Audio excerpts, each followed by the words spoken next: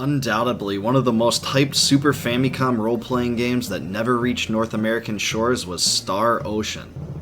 Created by Tri-Ace and published by Enix in 1996, the game has won a great deal of acclaim and has spawned a series of popular sequels. The team that created the game still exists to this day and continues to make games. Published at the very tail end of the Super Famicom's run, Star Ocean features some of the best graphics of any game on the platform, and utilizes the SDD1 chip to aid in the compression of graphics. The sprite actions in battle are especially impressive. The game was fairly successful in Japan, selling about 235,000 copies. Due to poor sales though, in North America, Enix stopped publishing all games for the Super Nintendo by the end of 1995. Star Ocean did receive an unofficial fan translation patch in 2003, however. The translation was highly anticipated and allowed a new group of enthusiasts to experience the game for the first time. Those that have played Tales of Phantasia may recognize a lot of similarities between that game and Star Ocean. This is for good reason. Most of the development team that worked on Tales of Phantasia, Wolf Team, left Namco in 1994, citing creative disputes between the developers and publisher. The development team founded Tri-Ace in 1995 and began work on Star Ocean shortly thereafter, and the rest is history. The story begins with Radix, Dorn, and Millie, a group of Felpool creatures with tails on the undeveloped planet of Roke. Soon, a disease is turning all inhabitants in a neighboring town to stone. Dorn and Millie's father contract the disease while searching for a cure. As Radix, Dorn, and Millie search for a remedy as well, two members of the Earth Federation, Rhenixus and Iria, suddenly appear. They inform the team that the disease was sent from a foreign power that the Earth Federation is at war with. Dorn eventually turns to stone. It is determined that the only vaccine for the disease is with its original source, a demon that was killed 300 years in the past. Rhenixus and Iria venture to a time gate, sending the group 300 years into the past on planet Roke in hopes of finding a cure. Perhaps the most fun part of Star Ocean is the battle system. Instead of a turn-based game, battles in Star Ocean are more action-oriented. Each character can either perform special attacks or magic. Characters with special attacks can assign abilities to the L and R buttons, and the special attack execution is different depending on the character's distance from a targeted enemy. The special attack system truly adds a unique dimension that isn't present in most RPGs. The relative power of the special attacks varies greatly. Some seem extremely slow and nearly useless, while others seem incredibly powerful. For instance, Marvel's Hail Orb can be spammed repeatedly and destroys almost everything. You can also set battlefield formations to alter the aggressiveness of your party, which adds a bit of customization to help in some circumstances. Unfortunately, the AI for the characters you aren't controlling isn't the greatest, and sometimes it causes them to behave erratically. This is actually one of my only criticisms about the game. Also, the main storyline of the game is fairly easy. Some bosses will give you trouble, but most of them can be beaten by the same attacks over and over again until dead. Another qualm I have with the game is that it's plainly too short. A typical blind playthrough of the game lasts only about 20 hours. However, the game does offer a lot of bonus material, such as an incredibly challenging multi-level bonus dungeon that adds significant replay value. Also, characters can level all the way up to 255. Another of the game's interesting features is the skills system. After leveling up, characters receive a certain number of skill points that can be allocated to various skills, which allow them to become more powerful in battle or more proficient at item creation, among other things. This is another fun facet of the game that separates it from other RPGs and provides an incentive to the player to level their skills up to max. In towns, the party can split up separately to reveal special dialogue in sequences known as private actions. This opens up some additional storyline segments and special items. I don't find this facet of the game terribly exciting, but it is definitely unique. Another unique aspect of the game is the item creation system, which allows the player to create weapons, armor, and other items from base materials. Far from being inconsequential, some of the most powerful weapons and armor in the game are unlocked via the item creation system. The soundtrack is quite good, but some of the tracks can get pretty repetitive over the course of the game. The score is fitting, but it isn't nearly as diverse as something like Final Fantasy VI or Chrono Trigger. The voice acting in battle sequences is completely unique, and adds a lot to the battle experience. Direction can be odd in the game. Instead of an overworld map, you venture through open areas much like you would through towns, but there are random battles in these places as well. This can make it tough to remember your way or to navigate. The game was remade in 2008 on the PlayStation Portable and dubbed Star Ocean: The First Departure. The remake included several changes, including new content and a new world map instead of utilizing the series of passageways from city to city. The game looks and plays almost exactly like Star Ocean: The Second Story, which changes the battles quite a bit from the 2D counterparts in Star Ocean for the Super Famicom. Overall, Star Ocean is one of my favorite RPGs on the Super Famicom. It doesn't possess a story as good as Final Fantasy VI or a soundtrack as good as Chrono Trigger, but it certainly is worth playing if you like the genre.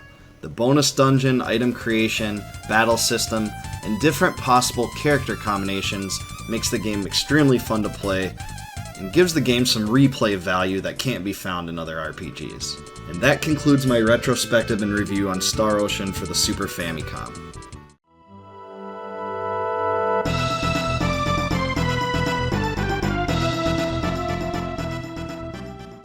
Perhaps no other Super NES role-playing game has had the longevity and hype of Chrono Trigger. Played and replayed by fans for decades, Chrono Trigger has become one of the most popular games in the entire genre, and is continually recognized as one of the best Super NES games ever. Undoubtedly, Chrono Trigger did much to shape our own conceptions of what a role-playing game truly should be. It has also continued to captivate the minds of millions of gamers. The game's development team included some of the most very famous people in the gaming industry.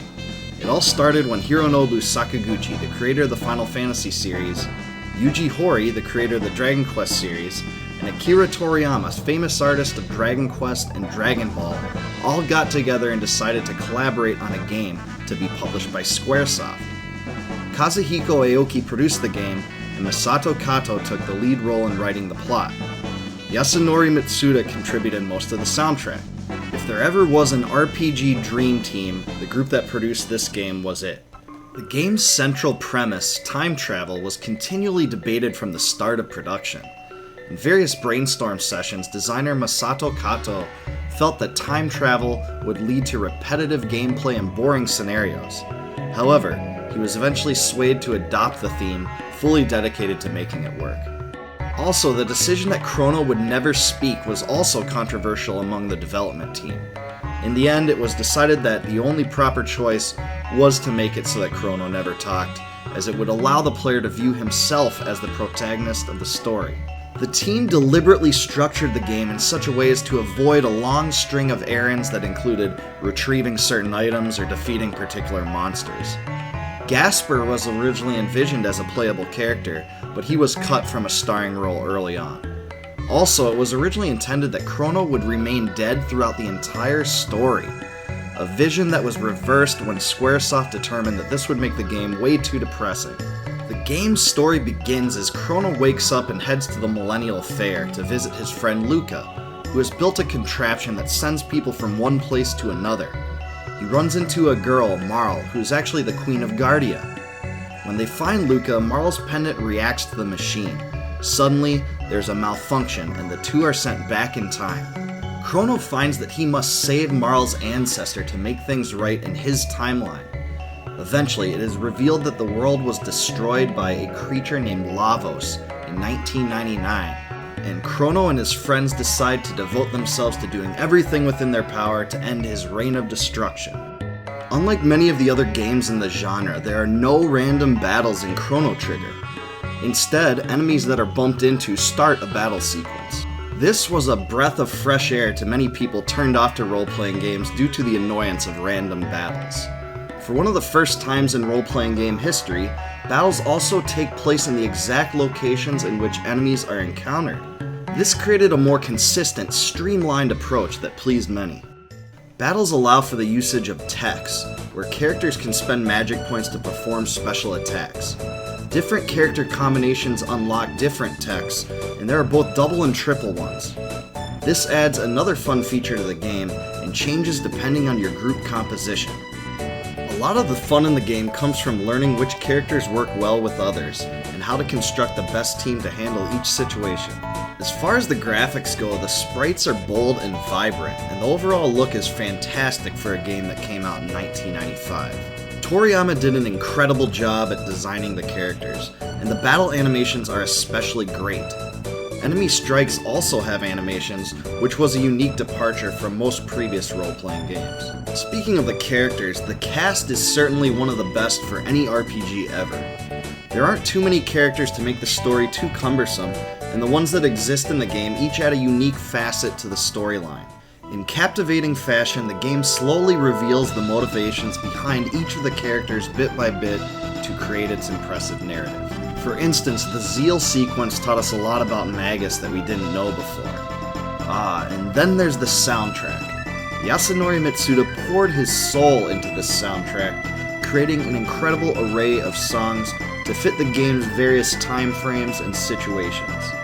According to reports, Mitsuda actually worked so tirelessly on this game that he put in long hours into the night, even waking up at times with sudden inspiration for new tracks. Too sick to finish the last songs, Final Fantasy mainstay Nobuo Uematsu chipped in a few last songs to complete the soundtrack. A few of my favorite songs for this soundtrack include the Zeal theme, Magus's theme, and the Chrono Trigger main theme, all of which are featured in this video. By far, this is one of the best SNES soundtracks, or maybe game soundtracks, ever. Trust me, if you play this game, these songs will get stuck in your head. The game's story is also a shining example of what an RPG should offer. It really is fascinating and never fails to keep you hooked. Events that take place in the past shape the future and alter the course of events in a way that affects the way the story pans out. Almost every plot element introduced throughout the story is of high importance, and there's virtually no filler or boring scenarios to speak of. When I initially played this game, there were several times that I planned to stop, but just had to keep playing because I was so gripped and hooked by the story. The game also does an incredible job of making the player think one way about certain characters and situations, but then makes them rethink those positions with a bit more information as the story progresses. Frog, Magus, and Gasper are excellent examples of this. I found Magus's intentions and motivations to be especially interesting. The way the game works, there are also various secret items you can obtain only if conditions from the past would make them available in the future. The attention to detail and continuity between the time periods must have taken meticulous discipline and is easily one of the best aspects of the game. Undoubtedly, one of the best and most unique facets of Chrono Trigger is its ending system.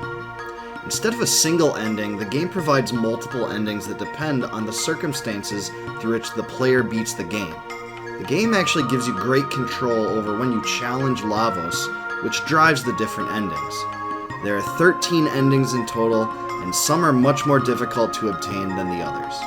In one ending, for instance, everyone including Chrono and his mother are lizards because the lizards triumphed over the humans in the ancient past. In another, Robo runs into his sweetheart in Lean Square in the future, where the bell is still prominently displayed. In yet another ending, Magus as the prophet decides to confront Lavos, choosing to exact vengeance upon him for ruining everything he knew and loved.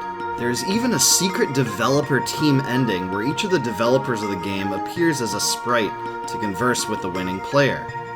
The variety of endings was truly an exceptional marvel. It sets Chrono Trigger apart from other games in the genre and certainly adds to the replayability. There's almost no other RPG like this, and it's really quite awesome. Another great feature of the game, New Game Plus, allows players to start the game over after having beaten it, allowing them to progress through the story once again with the same stats, levels, and items. This is a highly enjoyed feature that added a huge amount of replay value and kept gamers interested in the game long after its original release.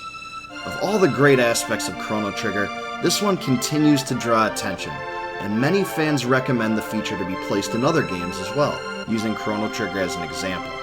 And really, replay value seemed to be what the development team had been aiming at the entire time. Hironobu Sakaguchi seemed to be alluding to this when he said the following, quote, "Wherever we could, we tried to make it so that a slight change in your behavior caused subtle differences in people's reactions, even down to the smallest details. I think the second playthrough will hold a whole new interest." One of the gripes some players had with Chrono Trigger surrounds its difficulty. Some have alleged that the game is simply too hard, with unpredictable boss mechanics and challenging encounters. To this charge, I can't fully agree. Some of the bosses are definitely difficult, like Magus and the Golem twins, but most of the game isn't nearly that hard. My only minor criticism of the game is in regard to its length. A typical first playthrough lasts only about 25 hours, which is a bit less than some of the other RPGs on the system. However, the game makes up for the relatively short story with lots of bonus content. There are actually quite a few significant bonus storylines to follow, and they actually have tangible relevance to the overall plot of the game. This made it seem like the side quests were actually part of the game, rather than just throwaway scenarios. The game was a bestseller both in Japan and in the United States, where millions of copies were sold in 1995 alone. Nintendo Power, GameFAQs, Game Informer, and GameSpot have all included Chrono Trigger in greatest games of all time lists. The game is still often played today and even streamed online, and it draws the attention of the speedrun community. Bar none, Chrono Trigger is one of the best role-playing games in history. The few defects it has are clearly outshined by the bright spots, and I still like playing the game today. In my mind, the only RPG on the system in the same realm is Final Fantasy VI. I think Chrono Trigger deserves all the praise that it continues to get, and even more. And that'll do it for my Chrono Trigger retrospective and review.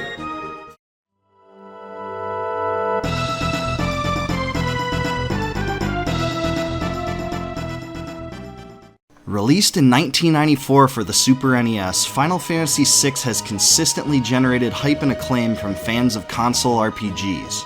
The second installment of the series on the system, it is regularly invoked as one of the greatest games in the genre, and it is still played often today.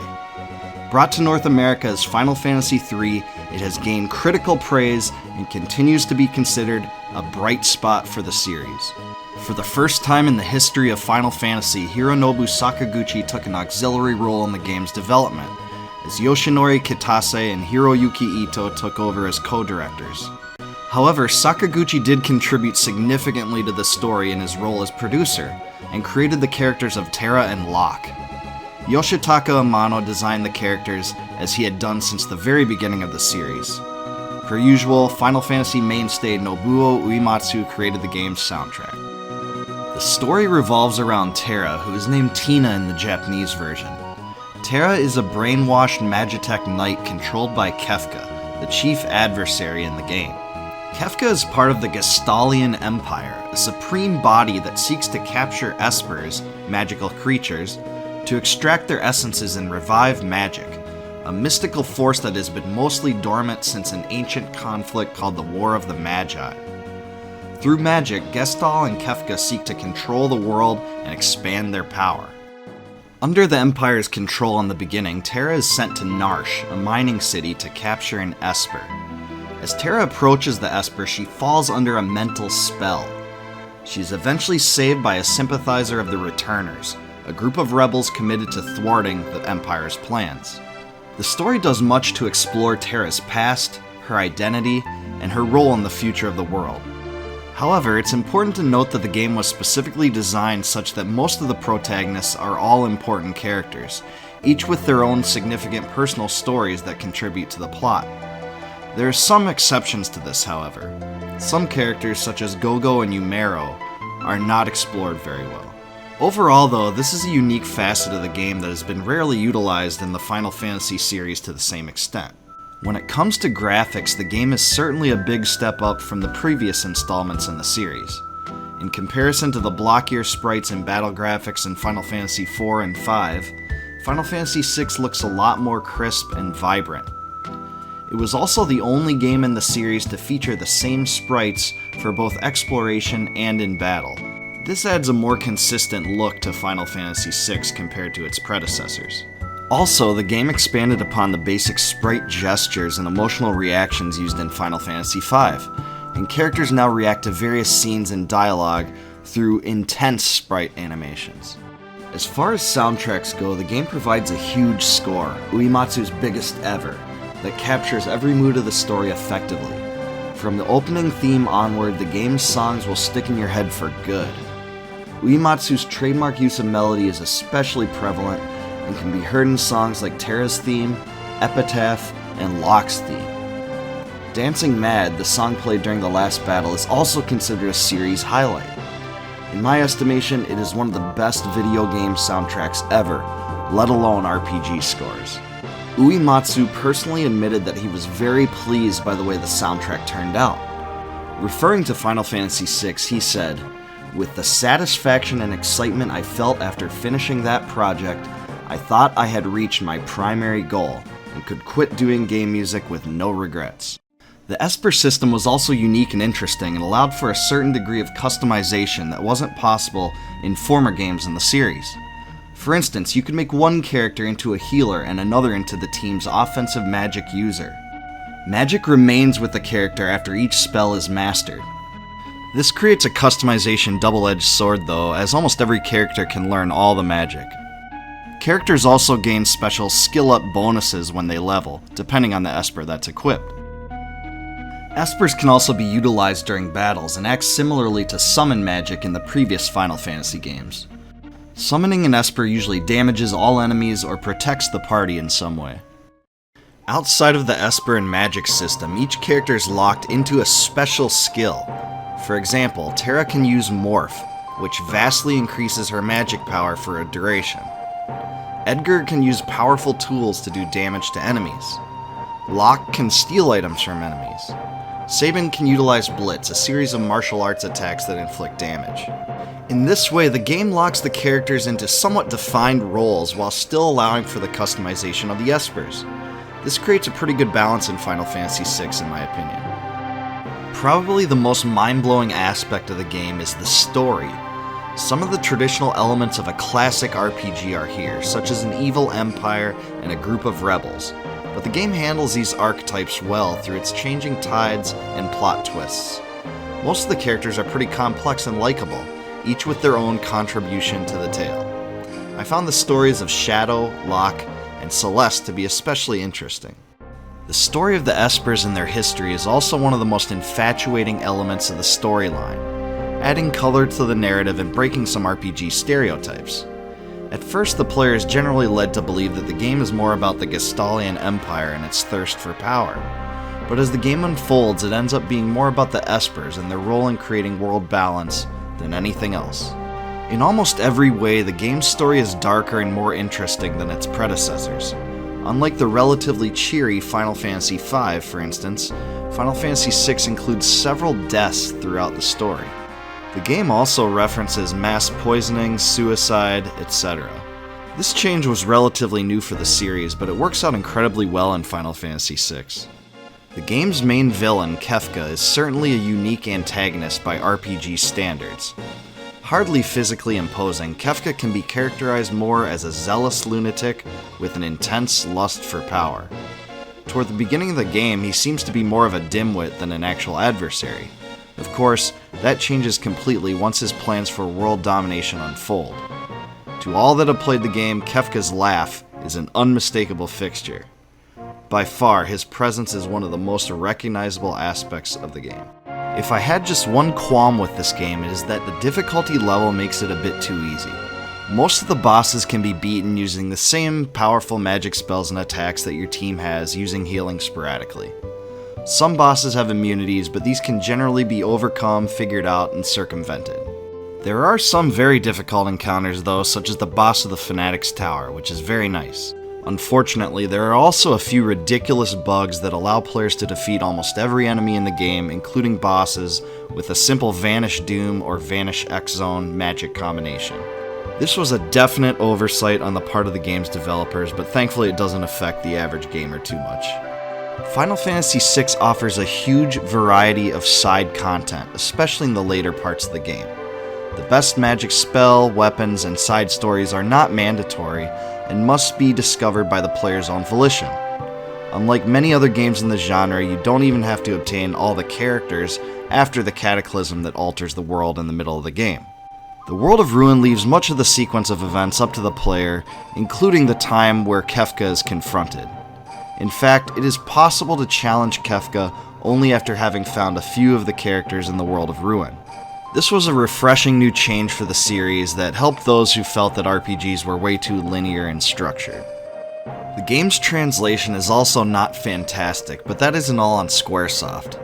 Ted Woolsey's English translation had to adhere to Nintendo's strict code of standards regarding content. And when it came to Nintendo's standards, strict is an understatement. For instance, in towns the lettering bar was changed to cafe, and the spell holy was even renamed to pearl. Several religious references were removed, and some of Kefka's spoken threats are mild compared to the original game. Some of the enemy and Esper sprites were also altered to add more clothing in the US version.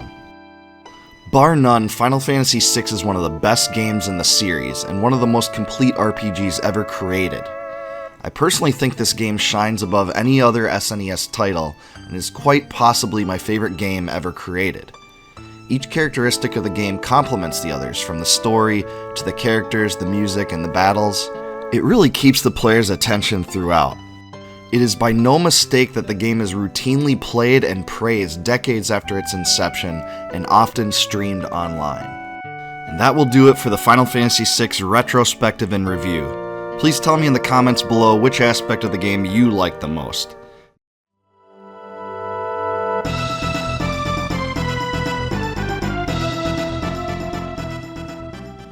Released in 1992 for the Super Famicom, Final Fantasy V is a unique offering in the series.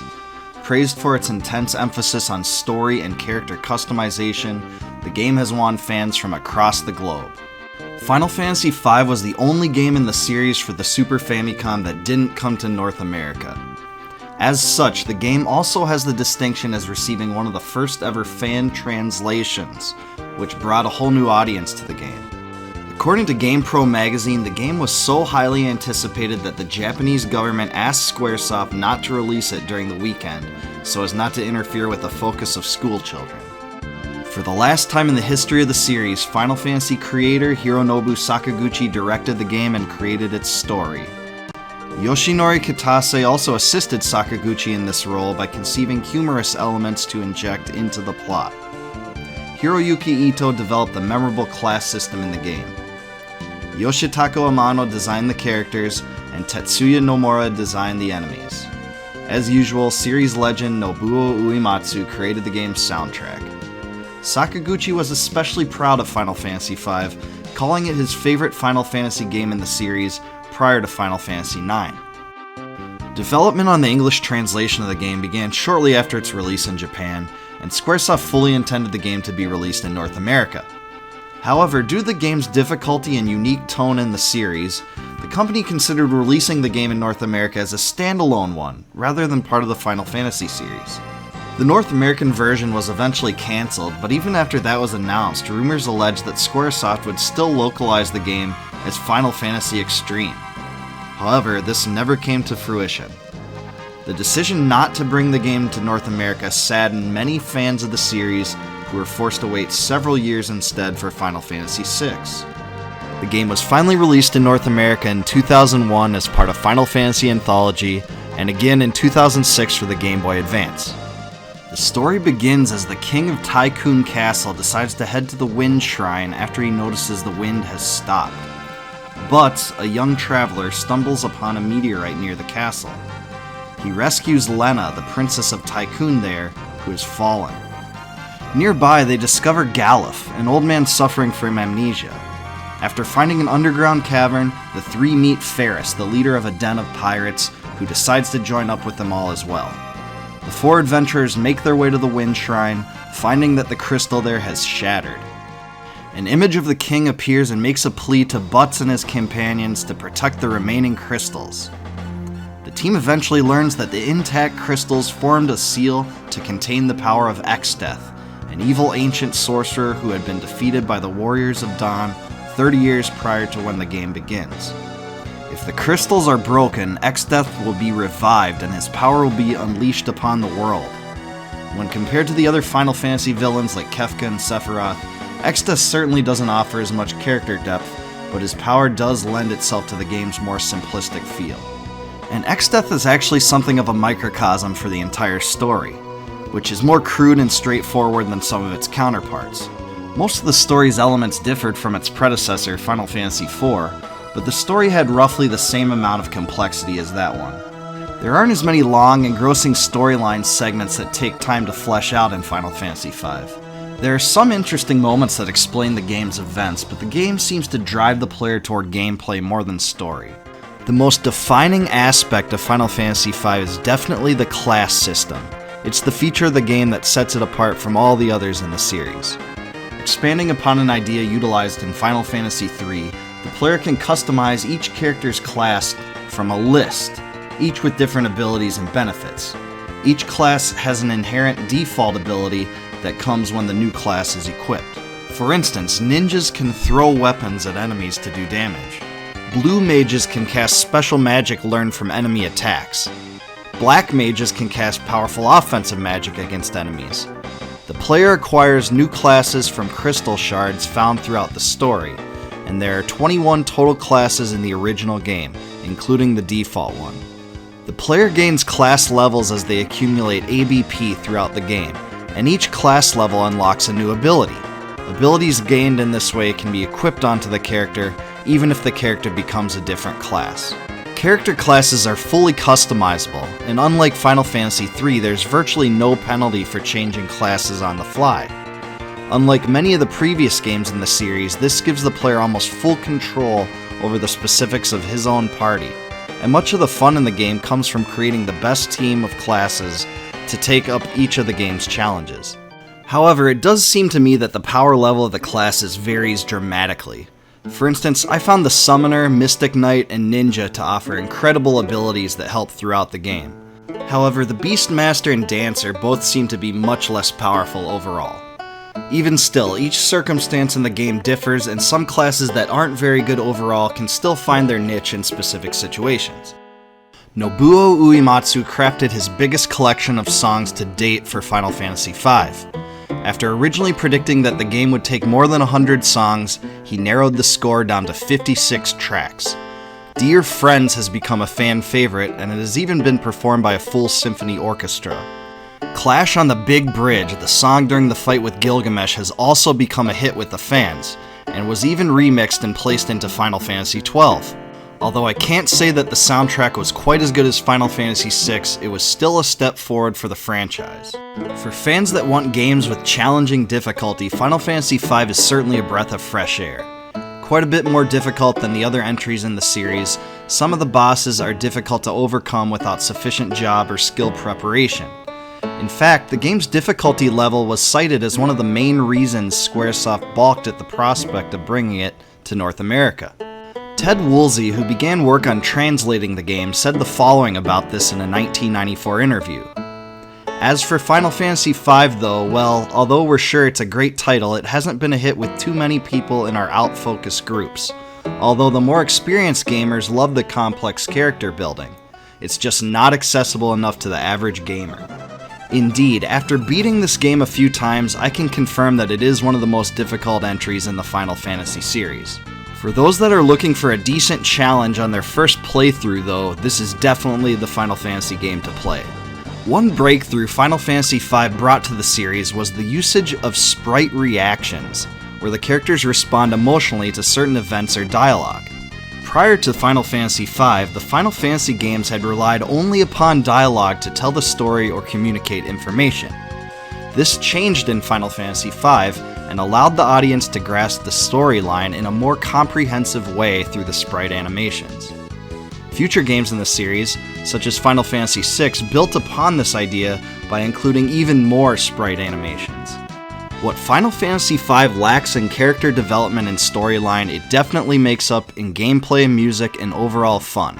The class system is probably the best framework of customization in the entire series and provides a lot of possible replay value by allowing the player to master all classes for all the characters. For these reasons, it's simply one of the best Super Famicom role-playing games ever released, and certainly beats out a lot of the other games on the system. I can't say that the game is better than Final Fantasy VI, but I do think it edges out Final Fantasy IV overall. While not the best game in the series, I can conclusively say that it was a crime not to publish this game in North America until so many years later. If you are into role-playing games in the Final Fantasy series, it is an absolute must-play.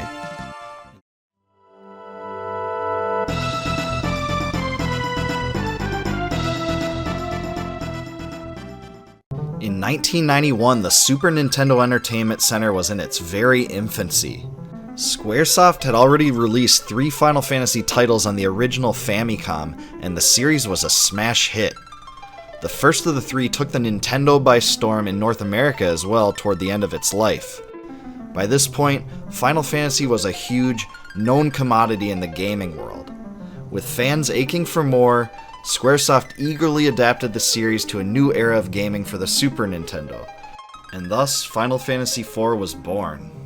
This brought a whole new group of fans to the role-playing genre for the first time. It also set the course for the next generation of the Final Fantasy series, and captivated millions of gamers. As was usual by that time, series creator Hironobu Sakaguchi once again took the helm as director, determined to produce the best Final Fantasy game yet. Originally, the game was planned to be released on the Famicom, but delays in scheduling forced Square to bring it to the Super NES. The development team consisted of 14 individuals, and the game took about a year to complete. Among the design team was Hiroyuki Ito, who made his mark upon the game by developing the Active Time Battle System, or ATB. Under the new framework for combat, characters and enemies each had their own speed and associated meter that would determine the order of combat turns. This new apparatus would become a mainstay of role-playing games for years to come. In fact, it's almost impossible to overstate how influential this system was. And RPGs continue to use some form of ATB decades after it was originally created for this game by Ito. Not only did the ATB system cause players to have to plan better to formulate attacks based upon which characters go in which order, it also created better, interactive gameplay where the player always had to pay attention to what was going on. It can certainly be said that the ATB system did much to diminish combat monotony and keep the player's focus over the course of the game. The advent of the ATB system truly revolutionized role-playing games as we know them. There's just no other way to say it than that. Another big addition to the series after the platform change to the Super NES was new graphical technology, including Mode 7, a new system that allows visual background layers to be rotated and scaled quickly, creating a 3D-like effect. It may not seem too impressive of a feat now, but back then this was a huge advance in video gaming. Final Fantasy IV aptly uses Mode 7 to render the world map when traveling in an airship. Confusing some gamers is the fact that Final Fantasy IV came to North America as Final Fantasy II because North America didn't see the second and third title in the series. Right after starting the game, you launched directly into the game's story. This was yet another relatively new facet for Final Fantasy because in the previous games, you don't get very much background story at all in the beginning. You begin the game as Cecil, the Dark Lord captain of the Red Wings. The Red Wings are ordered by the King of Baron to attack the city of Mysidia, seize the water crystal, and bring it back to the kingdom. Cecil reluctantly carries out the orders, returning to Baron with the crystal after seizing it from those that guard it. There, he sees his love interest Rosa, who is a white mage. After bringing the crystal back, Cecil questions the king's motives and is stripped of his position as captain of the Red Wings. He is then sent with Kain, the captain of Baron's Dragoons, to deliver a ring to the village of Mist. At this point, the game's story truly begins, and you even receive a cool little storyline summary that frames the journey. Along the way, Cecil and Kain's paths diverge, but they eventually intertwine several times. Among the themes visited in the storyline are death, loyalty, friendship, and betrayal. As far as the story goes, I think it is generally very strong, especially for its time. The new Super Nintendo platform was a complete blessing for Final Fantasy. This was because it allowed for bigger storage, and thus the ability to hold much more dialogue and storyline segments. This is really what the first 3 Final Fantasies needed, but couldn't deliver on the NES platform. Game designer Takashi Tokita, who produced the original game, said the following on the subject in 2008. "It seems commonplace to have such epic storylines in RPGs now, but this was the first RPG to feature such deep characters and plot, so I'm truly happy." Indeed, one need only play one of the original NES Final Fantasy games, and then Final Fantasy IV, to see the stark contrast between storyline details. Final Fantasy IV was truly a big step forward in this regard, and a total advancement for the series. The main villain in the game is Golbez, a mysterious sorcerer who's trying to obtain all of the world's crystals to bring himself to the moon.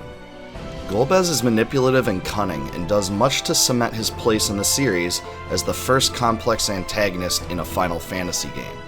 He really was the first Final Fantasy adversary with true character complexity. I think he's used very effectively in the story, and he brings a lot of intrigue to the game. At one point in the game, Cecil transforms from a Dark Knight into a Paladin, leaving behind his former Dark persona in favor of a nobler one. This was not the first time class evolution has been done in the series, but it is the first case in which it played a pivotal role in the storyline. As a wee young gamer, I remember how excited I was when Cecil's look and abilities had changed. I was even elated to see a different sword slice animation. There's just something cool and unique about the whole transition. Through these circumstances, the game explores the individual identity of the characters and their progression as people, something that had never really been done before in a role-playing game, let alone the series. I have to admit though, the end of the story in Final Fantasy IV gets a bit confusing and arbitrary. All of a sudden you're in a fantasy world doing things like slaying dragons and recruiting friends. Then you're confronting a colossal robot? Then you're sent to the moon and fly around on a giant whale? Huh? Also, the end boss of the game basically appears out of nowhere at the very end of the game. This was a unique twist, but there was little backstory on the creature to make it truly compelling. I didn't care about this much as a young player, but in hindsight, I feel it could have been handled a little bit better in the story. Even so, the storyline curveballs this game throws out at the player were surprising and interesting, unlike anything that had been done before in a Final Fantasy title. As far as difficulty goes, the North American version of the original game is quite a bit easier than some of the other games in the series. In fact, this decision was intentional, as the North American version was based off of the Japanese Final Fantasy IV Easy type, a simpler version of the game. Other changes were also made to the game to conform to Nintendo's strict standards for content, which includes removing all references to praying, and the spell Holy was even renamed to White. There is even one place in the game where a giant scythe that is about to fall onto Rosa is changed into a giant ball, as if the prospect of having one's head crushed is so much more palatable than being sliced. In accordance with these changes, some abilities were even taken out of the game. This included Rosa's Prey and Cecil's Dark Wave. These changes were unfortunate, especially the removal of the original abilities and the radical adjustment to the game's difficulty. However, I suppose the latter attracted more fans to the franchise than would have been gained otherwise. The game's music is another place where Final Fantasy IV excels. The soundtrack in the game was undoubtedly a huge step forward for the franchise. With the technical limitations of the original Nintendo now a thing of the past, famous Final Fantasy composer Nobuo Uematsu was able to push the boundaries of video game music with this game. Uematsu has publicly stated that creation of the soundtrack was an excruciating process.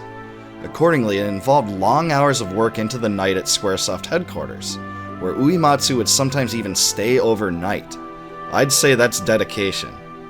In his liner notes for the Final Fantasy IV original soundtrack, Uematsu wrote the following, quote, "Since I was working with new hardware in the Super Famicom, the music was from start to finish a series of trials and errors, and the staff practically lived at the company, staying over in sleeping bags and doing nothing but working.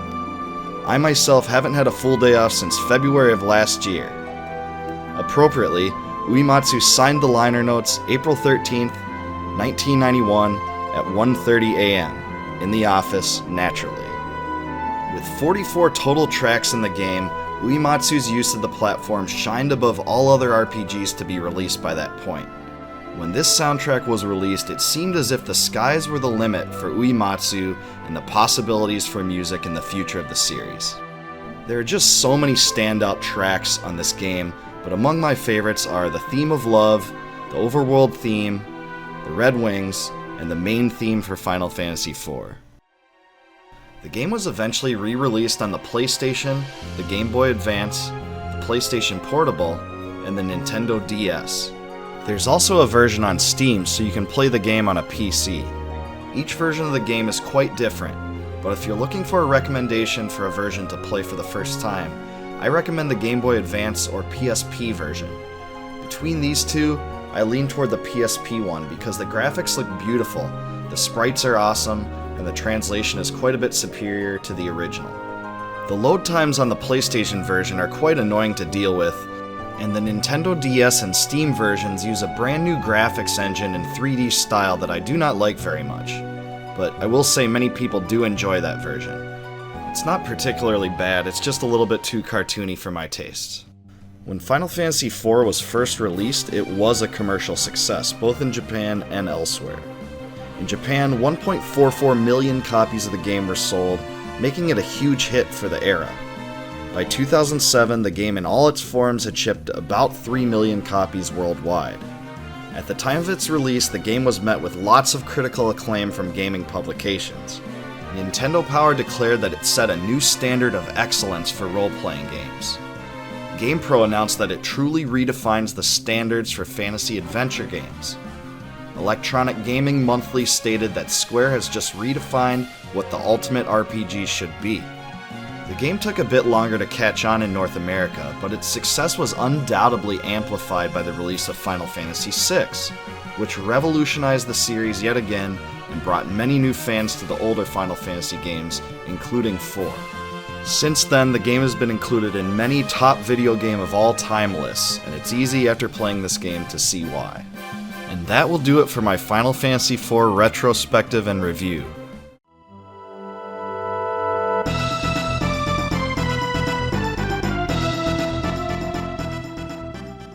In 1989, Capcom was but a relative newcomer to the video game industry. The company had released several PC and arcade games, but didn't really explode until 1987, when it developed and published the first Street Fighter game. With Destiny of an Emperor in 1989, however, Capcom went in a totally different direction. Building upon the success of Dragon Warrior and Final Fantasy, it created a strategic role-playing game based on legendary figures from ancient China. The game was based upon the events from the classic Chinese work Romance of the Three Kingdoms, or Sanguo Yan Yi, which is considered one of the 4 great classic Chinese novels.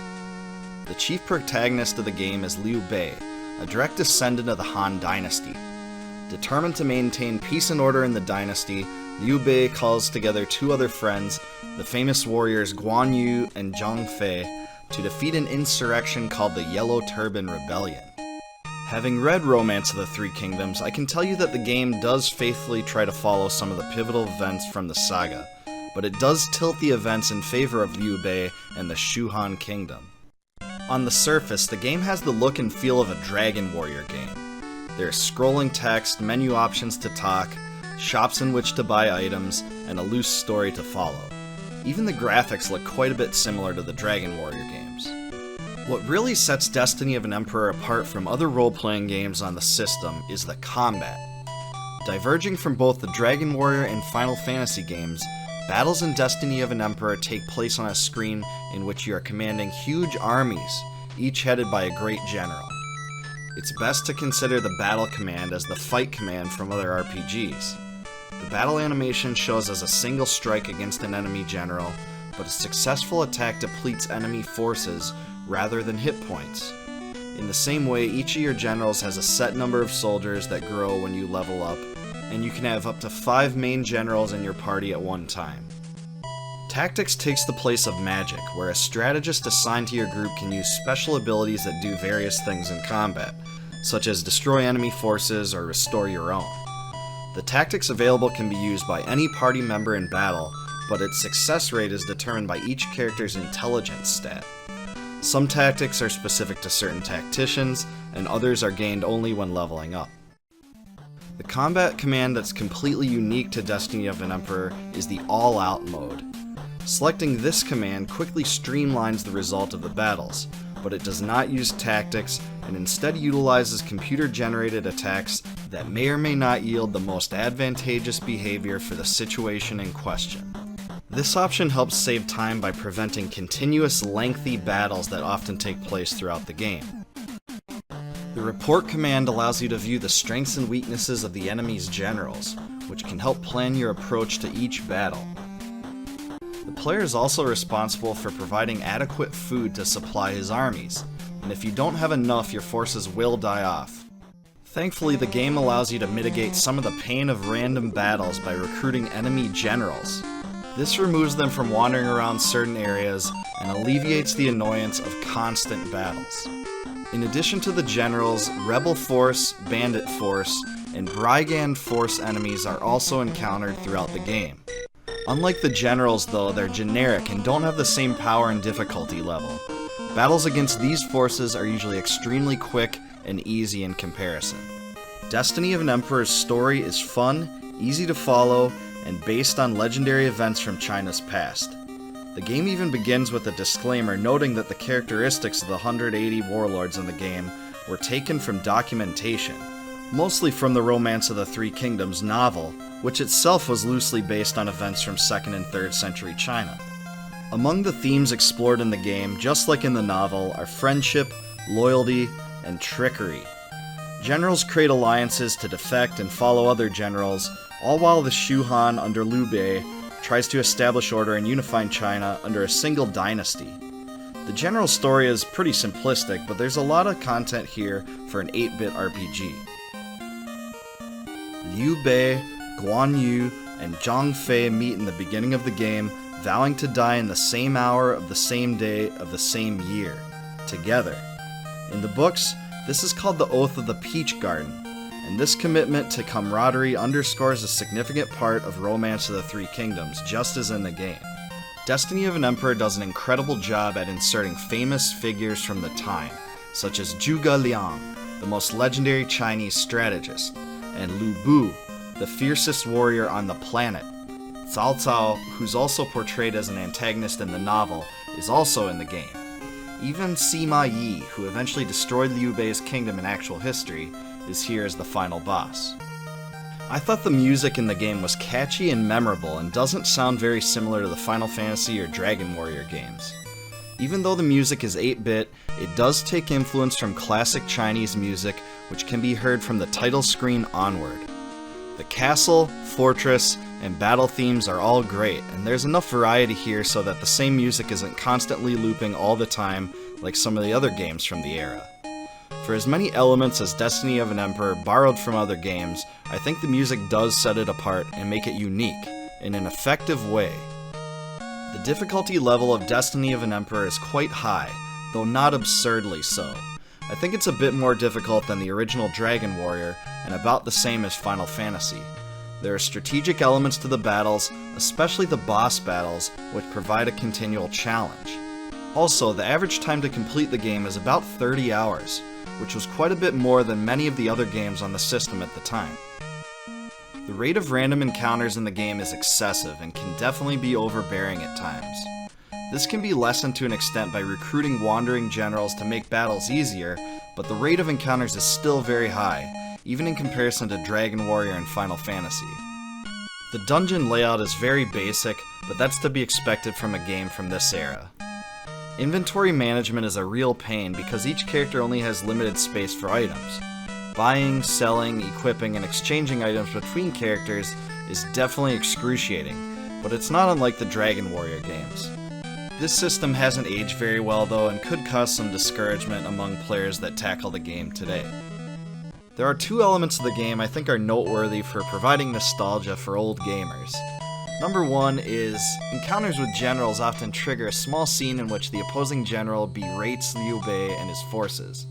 I like to refer to these occurrences as trash talk segments, and they're kind of funny. Secondly, you also get pep talks throughout the game, especially after you complete certain segments, from Liu Bei and other characters in the palace. A lot of the dialogue's over the top, but it's definitely humorous. There's lots of unintentionally funny comments in the game, and I promise you'll laugh at it. Overall, I do think Destiny of an Emperor holds up pretty well, and is definitely one of my favorite games on the original Nintendo. My few gripes with the game are minor, and it still brings back a lot of memories and nostalgia, and makes me want to play it again from time to time today. And that'll do it for my retrospective and review.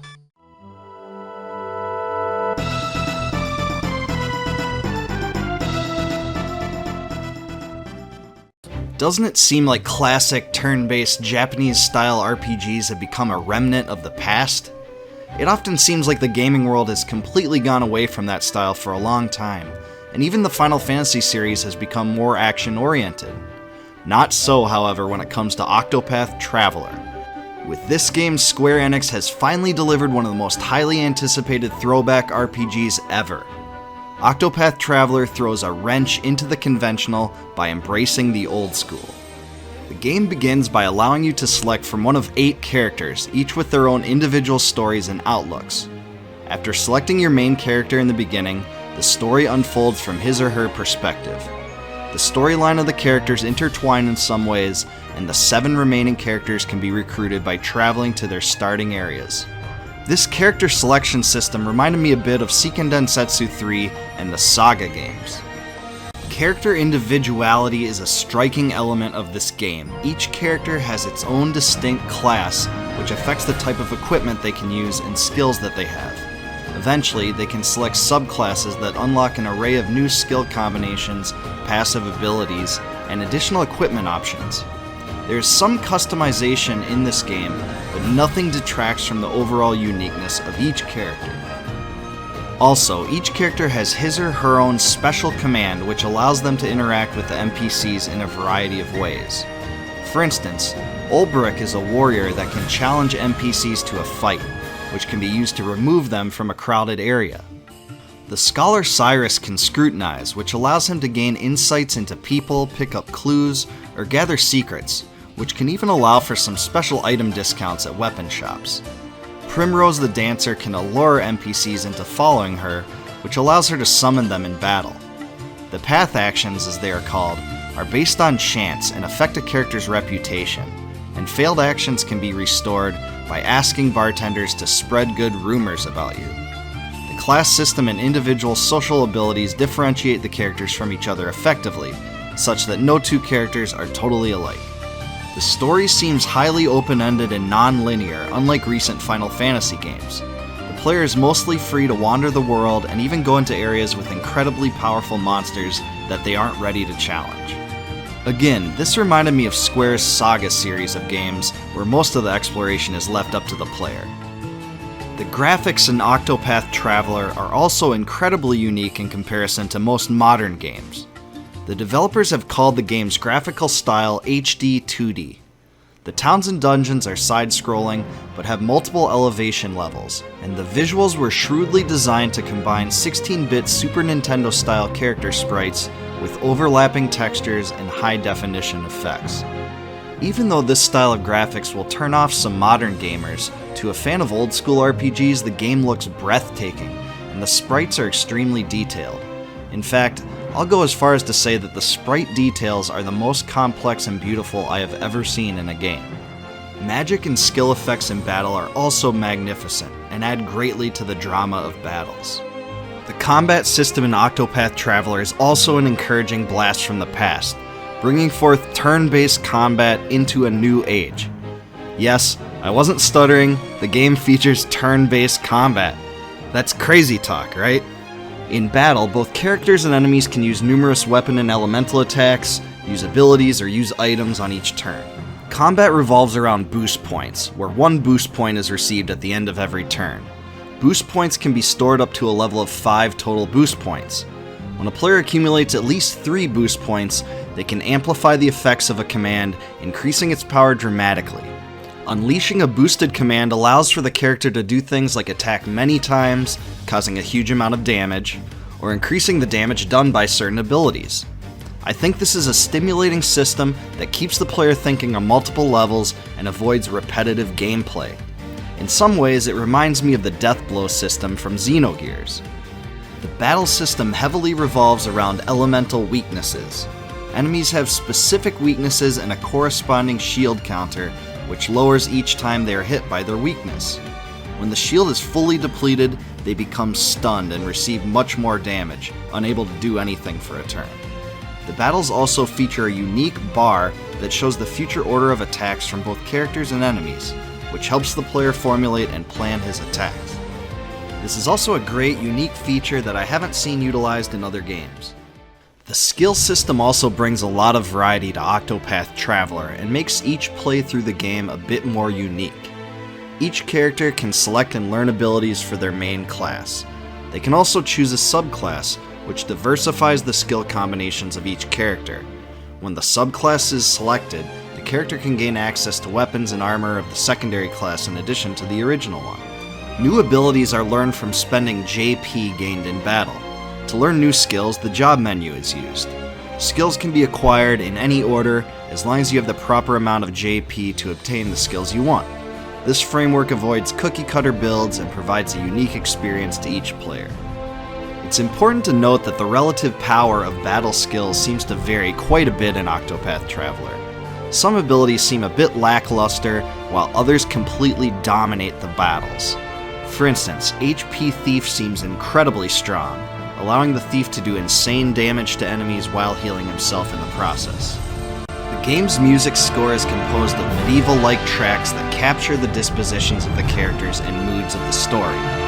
Each individual character has their own theme song, some of which are fantastic. I found Cyrus and Primrose's tracks to be especially memorable. The sound effects are plainly awesome too. It sounds like a minuscule thing in the grand scheme of things, but just the sounds of weapons clashing, spells casting, and even the menu clicks seem to be clean and natural. It really adds a lot to this game. The game also features a large amount of voice acting for the storyline scenes and battle shouts, and it doesn't seem overly cheesy or annoying like a lot of other games. From playing through the story, it seems obvious that the game was voice acted professionally rather than being whipped together quickly. And this is great because, trust me, there's nothing worse than terrible voice acting to annoy the player. After playing the game, I believe the one word that best describes it is throwback. The game is a blast from the RPG past in almost every way, and it allows the player to rediscover the nostalgia that defined the genre in the 1990s. By the term throwback, I am not exaggerating whatsoever. Everything about this game is extraordinarily reminiscent of a Super NES or PlayStation era RPG. From the sprites, to the music, to the story, to the battles, and the animations, everything just comes together in a way that one would expect from a game at that time. For those of us who have begrudgingly watched this type of game be abandoned through the years, even in many of Square's flagship series, it's incredibly invigorating to find Octopath Traveler resurrecting the style in a new era. I can only hope that the game wins over more fans and encourages the creation of more RPGs like it. The developers have suggested that completing the storylines for all 8 characters makes the game last over 100 hours. With this much depth at the player's disposal, the game is sure to provide some serious replay value, especially for those determined to complete everything. However, it's fully possible to complete the game without recruiting all the characters. I really like the fact that Octopath Traveler allows the player most of the control over the series of events. This isn't nearly as linear as most RPGs. My only true criticism of the game is that the characters don't interact very well with each other, and it seems more like a collection of mini-stories rather than a single, united, overarching narrative. When not completing a specific character's chapter, the other characters do not add very much, and there isn't very many exceptions to this. Overall though, Octopath Traveler is just a fantastic game, especially for fans of retro RPGs.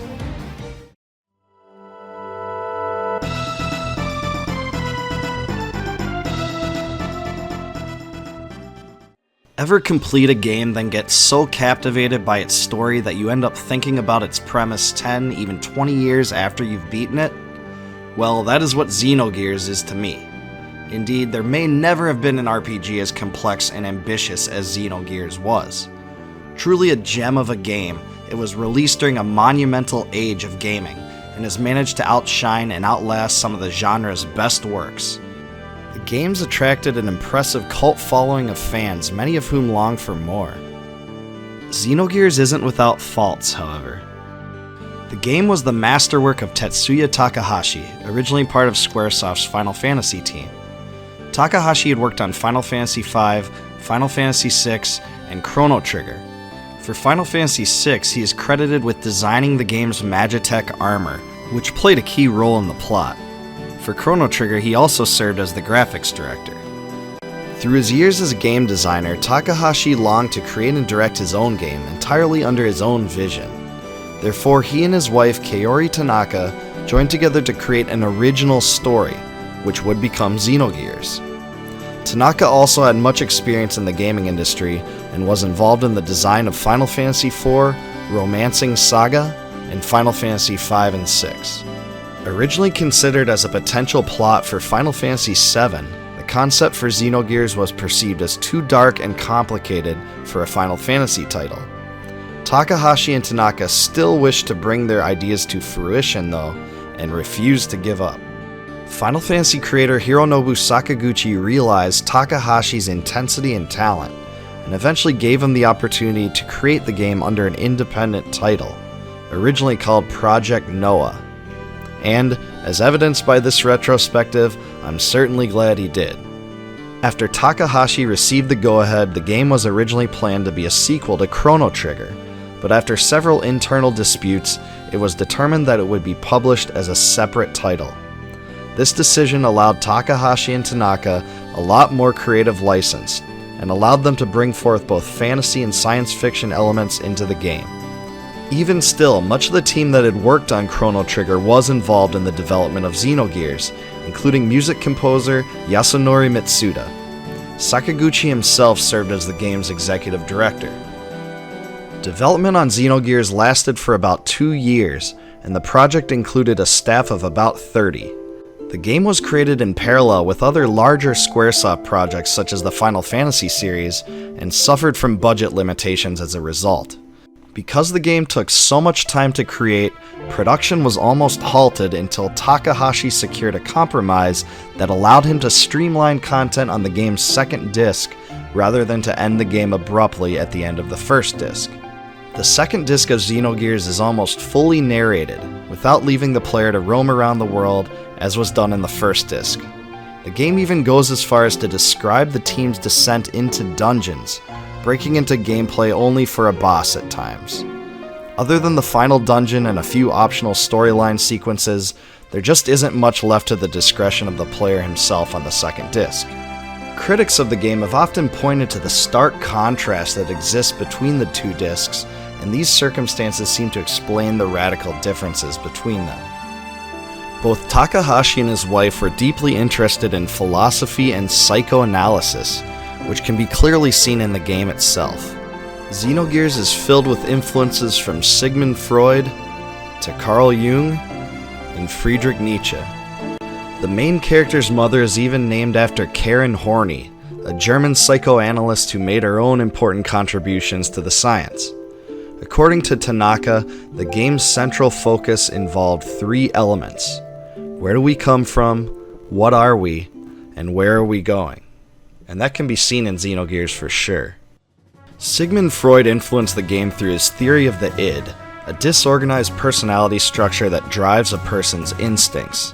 Freud described it the following way: it is the dark, inaccessible part of our personality. What little we know of it, we have learned from our study of the dream work, and of course the construction of neurotic symptoms. And most of that is of a negative character and can be described only as a contrast to the ego. We approach the id with analogies. We call it a chaos, a cauldron full of seething excitations. It is filled with energy reaching it from the instincts, but it has no organization, produces no collective will, but only a striving to bring about the satisfaction of the instinctual needs subject to the observance of the pleasure principle. As those who have played Xenogears can see, these ideas relate strongly to Faye and his split persona, which is appropriately called id. In the game, it is most certainly a cauldron full of seething excitations. Additionally, the idea of a supernatural entity that forces humans to live out their lives in endless cycles can be traced, among other places, to Nietzsche's theory of the eternal recurrence. Nietzsche described the phenomenon this way: Your whole life, like a sandglass, will always be reversed and will ever run out again. A long minute of time will elapse until all those conditions out of which you were evolved return in the wheel of the cosmic process. And then you will find every pain and every pleasure, every friend and every enemy, every hope and every error, every blade of grass and every ray of sunshine once more, and the whole fabric of things which make up your life. This ring in which you are but a grain will glitter afresh forever. Xenogears revolves around the cyclical cleansing of humanity and the resurrection of certain forces and characters, including Faye, Ellie, Myung, and Deus. In this way, Nietzsche's ideas seem to be unmistakably grafted into the soul of the game. There are numerous biblical and semi-biblical references in the game as well, such as Lost Jerusalem, the Gospel, Babel Tower, and there are even several scenes that seem to depict crucifixions. Richard Honeywood, the game's translator, reflected upon the hours of agonizing work he put into Xenogears as a result of these factors. It was the project from hell. Translators walked off it. One reason was that it was too technical, and the other was the religious content. They took every biblical reference they could and tried to twist it. So I had 2 translators walk off it, and I was stuck there by myself. Honeywood also revealed an interesting episode in which he had to convince the game's designers not to name the god in the game Yahweh, a direct reference to the Judaic god, and eventually got his wish. In the North American game, it is named Deus. At one time in 1997, a spokesperson from Squaresoft even admitted at one point that the game would not come out in North America due to, quote, sensitive religious issues. I speak for all North American fans of the game by expressing relief that they eventually reversed course on this decision. However, it's important to note that the game's religious influences seem to be derived more from Gnosticism than traditional Judaism or Christianity. For instance, Xenogears focuses greatly on characters that shun the material world, viewing it as the corrupt and illegitimate product of a demiurge, a supernatural, godlike being that is unaware or opposed to the true, superior god. Additionally, the phenomenon of killing humanity off in cycles is also sometimes associated with Gnostic ideas. These principles can be seen in Xenogears regularly, especially as it relates to the characters of Myung, Deus, and the wave existence. Also demonstrated over the course of the game, Takahashi and Tanaka also had a shared interest in science fiction. Among other sources, the movies 2001: A Space Odyssey and Soylent Green seem to have influenced the game's plot to a large degree. The Zohar from Xenogears, a mysterious otherworldly battery of immense supernatural power, seems to share several parallels with the Monolith from 2001.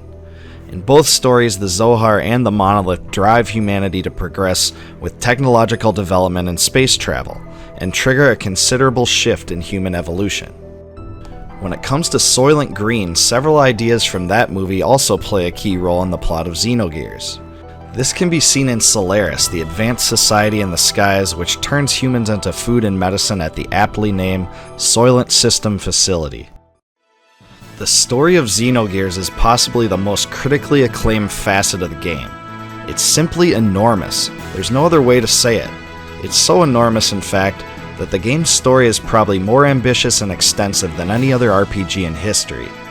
The game is packed with hours of dialogue and storyline scenes, and there are times in the game where these segments can last for up to an hour at a time. It's definitely no exaggeration to call Xenogears an epic tale of immense proportions. In the world of Xenogears, the 2 ancient kingdoms of Ava and Kislev have been at war with each other for so long that neither side remembers the reasons for which the conflict began. You begin the game as Fei Fong Wang, a talented young painter in the village of Lahan. Fei is also an experienced martial artist, but he has no memories of his past. Several years before the game's events, Fei arrived in Lahan under mysterious circumstances. As the game begins, Fei's good friends Timothy and Alice are about to be married.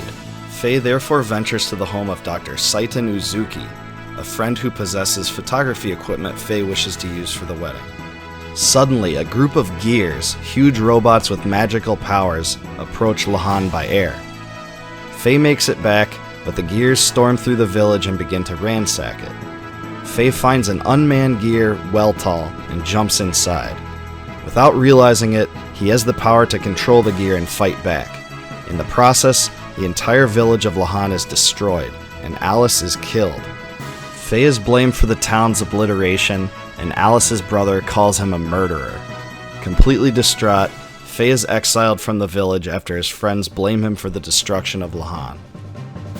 Faye soon runs into Elham van Houten, or Ellie, a skilled young officer of Gebler, the military branch of Solaris. She is the daughter of Eric van Houten, who is part of Solaris' Imperial Guard. One of the most important characters in the game, Ellie also becomes integral to the game's story.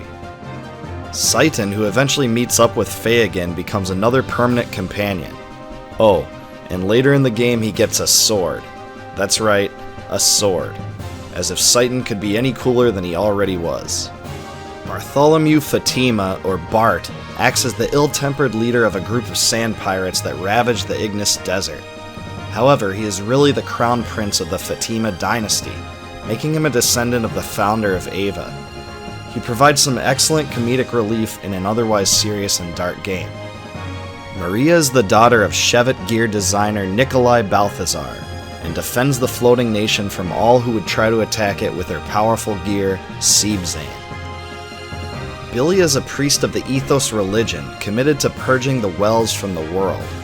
He has a strained and problematic relationship with his father, Josiah. Without a doubt, he is the coolest gunslinging pacifist in the world of Xenogears. Rico is a mutant-like demi-human who has been prisoner at the Kislev camp. The battle champion of Nortune, he is the son of Kaiser Sigmund, who extends no toleration to demi-humans, which strains his relationship with his father. Emeralda is a 4,000-year-old nanomachine colony constructed by the brilliant scientist Kim. She was created to bring purity to the world and rise above the flawed nature of humanity. And then there's Choo Choo, who is, Choo Choo, a creature of a near-extinct race that can grow to the size of a gear. The cast of characters in the game is very good overall, but some of them get overshadowed quickly after meeting them. For instance, Rico comes to mind. A great character with an interesting story, the game passes Rico by rather quickly. Faye, Ellie, Bart, and Seiken seem to play the biggest roles as far as the protagonists go. The game's villains are incredibly interesting and complex, much more so than other games in the genre. Although some classic villain archetypes are explored in Xenogears, the game throws many twists and turns into the narrative and persuades the player that the characters aren't always what they first seem to be. I noticed this especially with Cain, Krelian, and Graf. In fact, Graf may be my favorite character in the entire game. Appearing at first to be a dull, power-obsessed villain, once you learn his backstory and motivations, everything becomes clear. He also plays a key role in the character development of Faye. If there is one antagonist that should be meticulously followed by the player through the story, I think it should be Graf. Though it may seem tedious to some players, I very much enjoyed the detailed conversations that take place between the villains. These conversations give the characters more depth and reveals their motivations better than if those scenes weren't shown at all.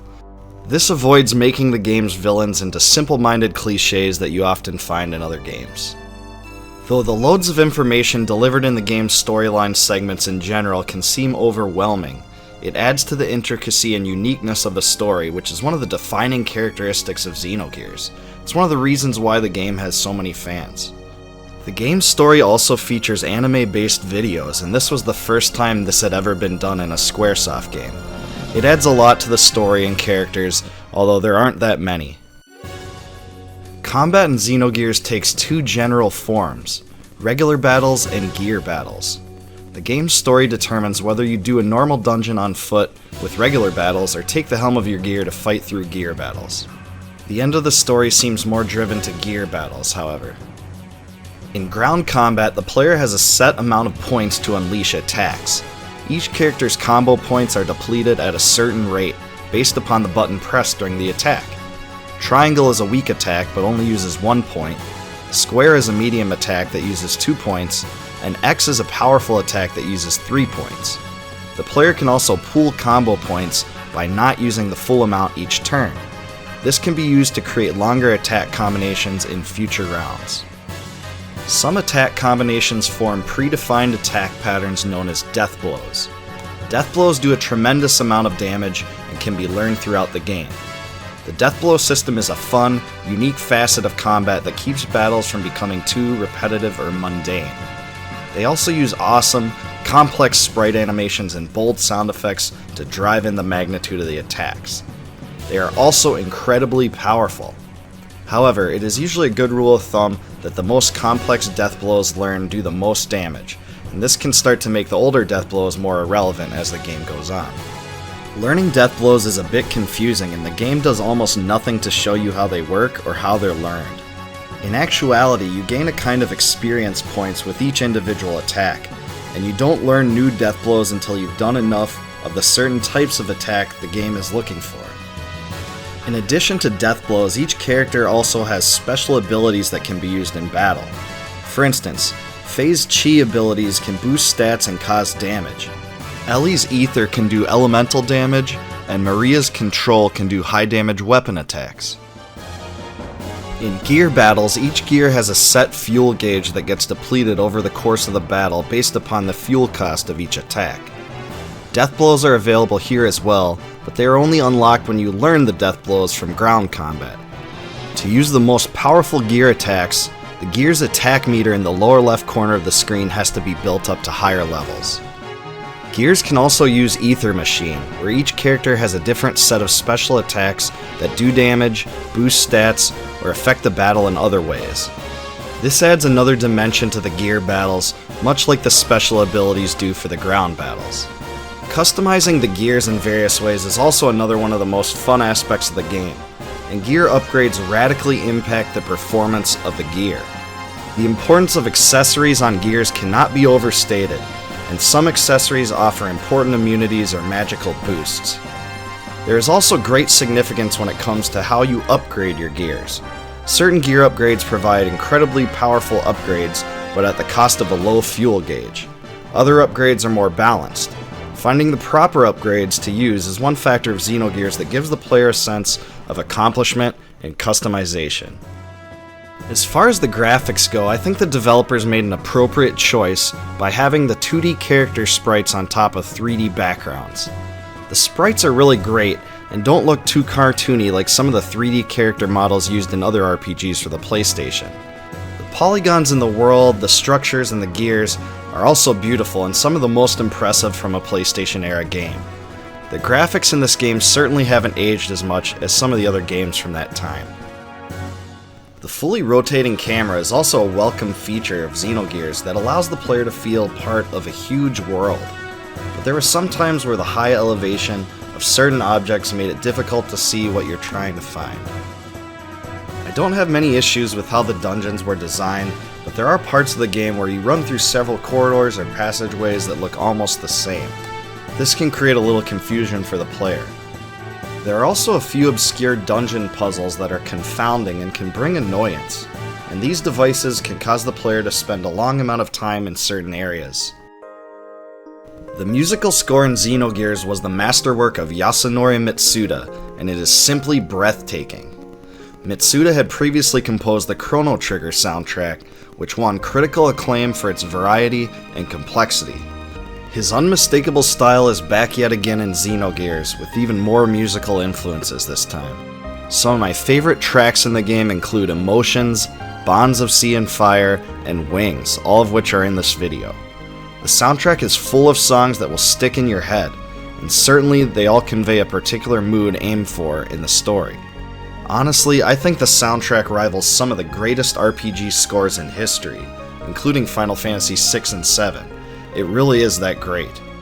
The only complaint I can make against the score is that there simply isn't enough here.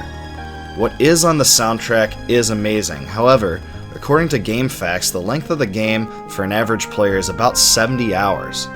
For this amount of time, 44 tracks is just not enough. This lack of variety is evident throughout the game, where tracks are often reused, and there are times in the game in which no music plays at all. There are even event storyline scenes at times where music plays that doesn't seem to belong or fit the scene at all. This is an unfortunate defect in an otherwise awesome game. The shortness of the score may be explained by the circumstances noted before concerning the game's development. The tracks are truly A+ caliber, but there just isn't enough, and they are sometimes misused. That being said, the soundtrack is still one of the high points of the game. As far as criticisms go, the first and foremost on my mind is that the game just seems incomplete. This can be especially seen in the Disc 2 narration scenes, which seem rushed and put together in a hurry. In Disc 2, the player isn't given the freedom to roam around the world any longer, and there just isn't as much variety offered. The story itself is great, it's just delivered in a way that the player wouldn't be expecting, having just finished the first disc. None of this is a knock on what's currently in the game itself. I just imagine how incredibly amazing the game could have been with enough time and attention. The camera is a little bit odd at times, but that's just a minor gripe that only applies to certain locations with certain objects that impede the view. There's some real character imbalance, and certain characters seem to be relatively discarded once their storyline segments are complete. After Xenogears was released, it was a smash hit in Japan, selling almost 1 million copies by the end of 1998. As of 2003, it had sold well over 1 million copies worldwide, including 280,000 outside of Japan. After the game was completed, Takahashi began to develop a sequel to it for the PlayStation, but the project never came to fruition, and he eventually left Squaresoft to form Monolith Soft. Under the Monolith Soft name, and with some help from Namco, he created and directed the Xenosaga series. The Xenosaga games are not direct sequels or prequels to Xenogears, but they contain many similar elements. It's probably fair to say that the Xenosaga games are the spiritual successors to Xenogears. All in all, Xenogears is a fantastic game that should be played by all fans of console role-playing games. Its strengths definitely outweigh the weaknesses, and the game brings so many redeemable elements that I'm willing to forgive the incomplete nature of it. As far as I'm concerned, it's one of the best RPGs ever, and definitely deserves to be played today.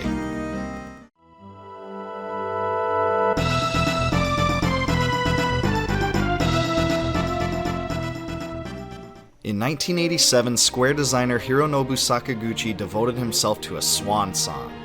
Before leaving the game industry to go back to college and pursue a different career, he was going to complete one last game, a work unlike anything he had created before. This work became Final Fantasy. Unpredictably, the game became a smash hit in Japan and prevented Square from having to declare bankruptcy. Afterward, the company was at something of a crossroads regarding how to proceed with the series. Many could have reasonably assumed that the company would just make a sequel nearly identical to the original, maybe with a slightly different story, world, and characters, to capitalize upon the success of the original game. After all, most of the development team remained the same. Series creator Hironobu Sakaguchi directed the second installment as well, and created the plot. Yoshitaka Amano again provided the concept art for the characters, and series legend Nobuo Uematsu composed the music. By the appearances of the development team, there would be a huge amount of continuity in the second game in the series, right? Well, not really. In fact, Square resisted the urge to simply make Final Fantasy II a rehash of the original game. From outside appearances, the game does look similar, and a few gameplay features were carried over to the second offering, but overall, Final Fantasy II is a standalone game that broke boundaries and explored new frontiers. It utilized different gameplay mechanics to give a fresh experience to gamers. Final Fantasy II was completed and published in 1988, just 1 year after the original game was released. The game was critically acclaimed in Japan, but various difficulties prevented it from being published in North America. More than a decade after the game was originally released, it finally came to North American shores on several newer platforms, including the PlayStation, Game Boy Advance, and PlayStation Portable. Because the remakes changed little from the original game outside of a significant graphical overhaul and some anti-annoyance changes, I will use a lot of the footage from the PSP version for this video. Unlike the original Final Fantasy, the classes of the characters cannot be chosen at the start of the game. Instead, your party consists of characters that have predefined backgrounds and don't have any particular class. In addition, the game takes place in a whole different world, with a completely unrelated story as compared to the original. The game centers upon a group of adventurers, Firion, Maria, Guy, and Leon. However, at the very beginning of the game, Leon goes missing, and the fourth slot is filled by several guest characters such as Joseph and Min Woo. Perhaps the most controversial change in Final Fantasy II as compared to the original game surrounds the advancement system. In the original Final Fantasy, characters gained experience points in battle, and progressed by obtaining a certain number of experience points per level, thereby increasing their stats and overall power with each uptick. To the surprise of many, this system was completely thrown out the window in Final Fantasy II. Here, each character has individual stats that can be leveled up in proportion to how often abilities tied to those stats are utilized in battle, such as strength. Sometimes this system has been called the activity-based progression system. Under this framework, a character's strength has a bigger chance of an increase the more the attack command is used. In the same way, a hit point boost is more likely to be gained for a character that ends a battle with less hit points than he began it, and intelligence is more likely to increase if black magic spells were used. In this way, not only do your stats level up from usage, but also magic spells and efficiency with individual weapon types. This produces the need for grinding, and the developers incorporated an extremely high enemy encounter rate, apparently to help the player in this regard. Final Fantasy II also does away with limited magic charges for each tier, and instead utilizes a magic point system for the first time. This change was intended to balance the power of magic with physical attacks and allow for the usage of additional spells. Another notable change utilized in Final Fantasy II as compared to the original game was the keyword system. Borrowing from some PC games that had existed at the time, the player is able to record and recite several words heard throughout the story text. These words could be stored and repeated in the future, which allowed the player to progress through several parts of the story and open secret passageways. The idea was unique, but it also had the potential to lead the player astray, to wander aimlessly, approaching each NPC and scrolling through a list of keywords until the story would progress. The story of Final Fantasy II is definitely a vast improvement over the original game. This title is packed with a lot more character details and storyline elements than the first. I also thought the game's guest characters were a very nice touch because they added a lot of intrigue to the story and kept the game from being too monotonous. Also, Final Fantasy II is not afraid to kill characters off, and yes, that means characters in the plural. In this way, Final Fantasy II seemed a lot more dark than the original game and definitely more dramatic. Of all the characteristics of Final Fantasy II, I think the story is actually the high point. I wouldn't say the protagonists are very well defined, but the overarching story is, much more so than the first title. In the original game, you could wander through the story for hours without ever encountering storyline details, but that doesn't seem to be the case in Final Fantasy II. Here, you are constantly encountering new friends, chasing enemies, and even infiltrating the Palamecian Empire. Final Fantasy II features the series' first use of the Chocobo, the running, bird-like creature that allows players to travel long distances without being harmed by enemies. Suffice it to say, the Chocobo has become infamous in the world of Final Fantasy, and has become something of a mascot for the series. Also, the character Cid, who often reappears in Final Fantasy games in different forms, also makes his debut here as well. In yet another series first, Final Fantasy II is the first game in which a Dragoon appears. The game's antagonist, the Emperor of Palamecia, is also well suited to the game. Since Garland from the original game had almost no backstory, the Emperor in Final Fantasy II provided a stark contrast, as you have several interactions with him throughout the course of the game, and his deeds frame much of the storyline. In this way, the Emperor was really the first archetypal villain in the Final Fantasy universe. The music in Final Fantasy II is astounding, especially for the game's era. Nobuo Uematsu built upon the catchy tunes he created for the first title with new ones in this game. Unfortunately, the game's soundtrack had less songs than the original game, 29 in total. Although the first Final Fantasy game featured some memorable favorites such as Matoya's Cave, I think the soundtrack of Final Fantasy II is a bit stronger. Among my favorite songs are the Final Fantasy II main theme, the Rebel Army, and the Battle with the Emperor. The famous Chocobo theme makes its debut in this game, and it's been remixed and reused countless times throughout the remainder of the series, and has become a staple of Final Fantasy itself. Uematsu's trademark use of melody makes the songs in Final Fantasy II incredibly catchy. They truly stick in your head. The game definitely has one of my top 5 favorite soundtracks for an NES game, and the music is certainly a high point. Now, here come my critiques. The enemy encounter rate is too high, and it hinders optimal balance between the gameplay and story. The cumbersome, ineffective system, where you can actually miss an enemy with an attack, is still in the NES version, though thankfully that annoyance was removed out of subsequent versions of the game. I think this was the most irritating aspect of the original game by far. The story is great, but the main characters don't have that many characteristics or backstory that differentiate them from each other. The temporary guest characters, however, do bring these qualities though.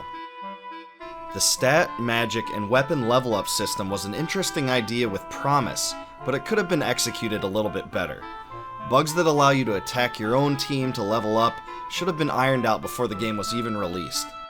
And receiving ultimate spells at the end of the game at level 0 basically assures that they will never be as powerful as intended. The full game is pretty short, but that's to be expected from an NES title. All in all, Final Fantasy II is a great RPG that paved the way for many other games in the genre, and ventured into new frontiers for the series. I consider the story and music to be the most exceptional elements, and believe that the game excels in these two areas. The gameplay lags behind these facets, but the new progression system was definitely gutsy. Even though each change from the original game didn't quite work out to the full extent, I have to admit that the new ideas were bold. Sakaguchi and Square should be complimented for taking the game in a slightly new direction, especially when the natural impulse would be to recreate the original game. And that will do it for my Final Fantasy II retrospective and review.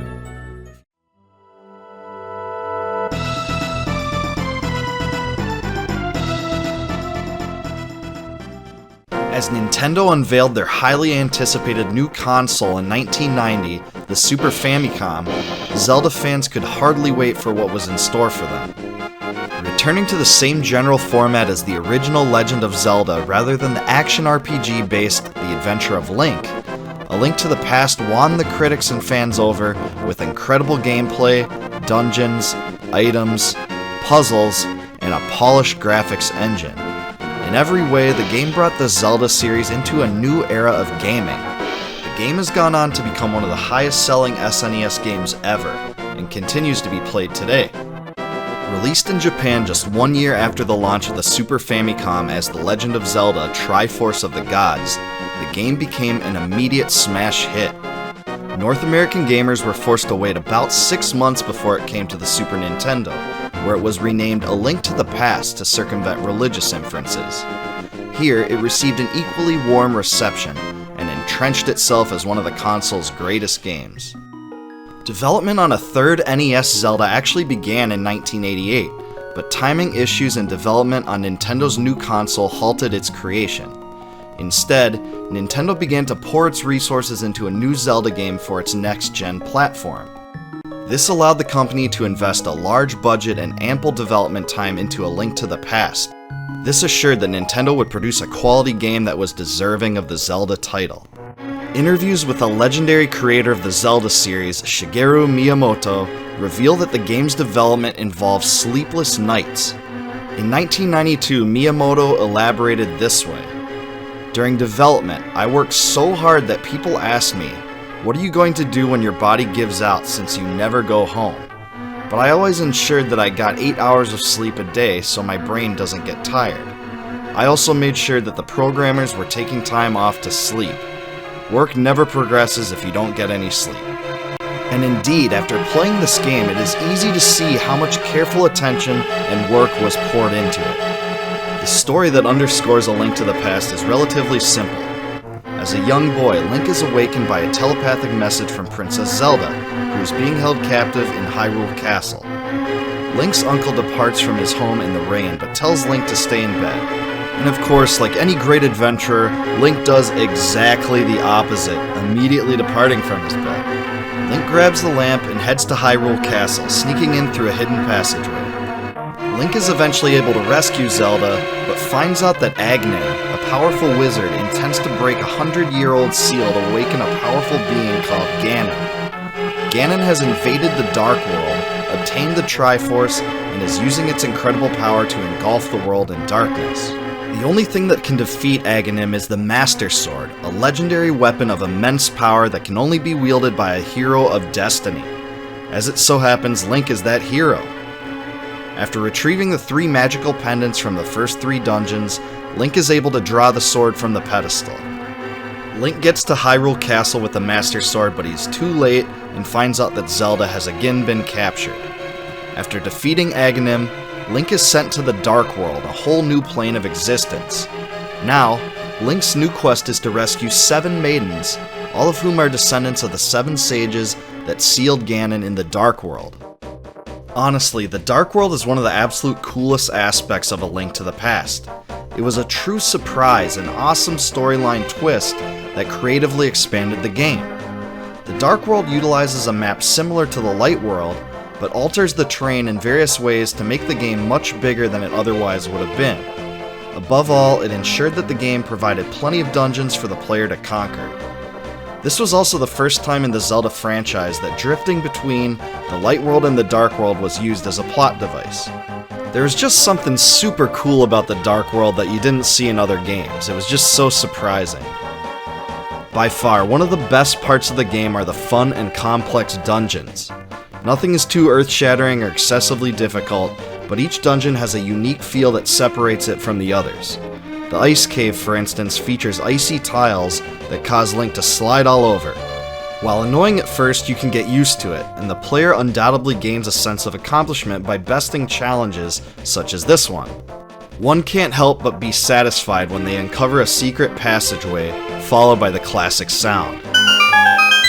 Another awesome thing about the dungeons is that each one of them features a unique item, which usually allows Link to circumvent obstacles and solve puzzles within that dungeon. Some of the coolest items in the game include the Fire Rod, the Cane of Birna, and the Hook Shot. I think the Hook Shot is actually the coolest item in the game because it really is the Swiss Army knife of A Link to the Past. Not only does it allow Link to traverse over pits, it also allows him to pick up hearts and other items from a distance, and even stun some enemies.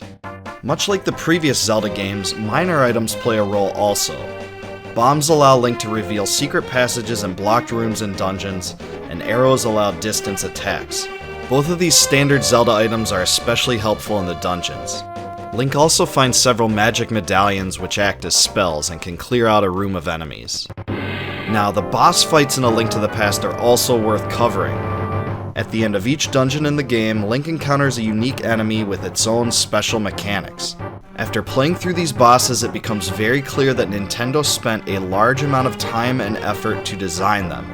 Because each boss had a different flaw or weakness that must be exploited to defeat it, these fights were more like strategic events than boss battles. The bosses of A Link to the Past also look like monsters on the screen, much bigger than the bosses in many other games from that era.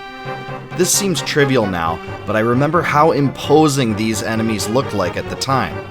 Some of the game's bosses had huge moving sprites, which was just a wonder to look at for a game that was released in 1991. They are just fun to fight and creatively designed.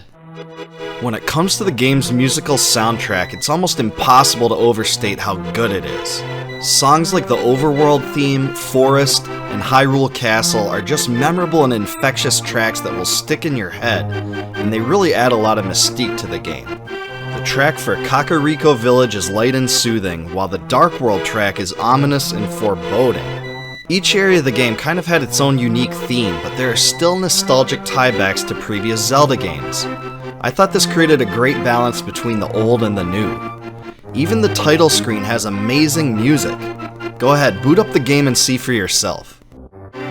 For A Link to the Past, the game's legendary composer Koji Kondo built upon the work he had done in the previous 2 Zelda games and created what is in my mind the best collection of Zelda songs ever. There's just so much variety here. Out of all the games on the Super Nintendo, A Link to the Past is my personal favorite soundtrack for a game not named Final Fantasy or Chrono Trigger. And if you know how much I like the soundtracks of those games, that is no small feat.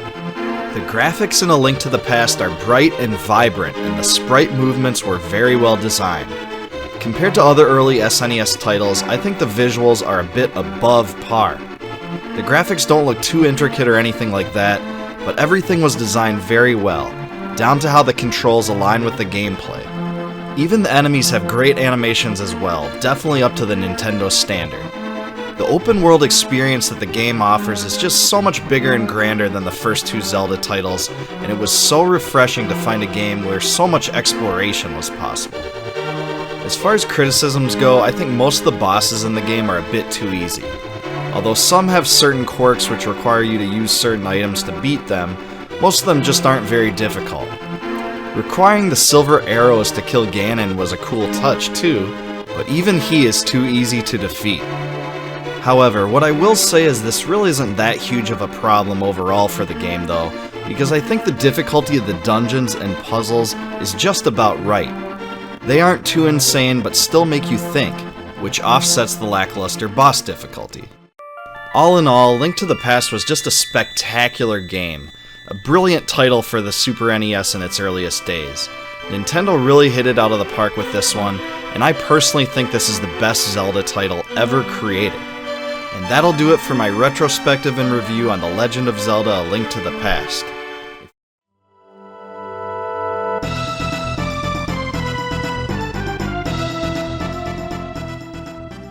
In 1995, when the Sony PlayStation was in its infancy, fans of console role-playing games waited patiently for Final Fantasy VII, which wouldn't be released in North America until late 1997.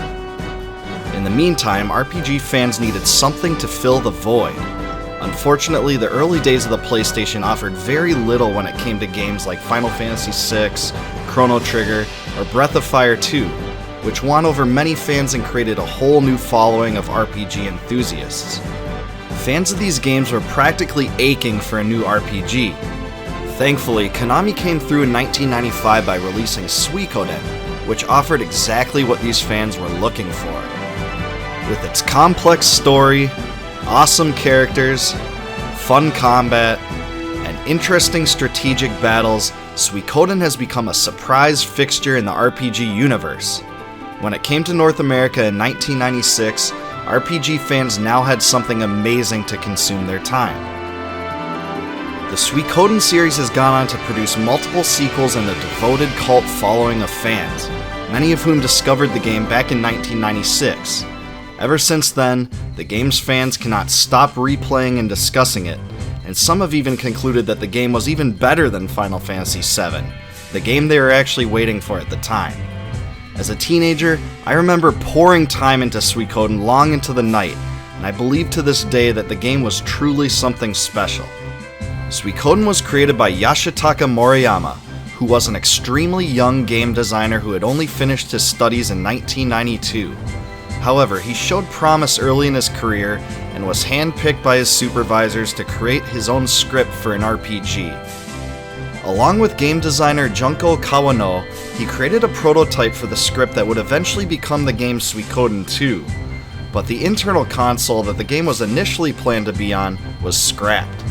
After Konami had committed instead to developing games for Sony's upcoming console, the PlayStation, Moriyama began to work on a prequel to his original story, deciding for the time being that the original was too ambitious and complex.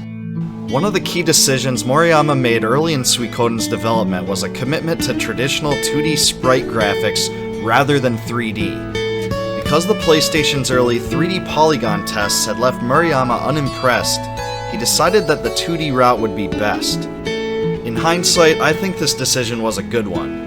Suikoden's graphics have held up pretty well through time, whereas the graphics of some of the 3D RPGs for PlayStation haven't stood the test of time as well. The Chinese classic novel Shui Hu Juan, most often translated to Water Margin or Outlaws of the Marsh, was a major influence on the game. From the 108 Stars of Destiny to the formation of a rebellion, the novel undoubtedly inspired many aspects of Suikoden. The novel is considered one of the 4 great classical novels of Chinese literature, and its source material was a brilliant foundation for an RPG. Suikoden even takes its name from the Japanese pronunciation of the characters that make up the name of the novel. You begin the game as Tyr McDowell, son of the famous general Teo McDowell of the Scarlet Moon Empire, and the two live in the capital city of Gregminster. As one of the Emperor Barbarossa's most trusted advisors, Teo serves the Empire with extreme loyalty. At the beginning of the game, General Teo introduces Tyr to the Emperor. Emperor Barbarossa has recently come under the influence of Windy, a mysterious sorceress who bears a likeness to the Emperor's late wife. Many within the kingdom have grown concerned over their relationship and have noticed some changes in the Emperor's temperament. Teo is sent away from Gregminster on military duty, leaving Tyr to the care of his most trusted servants, Gremio, Pan, and Cleo, and also Tyr's best friend Ted. Tyr and his friends are told to go meet Leknot at Magician's Isle to receive astral conclusions for the Empire. As he does so, Leknot tells Tyr that he will eventually have to make painful decisions. When Tyr and his friends are called to assist the Empire to confront the city of Rockland over unpaid taxes, they learn that a group of bandits have stolen the money. As they search for the bandits, just as the team is almost overcome by a powerful monster, Ted reveals that he holds a powerful rune and destroys the beast with it. However, Kanan, a servant of the Empire, takes notice of this. As the team finds and defeats the bandits, they return to Gregminster, where Ted is asked to stay behind while Tyr and his friends return home. Later, Ted stumbles home with a magical wound.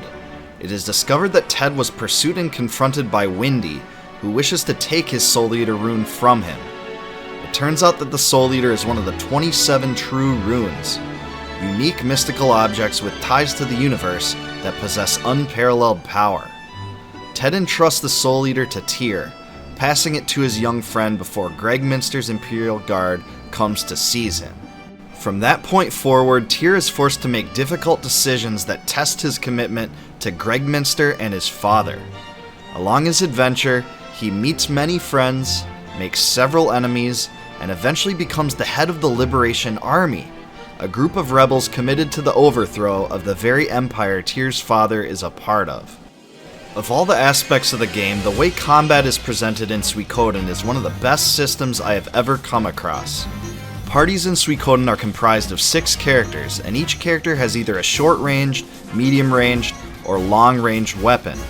This affects whether they can attack from the front or back row. For each round of combat, the player provides inputs for each character's turn, and then both the party and the enemies act out until the next round. Combat strategy, especially for bosses, lies in understanding speed and the order of character turns. Once the player properly grasps this, he's able to know which characters should heal in certain circumstances and which should attack. Magic in Suikoden takes the form of runes, objects that can be attached to characters in your party. Runes allow for powerful attacks such as those that instantly kill an enemy or damage all enemies on the screen at the same time. However, these attacks have limited charges, and you can't continue to use rune attacks forever. Each character's magic stat determines the number of spell uses.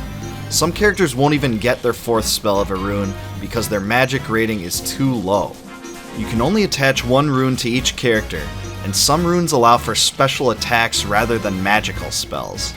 When several characters use a rune attack in the same round of combat, there are even special rune combinations that combine to produce a more powerful multi-rune effect. I thought this added a nice touch to the game because you barely ever see this in other RPGs. Probably the most unique command to use in battle is Unite, where several predefined character combinations can combine their attacks into a special attack that does additional damage, strikes all enemies, or produces other effects. For instance, the hero and Kai can combine their strength for a master pupil attack, which hits all enemies with double damage. The Unite system is a fun way to incentivize the player to use specific character combinations. Suikoden also features several storyline clashes between armies, where the Liberation Army is forced to defeat armies of the Empire. In these battles, you have 3 options: charge, bow, and magic. Your success at inflicting casualties with each round depends on your move versus the enemy's move. Strategists, thieves, ninjas, and merchants can also be used to boost the power of your own forces, learn the enemy's next move, or convince enemies to defect to your own army. Most significantly, there is a chance that a bad choice on the part of the player can wipe out large portions of your army, and even kill allied party members permanently. Even though these battles mostly come down to a game of rock, paper, and scissors, they are extremely fun, add variety, and provide a great touch for the story. If the strategic battles weren't enough, the game also features several occasions in which one-on-one combat occurs between a protagonist and antagonist. In these battles, the attack, defend, and desperate attack commands mostly replicates another paper, rock, scissors affair. By listening to how the enemy responds to each round, the player can usually determine his next move. These special duels provided a great way to develop the characters and make the conflict into a more personal affair. When it comes to graphics, the game is a slight step above the best-looking SNES RPGs. However, I found that the relatively simplistic graphics are executed incredibly well. The sprite animations are fantastic, and the game delivers interesting graphical spell effects in vibrant colors. The overworld and background graphics are pretty basic, but the zooming and turning camera movements in battle make you feel more engaged. Nothing will blow you away here, but the game really wasn't trying to be flashy in the first place. The music in Suikoden is definitely one of the game's best aspects as well. In fact, I think this score is one of the best RPG scores ever, especially for a non-Square Enix game. Suikoden's upbeat melodies, infectious harmonies, and memorable tracks will certainly captivate players that expect a great score of music to accompany their experience. Because the game's story encompasses many different themes and moods, there's a big contrast between the more optimistic tracks and the darker ones. I thought this dichotomy was used extremely effectively, and it leads the player to experience the emotions of the game in the way the developers intended. The music used during the opening title video is just awesome, and it sets the stage for the entire game. Other tracks I really loved included Island Fortress, Rock Rockland, and Beautiful Golden City, but there's just a lot to love about this soundtrack in general. Suikoden offers yet another exclusive that most RPGs don't, the ability to build your own castle. At one point in the story, you defeat a dragon living in a fortress, at which point it becomes your own. The castle grows and develops as you recruit the 108 Stars of Destiny. At max, it reaches 4 floors. As you recruit certain characters, it unlocks new shops and areas as well. This was a fun avenue the game offered that keeps the player invested. Weapons in Suikoden are not bought or found, they are upgraded by spending money at a blacksmith. By the end of the game, they become extremely powerful, but they cost a lot of bits to upgrade. I think I can speak for many of Suikoden's fans when I say that the story is simply the best part of the game. On the surface, the game seems full of RPG cliches, such as the formation of a rebellion to confront an empire. However, there's also lots of twists and turns that left me shocked when I first played through this game. A few of the moments in the game will also tug at your heartstrings as well. Now, onto my criticisms. Inventory management in Suikoden is a real pain. This is because each character only has 9 slots for items, which makes it necessary to constantly pass items between characters and sell old ones. When an item is picked up in the game, it always goes to the first character available with an open item slot. Unfortunately, this adds even more time to your menu navigation. Another qualm I have is that the main story of the game is just too short. A typical playthrough lasts only about 20 hours, but the game does offer quite a bit of different side content to offset this. Namely, the ability to recruit all 108 total characters, the 108 Stars of Destiny. There's a mandatory dice minigame at one part of the game that most fans seem to like, but I thought it just stalled the story a little bit. Overall though, Suikoden proves that there's a lot more to love than there is to criticize.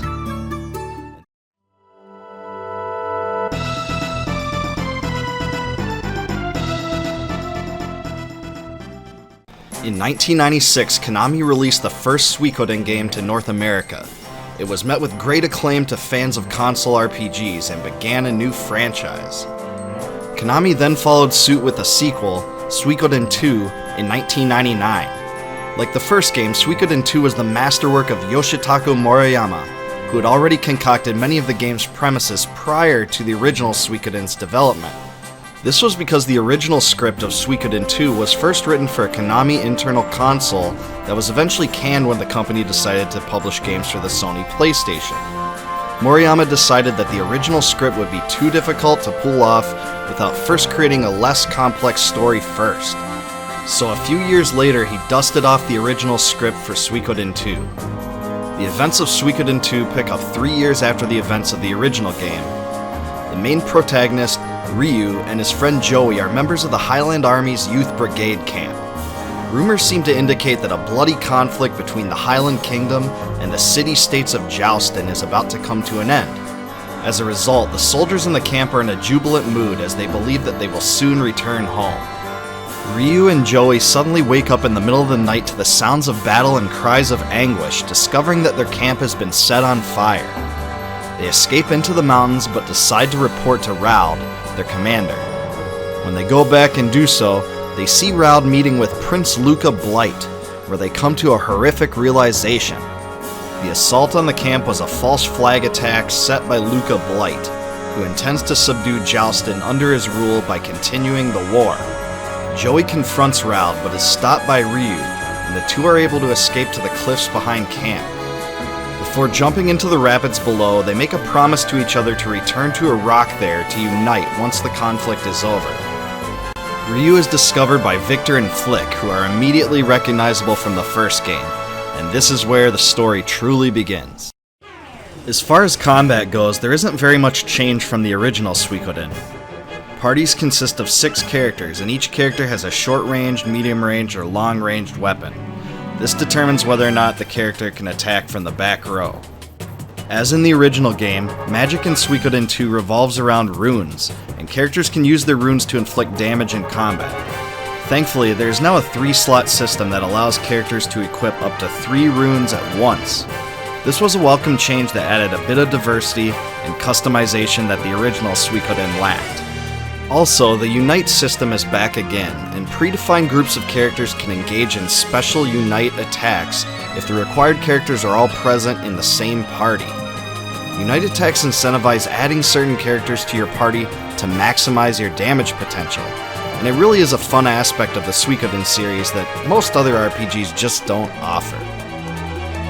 For the game's strategic battles, Suikoden II made some improvements upon the original game. While the basics of the strategic battle commands have remained similar, hero and enemy forces are now divided into units on a map, making movement a key part of the clashes. Like the first game, there are 3 types of units: infantry, archers, and mages. However, unlike the first game, army battles in Suikoden II are based on unit attributes, so attack, defense, and runes control the outcomes. Thankfully, there is also added support skills such as healing to augment the strategy. All in all, Suikoden II offered some nice touches that made its strategic battles plainly better than the original Suikoden. The one-on-one duel battles are back in this one as well, and they aren't very different from the original Suikoden. Your 3 command options, attack, defend, and wild attack, basically comes down to a paper, rock, scissors game. However, what does make these duels fun is that the enemy typically makes a statement prior to his next move, which usually determines what he's about to do. Though pretty simple, the duels do help advance the story pretty well. Of all the characteristics of Suikoden II, I think the game's story is the very best part. It's clearly darker and more serious than the first Suikoden, which seemed quite a bit more optimistic. For embracing this type of story, I think Suikoden II definitely surpassed my expectations. Ryu and Joey's parallel lives make the biggest impact to the player, and how these characters are used is one of the most exceptional facets of the game. It's very rare to find an RPG where the 2 main characters are utilized so efficiently, while being located in different parts of the world and with entirely different outlooks for most of the game. Also, the game just offers a ton of nostalgia for those who had played the first Suikoden. This was a nice touch for fans, and really a distinctive choice that is rarely done in other RPG series. Like the original Suikoden, the game borrows key ideas from the classic Chinese novel Shuihu Juan, often translated as Water Margin. The novel is a seminal work in China where it is considered one of the 4 great classics of Chinese literature. Among the influences lifted from Water Margin are the inclusion of exactly 108 characters. These characters are known in the game as the 108 Stars of Destiny. Being able to recruit this many characters offered a fun challenge and some replay value to the game that would not have existed otherwise. And speaking of the 108 characters in Suikoden II, one of them is Tyr McDowell, the hero of the first game. Being able to recruit him was definitely an unexpected touch, and it brought back a lot of great memories. In order to unlock Tyr, one must first load save data with all 108 Stars of Destiny from the original Suikoden at the beginning of the game. Loading save data at the beginning of Suikoden II to unlock special content was a really sweet idea that I've never really seen replicated before in other RPGs. At this point, I'd also like to praise the way in which Suikoden II handles the game's adversaries. I just loved how much attention is given to them. There are numerous scenes where you see these characters discuss key storyline details and personal thoughts, and it provides a great way to develop the characters and make them more interesting. This was a refreshing facet of the game that the first Suikoden didn't offer. There are many storyline ties to the first Suikoden game as well, and the game has lots of great nostalgia that will make fans of that one very happy.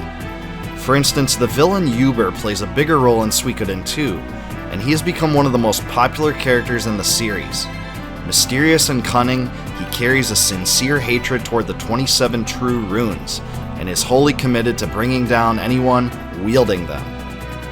Of course, we also have to touch upon the music in Suikoden II. The music soundtrack for this game was a monumental effort, coming in at 105 tracks in total. Like the original game, Miki Higashino was the primary composer. As one of the high points in the series, the music helps deliver the moods of the game rather effectively.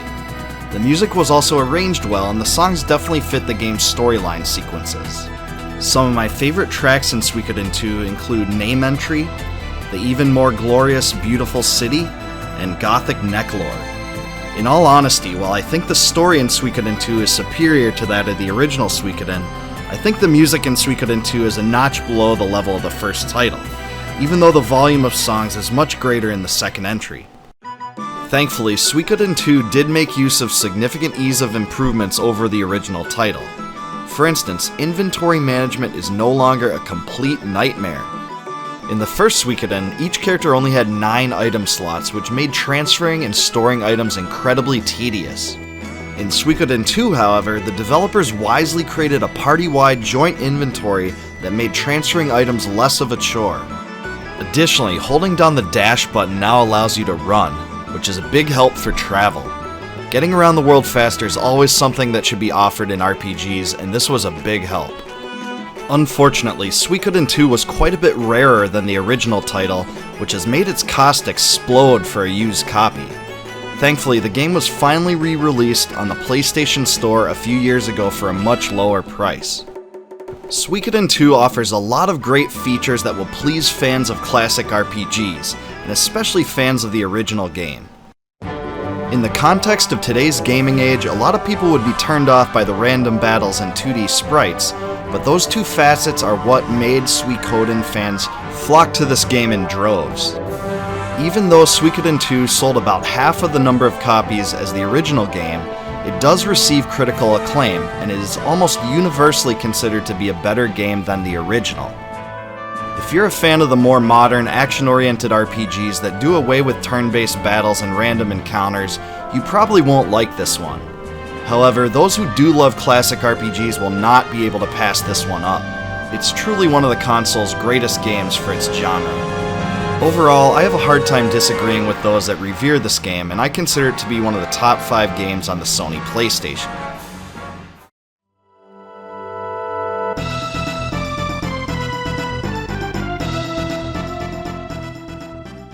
Ever run into a game that was nothing like you expected, but its utter uniqueness blew you away? Well, that is exactly how I first reacted to Chaos Seed. In 1996, Taito released the game in Japan at the very tail end of the Super Famicom's run. The game was developed by Neverland, who also created the Lufia series. Chaos Seed went mostly unnoticed to North American gamers, but a translation patch was thankfully eventually released to allow English-speaking enthusiasts the chance to play. The overarching storyline of Chaos Seed is pretty basic, but incredibly unique. The game is set in a mythical country based on some aspects of an ancient Chinese dynasty. The player takes the role of a docent, a mystical apprentice that maintains a network of caverns underneath the earth. The caverns control the livelihood of the planet, and if their balance is disrupted, all life nearby begins to wither away. Those who maintain the caverns are at odds with the surface dwellers though, because the latter mistakenly believes that the caverns are the source of the pandemic. At the beginning of the game, the main character is trained by an overseer to protect the world by creating enchanted caverns. Soon after taking the plunge into cavern stewardship though, the hero runs into a dragon. The dragon teleports the hero to several parallel dimensions, and from here forward the game is presented in a series of scenarios that each have their own independent story and objective. The crazy thing about this game is that I'm not really even sure what genre it fits into. It's something of a mixture between an action RPG, a simulation, and a strategy game, but even that combination isn't even the best way to describe it. In fact, Chaos Seed managed to steer clear from almost every stereotype imaginable for a game by offering such a unique premise and playstyle, and the game should definitely be commended for that, if for nothing else. Each scenario in Chaos Seed involves restoring a cavern network, and most of the game takes place in the caves themselves. Enchanted caves have to be constructed by the player through a series of tasks. Each individual room in the cavern is assigned one of the 5 Chinese elements: earth, wind, fire, wood, and metal. The player is given vast control over the purpose of each room, and prospective functions are determined by the room's element. In the first scenario, the player must gather 1,000 energy and place it into the dragon vein in order to find success. When breaking into a new room, you often have to fight your way through a bunch of rocks or packs of enemies, using action-oriented commands to deal damage. Your party has set hit points and magic points though, and you can quickly be overcome by large packs of enemies if you aren't careful. Unlike many of the other games on the system, you can also move in 8 directions as the game incorporates diagonal combat. Creating caverns requires the player to think about the types of rooms to build to conquer the game's challenges. For instance, one use of the rooms is to produce energy and sentan. Think of energy as resources to build rooms, and sentan as resources to upgrade them. Each of the different room types can be upgraded to provide additional assistance toward the end goal. Some of the other rooms have other functions, such as extracting items that help progression of your character, producing monsters to assist you in your party, and a room that lets you visually observe what is transpiring in the other rooms. Chaos Seed is honestly very complicated to learn, but the game does provide an intuitive tutorial that helps quite a bit. The game forces you to strike a balance between creating and maintaining the caverns, all the while forcing you to deal with monsters and enemies that attempt to crowd into your enchanted cave and destroy it. The action-oriented combat in Chaos Seed is really fun, but it takes some time to get used to. The game allows you to execute a series of attacks with power of various degrees, but each attack also has some drawbacks. There are also some spells you can cast to assist you. The graphics in this game are really great, truly some of the best that the system had to offer. The sprites look awesome, the animations were really well done, and the colors are just very vibrant. Because Chaos Seed was released so late in the Super Famicom's run, maybe these things were to be expected, but the graphics are definitely on par with games like Super Mario RPG and Star Ocean. The music in Chaos Seed uses Chinese and electronic influences, and it really is quite unique. It reminds me a bit of the soundtrack from Destiny of an Emperor on the NES, but with better quality and much more diversity. I found the soundtrack really great, offering a large variety of distinctive styles that you won't find anywhere else. Chaos Seed certainly provides some impressive challenges and an immense length, an average of 60 hours for a playthrough. This makes it one of the longest Super Famicom games ever released. Undoubtedly, the game offers a lot of longevity and replay value that many of its counterparts on the system just couldn't match. In fact, there's just so many exceptional facets of this game you can't find anywhere else. Since Chaos Seed came out so late in the Super Famicom's run, and it was never released in North America, it simply didn't get the exposure it deserved. Thankfully, with the English patch available, fans can revisit this gem today. And that'll do it for my Chaos Seed retrospective and review.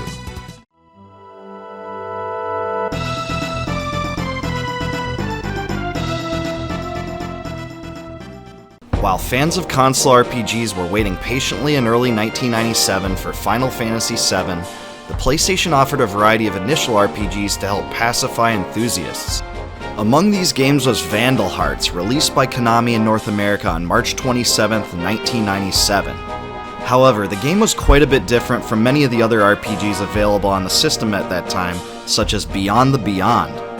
There is also a clear contrast between Vandal Hearts and Suikoden, which was also published and released by Konami. Unlike those two games, Vandal Hearts had a distinctive strategy-based RPG feel, which borrowed influences from games like Tactics Ogre and Fire Emblem. Those games, like Vandal Hearts, utilize a grid-based map for combat, where movement and positioning is a key element of the game.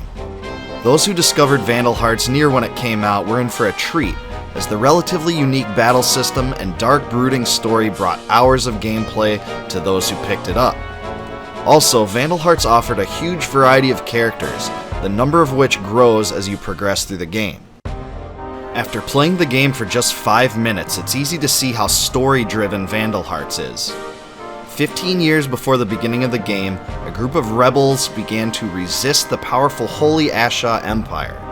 Among them was Eris the Sage, a popular figure that united various anti-imperial factions against the government.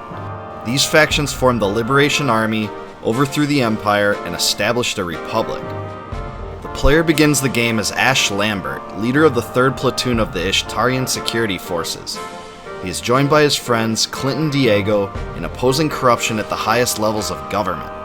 Indeed, Ash and his friends suspect a conspiracy at the very highest levels of the Republic.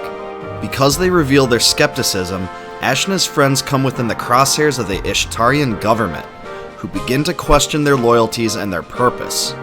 Betrayal, murder, tyranny, and justice are all important themes that this game explores. The combat and gameplay are probably the most important and defining characteristics of Vandal Hearts. Battles take place on grid-based maps, each with its own unique look. Depending on the scenario, maps are filled with bridges, buildings, hills, and water, and they all have varying elevations for different parts of the map. One of the best parts of Vandal Hearts is using the maps to your advantage by positioning your characters in the right place for each moment. In battles, you execute a character turn in which your own units each get a chance to move and perform an action. Then, the enemy gets a turn and enemy units have the chance to do the same. The turns then rotate until you complete the objective or are defeated. Although some of the battles can take a long time, character turns are swift enough so that it doesn't really seem like it. The combat was just constructed very well in Vandal Hearts, and it really is one of the most enjoyable aspects of the game. One great thing about the combat is that it revolves around unique battle objectives. Unlike some other strategy games of this type where the goal is simply to kill all enemies on a given map, Vandal Hearts often provides alternate objectives that force the player to make more battle-specific choices. Another interesting facet of combat is that it is bloody. In fact, that's the understatement of the century. When you defeat enemies in this game, blood spurts all over the place. It's a bit over the top, and it's almost comical how extreme it is. I can definitely remember being surprised about this the first time I played the game. That said, I ended up liking the choice because it adds to the dark theme, and almost no other RPG has ever done something like this. Whatever one thinks about these blood geysers, it certainly became a distinct part of the Vandal Hearts franchise. While the background graphics in Vandal Hearts are 3D rendered, the characters and enemies themselves are sprites. The backgrounds aren't the best example of 3D rendering of PlayStation content, but at the time they were pretty good, and the spinning camera during combat helps the player get a grasp for the feel. For its time, the game also offered some of the best sprite animations that had ever been seen to that point, including swirling swords, slicing weapons, spellcasting motions, and flying arrows. This may seem like a mundane characteristic, but these animations undoubtedly provided a more realistic feel that the game is notorious for. For its time, the graphics of Vandal Hearts look pretty good, though they're not spectacular. This was in an age before many of the RPGs on the PlayStation had gone to full 3D. but I actually think Vandal Hearts holds up better than some of its 3D counterparts. The soundtrack of Vandal Hearts is quite distinct, and it uses a lot of horns and drums unlike other games. I can't say I thought it was as memorable as Konami's other game from that year, Suikoden, but it still was very good and quite unique for an RPG. Out of all the qualities that make Vandal Hearts worth playing, the storyline should be at the top of the list. The serious nature of the plot makes it an original offering in a world where most RPGs opted for a more optimistic feel. Well, this game is hardly that. Instead, it's actually quite unrelenting, and calling it dark is no exaggeration. There are parts in the game where the slaughter is almost over the top, and so malevolent that it stands out immediately. Even though Vandal Hearts mostly flew under the radar and was soon overshadowed by giants like Final Fantasy VII and Chrono Cross, it really was one of the best RPGs in the early years of the PlayStation, and definitely deserves to be played today. In fact, I consider the game to be one of the hidden gems on the system. It won't blow anyone away completely, but those that love Tactics Ogre and Final Fantasy Tactics are almost guaranteed to love Vandal Hearts.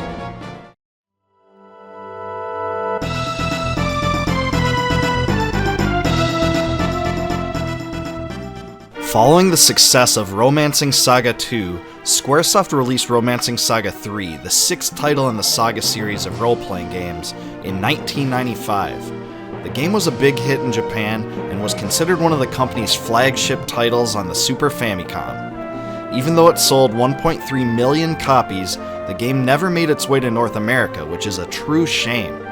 Thankfully, the game has since received a fan translation, making it possible for English-speaking players to experience the game today. The SaGa series is famous for adopting an extremely non-linear style of gameplay, which emphasizes open-world exploration and a branching plot, where there's considerably more freedom than in games like Final Fantasy. Of course, Romancing Saga III is no exception. In addition, the character development system in the game is based on an idea utilized in Final Fantasy II, where individual stats are increased when abilities or circumstances tied to those stats are used in battle. For instance, the character has a chance to receive an agility boost after using short swords and martial arts attacks. In the same way, strength has the chance of being boosted after using large swords, hand axes, or large axes. The story of Romancing Saga III is centered upon a cataclysmic event, the Death Eclipse, which appears on the Earth every 300 years. This event occurs when a star travels in front of the sun, blocking its light, and causing a ruinous eclipse that destroys all the life on the planet. About 600 years ago, one child miraculously lived through this catastrophe and became an all-powerful being called the Devil King. He ruled the world as a tyrant, opened up an abyss filled with devil lords, and released them onto the world. However, one day he mysteriously vanishes. After the death eclipse of 300 years ago, a single child survived yet again, but this time he did not become an evil lord. He instead became a legendary hero and a holy king. He vanquished the devil lords that remained and closed the entrance to the abyss. The death eclipse hit the world yet again about 10 years prior to the events of the game, while the whole world waits for the new child of destiny, and a lot of tension looms over whether he'll be a devil king or holy king. In Romancing Saga III, the player is given the choice at the beginning of the game to select a main character out of 8 choices. Each character is thrust into the center of a war between Godwyn, the rebellious minister of the Kingdom of Loan, and Mikhail, the King of Loan. The game's story unfolds differently depending on the character you select, but it is also affected by the events that have already occurred, what is said in conversations, and who is present in the party. Even still, at a high level, the story is mostly the same overarching narrative. As one of the game's highlights, combat utilizes a turn-based combat system that will be familiar to most fans of the genre. Each character can execute and unlock a series of techniques. These techniques are divided by weapon type, giving each weapon a specific set of techniques. There is also magic in the game, but it isn't dependent on weapon type. Unlike some RPGs, the characters leap across the screen and execute unique animations for techniques and spells. Some of these attacks were just downright awesome, and it really was a cool facet of the game that wasn't done in many other RPGs at the time. Formations for combat are also a great touch, and the game is very customizable in this way. Different formations allow you to make strategic decisions to survive battles, and this is especially useful for the boss battles. Unfortunately, the stat-based progression system the game offers seems to be a bit arbitrary and frustrating. During the early parts of the game, stat progression is relatively steady, with skill-ups occurring consistently. However, by the end of the game, you reach a point where some stat increases reach a near standstill, which only encourages painful grinding. Also, weapon skill-ups require finding specific types of enemies and using specific skills ad nauseum in the hopes that a skill-up will occur. Although this type of progression system is a hallmark of the SaGa franchise, I can say that games like Romancing Saga II and Saga Frontier didn't seem nearly as tedious. Although the skill-up system has some faults, I think the game's technique system is a unique high point. In Romancing Saga III, new techniques are learned through preconditions that make the character think of the technique during combat. New techniques can only be learned by using the new skill's parent technique enough times in battle to trigger the process. When this occurs, you see a little light bulb animation and perform the new technique for the first time. Using the new techniques enough times will allow the character to master it. There are some other odd quirks about the game, like the inability to have access to items in combat.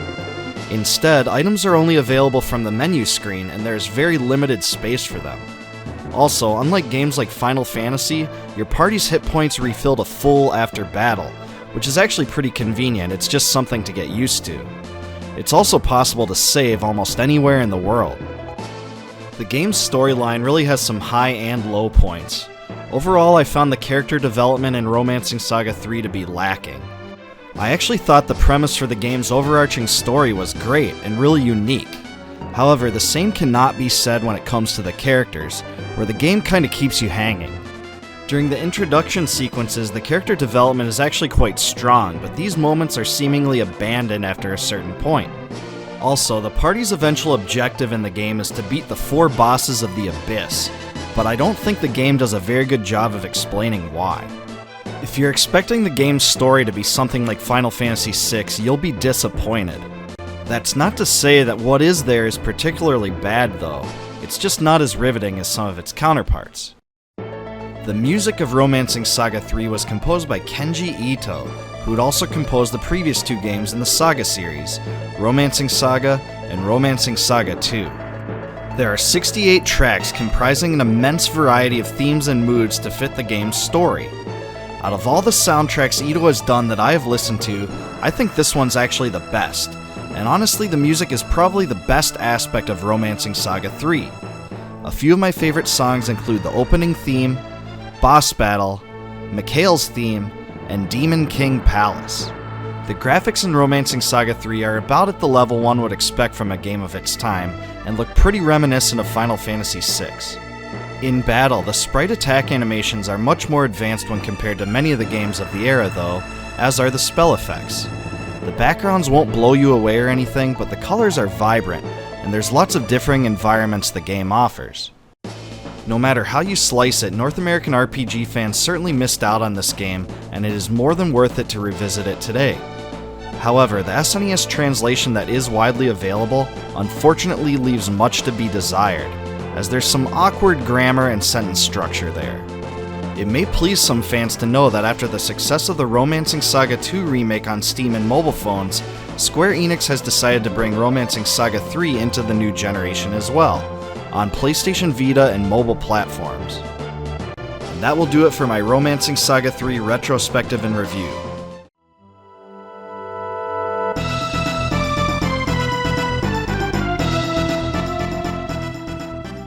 In 1993, Enix published Ogre Battle, The March of the Black Queen for Super Nintendo, 2 full years after its release in Japan. The game was developed by Quest, and it absolutely was one of the most ambitious titles on the system. It was a turn-based tactical RPG where strategy and organizing units plays a big role in the player's success. Interestingly, the game takes its title and subtitle from 2 different songs by the British rock band Queen. Attracting a cult following of fans, Ogre Battle has become one of the most fun and impressive games that the system had to offer. The story of Ogre Battle is darker and more political than many of the other games on the system. 25 years ago, Andorra reigned as the Queen of Highland. She was at first viewed as a beloved, kind-hearted ruler. When she was brought word that the neighboring Holy Lodisian Empire had plans to conquer her continent, she planned a strategy to thwart the invaders, sending word to the allied kingdoms.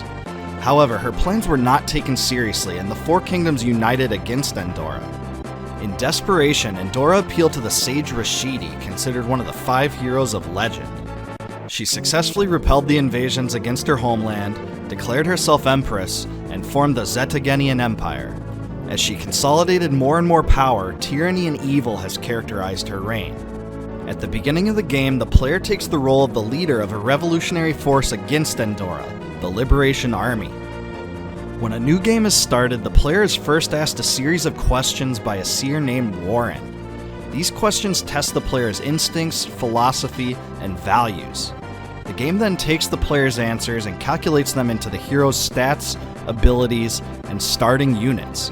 I really love this aspect because it truly personalized the experience for the player and made every instance of Ogre Battle unique. Some of the questions you are asked are really interesting too, like the trait you would most associate with a successful king. Tactical gameplay is the focus of Ogre Battle, and much of the game revolves around placement of units on the overworld map. Groups can be moved around at the same time as other groups, and they can also be positioned to stop encroaching enemies. The main goal is to liberate towns, which yields several benefits for the player. The player can receive special items by doing so, some of which are very powerful. Also, you can gain tarot cards, which have various effects. For instance, cards can be used to shift the day to night, which influences the effectiveness of characters in battle. Each character in Ogre Battle possesses an alignment statistic. When characters with high alignment liberate towns, their reputation is raised. They are more effective in the daytime, and tarot cards can also raise your character's alignment.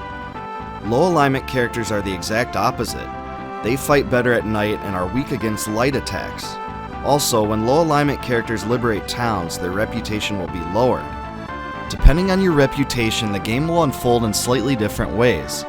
This can lead to recruitable characters treating you differently, and even to different endings.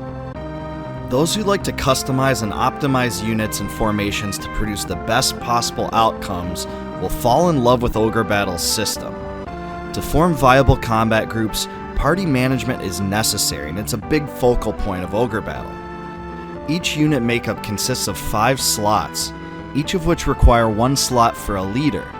Most humanoid characters consume 1 slot, whereas large monsters like griffins and dragons take up 2 slots. Leader stats also have an effect on the strength of the party, as the rest of the party receives some bonuses depending on the leader's traits. Also, some characters can traverse over parts of the map more easily, such as octopuses over water and griffins over mountains. There's also a class system, and each character can transition to a new class when certain conditions are met. For those who despise micromanagement, Ogre Battle is not the game for you, as customization and maintenance is a huge part of the game. Battles in Ogre Battle unfold in an almost fully automatic fashion, but I actually found that this works quite well. The game is centered more upon how you set up units, and your characters act accordingly in battle. The game is based around a set of defined attacks for each class that change depending on the row the character is located in. For instance, fighters will attack twice if they are put in the front row, but only once if put in the back.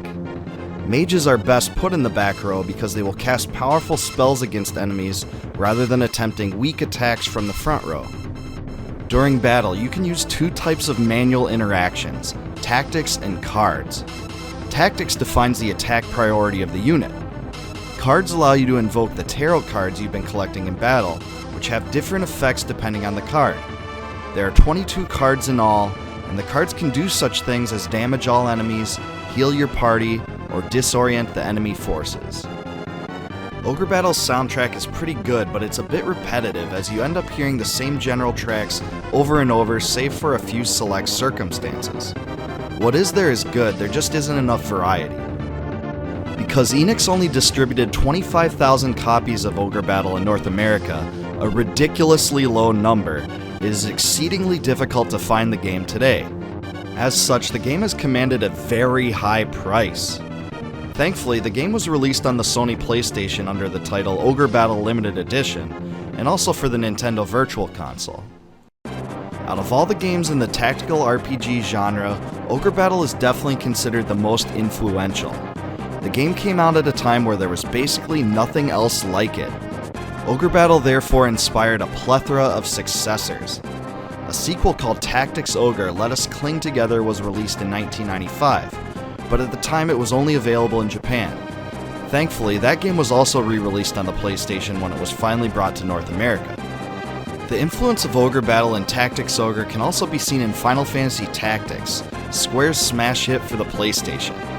This makes complete sense too, because the team that produced Final Fantasy Tactics, headed by Yasumi Matsuno, was largely the same as the one that created Ogre Battle and Tactics Ogre. Even beyond Final Fantasy Tactics, Ogre Battle's influence on other games in the genre such as Fire Emblem, Front Mission, and Vandal Hearts cannot be denied.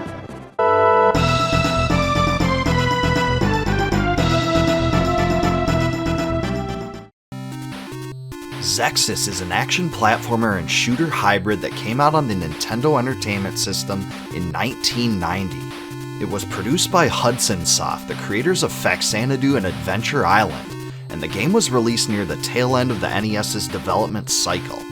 According to the box, the year is 2277, and nuclear wars and natural disasters have long since devastated the Earth. Xexyz was attacked by alien robots, so it is up to you, as Apollo, the main character, to defeat the fortress of Garuza, the source of the turmoil. In Japan, the game was called Kame no Ongeshi, Urashima Densetsu, which translates into Turtles' Repayment, the Urashima Legend. Wait a second, Turtles' Repayment? How can the game's storyline possibly boil down to that? Isn't this a futuristic game?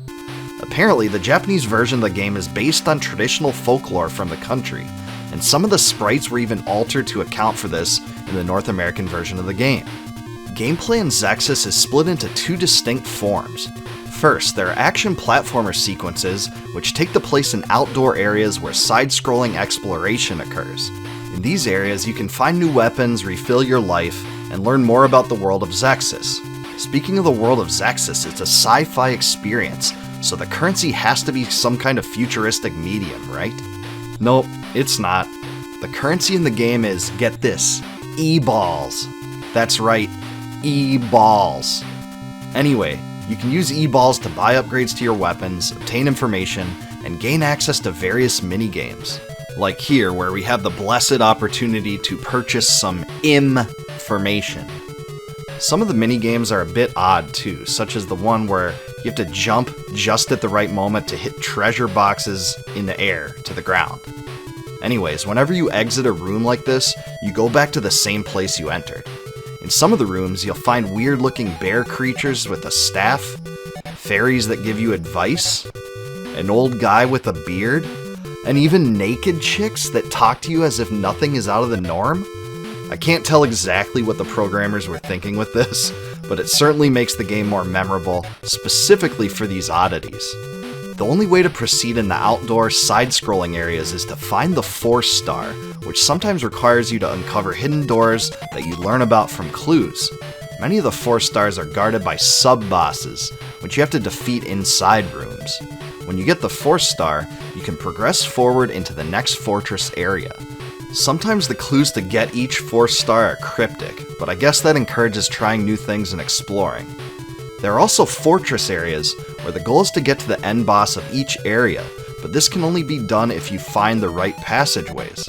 In addition, there are places in the fortresses where you jump into a spacesuit, and the game changes to a side-scrolling shooter where you have to avoid obstacles, kill enemies, and make the correct choice of which door to enter through at the end. The other major form of gameplay is apparent in the even-numbered shooter stages where Apollo rides various vehicles, most of which take the form of animal-like objects. I thought it was pretty cool that each of these objects is actually different from each other and has a different type of weapon. Some of the boss fights can be cheesed by going into particular corners and firing over and over until the boss is dead, but most of those strategies won't be apparent to the average player. The bosses generally pose a challenge that is neither too easy or too difficult, and completing the levels still felt satisfying. The most unique part of the game was really the last boss, where the game switches to a different shooter mode where you have to actually fire bombs into the fortress of Garuza's weak spot. I can imagine being thrown off by this back in the day because no other part of the game was similar to this. In its entirety, the game is a series of side-scrolling action and shooter levels, and the most critical encounter is a new form of gameplay. It's an interesting choice, but actually easy to defeat if you understand the cadence of the projectiles. One of the best facets of Xexyz, I think, is the music. Like most NES games, there aren't many tracks, but when I played this game again recently, I definitely remembered the music from my childhood. It's infectious and sticks in your head even after stepping away for years. There's also a good contrast between the outdoor areas and the indoor ones. Oh, and the weapons are really sweet. The default gun is pretty weak and basic, but you can also get balls. Yes, whoever designed this game must have been fascinated by balls, but hey, to each their own. Anyways, you can get yet another form of ball weapon that orbits around Apollo, damaging enemies that cross through the orbit, and also firing independently of Apollo's weaponry. With this weapon, one feels much like a demigod would. The other standout aspect of Xexyz I thought was worth noting here is that the game was successful in avoiding monotony, and that's a pretty big feat for any 8-bit game. Not only does the mixture of side-scrolling action and shooting levels provide variance that kept the player's attention, the game also managed to inject some characteristics of an adventure game into it, which provided a unique touch that many games didn't have. It wasn't the hardest game by any stretch, but hey, it had an awesome commercial. Take a look at this.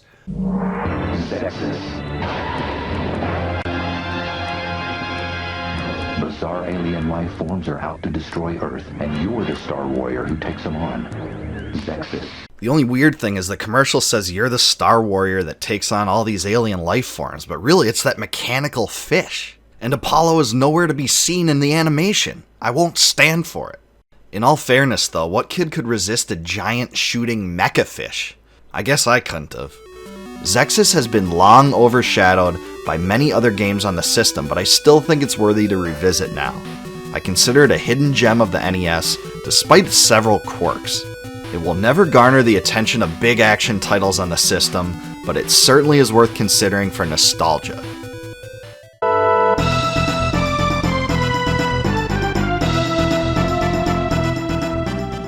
The Guardian Legend is an action-adventure and shooter hybrid developed by Compile and published by Broderbund in 1989. Groundbreaking for the time, its gameplay was inspired by free-roaming action and adventure games like The Legend of Zelda and Metroid. However, it also incorporated elements of shooting games like Gradius and Life Force. According to the box, you play the role of the Guardian, who seeks to rid the alien-infested world of Naju so it cannot expand and reach Earth. To do this, the Guardian has to deactivate 10 specific safety devices throughout the planet to nullify the self-destruct sequence. The top-down areas of the game are referred to as the Labyrinth, where the Guardian roams around using weaponry to defeat enemies and reach the corridors. The game uses power chips as currency, and some weapons consume it when used. The Guardian Legend had a large variety of weapons for a game of this era, which was a cool aspect that made it comparable with games like Contra and Super C. In my younger years, this produced several playground debates over which weapon was the best. Though the sprites are different, these areas really do play like the original Legend of Zelda. This can be seen in the screen-to-screen transitions, which feature unique enemies, present distinct puzzles, and require different strategies to overcome. To help with navigation, the player can press the pause button to view a map. One factor that sets the Guardian Legend apart from other games is its capacity to allow the player to move and fire in 8 directions. While this doesn't seem like a stunning innovation now, in 1989 it absolutely was, and multi-directional gameplay gave the player much more freedom to roam around the world than other games offered. Later NES games like Star Tropics 2 seem to have been greatly influenced by this functionality and incorporated it as a way to expand the player's wherewithal to navigate through the game. In contrast to the Labyrinth, the shooter areas are considered the dungeon, where the Guardian boards a spaceship, avoids projectiles, guns down enemies, and proceeds to a boss at the end. Like the Labyrinth area, you have a health bar that can be refilled with hearts. So this is just another game that changes to a shooter as a gimmick, right? Actually no, not at all. Even if one was to ignore the other parts of the game, the Guardian Legend holds up as one of the best shooter games on the system. The controls are smooth, the levels are well designed, and the developers clearly used some creativity with the bosses. These bosses, much like other shooter games, have special movement patterns and weapons. When you beat each boss in the dungeon, you receive a power-up, also called a warp panel key, and the corridor is considered deactivated. There are 10 corridors in all, and when one is completed, the Guardian returns to the labyrinth area again to proceed to the next corridor.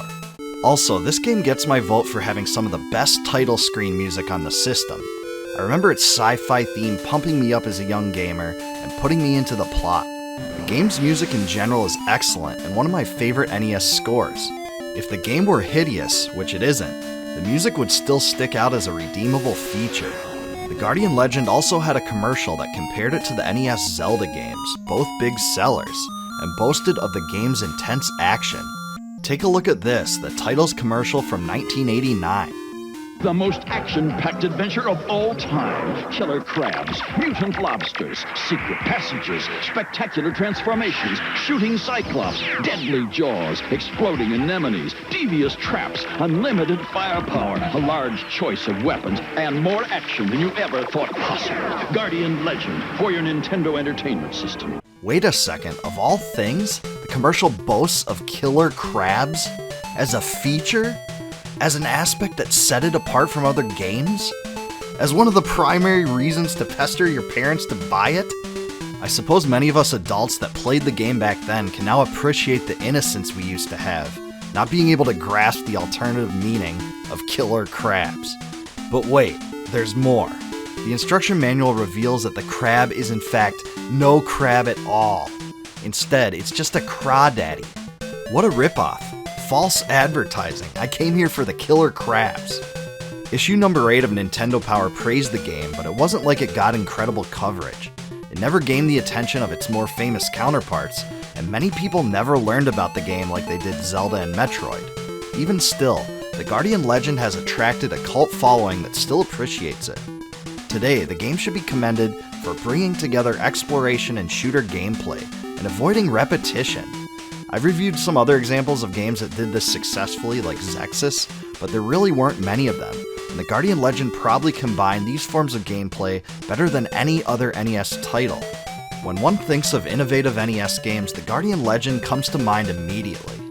Complete versions of the game often accompany a hefty price tag today, but it's definitely one of the most underappreciated gems of the original NES. In all, I think the game is one of the top 20 games on the system, and certainly enjoyable to revisit today.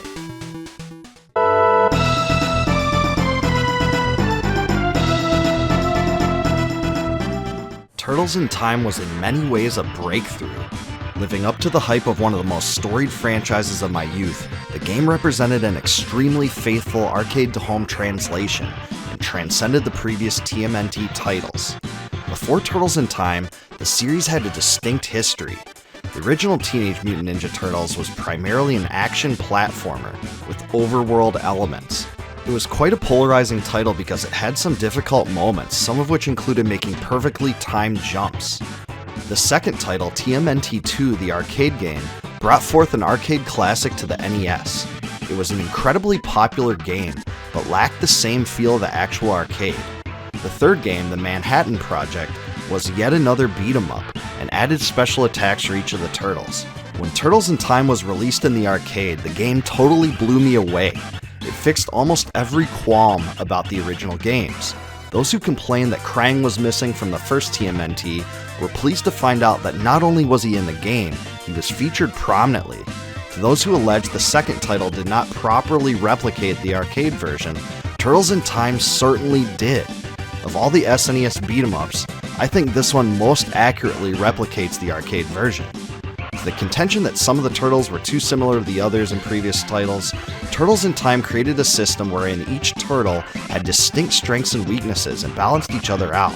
If you are a fan of Raphael, for instance, you could rest assured that he would still be good if played correctly. The levels in this game were all uniquely designed and had a distinct feel. This was super refreshing as some beat-em-ups can be extremely monotonous and totally devoid of variance. But Turtles in Time shattered this cliche by adjusting the stages. One area, for instance, revolves around hover pods, where all the turtles have to do leaping attacks at enemies. In another area, the turtles are lifted by a rising elevator and have to quickly respond to the arrival of adversaries. Even some of the bosses offered variety as well. For instance, in one fight against Shredder, the turtles must make use of their throwing ability to launch the foot soldiers directly at their arch nemesis.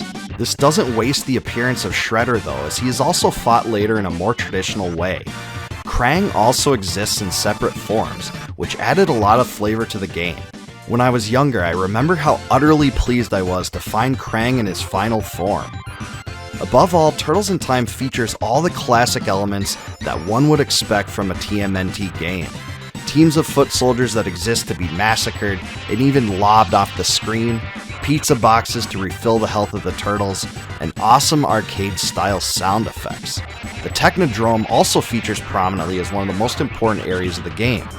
Even minor characters like Baxter Stockman and Slash are here. You can tell that Konami really put forth a lot of effort not only to please fans of the franchise, but also to make a great game in general. One of the most overlooked and best parts they carried over from the previous games was having the bosses start to blink when they were losing health, so the player could determine how much more damage they had to do. When they got closer to death, they would blink faster. Also, the attack animations were just flatly awesome. Each turtle had unique attacks to match their weapons, and the animations varied regardless of whether the same attack was used. In some stages, you also had to avoid obstacles thrown at you from the backgrounds, such as Krang's eye beams and lasers that fire at the turtles. These things might seem minor, but actually gave the impression of a much more advanced, complex game compared to its predecessors.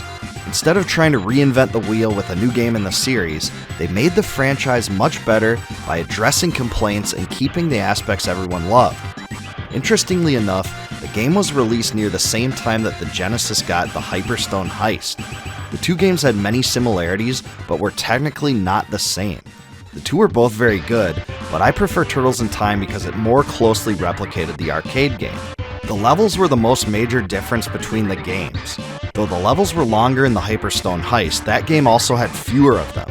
There were other differences as well, but the games got a joint television commercial, which made perfect use of 90s puns. Check this out. This is Cowabungie, and this is Cowabungo. But the turtles for your 16-bit system are Cowabunga! Holy cow, it's Turtles in Time! The cool arcade game for Super NES. Now with tasty turtle duels. And psych up your Sega Genesis with the Hyperstone Heist and all new 3D Turtle Thresh. So remember, this is Cowabungo. But the turtles for Super NES and Sega Genesis are Cowabunga, dude. But that's not all. Japan also had its own commercial as well. We are Ninja Turtles. We are仮面忍者参上スーパーファミコン TMNT Konami. Even if you weren't enthralled by all the marketing, I guarantee if you played this game back in the day, you were satisfied. I am not exaggerating when I say this is not only the best Turtles game, but also one of the best beat-em-ups ever made. Its levels and bosses are fun, it captures the essence of the franchise perfectly, and includes all the classic elements fans expected. The game is just the right length, and even the music is good. Its fast-paced, upbeat themes match the game perfectly. The only possible gripe I would raise is the lack of 4-player support, which the arcade offered but the SNES didn't. For an even more amazing experience, this game would have made fantastic use of the Super Multi-Tap. The ideal way to play is with 4 players on the arcade, where there is a lot more action going on at all times. Even still, the SNES version is awesome, and is an admirable port of a classic game. Turtles in Time is perfect for many different audiences, including fans of the Turtles series in general, those that enjoy beat-em-ups, and people that love multiplayer SNES games. If you can get your hands on a 4-player arcade, even better. It's arguably the best beat-em-up in the 16-bit era, and still remains a must-play for fans of retro games today.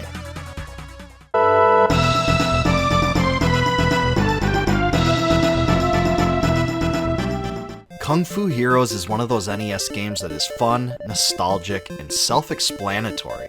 Released in North America in 1989 by Culture Brain, it's a 1 or 2 player overhead beat-em-up where you progress through levels that get gradually more challenging.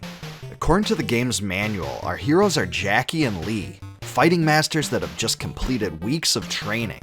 Their fighting mastery is well timed, as Princess Min Min has been taken, as well as 10 treasures of the mystical realm of the land. It was just so refreshing to see such a unique game, where the storyline revolves around a captured princess.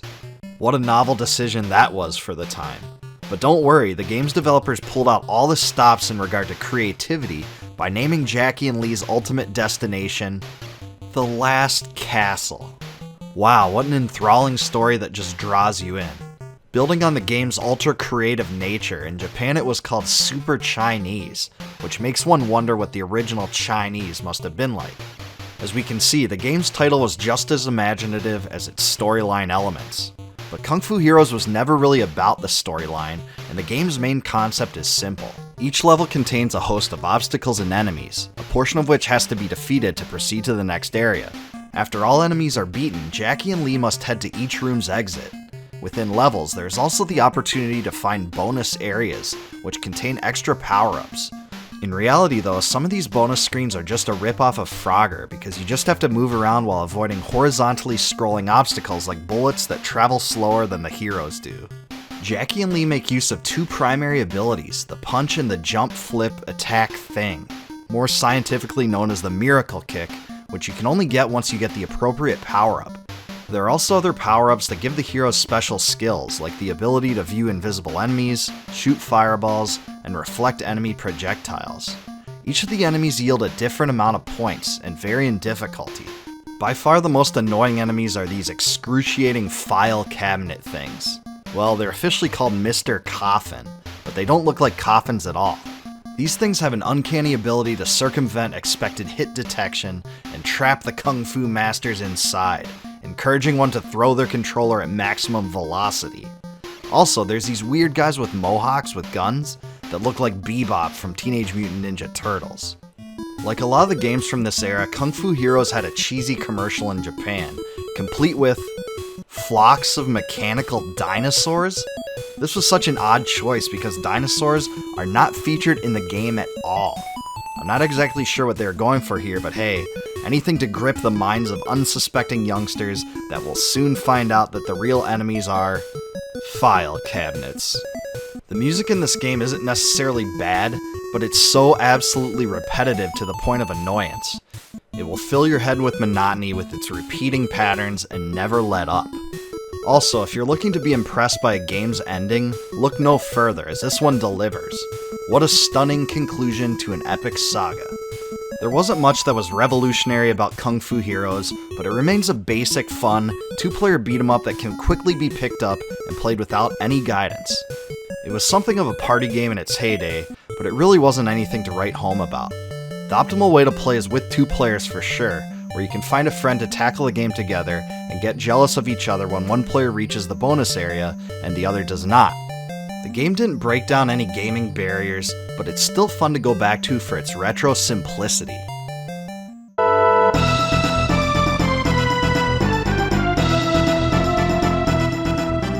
Most fans of retro games remember SNK for its fighting games, but in 1996, Metal Slug proved that the company had more versatility than some thought, and for good reason. Back in the day, Metal Slug was on the top of the list of games I always wanted but never had. I played the arcade when I was younger, and I wanted a Neo Geo desperately to play it, but the system was inaccessible to me because of its cost. Thankfully, the game has been ported to many other systems since. Metal Slug is a side-scrolling run-and-gun shoot-'em-up game with an attitude.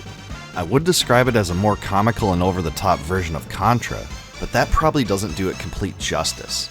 Metal Slug has a graphical style that is distinctive and instantly recognizable, and I love it. The graphics were also great. For its time, the colors were extremely vibrant and impressive. The game's name is taken from the SV-001 Metal Slug, the tanks that Marco and Tarma can utilize in the game. As for the story, our heroes Marco and Tarma are part of a Special Forces unit, the Peregrine Falcon Squad, attempting to thwart General Donald Morden's rebel army and prevent the creation of a new world order. At its core, the game is pretty simple. The player fights through swarms of enemies in each level and is met with a boss, usually huge in size, at the end. You can also get power-ups by freeing POWs in each stage. How do you free these guys, you may ask? You shoot them. Yeah, that's right. You You shoot them in the same way you shoot all the other enemies, but these chodes are somehow immune to your bullets. Of all of Metal Slug's amazing qualities, the first thing that comes to mind is the game's animations. All the animations for the sprites in this game are just absolutely fantastic, and still manage to hold up very well today. From the smallest details, like enemies walking, characters reloading their weapons, POWs greeting Marco and Tarma, and shots being fired, everything works together to make a fun experience. Even in 2020, the game is visually spectacular. Also, the animations and sound effects work together in this game to create a completely satisfying experience. Every single bullet produced an audible response, and many of the sound effects were over the top and comical. Also, each time you pick up a new weapon power-up, the narrator announces it in cheesy fashion. Rocket launcher! And it never fails to make me chuckle. I really love the fact that when bullets strike enemies that take multiple hits to take down, the enemies show a visual flash. It sounds like such a minuscule thing, but I just love this. Not only does it allow you to track your kill progress on these enemies, but each flash also makes you feel like you're dealing a lot of damage. If all games of this type had a visual mechanic like this, I would have loved it. The bosses were one of the coolest elements of the game, and SNK really nailed it with some creativity here. This boss, for instance, is one of my favorites. While traditional shoot-'em-up games mostly confine the player's experience to left and right side-scrolling, Metal Slug used different elevations and distances to add variance to the game and provide a memorable experience. Here, for instance, our hero is in the background, while the boss moves back and forth in the foreground. The player has to dodge shots that come from the bottom of the screen instead of from left and right, which forced you to play a little bit differently. They just did so many creative things with this game, and this was one of them. The one aspect that really plagued this game was the slowdown, which occurs especially when there are many enemies or animations going on at the same time. This issue was a product of the era that many games suffered from, and it definitely affects the gameplay here. It takes some adjustment when this happens in the game, especially when it comes to avoiding projectiles. Like many games of its type, Metal Slug is fairly short and can be beaten in about half an hour. In the arcade though, it was a true quarter muncher, and some areas were just so impossibly difficult unless you knew the attack patterns ahead of time. The game's challenge has produced some criticism, but it can definitely be overcome by experiencing different enemies and improving. As an arcade, the game became an instant classic, the start of an extremely memorable franchise. For those looking back, I couldn't recommend this game more.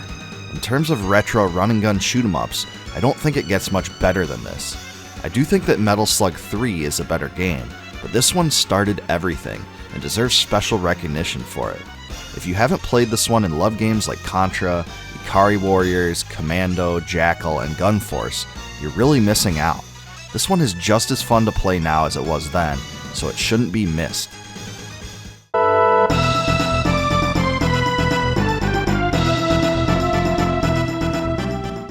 As Nintendo unveiled the Super Nintendo Entertainment System to the world, they wanted to show off the system's hardware. The company had put immense effort into Mode 7, a rendering capability included in the hardware that simulated the appearance of 3D gameplay. One of the ways they hoped to demonstrate Mode 7 was through F-Zero, one of the system's 5 launch titles. When it was released, F-Zero was an immediate hit. The 3D rendering capability made the graphics seem like they were from a game of the future. Players were left with the impression that their vehicle was going extremely fast, and this was a truly revolutionary change from previous racing games. The game was produced by the legendary Shigeru Miyamoto himself, and it shows. F-Zero features 15 unique tracks or courses, all of which have different designs, obstacles, and color schemes. There are also 3 separate leagues: Knight League, Queen League, and King League. The higher the league, the more challenging the courses. In the old days, I really enjoyed the challenge of mastering each of the leagues, and they really do ramp up the difficulty. One of the best parts of this game was the fact that each of the 4 cars was distinct, with separate strengths and weaknesses that set them apart from the others. For instance, the pink car, the Fire Stingray, has the highest max speed but the worst acceleration. The green car, the Wild Goose, has low acceleration but high durability and the second highest max speed. The blue car, the Blue Falcon, is very balanced in every category. Finally, the yellow car, the Golden Fox, has incredible acceleration but a low top speed. The strengths and weaknesses of the cars just added to the overall appeal of the game because there was a style of racer that suited everyone, much like in Super Mario Kart. Also, the differences allowed players to endlessly argue over which was better, which I certainly remember doing with my friends. F-Zero's music also gets a lot of praise, and after playing it is clear to see why. The title screen is fantastic, and most of the game's songs are very infectious. The tune for Mute City is especially memorable, and sticks in my head to this day. It's hard to find a better soundtrack on the SNES than this one, and I don't say that lightly. The upbeat songs are some of the most prominent, but they are also balanced out by some more subdued tunes as well. One of the most fun things to do in the game is to take the jumps at high speed, and you could really clear a lot of track with this method. However, it was also risky because some of the jumps have the potential of shooting you far into the outskirts of the course, and if you land there, you lose the race. The tracks offered some obstacles, such as slip zones that make your vehicle slower, landmines that damage it, and guardrails. The main thing to be aware of though is your power bar, which lowers when you take damage. When it's fully depleted, your car explodes and you lose the race. Power can only be recovered by driving over specific regions on each course, and they are few and far between. Shortly after its release, F-Zero was featured in a quintessential early 90s commercial. Get a load of this. Nothing prepares you for F-Zero, created for the new Super Nintendo Entertainment System. You won't believe the power. You won't believe the control. You won't believe the jumps, the curves, or the feeling you get until you experience it for yourself. Wow, that's fast. F-Zero for the ultimate G-Force, only on the next generation from Nintendo. Now you're racing with power, superpower. Many retro gaming fans may be surprised to learn that Nintendo actually built a pretty interesting story around the game, and even included an awesome instruction manual that explains the background. F-Zero is set in the year 2560 after humanity has encountered many forms of alien life. In the process, technological advancements and wealth have led businessmen to desire more entertainment. These trends have led to the creation of Grand Prix races that are referred to as F-Zero. It was a pretty cool concept, and there are definitely some interesting characters in the game's world, like Captain Falcon, a prominent Nintendo character that made his debut in this game. My favorite driver is the dude named Pico, who pilots the Wild Goose. But watch out for him because in addition to his driving skills, he's also a competent hitman? Well, I guess that's better than an incompetent hitman. All the drivers and their backstories are featured in the manual, and Nintendo even included a 7-page comic book to introduce the game's setting and characters. This was just an awesome touch that added a lot of allure to the game. Despite all the awesome aspects of the game, F-Zero does have some downsides as well. One of them is that the game doesn't support 2 players, which is disappointing, but makes some sense given the game's marketing. Nintendo wanted to show off the full Mode 7 capabilities, which wouldn't have looked nearly as good with a 2-player split screen, so the way they handled this may have paid off in the end. But still, I would have loved a version that allowed competitive racing with a friend.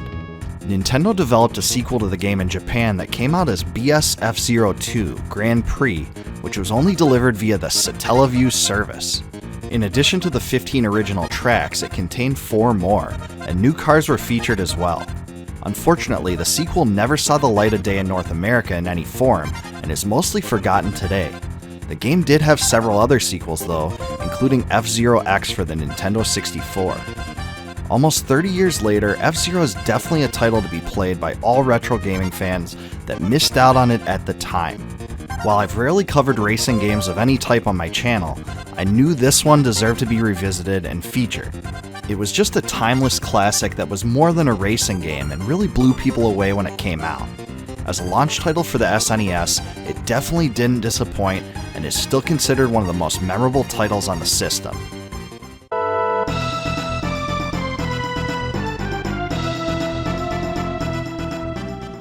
In 1990, Capcom brought Magic Sword to the arcades. As a side-scrolling action-adventure game, it was a smash hit in Japan.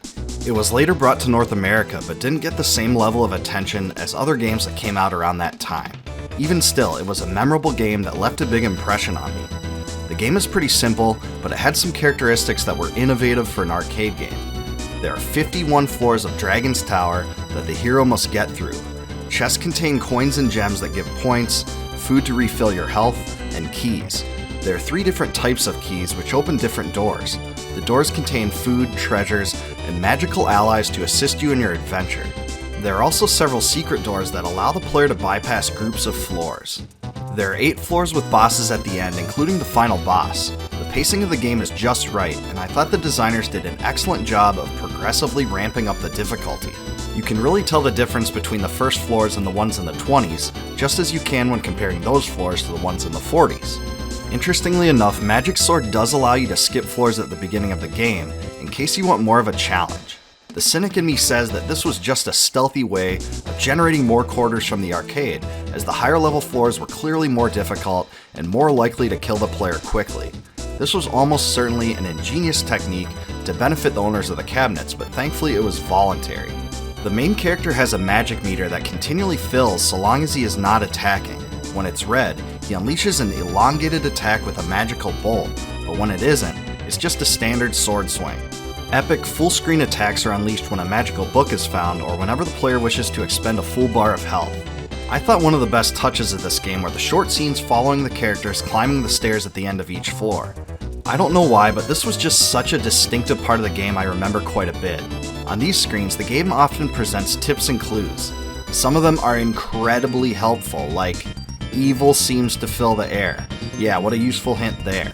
Also, there's the good old classic helpful hint number 2. Let's go and be careful. Last but not least, open the treasure chest with care.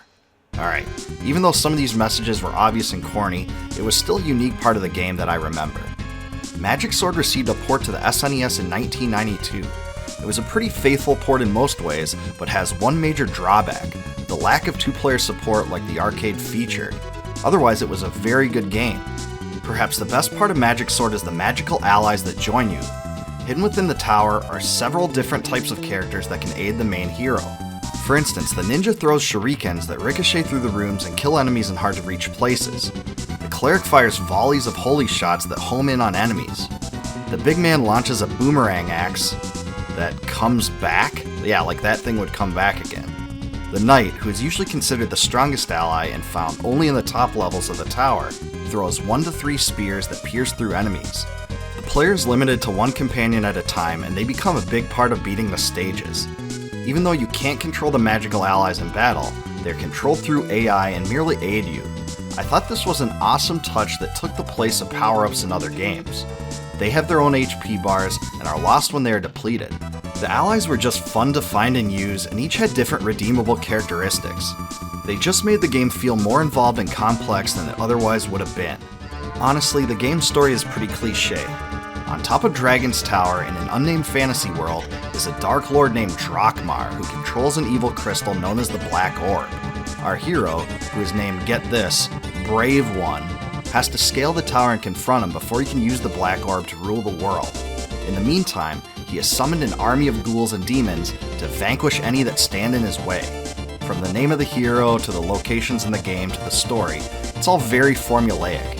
However, this doesn't detract from the game at all, because you can tell Capcom was going for a fantasy adventure that focused more on gameplay instead of the story. One of the craziest things about the game is that after beating the last boss, the player is able to choose whether or not to destroy the Black Orb at the center of the story, which alters the ending drastically. I won't give away any spoilers here, but let's just say that each choice concludes the game very differently. Most unfortunately, the game has the most cliched and uninteresting name imaginable. I honestly can't think of a more nondescript name for a fantasy game than Magic Sword. Despite this, it really was a trailblazer of a game for its time, and there really weren't many arcade games like it. I really love this game because it felt more like an adventure game than any other arcade I had ever played. The closest comparison I could make is a side-scrolling version of Gauntlet. It doesn't exactly play like that game, but it sure seems influenced by it. There was just something about it that really caught my attention and enticed me to keep playing until I won. Even if you can only get your hands on the SNES version, the game is still definitely fun, even if you missed out at the time. Crushing through enemies and collecting items is just a blast, even to this day. Just be aware that the arcade is generally better for the two-player functionality. Either way, I love Magic Sword so much that it became one of my favorite arcade games ever. I consider it a true hidden gem of the era and as a game that was completely overlooked.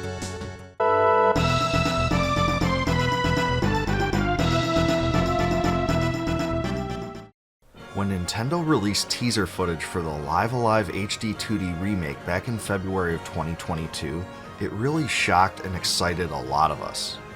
Prior to that, there hadn't been any indication Square Enix planned to revisit the game or bring it to a North American audience at all. As a true hidden gem of the SNES era, it was a game a lot of hardcore RPG enthusiasts talked about, but very few actually played. So this provided a thrilling opportunity to do just that. My first experience with Live Alive was thanks to an English translation patch for the original version that was released a long time ago, and I really loved it. I'd even say it shares a lot of characteristics with the greatest RPGs of the past. I reviewed it for the channel before the remake was announced, and you can always check that out if you want a feel for the original. Even so, I was extremely eager to check out the new version to see if it truly represented the game well in the modern age. And hey, this video will answer that.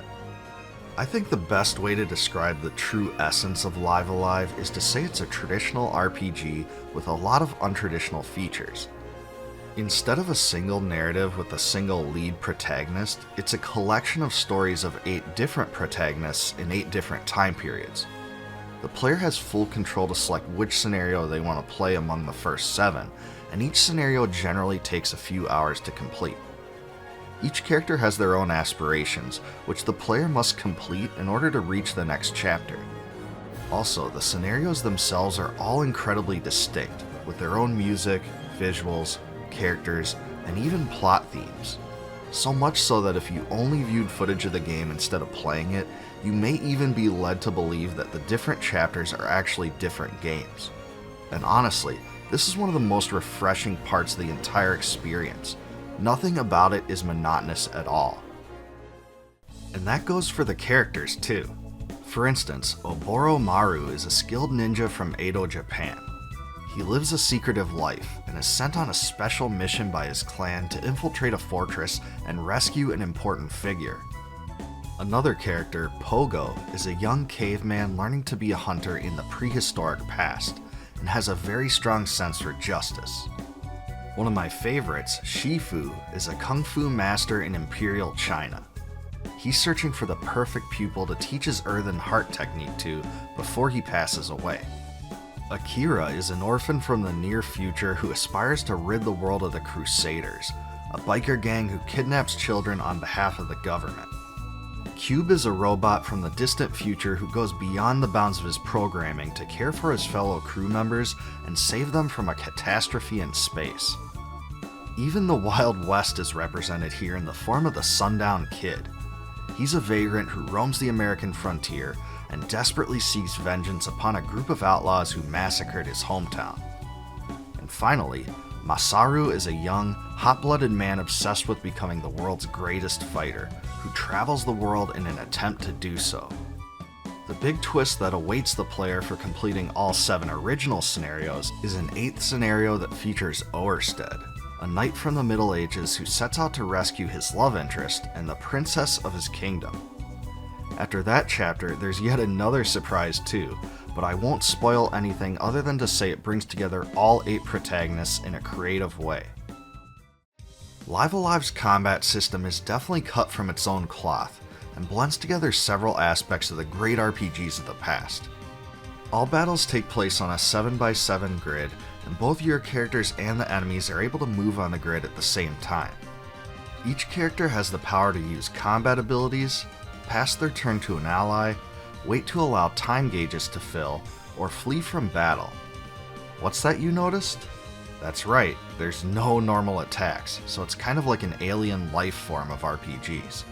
The game is actually designed in a way where each ability has different purposes and functions differently. And honestly, after playing it for a while, I kind of dig this. It definitely takes away a lot of the monotony you can feel in other RPGs.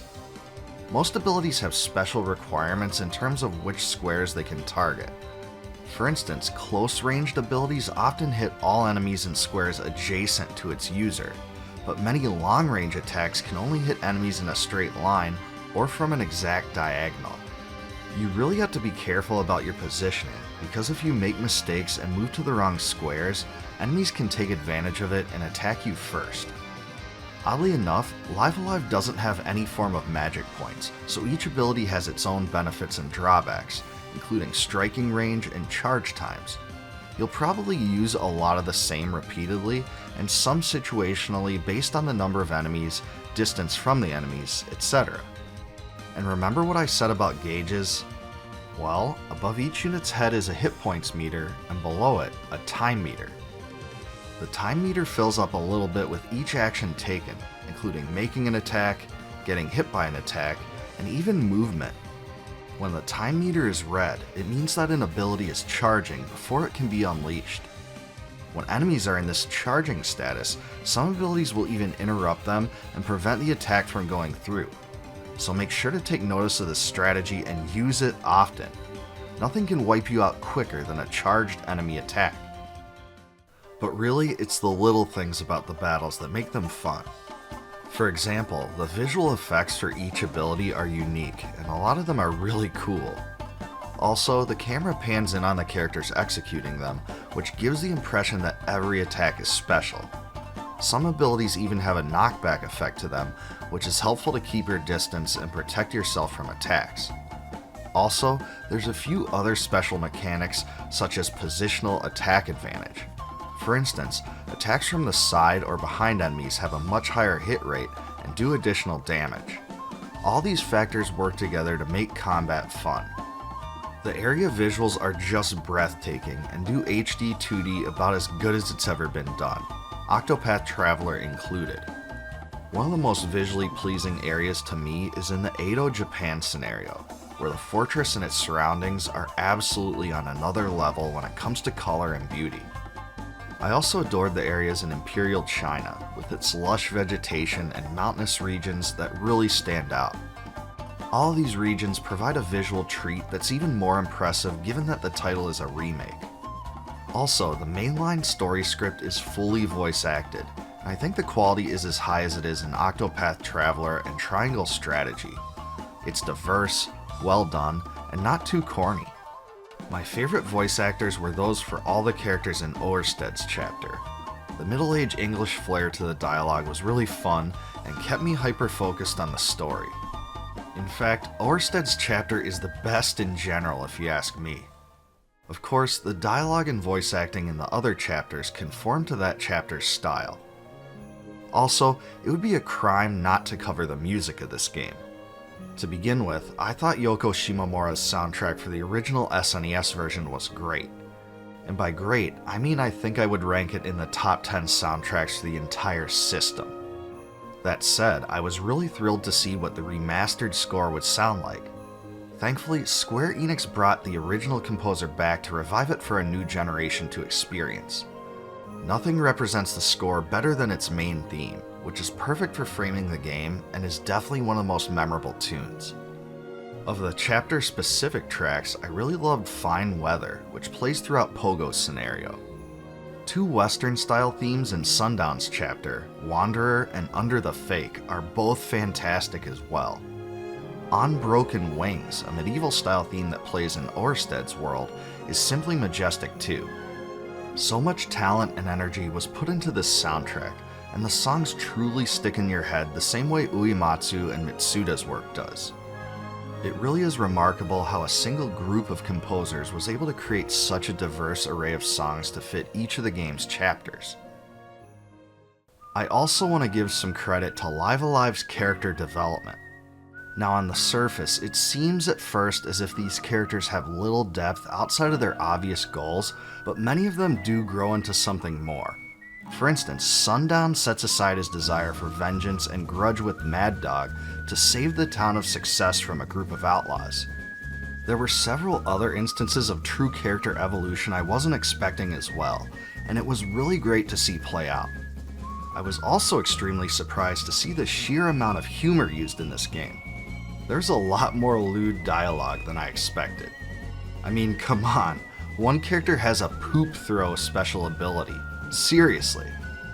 I won't reveal any specific details of Live Alive's ending, but I wanted to make it a point to mention that the ending itself is a completely creative concept with very few comparisons to any other game.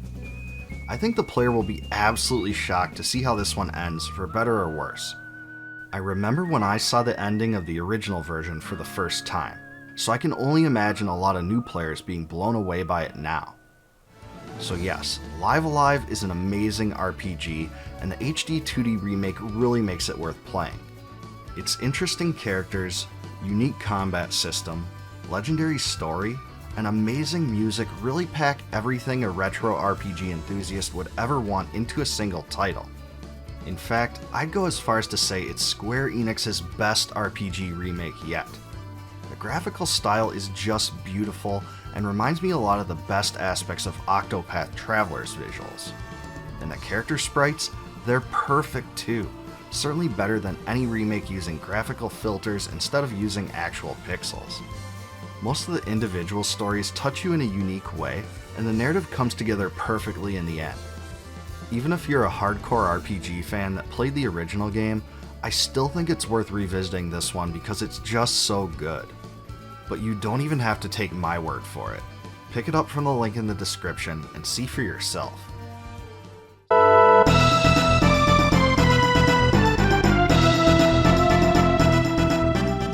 After the North American run of the SNES, I was totally optimistic about the future of console RPGs. Because the SNES offered so many great classics in the genre, I was excited to see what the next generation of consoles would bring. I was particularly excited for the Sony PlayStation, but at the same time, there was one game that inspired me to buy a Sega Saturn as well, and that game was Dragon Force. No, not that Dragon Force, but I'm a huge fan of those guys as well. Released in 1996, Dragon Force predated many of the greatest RPGs of that generation of consoles, including Final Fantasy VII and Xenogears. When it was released, many aspects were well ahead of their time. From the battle system, to the characters and story, to the soundtrack, the game was a remarkable feat, even though it goes largely overlooked today. In the 1990s, the gameplay in most tactical RPGs played out on a grid where characters could move upon the map in turn-based fashion, and attacks had various distance requirements and other constraints. Sometimes this was done in an isometric view, but not always. The Langrisser games and Tactics Ogre worked this way, and more famously, Final Fantasy Tactics adopted a similar form. Dragon Force, however, was unique compared to many of its counterparts. It plays a bit more like Ogre Battle, but that isn't the best characterization either because combat is completely different. Much of the gameplay takes place on the world map, where troop movements are planned. Here, you can enter into towns and castles, where you can recruit and deploy forces.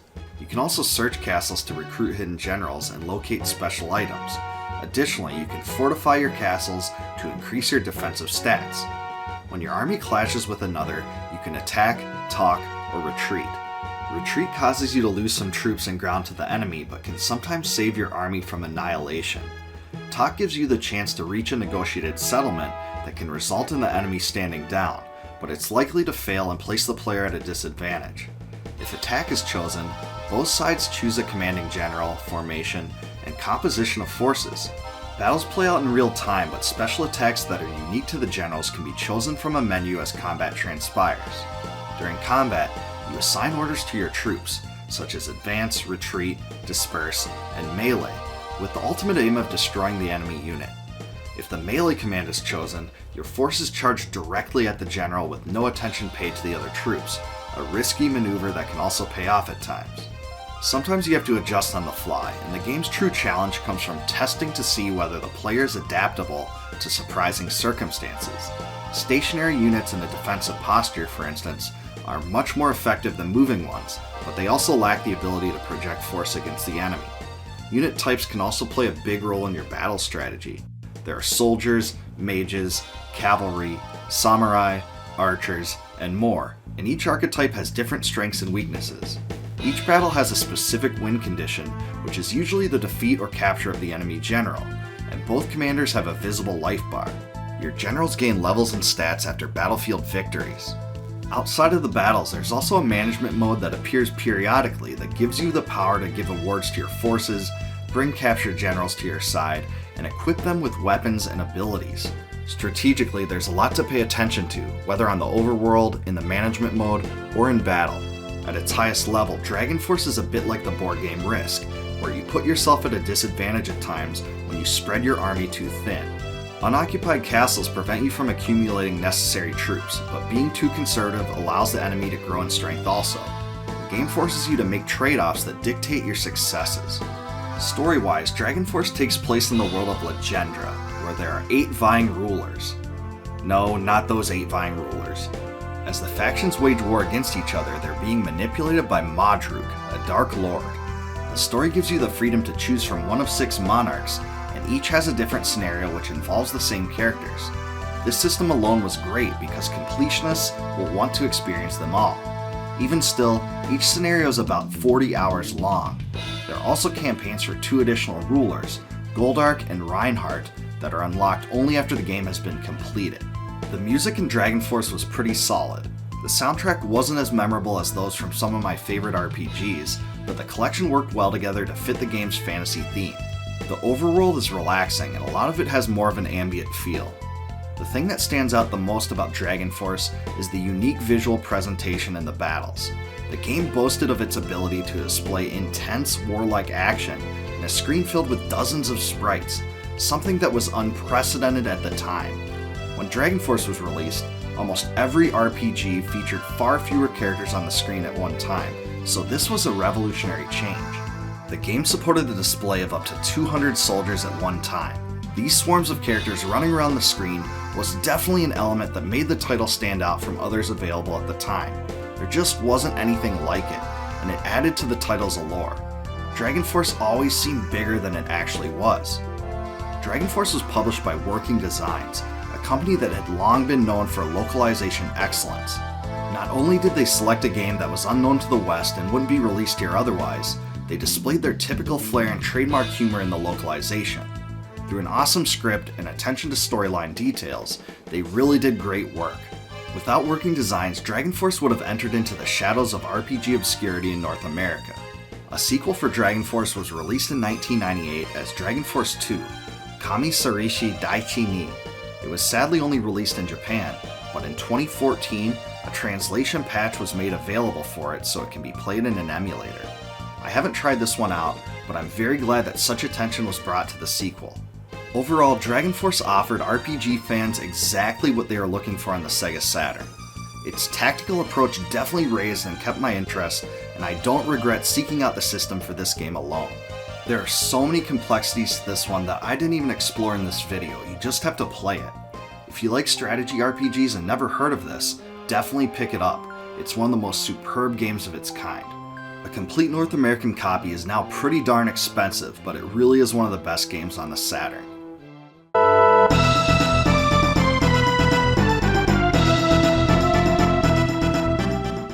When it comes to retro gaming, the sharing of information in the internet has made it rare for games that were so good in the past to remain unrecognized today. Nevertheless, such seems to be the case with Conquest of the Crystal Palace for the NES, which remains an obscure title in a gargantuan library of classic games. Conquest of the Crystal Palace combines action platforming with adventure elements. The main character Farron has a health bar, so one need not worry about single-hit deaths like some of the other action games on the system. Jump is possible, but note that attacks during a jump make the main character fall quicker than normal, which is a bit unexpected. At first this seems awkward, but it's easy enough to adjust to after playing for a while. Also, whenever you get hit, you're knocked back a bit like Ninja Gaiden. This can cause some frustration, as getting hit this way makes it easy to fall into pits. However, in this game, the pits send you back to a place earlier in the level, rather than killing you outright. The main character's dog Zap can always be called upon to attack enemies on the screen. However, he also has a health bar, so this ability should not always be used. A plethora of enemies await, each of which drop items when defeated. The rewards are most commonly gold, but you can also get weapons and other items as well. Gold is necessary to purchase health, items, and extra lives in shops that appear in each of the levels. You can also use these shops to learn additional combat abilities. The intra-level shop system kind of reminded me a bit of Xexyz, where using the shops played a key role in the game. One of the first things that leaps out at you when you sit down and play this game is the art style, which is completely unique. The game's graphics seem to be influenced by Japan's samurai era. This can be seen by the level designs, the characters and their clothing, and also the designs of the bosses. According to the story, the kingdom of the Crystal Palace was conquered by an evil demon named Zarus 15 years before the game begins. Only Zapolus, a protector of the kingdom, and Farron, its prince, managed to escape. For some unknown reason, Zapolus was transformed into a dog named Zap, and the prince was changed into a 6-month-old baby. But hey, I guess I won't ask any questions. After the passage of years, Farron has cultivated his fighting skills and learned that it is time to retake the same kingdom that was deprived of him. As the game begins, Farron must choose one of 3 spirit crystals to aid him in his quest. The life crystal increases your overall health, the spirit crystal allows Farron to shoot fireballs, and the flight crystal allows for an extended jump range. The choice seems pretty significant at first, but it's actually possible to acquire all 3 of these abilities later in the game. Interestingly enough, Conquest of the Crystal Palace was the first project of Yasumi Matsuno, the famous game designer that went on to play key roles in the creation of Ogre Battle, March of the Black Queen, Final Fantasy Tactics, and Final Fantasy XII. Working alongside Matsuno on the game was composer Masaharu Iwata, who later collaborated with his peer many times over. Though the NES was incapable of delivering the sound quality that Iwata's later games delivered, you can still hear his influence in the game. Despite the magnitude of their later achievements though, it was Conquest of the Crystal Palace where the two got their start. The game was developed by Quest in Japan and brought to the United States in 1990 by Asmik. For the North American release, the difficulty was reduced, a decision that was fairly commonplace at the time. There was also some censorship to conform with Nintendo's North American standards. For instance, the game is called Maten Doji in Japan, Demon Heaven Boy. Also, the Crystal Palace is actually the Heavenly Palace, but this was considered a religious reference that was removed from the game. In the Japanese version, one of the levels was also based on Hell, but in the North American counterpart, there were some graphical changes to this area to make it less overt. Also, the instructions refer to the stage as the Lair of the Hungry Ghosts instead. Oddly enough though, references to demons remain in the game and weren't removed. In hindsight, it's surprising that this wasn't touched while enemy graphics were. One of the coolest parts of the game are the bosses. At the end of each stage, Farron faces one of the demons that has taken over the Crystal Palace. For 1990, the sprite sizes for these enemies were huge and they really stood out. The last boss is especially cool and has 2 different forms that provide a challenge. With the help of your weapons, combat techniques, and zap, a bit of awareness and strategy is necessary to defeat them.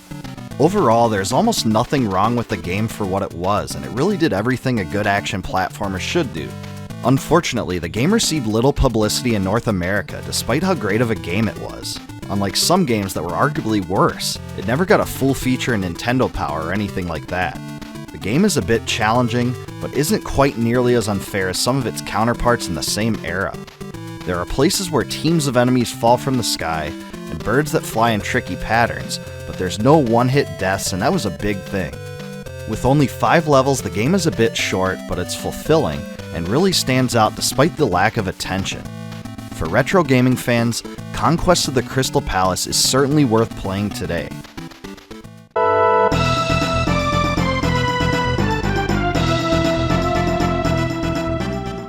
There were a ton of side-scrolling shooter games for the SNES.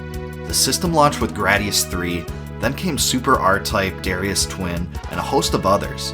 None of these games, however, were quite as unique as Axelay.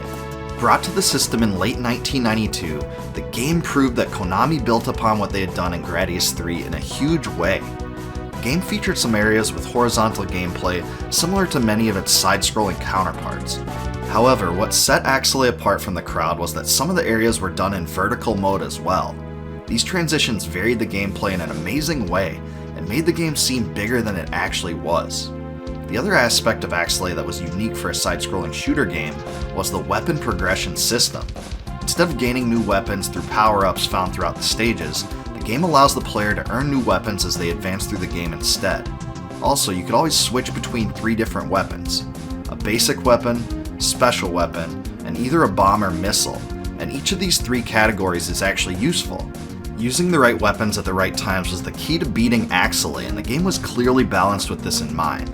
This was one facet that made the game much more complex than other scrolling shooters, many of which seem much more monotonous with a single weapon only. Also, whenever you finish picking your weapons, you get this awesome voiceover. Arms installation is complete. Good luck. That's pretty good for the SNES. Another refreshing element of Axelay was the death and respawn system.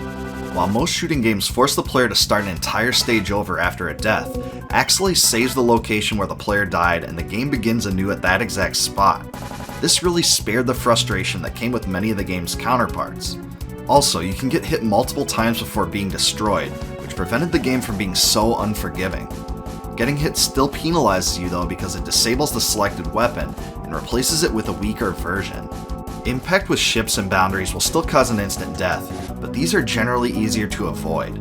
The game just never seems too unfair, though the highest difficulty is rough. Perhaps the best part of Axelay is the fact that it isn't plagued by the crazy slowdown that affects so many other scrolling shooter games. This was an incredible achievement, especially because the game featured graphics that went far and beyond most other games on the system. Slowdown complaints were probably the most common criticism made against SNES shooter games, but Axelay was never affected by it. And wow, just look at these graphics. The visuals in this game were absolutely astounding, especially for a game that came out near the beginning of the SNES's life cycle. The way that the backgrounds appear are just amazing and really seem to transcend the power of the system. The artificial horizons make you feel like you're just hovering over the worlds, and I love it. The places with multiple layers just look incredible, and this isn't just a one-time thing. The game is filled with these experiences. The graphics of Axelay just hold up very well today, especially compared to many of the other games from the same era. The bosses are also huge and have amazing animations that just make them seem ultra powerful. Their colors are vibrant, and the way they move and fire in patterns is just awesome. The game really is an incredible spectacle, and the boss encounters really play into it well. The team of developers that created this game went on to found Treasure, the creators of Gunstar Heroes for the Sega Genesis. That game was great as well, and was also noted for its awesome graphics. Incredibly, Axelay did not sell very well. Konami had actually planned a sequel, which was promised to players completing the game on the highest difficulty twice in a row.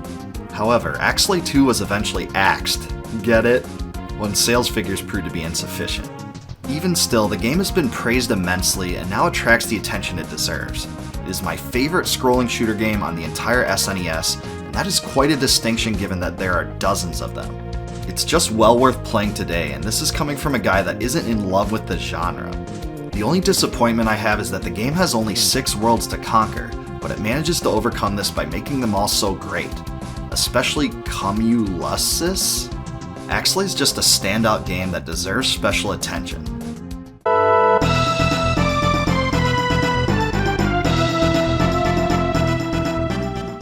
In the 1990s, most console RPGs followed an extremely predictable formula. In 1995 though, EarthBound revolutionized the genre and provided an experience unlike virtually every other game of its kind. With a modern setting and characters, hyperbolic storyline, and trademark over-the-top humor, it truly stands out from the crowd. Even on a system with over 100 RPGs, the game remains one of the most memorable. EarthBound was the masterwork of Shigesato Itoi, who only got the opportunity to create the game because his vision impressed Shigeru Miyamoto, legendary creator of Mario and Zelda. According to Itoi himself, the development teams were staffed mostly by individuals willing to work all night on the project. Even so, the game came under the repeated threat of cancellation, but it was finally completed in 1994. First, let me get into the things that separate the title from other RPGs. EarthBound is filled with modern concepts. Phones to call others, ATM machines to withdraw money, shopping malls, bicycles, hotels, and arcades. There's even a pizza delivery system where you can order health-restoring pizzas to wherever you are, even inside dungeons. Now these guys deserve a hefty tip. The game is oriented in sort of an isometric view. It doesn't look quite the same as say Arcus Odyssey or Super Mario RPG, but the structures and buildings are arranged in an isometric way. In addition, the controls allow for movement in 8 cardinal directions, which was actually a novel concept for an SNES RPG. EarthBound's most distinctive quality, bar none, is its unique brand of humor, which fills the entire game. Almost every scenario and objective is constructed in a way to be ridiculous, intentionally so, and create so many memorable moments and laughs. Whether it's sharing too much information, characters that crack jokes, or even enemies that belch, there's just so much here to love. But it doesn't do the game justice just for me to tell you the game has so many bits of humor, so let me cite some specific examples that stuck out to me. One subject that just cracked me up was Apple Kid and Orange Kid in Tucson. Both are young inventors in financial distress, but they're actually quite different. Apple Kid is considered a smelly lunatic, whereas Orange Kid has a reputation for being brilliant and studious. While Apple Kid's inventions prove to be pivotal to the success of Ness and his friends, Orange Kid tries to figure out how to unboil an egg for most of the game. Another humorous moment occurs on the sea to Scaraba, where Ness and the group defeat a Kraken. Afterward, the captain of the ship you're using says he contributed to its demise by throwing his slippers at it. Right. Most importantly, Ness's neighbor Pokey plays one of the biggest roles in the game, and he's such a chode. At almost every step of Ness's journey, he appears out of nowhere, often playing second fiddle to one of the group's adversaries. Some of these moments are just so ridiculous, like when he escapes from Forside after stealing the mayor's helicopter. The game doesn't take itself seriously at all. I mean, come on, Ness learns about his destiny to save the world from a dying bee that was killed by Pokey's mom. And these aren't unique highlights, the game is totally filled with these hyperbolic and comedic moments, and they totally add to the enduring allure of the game. In comparison to other RPGs from the era, one can easily tell that an incredible amount of time was poured into EarthBound's translation. The loads of humorous moments added incredible flavor, and really stand out as one of the best aspects of the game. EarthBound really isn't the type of game that features a ton of epic character progression moments, but the characters themselves are distinct. Ness is your average boy who loves steak and has a dog, and uses a baseball bat in battle. Paula assists her mother teaching preschool in Tucson, and has incredible psychic powers. Jeff is the son of a brilliant scientist, and spends his time in a boarding school in Winters. Pooh is Dahlum's prince, who is studying martial arts. They all fit together well and get added to the party as you progress through the game. The characters more or less are who they are. Though there are interactions between them, almost all of it is shared from the perspective of other characters. Minor characters do play an enormous role in how the game unfolds though, and you will see several of them multiple times along your journey. The one minor gripe I have is that you don't get Pooh until near the end of the game, and even after you do, he leaves the party for a fairly significant amount of time almost immediately afterward. I thought that this part could have been handled a little bit better in the story, but it doesn't detract from the overall experience. As for combat, there isn't too much that's groundbreaking here. Battles take place in a first-person view. It's a little bit like the Phantasy Star games, except for you don't see your characters at all, only enemies. The most unique facet of the battles is probably the health gauge ticking concept. Whenever your characters are hit by attacks, their life takes some time to tick down to eventually reach the full value of the hit. This means that even if you take fatal damage and manage to finish the battle before the meter reaches 0, you will remain alive. This was a bit innovative, but almost all other aspects are pretty standard fare. When it comes to the soundtrack, I mostly love it, but have some mixed feelings here. It has a lot of songs for an SNES game, and that's a very good thing. It has both melodic tunes and ambient songs that play during storyline segments. I can see how the varied array of songs may be appealing to some, but I think some of the ambient tracks don't hold up as well. That said, I think the upbeat melodies, and especially the town themes, are incredible. Those for Onett, Tucson, Winters, and Forside are just awesome, and a true pleasure to listen to. There's also a fierce and infectious tune that plays during the end boss. I don't want to completely spoil that moment in this video, but you can see where it occurs if you take a look at my complete storyline video for the game. Unlike almost all other RPGs, EarthBound contains a few extremely rare items that have a very low chance of dropping from certain enemies. For instance, Pooh's Sword of Kings, his most powerful weapon, has a 1 in 128 chance of being dropped from a Starman Super. This is made even worse by the fact that this enemy is only available for a very short time in the game. This system of ultra rare drops doesn't take away from the average player's fun, but it's almost certain to drive completionists mad. Another aspect of EarthBound that was really executed well was the stark contrast between its various settings. At the beginning of the adventure, you make your way through several small towns, and at first the game seems limited to that. But after you venture out a bit, you encounter all sorts of places. Among them is a winter wilderness with Stonehenge, pyramids in the desert of Scaraba, the metropolis of Forside, the beach resort of Summers, and Saturn Valley, the land of the game's iconic pink creatures. There's even a dream world to get through later in the game, and some time travel thrown in as well.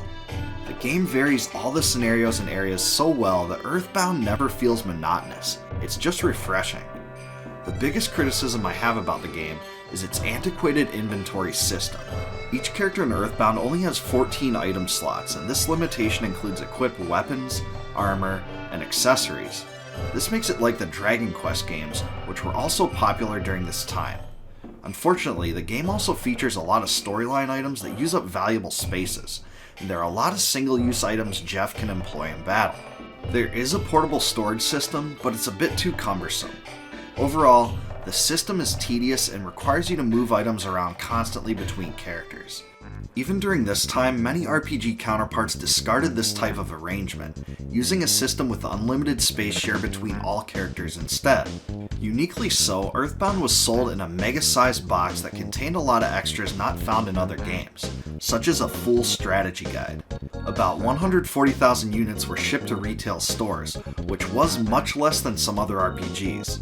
It also had an infamous and obscure marketing campaign where scratch and sniff smells were included in Nintendo Power.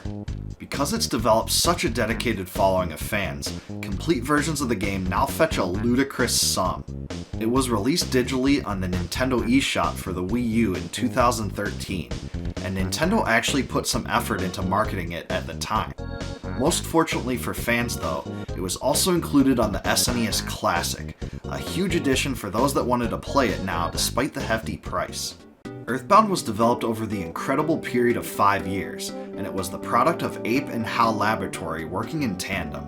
The game had a predecessor in Japan called Mother.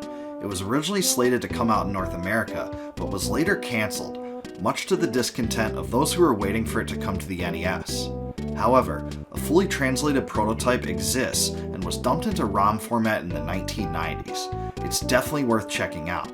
It was also finally released officially as EarthBound Beginnings in 2015 for the Wii U. Everything combined, I can see why EarthBound has amassed such a dedicated following. It just oozes with character, and really has no comparison on the SNES. I think it's a bit on the easy side, but it more than makes up for that complaint with its originality. Even if you make your way through the game, there's so much great lore and humorous text that it remains fresh, and you can always discover something new in subsequent playthroughs. It's an RPG, but it's so unlike the system's other RPGs that it has its own distinctive flavor that has stood the test of time. It definitely won't blow you out of the water with its graphics or character development, but its humor, gameplay, and story are memorable in so many ways. The only real RPG trope that EarthBound embraces is the goal of saving the world from evil. In almost every other way, it broke the stereotypical mold. It's definitely cut from a different cloth, but I absolutely recommend it to everyone that has yet to play it.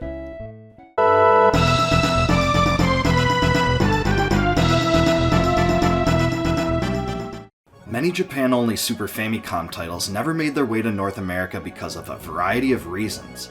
For most games of this kind, it came down to cultural differences between audiences, regional genre preferences, and gargantuan scripts that required immense time and effort. With Treasure Hunter G, though, it seems more likely that the title never made its way across the sea because it was released so late in the system's life cycle. Being released in May of 1996 meant that the next generation of consoles were already on their way, and few games were published on the SNES after that point.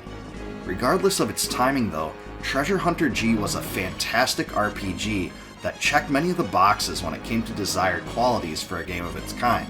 Thankfully, the game is now accessible to English-speaking audiences by way of a translation patch that was first released in 2002. Treasure Hunter G takes place in a fantasy world where two brothers, Red and Blue, travel the world. Their father, Brown G, is often away on grandiose treasure hunting expeditions, forcing both brothers to feel empty and neglected. Red is something of a macho personality, whereas his brother Blue lacks self-confidence and suffers from depression. Along their journey, they also find Rain, a quiet girl with a mysterious past. Accompanying her is Ponga, a monkey with an attitude. Along the way, the adventurers have to deal with a creatively named Dark Lord and his minions. The characters each have their own defining aspects that set them apart from the rest. Red is the most physical intensive fighter with high attack and defense. Blue is another good melee fighter that can make use of a teleportation ability. Rain is the party's main healer, and she gets some offensive magic as well. Ponga functions much like a wizard, and he can learn all the attack magic in the game. Combat in Treasure Hunter G takes place on a grid. Each cell on the battlefield is a shaded color, each of which uniquely impacts the circumstances of combat. For instance, yellow squares make your special abilities require twice as many resources to execute as blue squares do, whereas red squares require twice as many resources as the yellow squares. In other words, positioning has a huge impact on resource management, and where the characters are standing is extremely important. This requires strategic decisions to be made by the player, but I think the game actually does a pretty good job of making sure it isn't too unfair. This is because many of the items expand your resource points, otherwise known as ACT. Also, each of the characters possess a range of attacks, and those that are long range can allow them to avoid having to stand on the costly squares. Unlike many other titles of this type, your own party members can actually inflict damage upon the others, so you really have to keep this in mind as you play. In Treasure Hunter G, you gain experience points after every successful hit in combat, and characters level up each time they accumulate 100 points. Many of the battle mechanics are reminiscent of some of the strategy RPGs from this time. Expect combat to be much more similar to Vandal Hearts and Tactics Ogre than to Final Fantasy.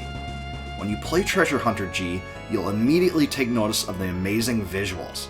If you were to compare this game to some of the early RPGs on the system, like say Drakkhen or the 7th SaGa, you will simply be blown away.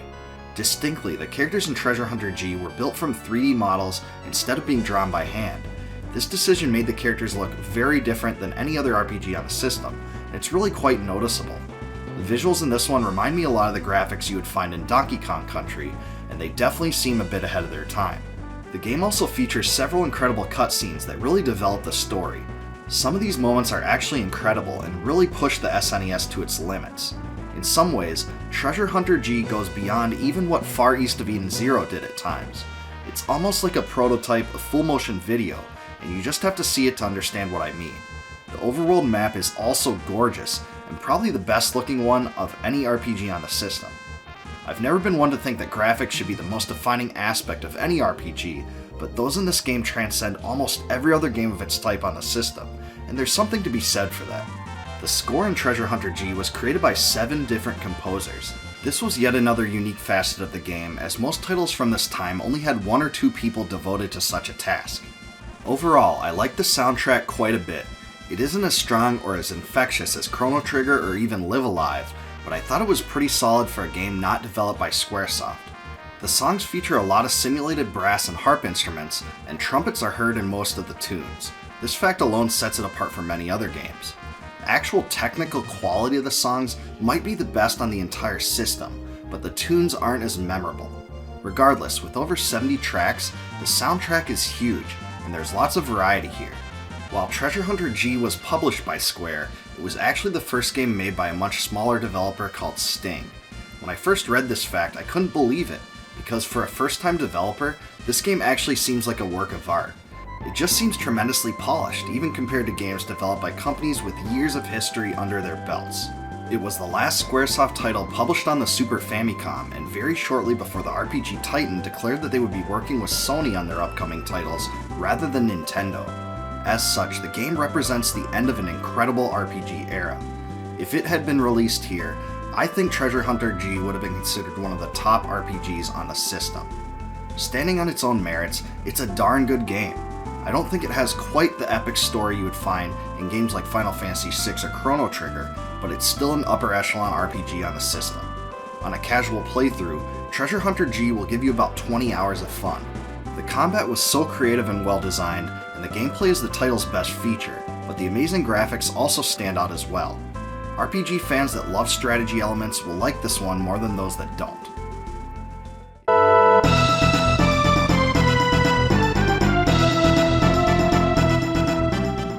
During the middle of the life cycle of the Sega Genesis, Wolf Team developed Arcus Odyssey. Published by Renovations Products, the game provided the console with a much-needed dungeon crawler. In reflection, I think the title became one of the most unique on the system. At the beginning, you select from one of 4 characters. Jeddah is a male swordsman, Erin is a warrior maiden, Diana is an archeress, and Bede is a magic stick fighter? Well, that's what the manual says anyways. 2 players can also join together in a co-op mode, which was a novel concept in a game like this one. Arcus Odyssey has no save functionality, but it does have a 10-character password system. As the story goes, an evil sorceress named Castamira plotted a scheme to destroy the world. As part of her plan, she would use her dark magic to remake the world according to her own design. In the process, she brought chaos and destruction in her wake. It is therefore up to you, as the player, to put a stop to her resurrection and restore peace to Arcus. All of this happened a long time ago in a Oops, never mind, wrong insert there. We'll just add a sword, replace the font, and change it to a fantasy motif. Voila! The gameplay takes place in an isometric view, but the player can freely roam in 8 directions. The view alone made it innovative for an action-adventure title in 1991, and definitely gave the game a distinctive style. In the dungeons, the projectiles of the heroes also ricochet off the walls, which added another element of gameplay. Using one's ingenuity, a talented player could use this to their advantage by killing hard-to-reach or challenging enemies. At times, Arcus Odyssey behaves as a shoot-'em-up of sorts, despite the fantasy adventure setting. Despite the isometric gameplay, the controls were very easy to get used to. Along the journey, non-playable characters will also sometimes join to assist the main hero. In this way, the game reminded me a bit of Magic Sword for the arcade and SNES. There are herbs, potions, and other items to find as well. For instance, take a look at this invincibility potion. By making use of it, you can avoid the most dangerous attacks of bosses, and make sure to get enough attacks in to kill the monster. Its dungeon crawling, item finding, and monster slaying are its biggest strengths. There are some storyline segments as well, but this one emphasizes gameplay more than story. There are also some pretty awesome bosses, which require a bit of skill to defeat. There is always a surprise to find lurking around the corner, and this was one of the best aspects. In some ways, this game is reminiscent of an improved version of Gauntlet. My chief criticism of Arcus Odyssey is that some of the areas do not unlock until you talk to the right NPC or trigger the correct text. There are times where your destination becomes unclear, and this can cause some confusion. The repeated sound effects can also get tedious after a while, but the treasure chest opening is great, very memorable. Unfortunately, Arcus Odyssey was released roughly at the same time as a minuscule little title called Sonic the Hedgehog. Because Sonic became such a total phenomenon, this game went completely overlooked and has been relegated to the shadows of gaming history. However, even back then, Arcus Odyssey got some good reviews and attracted a cult following. Believe it or not, the game was also ported to the Super Famicom as Arcus Spirits, but it was released in Japan only. After playing both, I can safely say that I enjoyed the Sega Genesis version better. A sequel was planned for North America, but it was cancelled following Sega's acquisition of Renovation Products. Arcus Odyssey is super solid, even though it is all but forgotten today. If you like classic dungeon crawling adventures, give this one a chance. It's one of my favorite overlooked games of the Sega Genesis. There are a few others like it on the system, and thankfully the price on the cart is pretty reasonable.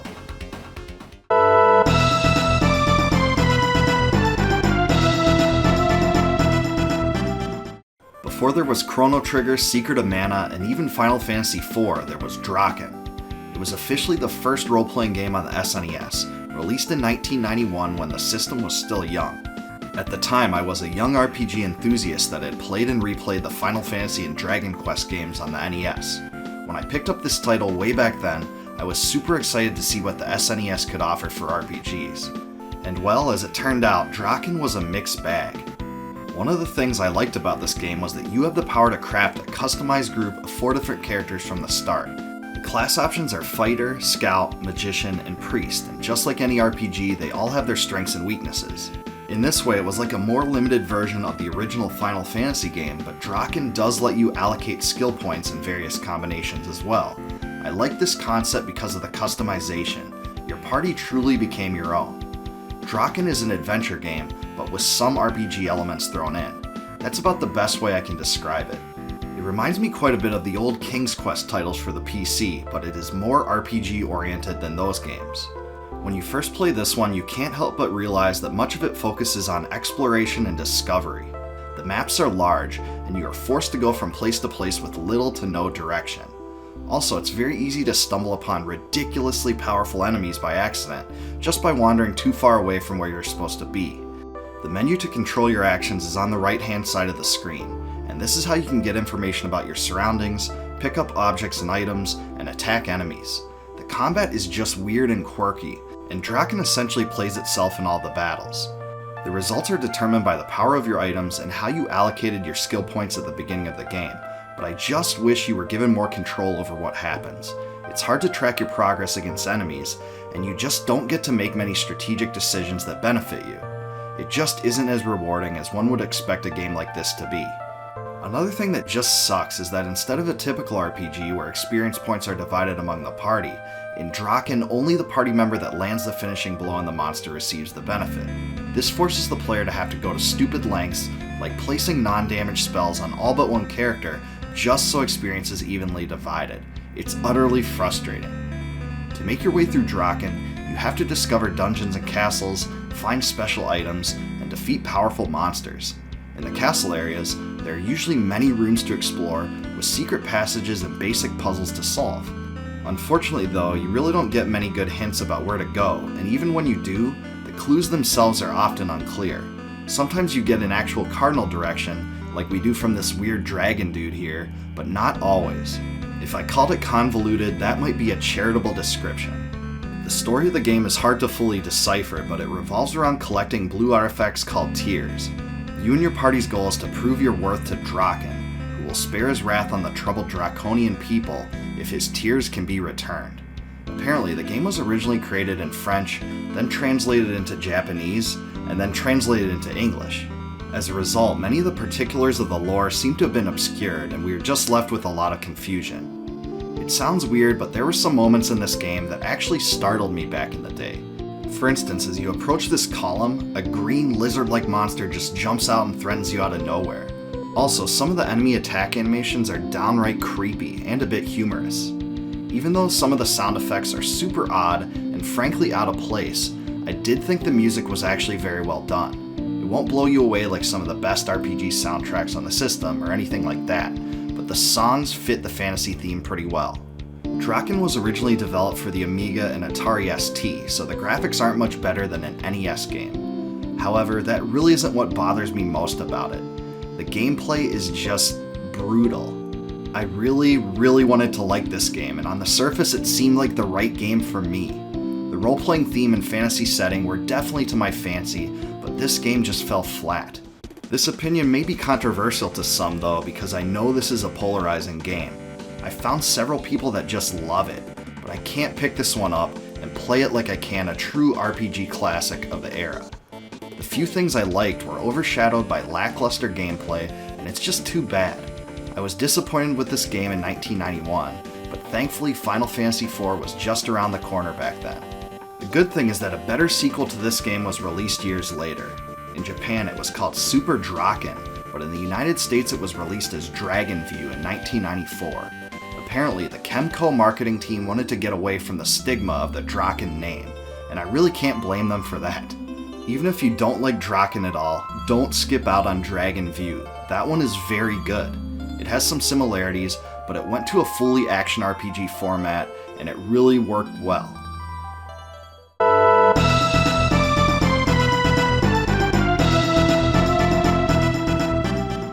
In 1991, Street Fighter II revolutionized the arcade industry by popularizing the fighter genre and changing the video game industry. For years, Capcom's rivals did everything they could to compete with the new franchise through their own fighting games. One of them was SNK, which released the first Fatal Fury game in 1991, and followed this up with World Heroes in 1992. Both games were fighters that were similar to Street Fighter II in several ways, and went on to attract their own following of arcade enthusiasts. In 1993, however, SNK really threw the genre for a loop with Samurai Shodown, a game that was completely unique for its time. While Street Fighter II clones were a dime a dozen, Samurai Shodown was a pioneer in many major ways. Unlike almost every other fighting game on the market, Samurai Shodown incorporated weapons, and they weren't just cosmetic additions, they played a major role in how the matches unfolded. When both players slash at the exact same time, they also lock swords, where players must press buttons rapidly to gain the upper hand. Weapons could be knocked out of an opponent's hand, and this crippled them in a severe way. Unless they move back to the weapon and pick it up again, they remain extremely vulnerable, and a crafty adversary can often take advantage and end the match. In addition, Samurai Shodown used a rage gauge not found in other games, and this became a defining feature in all of its sequels. Whenever a player receives damage, a special meter fills up on screen. The amount of rage gained is proportional to the opponent's attack strength. When it's full, the player's skin turns red and the gauge becomes animated. At this point, the character has higher power level than normal and allows them to execute special moves. This mechanic added a new layer of gameplay that no other fighting game offered, and really was one of the title's main draws. In contrast to every other fighting game that arrived during the Street Fighter II craze, Samurai Shodown features unique, classic, Japanese imagery. The game is set in 18th century Japan, and although there are several fictional and mystical elements added, the game really does a good job of incorporating a lot of the actual samurai flavor. There were also some foreign characters like Galford added to justify departures from the main theme, but you can still tell this is truly a Japanese game. From the clothing of the characters to their fighting styles, earnest effort was made to fill this game with distinctive samurai lore. At the time, most fighting games required that one player do many hits to an opponent to end the match. In Samurai Shodown though, everything is a trade-off. Some of the moves, including even the most basic ones, differ greatly in terms of speed and execution time. This means that some of the brutal hits, though slow, can knock off a huge chunk of the enemy's health. If your opponent isn't quick, you can really take advantage of them. Graphically, Samurai Shodown was a spectacle in every single way. The colors were extremely vibrant, and the characters had amazingly detailed animations that built upon what SNK had done in its previous fighting games. Just scrolling through the cast of characters, one can see how beautiful these graphics were. My favorites in this one were Ukyo and Halmaro, both of which I played a lot in the arcade. On the topic of graphics, another thing that needs to be pointed out is that the stages were just breathtaking. The colors and animations in the background were awesome, and really stood out for a game in 1993. Galford's stage features crowds cheering on the fight, complete with ships and a sea in the background. There's even barrels that can be sliced open in combat. There's also a stage with flowing waters in a tribal setting, and even one with a classical Japanese scene depicting the samurai fighting on cliffs, with rushing waves that crash into the rocks in the background. It's also very detailed, and even today, I think all the visuals still hold up. The title was also one of the first fighting games in the US market to depict blood. Even though it doesn't do so as gratuitously as Mortal Kombat, seeing this on screen at the time was very new, and sometimes controversial. When it was first released for the Neo Geo, the color of the blood was changed from red to white, and the fatal attack animations were disabled. This decision upset many fans who had expected the game to mirror its arcade counterpart. That was the primary selling point of the Neo Geo after all. Also, Samurai Shodown uses a refined version of the camera zoom system that SNK first incorporated into Art of Fighting. This really made the battles feel more action-packed than they otherwise would have, and gave the player a greater visual impression of their distance from the opponent. The camera style became a staple of Samurai Shodown and many of SNK's other games for years to come, and it was just another facet that made the game stand out. The other great touch to this game was there were short cutscenes where the victor of each match taunts the opponent with corny lines and trash talk. Most of the statements are cheesy, and many are incredibly funny. It really was a great little touch that added to the appeal of the franchise, and if you were playing a friend, it was always a good way to boast about your triumph. The same emphasis on classical Japanese culture was also apparent in Samurai Shodown's soundtrack. Rather than the upbeat, techno-driven arcade songs that were popular at the time, the game instead embraced traditional Japanese instruments. The result is a soundtrack completely unlike virtually every other arcade game at the time. There is some variance when it comes to stages for the foreign fighters, but overall, it's a very Japanese-inspired soundtrack. I can certainly remember this sticking with me when I was younger, because the game was just so unique in this way. One of the coolest facets of Samurai Shodown is that you can slice your opponent in half. It was an awesome way to put an exclamation point on your victory, and it was really visually impressive for the time. There's really a lot to like about this game, but I think we can all agree that the best part is that Earthquake can fart on you. I mean, come on, who doesn't want to see that?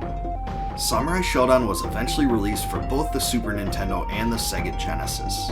Unfortunately, both versions are subpar ports of the arcade and Neo Geo alternatives. They just don't have the same graphical quality and smooth controls that one would expect if they originally played the title in the arcade. The SNES version did use a 32MB cart, but it lacks the camera zoom in and zoom out feature that the fans were so fond of. It's just such a different feel, and if you're used to the arcade and Neo Geo versions, you'll only be left disappointed. It was also remade and given a graphic overhaul for the PlayStation 4 in 2019. However, if you want to play this one today, I recommend grabbing the SNK Arcade Stick Pro or the recent Samurai Shodown Neo Geo collection for the PS4. You'll thank me if you do so, because those are the more classic versions that retain all the original qualities that made the title great. All in all, Samurai Shodown represented a risk that paid off in spades for SNK. Though it was unorthodox in almost every way, it carved out its own space in an industry and attracted a cult following that still exists today. It also had the advantage of being released on the powerful Neo Geo AES, allowing enthusiasts to bring the actual arcade experience into their living rooms, something that just couldn't be done with Street Fighter II and its ports. Like Metal Slug and the King of Fighters, it was also the start of a great franchise for SNK and really helped put the company on the map for years to come. It wasn't my absolute favorite Samurai Shodown game, but the original title was definitely the most innovative. It effectively created a new subgenre of fighting games so unlike the others on the market, and sticks in my mind as one of the best arcade games of my childhood. It definitely had more layers of depth than its rivals, and should be praised for it today. I can still pick this one up and play it in the contemporary, with all the great nostalgia that comes with it.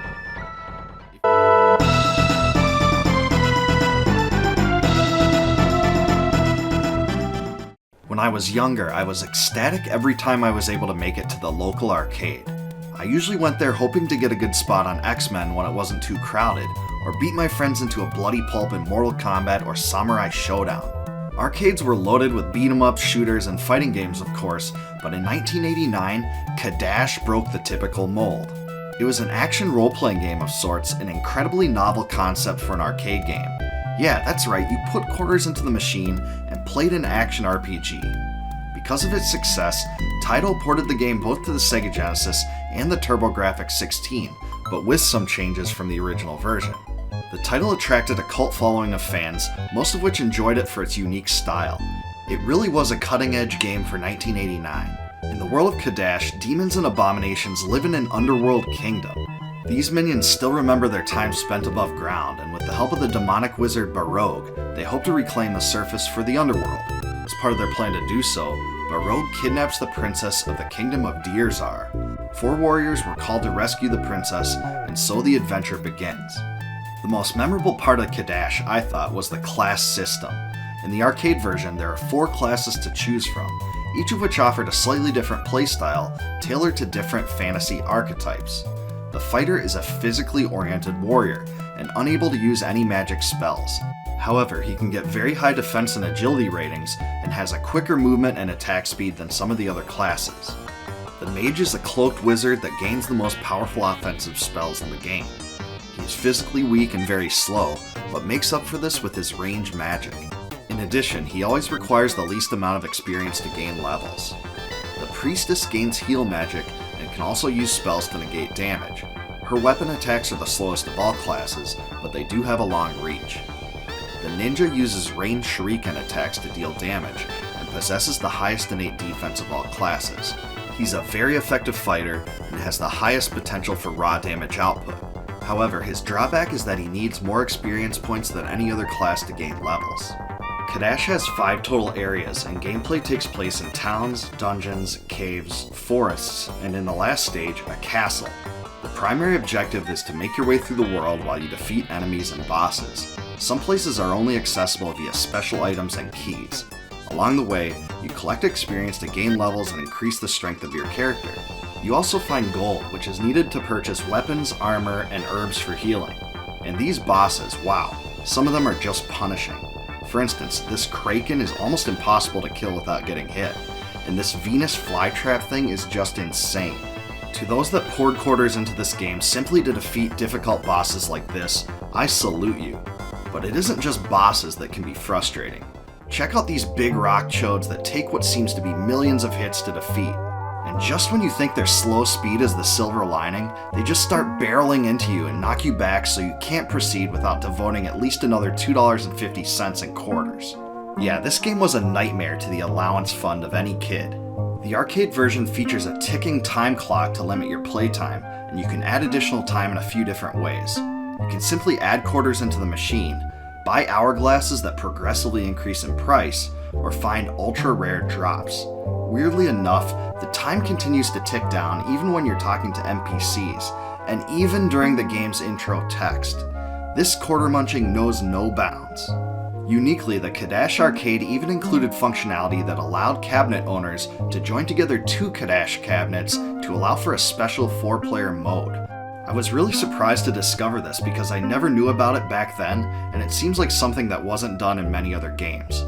Unfortunately, the Genesis version removed the ninja and priestess, so you can only play as the fighter and mage on that one. This fact, more than anything else, makes the Genesis version less interesting to play than the arcade or the TurboGrafx 16. Even though co-op mode is still possible, the ninja and priestess were my 2 favorite classes to play in the arcade, so this change was hard to accept for me. The other major change to the Genesis version was the removal of the time limit. This made sense because it allowed the game to be adapted to a home console and opened the world up for exploration that wasn't feasible with time and credit constraints. One of the first things you'll notice about this game is the crazy number of absurd translations. You have my faith, you will rescue my daughter? And this dude calls the female priestess character a brave man, right? But don't worry, just when you think you've escaped bad translations in town, whenever you level up, you're treated to similar fun by going into a higher level? This one, I'm not even going to touch. Let's just say this text could be taken more than one way. The other annoyance of the arcade version is that whenever you attempt to strike an invulnerable enemy, you get spammed with this text after every single time. Yeah, I'm pretty sure I can tell my weapon is not functioning by the sound effects. I don't really need this notification every time. Unfortunately, I don't think Cadash's soundtrack holds up very well. This can be expected from a game from 1989, but even for an arcade game of its era, it doesn't impress. There's just a monotonous and grindy quality to it that wears on you. The sound effects from combat, however, are pretty memorable, and those don't bother me nearly as much. Though often overlooked, Cadash is certainly worth revisiting, even though the arcade version was the definitive one. The game was a unique remnant of a lost era and a true classic. The Genesis and TurboGrafx 16 versions are still worth playing if you can't get your hands on the arcade, and are still pretty good games in their own right, even with the changes.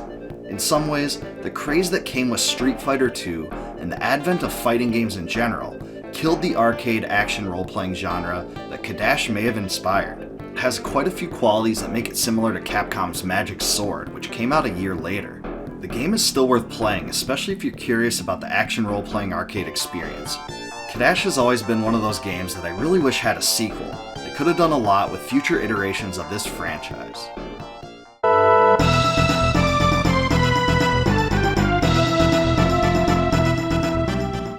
Even with hindsight, the merger of the Mario and Final Fantasy franchises seemed like an impossibility. In the mid-1990s, the two worlds offered something distinct for 2 very separate groups of fans. Those that loved Super Mario expected lighthearted action, coin collecting, block breaking, pipes to enter, familiar adversaries, and firepower. Fans of the Final Fantasy games, on the other hand, expected an epic, dark story filled with twists and turns, a lovable cast of characters that the player could empathize with, and distinct adventure with some familiar tropes. While legendary Nintendo game designer Shigeru Miyamoto created the world of Mario, the Final Fantasy series was the masterwork of the renowned Hironobu Sakaguchi of Squaresoft. It struck many as a surprise then, when the 2 video game masterminds combined their efforts into Super Mario RPG, Legend of the Seven Stars for the SNES. Story-wise, the game throws you for a loop right away. Given that this is a Super Mario game, almost everyone would expect Bowser to be the primary adversary, and indeed, the game seems to point you in this direction from the get-go. As the story starts, Princess Toadstool is minding her own business among flowers and butterflies, but Bowser takes notice and swoops down to kidnap her. But after Mario runs to Bowser's Keep to rescue her, the player soon finds that the game will be of a different type entirely. Princess Toadstool's rescue is interrupted by the arrival of a giant sword, which falls from the sky and lodges itself in Bowser's Keep. In the process, Bowser and the princess are flung to other parts of the world, and Mario is cut off from the castle. The giant sword tells him it's now under the control of the Smithy Gang, and he's left with more questions than answers. Those that designed the game's story, I think, should be commended for originality at the very least. Even though the game uses so many familiar characters from the Mario universe, like Toad, Yoshi, Lakitu, and others, I was impressed by the way that the overall story was handled. Rather than just replicating the same story fans were accustomed to, a new one was created entirely. In this way, the game was a bit more like Final Fantasy than Mario. Though most of the playable characters will be familiar to Mario fans, there were 2 new additions. Mallow is a cloud-like being that believes he is a tadpole and cries whenever he's upset, producing rain throughout the world. Geno is the incarnation of a star that has come from above to help repair the Star Road, which has been destroyed by Smithy and his minions. He uses a variety of star-powered weapons, including various guns and cannons. Of the 2, he is my definite favorite. Gaining both Bowser and Princess Toadstool as playable characters was also a novel concept. Bowser uses spiked balls and claws to deal damage, while Peach favors the frying pan. Now if that isn't a great choice of weaponry, I don't know what is. Out of all the qualities of Super Mario RPG, the active battle system has to be one of the areas that stands out the most. The combat offered something almost no other RPG of its era did: timed attacks. For all basic attacks, the player can use the action button a second time during the execution of the attack. If timed correctly, the animation will be expanded, and the attack will do additional damage to the enemy. This can also be used to guard the player from enemy attacks, where a well-timed press of the button can lead to considerably less damage. There are also some special attacks that use a timing system as well, such as the Geno Beam. Finding the correct timing for each attack was a fun way to add replay value, and more importantly, keep the player engaged throughout. Outside of the timed attack system, damage and healing items can be used by characters through a shared inventory, and each character has an independent array of special abilities they gain as they level, not unlike Chrono Trigger. Even though fans of Final Fantasy would not be expecting such action-oriented gameplay in turn-based battles, virtually the entire basis of Mario games was action-oriented gameplay. So this was a great way to blend the 2 experiences together into a system that both groups of fans could enjoy. One of the clear highlights of Super Mario RPG is the copious amount of humor that's used throughout the game. Rather than incorporate a dark, foreboding world that many RPG enthusiasts would have been familiar with, the game designers made a conscious effort to lighten the story with comedic moments. One of the humorous refrains that's used several times is the idea that Bowser is bitter that his keep's been taken from him, and is often too embarrassed to admit it. Throughout the story, he's mortified to reveal this fact because it will ruin his reputation. When he joins the party, he also lies and says he's making Mario and his friends part of the Koopa Troop to save face for his cause. Another unexpected comedic moment happens when Mario retrieves one of the 7 stars from a sunken ship. The ship belongs to a group of pirates, led by their leader Johnny Jones. Though Johnny and his henchmen put up a fight, the chief adheres to a rigid code of honor, believing that Mario earned the star. He even goes so far as to help Mario when one of Smithy's lackeys, Eurytovich, attempts to steal it. These humorous moments really aren't unique either. Like EarthBound, the game is filled with them, and they play a big role in the player's enjoyment. There's just all sorts of ridiculous stuff.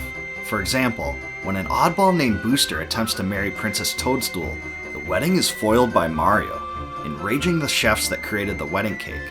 If that wasn't enough, the villainous Boshi steals all the cookies from the Yoshis on Yoster Isle, so the cookie thief must be stopped so that they can all race again.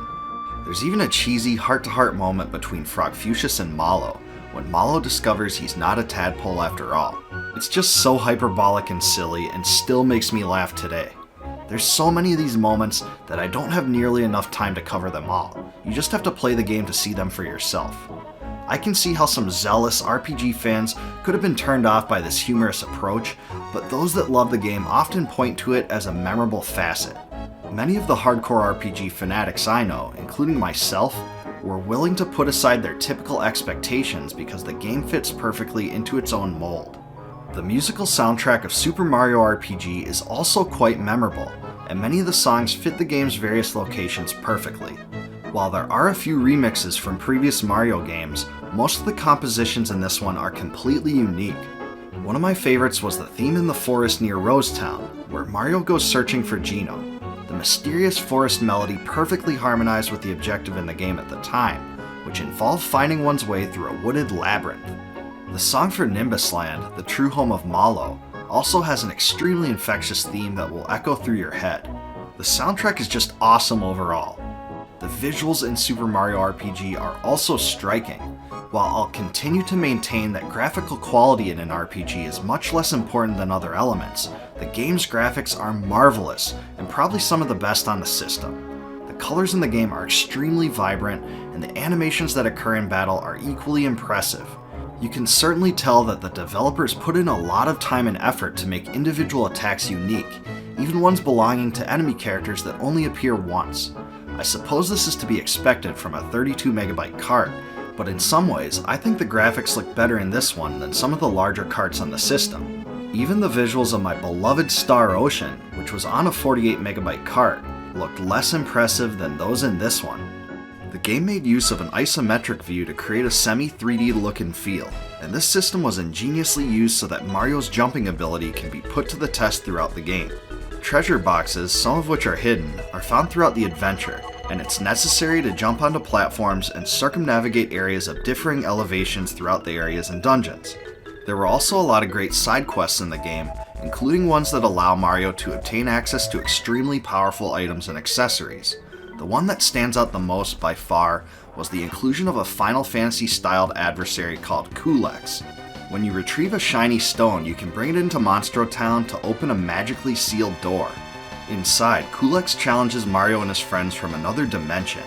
In the run-up, the classic Final Fantasy Crystal theme plays, and the song that plays during the fight is the same as the boss battle theme from Final Fantasy IV. Kulex is by far the most challenging enemy in the game, and his design was awesome. He also commands 4 powerful elemental crystals, which fit into the Final Fantasy motif perfectly. By receiving the Quartz Charm, an incredibly powerful accessory, the player is also rewarded nicely for beating the Mega Boss. Despite the accolades, I don't think Super Mario RPG is absolutely perfect. I think it does suffer a bit for being quite short.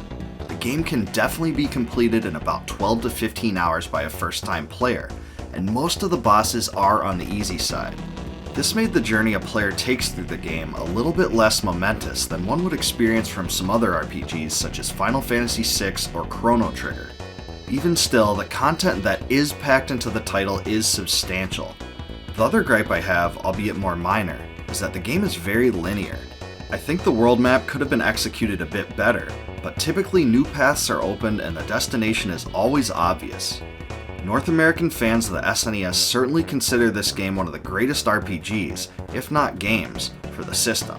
For this reason, it was wisely included on Nintendo's SNES Classic.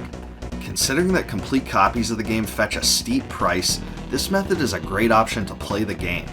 You can also get it much cheaper on the Wii U through the link in the description. Super Mario RPG was released in mid-1996, at the very end of the life of the SNES in North America. To put this in context, the N64 and Super Mario 64 were to be released just 1 month afterward. This probably limited some of its successes, but make no mistake, this title is still given great reverence by fans today. It's just so unfortunate that the game never got the true sequel fans deserved. Nintendo did incorporate some of the concepts from Super Mario RPG into the Paper Mario series, but those games don't provide the same experience. All in all, I consider Super Mario RPG an incredibly enjoyable game. I can't say I like it quite as much as some of the darker, more epic RPGs of the era, but it is a standout title that blended various types of gameplay effectively for the audience it was intended to satisfy. It's also a perfect RPG for beginners that haven't played many games of its kind.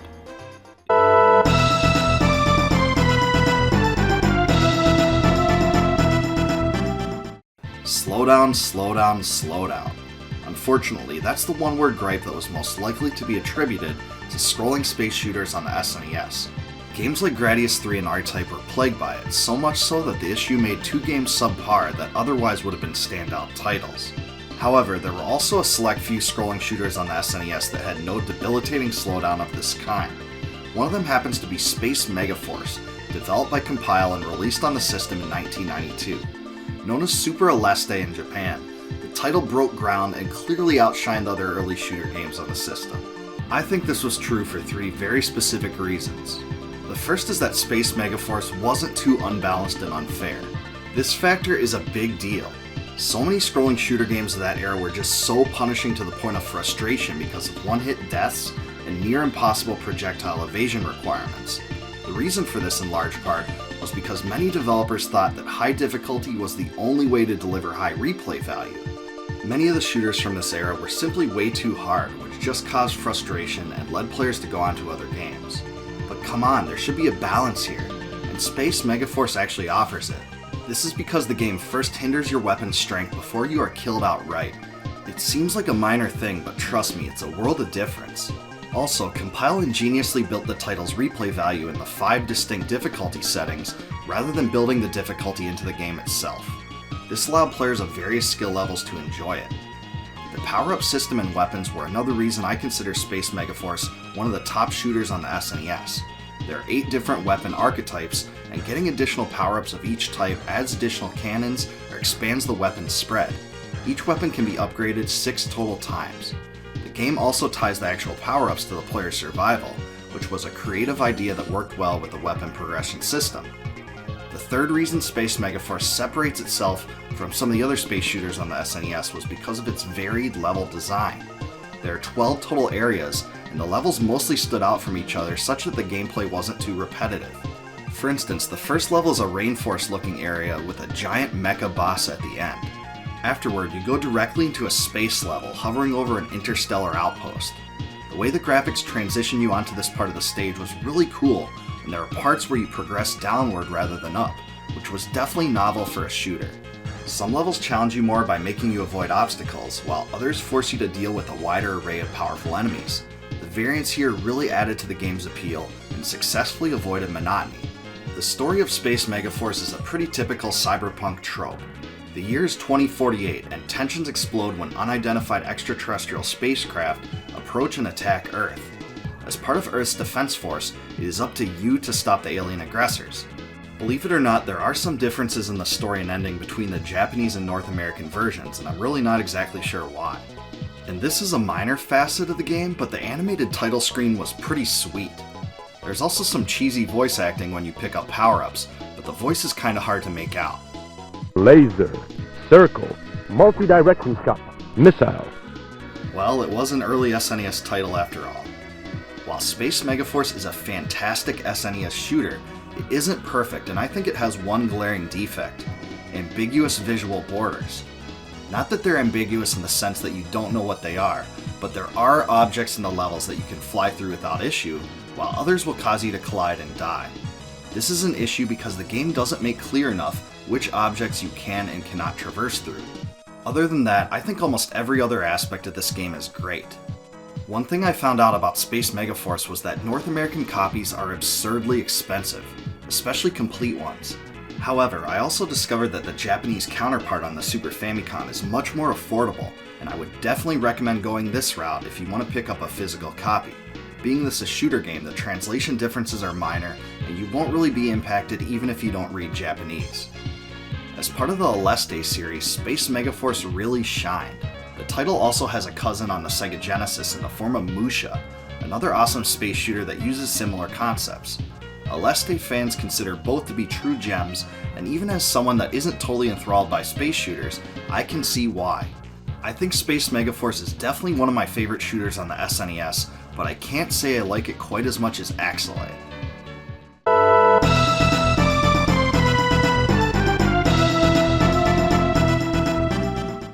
By the summer of 1993, the Super Nintendo Entertainment System already epitomized the 16-bit era. Its stature in the gaming industry produced several noteworthy RPGs. Final Fantasy IV, though not a smash hit in North America, was critically acclaimed, and games like Lufia and the Fortress of Doom and Breath of Fire made a great impression on enthusiasts as well. When Secret of Mana was released in 1993, it offered an experience that no other RPG to that point provided. Rather than a turn-based, strategic-oriented battle system, Secret of Mana emphasized action-oriented gameplay and adventure while incorporating RPG elements. Some fans may be surprised to realize that Secret of Mana was actually the second game in the Seiken Densetsu franchise, the first being localized as Final Fantasy Adventure for the Game Boy. Believe it or not, its follow-up Secret of Mana was originally planned to be released on the Super NES CD-ROM, the product of a joint venture between Nintendo and Sony. The CD format, which was considered revolutionary at the time, would have allowed many more times the amount of data to be stored on the disc, allowing for more text and a larger world. However, the CD-ROM project never fully came to fruition, and Sony's progress on what they had built was eventually used as the foundation for the Sony PlayStation. This change was a setback to the developers, who were then forced to adapt the game they had been working on into cartridge format. According to one account, the designers initially resisted continuing the project rather than making the cuts needed due to the change in format. However, they were eventually overruled by Square management, and work on Secret of Mana continued. Despite the development challenges, RPG fans can be glad that the finished product ended up being considered among the best games on the system. One of the reasons the game gets such reverence today was its unique combat system.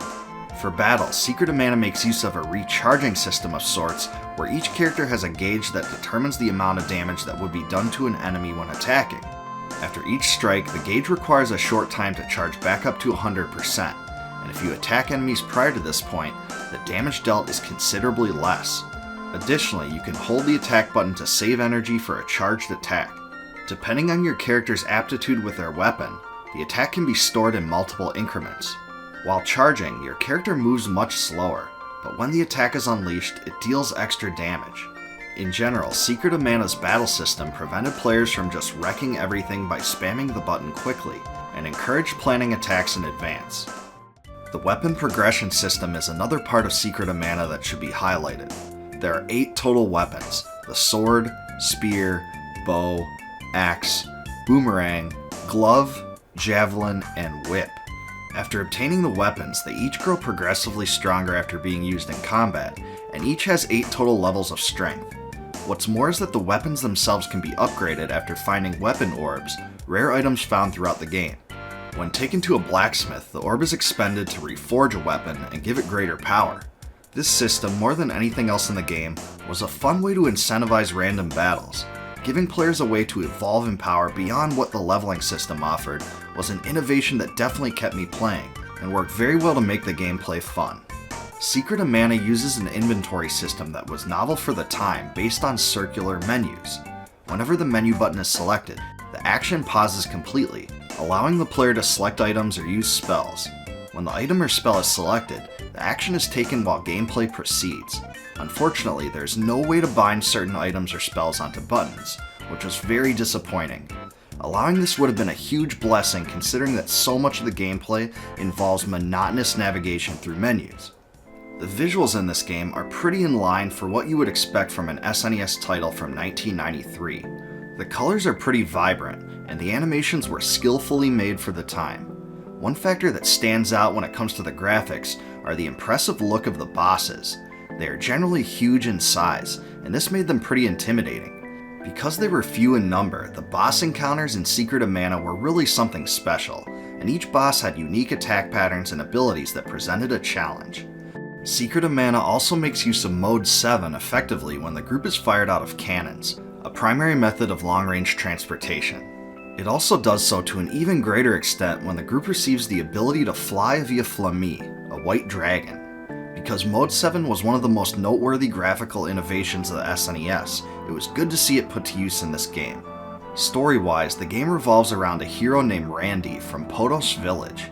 He and a group of boys defy their elders' orders and travel to a nearby waterfall, where legend has it that a treasure is located. Unexpectedly, Randy falls from a bridge and into a lake, where a voice calls out to him to pull a sword from its position in a pond. When he does so, he inadvertently releases teams of monsters into the world. When the villagers catch wind of this, the deed is portrayed as a threat to the safety of the village, and Randy is exiled from Podos. Eventually, he learns from a powerful knight named Gemma that the weapon is the fabled Mana Sword, and that its true power can only be unlocked by visiting 8 mana temples throughout the game. Along his journey, he recruits a girl named Prim, a fighter from the kingdom of Pandora, and also a magic-using sprite named Popoi with memory loss. The team is pursued by a powerful emperor that hopes to undermine the trio, but it's later learned that the empire is being manipulated by Thanatos, an ancient sorcerer who hopes to create a new world in his own image. One aspect of Secret of Mana that continues to receive acclaim is the game's soundtrack. Especially for its time, the musical score blew people away for its complexity and infectious melodies. In the development process, composer Hiroki Kikuta said that he tried to fit the songs into the areas of the game that they'd be used in. Also, he uniquely made his own samples of instruments rather than creating them through sound engineering. The As far as standout tracks go, I think Fear of the Heavens, Secret of Mana's unofficial theme of sorts, is breathtaking. Its soothing melody was amazingly catchy and still remains in my head more than 25 years after playing the game for the first time. The manner in which the game made use of the SNES sound chip was actually quite great and still holds up today. I think one of the most underappreciated parts of Secret of Mana is the game's support for cooperative play. With 2 controllers, each player can control one of the 3 characters, which really allowed the game to be enjoyed with friends, something almost no other RPG allowed. What's more was that it was actually possible for 3 players to play simultaneously via the Super Multi-Tap accessory, which really was revolutionary. In fact, I really can't think of an RPG that made better use of multiplayer capability for its era. While Secret of Mana was an incredible game, I happen to think that Seiken Densetsu III, which would have been called Secret of Mana 2 had it been released here, was actually a better game. While Squaresoft was planning to release it in North America, some snags in localization including data limitations prevented that from ever happening. It's a real shame too because the game was truly a step forward for the series. The sequel allowed the player to choose their party from among 6 possible characters, while also selecting one to serve as the lead character. This meant that character development and story in Seiken Densetsu III was greatly expanded. Fortunately for North American gamers, Square Enix finally published Trials of Mana, the renamed Secret of Mana 2, for the Nintendo Switch, PlayStation 4, and Windows in 2020. As a 3D remake of the original game, it retains most of the storyline, while providing an up-to-date experience. I haven't played this version of the game at all, but from all accounts, it was honorably done. As awesome as the game is, I do have a few general criticisms of Secret of Mana. The first is that the allied character AI is just horrendous. There'll be times in which the characters you aren't controlling just stand idly, get stuck in various locations, and act in quizzical ways that don't assist you at all. To be fair, this was probably the most difficult part of the game for the developers to code for, but I'd like to think it could have been done better. The other gripe I have is the lack of character development. Outside of a few moments here and there, all 3 characters, the hero, the sprite, and girl, are all relatively uninteresting characters that lack personality and have little real growth. The gameplay does make up for this omission, but people that are used to RPGs with epic storylines may feel let down after trying this one. The story actually did utilize some good ideas, but I don't think Secret of Mana allowed the player to empathize with the characters in the same ways you would find in some of the seminal RPGs. The English translation was done by Ted Woolsey in only 30 days, which was an incredible time constraint for a game such as this. Also, data limitations forced about 40% of the game's original planned story to be cut, which one developer said would have been quite a bit darker than the finished product. Given that English translations for Japanese characters typically takes up more space on screen as it is, I can see why this flaw came to be. For those that didn't get to enjoy Secret of Mana originally, Square Enix gave the game a complete graphical overhaul and re-released it in 2018. Now available on the PlayStation 4, PlayStation Vita, and Windows, this opened up the game to a whole new generation of fans. Even though I haven't played this version, I know it's received some criticism. Either way, I do think that the original SNES version stands the test of time and is still more than playable, so that's the one I recommend. For many fans, Secret of Mana was a gateway drug of sorts into the RPG world. The gameplay was intense enough that fans of action and adventure games could test the waters with it, while RPG fans were willing to jump on board for its leveling and weapon skill advancement system. Secret of Mana was also a game that influenced others that followed in its footsteps. One title that inherited many of the game's characteristics was Secret of Evermore. Even though that game is a bit polarizing, the combat and menu systems are strikingly similar, and many fans that played it were already familiar with what to expect after having played Secret of Mana.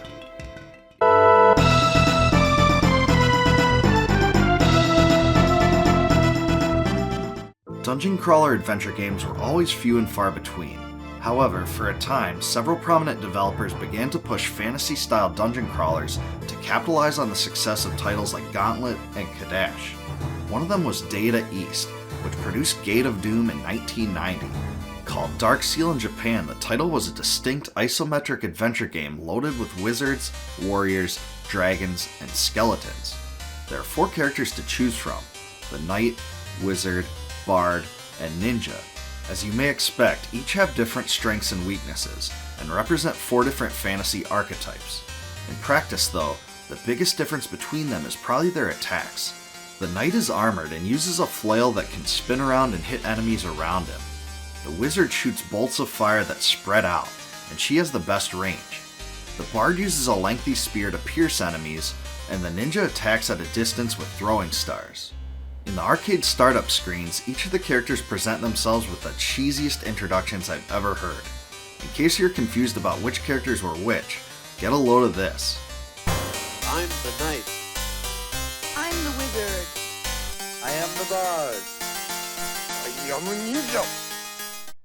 But hey, I guess that's voice acting in 1990.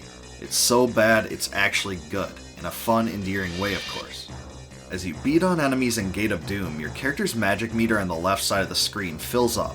Whenever it's full, you can trigger special abilities that end upon the consumption of the bar. For instance, you can transform into a whirling tornado to sweep through enemies, a giant metal ball to plow through everything in your way, and even a flower that emits pollen. Alright, that's a unique one.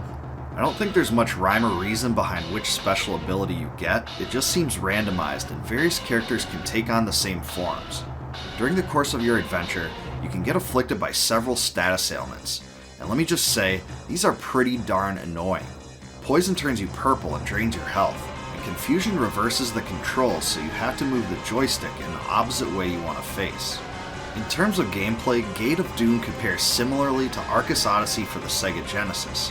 You can travel in 8 directions including diagonals, and it was honestly pretty smooth. There are holes you can fall down though, and sometimes the ledges are packed with enemies, so you definitely have to be a bit careful here. There are also times where it's hard to aim properly at the enemies, especially the ones that fly down from above, but this doesn't seem to hinder you too bad for the most part. There are large bosses at the end of each stage, and most stages have strong mini-bosses as well. Gate of Doom does a pretty good job of avoiding monotony by varying the enemies, level layouts, and boss intervals. I never really felt like I was doing too much of the same thing the whole time. The bosses are also very visually impressive, and were just huge. Considering that Cadash came out just 1 year before this one, these bosses look many times better than those, and that's pretty impressive. Another fun aspect of Gate of Doom was that in between stages there are several storyline bits. It's almost like the quirky dialogue between the tower levels in Magic Sword, but with a bit more depth. As for the story itself, demons and devils of the underworld have broken through the Gate of Doom because the kingdom of Etruria has been corrupted by wickedness. According to a prophecy, 4 heroes will emerge in the chaos to confront it. By finding the magic gem and magic crown, they can lock the Gate of Doom and stop its evil minions from flowing through. One of the best parts of this game, I think, was the fact that when you die, you can choose from all 4 characters rather than being locked into the one you had selected. This was a great way to maximize your effectiveness against some enemies. For instance, this Warlock boss gave me a particularly hard time until I switched to the Wizard, whose range made the fight much more manageable. Overall, my favorite was the Knight because he seemed to be the most powerful in many cases. Put into this game's terminology, I am the Knight. Overall, I really liked this game because it definitely played to my fantasy-minded interests. There were few arcades like it, and it really stood out for its uniqueness at a time in which the future of the arcade industry was a little uncertain. If you like Magic Sword, Cadash, Arcus Odyssey, and Dungeon Magic, I think you will really enjoy playing through this one. It's not too long and can be beaten in about 45 minutes on an initial playthrough. If you do try it, make sure to use all 4 characters during your journey. Compared to North America, Gate of Doom was much more popular in Japan, where it was the most successful table arcade unit of the year according to Game Machine magazine. It was given a sequel in 1992, which was localized under the name of Wizard Fire, and I think that was even better than Gate of Doom. The core gameplay was retained, but the graphics are better, and there were 5 classes instead of 4. It also had a host of new abilities to use.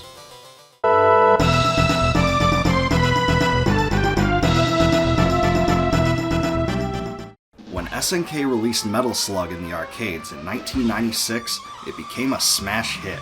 The comical, over-the-top gameplay, amazing animations, awesome weapons, and unique artistic style were big successes, and left fans wanting more. The game was so popular that it made the decision to create a sequel an easy one for the original development team. But what would come next for the franchise? Though SNK and its co-developers must have been tempted to revolutionize the series in 1998, they resisted the urge to do so. The result was a game that mostly retained the original style, but added a few tweaks. Metal Slug 2 was released to lots of hype, and delivered everything the fans wanted. According to Game Machine magazine, it was the third most successful arcade game of the year. Even though it was a smashing success in its own right, the developers soon thought the game could benefit from some refinements. As a result, Metal Slug X was born in 1999. Most of the gameplay replicates Metal Slug 2, but incorporates many improvements. Primarily, a new engine was used for the game that reduced slowdown, especially in areas where many sprites and explosions were going on. In addition, some of the music was changed, some changes were made to enemy spawns, more power-ups were added, new enemies included, stronger versions of weapons were made available, and several other changes. Because the core games are the same, I'll be covering both Metal Slug 2 and Metal Slug X as a single review. In this one, you have the option of 4 rather than 2 characters. Eri and Theo join Marco and Tarma, and even though the characters are essentially cosmetic reskins, this does add a bit more flavor to the experience. The first thing I wanted to mention is I think the game starts out absolutely perfectly. You begin in an Arabian desert village, and thematically this contrasts nicely with the entirety of the original game. While freeing POWs and slaying sword-swinging enemies, you can also ride a gun-toting camel as a new vehicle. I mean, just look at this thing. You can stomp through the desert, flinging blue bolts at enemies. As a new vehicle, I thought it was a great touch that emphasized the over-the-top nature that the series always had. But the camel isn't the only new vehicle here. You can also get the Slug Flyer, which operates as an airborne vehicle that made the game more like a scrolling shooter. Also, the jumping Slugnoid has a twin cannon and also complements the original SV-001 tank. I think this tower area where you can use the Slugnoid to jump between platforms was one of the coolest areas of the game. As in the original, Metal Slug 2 should get immense credit for its amazingly detailed animations. By 1999, 3D games had already been out for several years, so the graphics of the title don't really blow anyone away, but the animations certainly continued to do so. The firing weapons, moving enemies, exploding machines, and dying adversaries were really a sight to behold. The graphical style was also virtually unchanged, which was a great callback for existing fans. As to the new weapons, one really stuck out to me. The laser, which emits a permanent beam, was a standout powerhouse. It was a fun way to cut through enemies quickly, and was a personal favorite of mine. There's also a newly added firebomb that can be found in the second level, and this helps with eviscerating mummies. Both weapons fit into the Metal Slug universe perfectly, and the look, feel, and sound effect of the laser especially was memorable to the core. Even though there are only 2 editions, they help push the series forward in the sequel. Story-wise, Metal Slug 2 continues after the cunning Donald Morden was defeated at the hands of the Peregrine Falcon Squad in the original game. Surprisingly, the generals escaped prison and allied with aliens in a new attempt to bring about a new world order. The squad is then sent to stop him once again, and in the process, uncover some real surprises. Another thing worth mentioning is that the second Metal Slug game introduces transformations for the first time in the series. You can change into a mummy on the second level, a negative status that slows your movement and weakens your firepower. Beyond the mummy, you can also become obese by eating too much food. This status also makes you slower, but changes your weapon's attack. These alterations were expanded upon in future Metal Slug games, but here's where they made their debut. By and large, Metal Slug 2 and X were amazingly successful at varying gameplay and avoiding monotony. From the original Arabian desert village area, you proceed directly into a pyramid, where the squad finds themselves surrounded by mummies. The third stage takes place on a military train, which is completely different from the first 2 levels. If that wasn't enough, the team makes it to China, New York City, and eventually the Arctic seas. All these areas contain completely unique bosses, gameplay styles, and surprises, and you can tell that great effort was put into making each of them distinct. My favorite boss was the Dragon no Suke, a giant tank at the end of the supply train. I really need to commend the developers for sticking to the original formula that made Metal Slug so great. Instead of reinventing the wheel, the awesome aspects of the original game were improved upon in the sequel, all while retaining all the elements that made it stand out in the first place. It must have been tempting to evolve from some of the original game's style in favor of innovation, but I think the developers made the right decision to embrace the style that worked so well for them before. Between Metal Slug II and Metal Slug X, I recommend playing the latter. It cleaned up some of the game's deficiencies and provided a more polished experience. I think the title is a step up from the original game. Though the Neo Geo cart is hard to come by and incredibly expensive, you can pick up the Metal Slug Anthology for the PS2 or Nintendo Wii to play it. You can also find it on Steam, where it's actually very cheap. The title was a great addition to the growing library of SNK Arcade and Neo Geo games at the time, and still remains a staple of the run-and-gun genre of retro classics. It's best experienced with a friend in co-op mode, but it's still fun to play single player as well. Expect a challenge on this one. Unless you play with unlimited credits, the single hit deaths can be frustrating, but once you nail down all the enemy attack patterns, you will make it through its challenge. It's one of my top 10 favorite Neo Geo games, so I definitely think it's still worth playing today.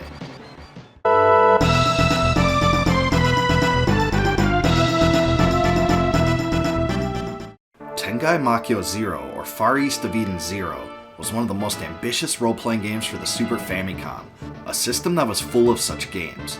For years, this title was virtually unplayable for an English-speaking North American audience, but a monumental translation patch for it was released in 2017, making it completely accessible. Merely through playing this game with SNES emulation, one can see how much of a crime it was that this game was never officially released here. From the moment you start the game up, you are swept into a menacing story, not unlike that which is found in Chrono Trigger or Final Fantasy VI. Everything in this game is just epic, from the graphics, to the gameplay, to the story. Far East of Eden Zero takes place in Japan, a world reminiscent of ancient China or feudal Japan that contains 6 kingdoms. At the beginning of the game, a young prince ascends to the throne as the ruler of the land, having been recently selected by a mystical entity called the Eternal Flame. However, the event causes some surprise to the people, who are widely expecting the prince's older brother to take the throne instead.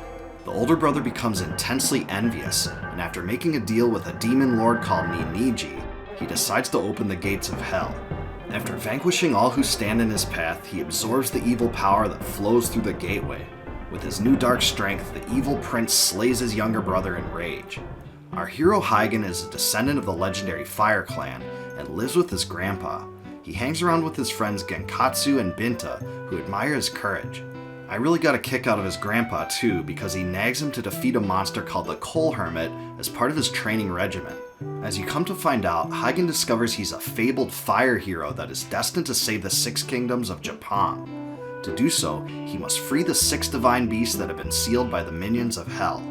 Far East of Eden Zero makes use of colorfully animated cutscenes of sorts that almost serve as a prototype for full motion video and CGI that future games made use of. This isn't done just a few times either, it's all over the game. Some of these visuals are just breathtaking. In the intro, for instance, the evil prince throws his swords into the gate of hell, and it just looks awesome. From someone that has played so many SNES games, this was just a luxury to see. There are also many environmental effects, like snow and rain, which really helps convey the story. The world map is huge, and there are many hidden secrets to discover.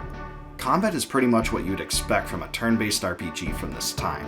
The characters appear at the bottom of the screen, with the enemies in the middle. Unlike many other RPGs, you don't learn new special attacks by leveling up.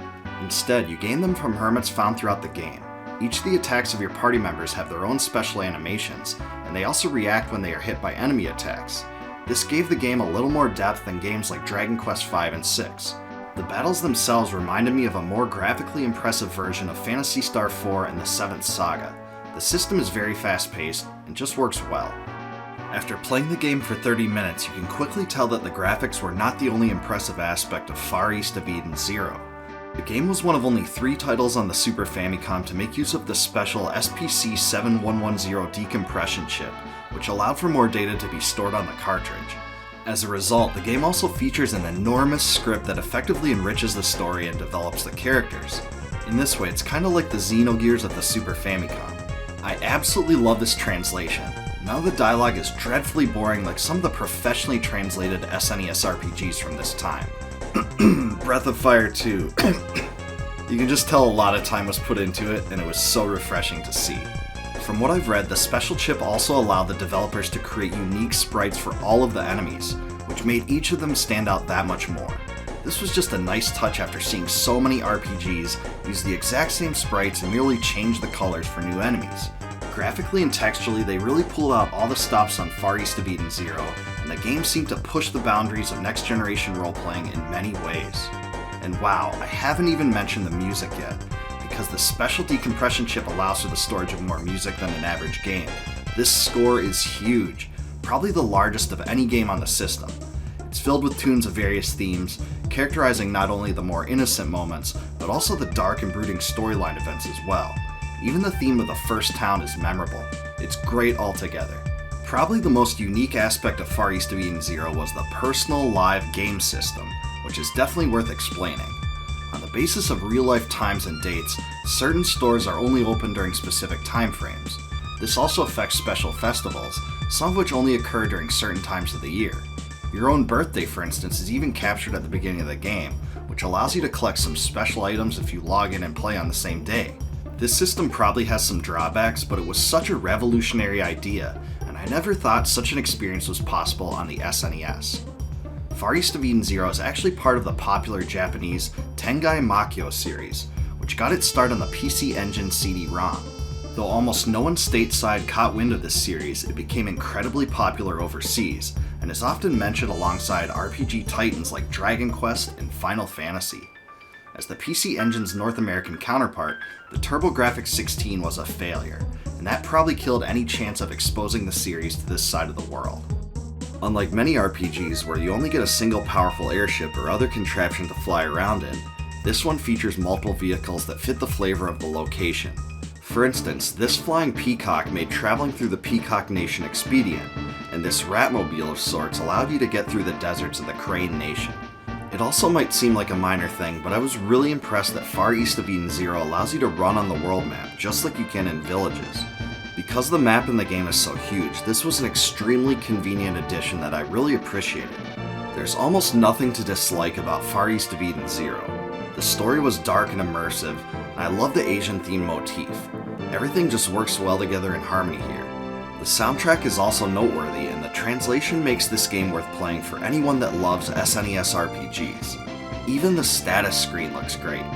Out of all the Japan-only RPGs I never played until there was a translation, this one might have taken the biggest hold on me. Everything about it was grandiose, and I can safely say it's one of my favorite titles of its kind on the system. It truly was a diamond in the rough that was never available in North America until now.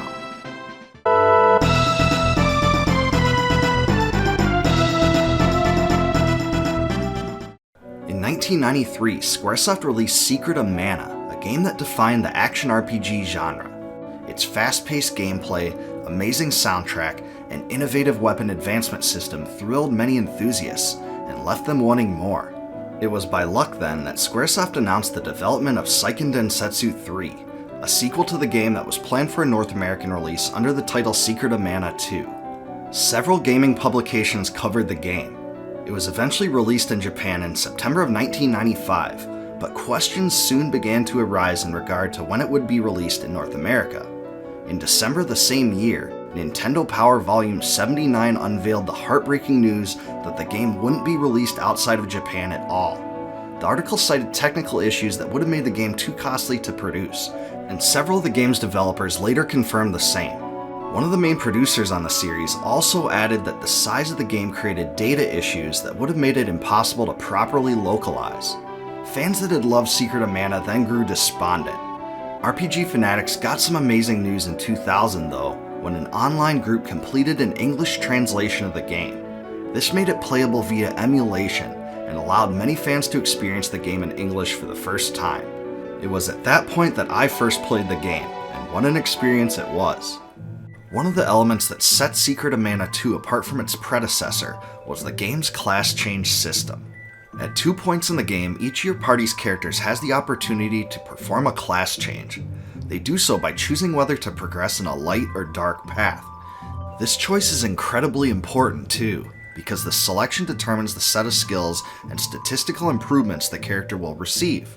Because the characters have 2 separate class change events, they each have 4 possible class archetypes. For instance, at level 18, Kevin gets the first opportunity to do a class change. If he picks Light, he becomes a monk, allowing him to gain some healing magic and a spell that makes him stronger during the day. If he chooses Dark at level 18, he'll become a Bashkar, giving him no spells whatsoever, but making him more physically strong. At level 38, he'll be able to class change again, choosing between Light and Dark regardless of what class he is already. If he goes Light twice, for instance, he'll become a God Hand, giving him a new spell that can fill up the tech gauge of an ally in addition to his existing spells. On the other hand, if he selects Dark twice, he'll become a Dervish with incredible power and the Moonsaber spell that increases an ally's power and allows them to drain life by attacking enemies. In my mind, the class change system was Secret of Mana 2's greatest single innovation. This level of customization enabled each player to build a unique party that differed from other players, and several of the characters could be transformed in very diverse ways. As far as combat goes, Secret of Mana 2 had much in common with Secret of Mana, but does have a few twists. Gone are the attack recharging gauges, replaced instead with visible character animations when a party member is ready to attack again. Also, each character has a rage gauge of sorts that charges up as a battle progresses. By pressing the B button when it charges to the appropriate level, the character will unleash a special attack that does extra damage. There are actually multiple tiers of special attacks too, and those that are executed when the gauges are completely full have very impressive visual animations and sometimes unique characteristics. For instance, some special attacks will damage all enemies on the screen at the same time. Another awesome facet of the combat is that each of the characters is just more distinct than those in Secret of Mana. For instance, some of the characters even attack twice in each combat round. My personal favorite character is Kevin, who is incredibly strong and has a double attack.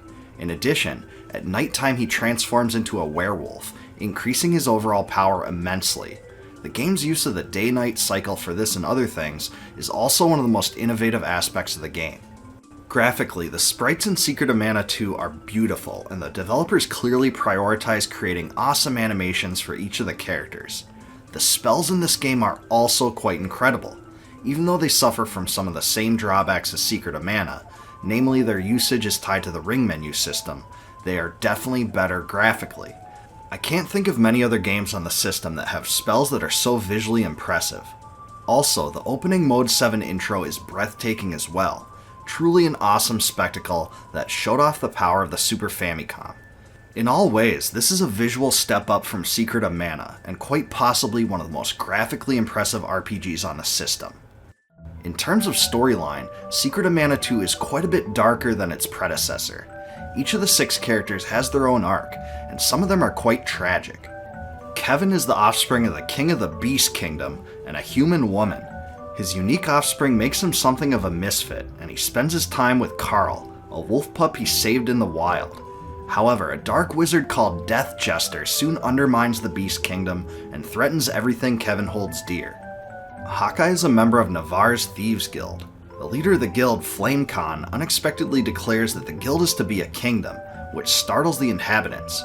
When an evil witch turns out to be behind it all, Hawkeye is forced into a heartbreaking predicament.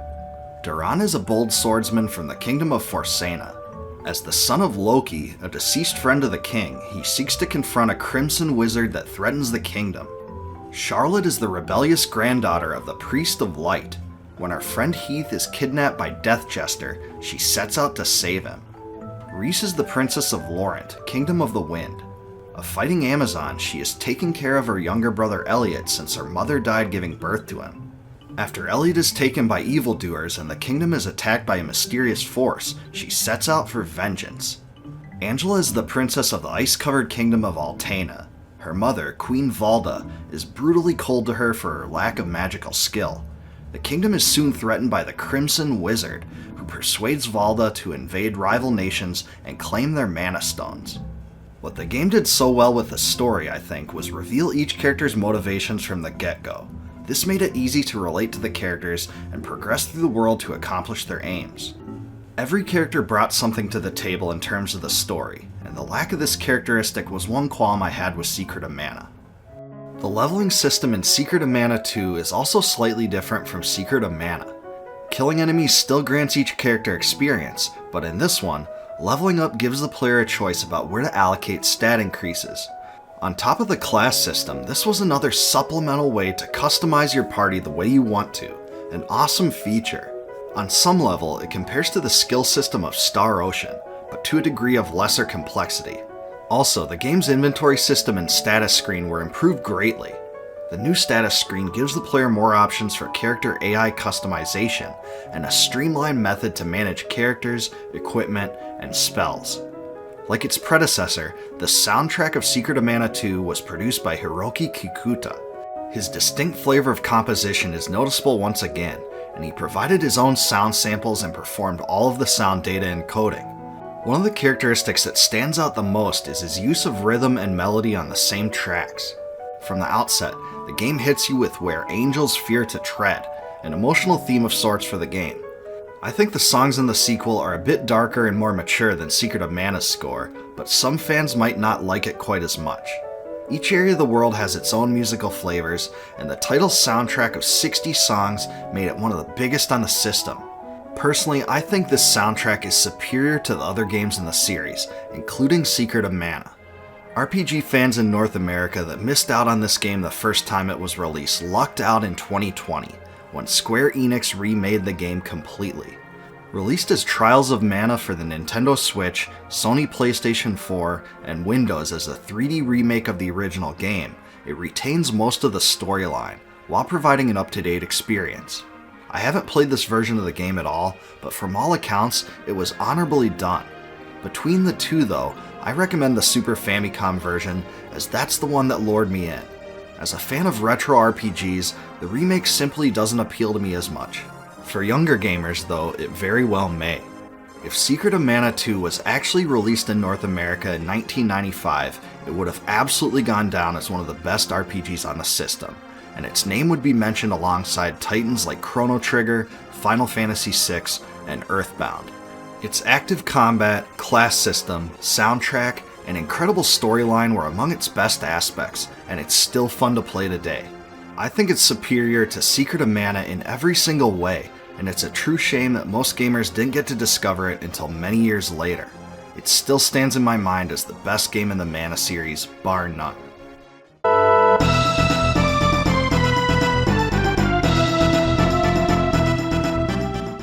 In 1993, Ogre Battle March of the Black Queen was released for the Super Famicom, but the game didn't make its way to North America until mid-1995. Within just a few short months, when fans were getting their first taste of the game, Quest released its sequel, Tactics Ogre Let Us Cling Together, in Japan.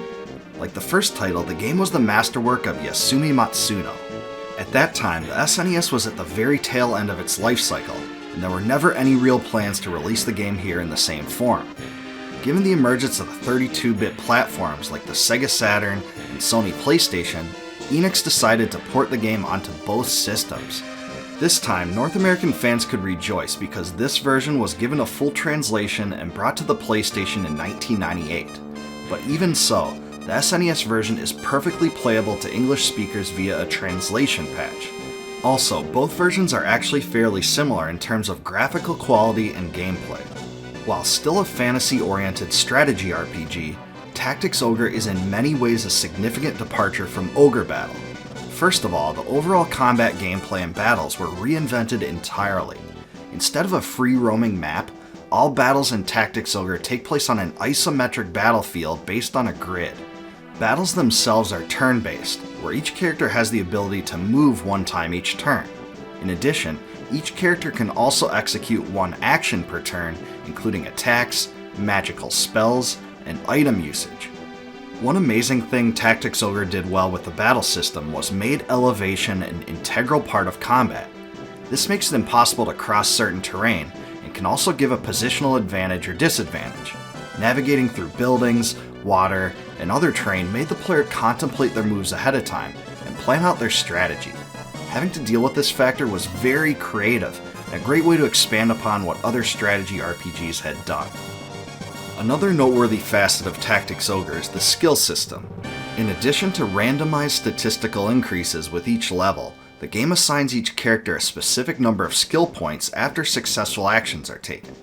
There are several different types of skills, which include missile skills, which fire in a straight line, indirect skills, which are range-based, utility skills, which allow for buffs and debuffs, and transferring skills, which allow the transfer of resources from one character to another.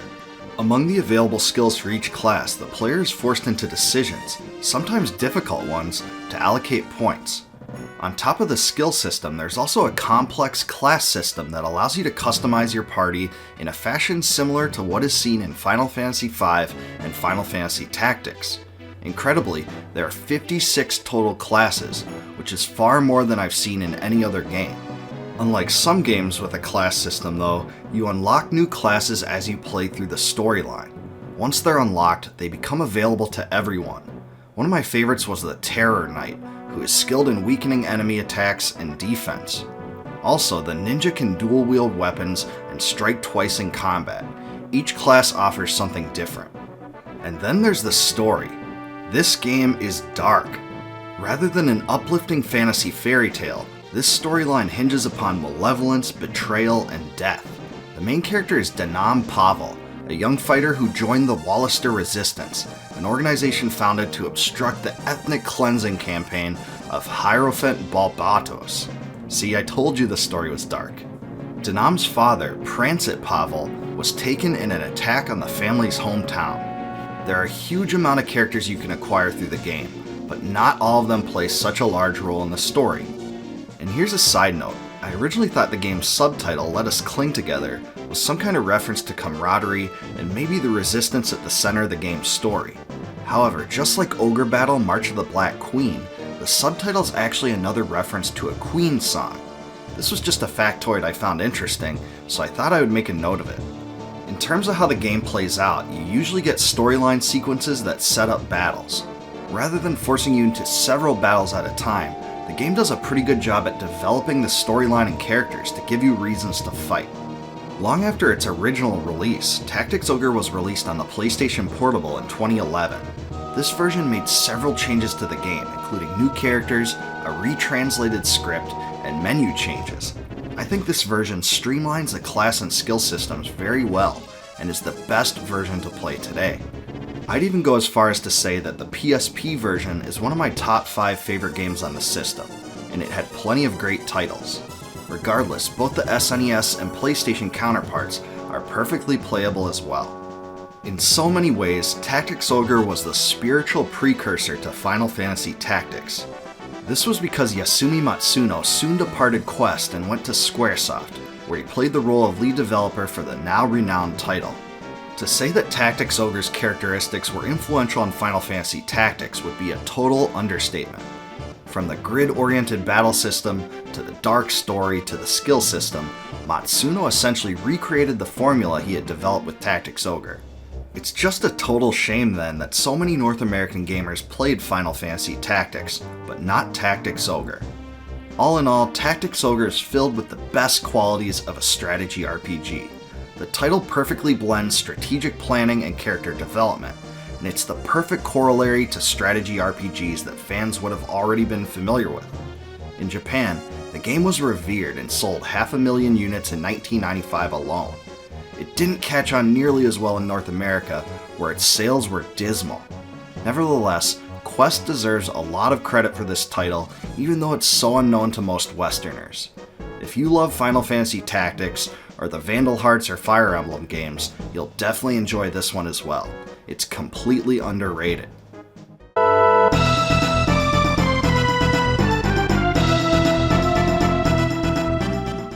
By the year 2000, Quest had released 2 great strategy RPGs, Ogre Battle and Tactics Ogre. Both found their way to multiple platforms and energized the growing base of strategy fans. In just a few short years though, the future of the Ogre Battle series became entirely uncertain. This was because series mastermind Yasumi Matsuno left the company for Squaresoft, where he played the lead role in creating Final Fantasy Tactics. Before he departed though, he began to lay the foundations for a new game, which would combine the characteristics of the first Ogre Battle titles. In the meantime, Nintendo released their next-generation 64-bit platform, the Nintendo 64. One of the things plaguing the system, which was never truly rectified, was its lack of RPGs of any kind. Many fans were elated then to learn that Quest planned to create the next title in the Ogre Battle series despite the departure of Matsuno. Though the developers originally planned for the title to be released on the 64DD, an N64 add-on, ultimately it was made into a standard cartridge and the 64DD peripheral was cancelled in North America. With Atlus as its publisher, Ogre Battle 64, Person of Lordly Caliber, was released in late 2000 to a small but enthusiastic audience in North America. Ogre Battle 64 plays much more like the original Ogre Battle game compared to Tactics Ogre. It borrows Ogre Battle's real-time strategy format, and combat takes place in an isolated screen rather than a fully rendered grid-like map containing all the characters. However, battles do play out a little differently. Like the first game, you don't have direct control over characters during battle, and your characters automatically attack and receive hits from enemies. Regardless, you can select an overarching battle strategy such as attack strongest enemy, attack the leader, etc. Battles themselves can end before the annihilation of the enemy if the maximum amount of turns complete without a victor. When this happens, the enemy units will appear a short distance away on the world map and can be pursued or avoided. Almost every tactical decision is in the player's hands in Ogre Battle 64. The campaign is organized into chapters, and there are submissions within each chapter. There are specific objectives to each submission also, mostly the capture or occupation of an enemy target. Like the first game, unit composition and organization is a huge part of the experience. Your army is comprised of units of 5 slots that are arranged on a 3x3 grid. Many players take up one slot, but some of the bigger allies take up more than one. Placement on the grid is important, and it's best to place strong characters on the front line and magicians and healers in the back. Each unit also requires a leader. After completing campaigns, your characters gain experience, level up, and eventually progress through a class-based skill progression system. As far as the story goes, the game follows Magnus Gallant, a recent graduate of the Ishka Military Academy and captain of a small force. As a recurrent theme from the previous Ogre Battle games, civil war soon unfolds, drawing Magnus into a revolutionary force under Frederick Raskin, its leader. Hugo the Tactician, a trusted advisor, also plays a major role in the saga. Storyline sequences play out in between battles similarly to what is seen in Tactics Ogre, and the pacing was done very well in my estimation. Like Tactics Ogre, the story is quite dark, especially for a game on the N64, a system known for appealing to a generally younger audience. Uniquely enough, even some of the mature elements like swearing was retained, which was almost unheard of for the N64. The game deals with morality, religion, and defiance, many of the same themes one would expect from a game in the Ogre Battle franchise. However, I don't think you really need to play the other games to jump into this one. It's really a self-contained epic. Unlike the previous 2 games in the Ogre Battle series, Person of Lordly Caliber was an original subtitle and was not a reference to a Queen song. Either way, it's a great subtitle that matches the game's theme as it relates to Magnus. Ogre Battle 64 also includes a very innovative ending system where the player receives one of 3 endings depending on the choices they make through the game. There's a chaotic ending, a neutral ending, and a lawful ending, all of which play out in very divergent ways. This was a great way to build the lore of the experience and also add replayability. As far as the music goes, the soundtrack was composed by Masaharu Iwata, along with 2 others that had been part of the Ogre Battle team. The music is distinct and includes many horns and trumpets, and certainly invokes memories of the previous 2 games.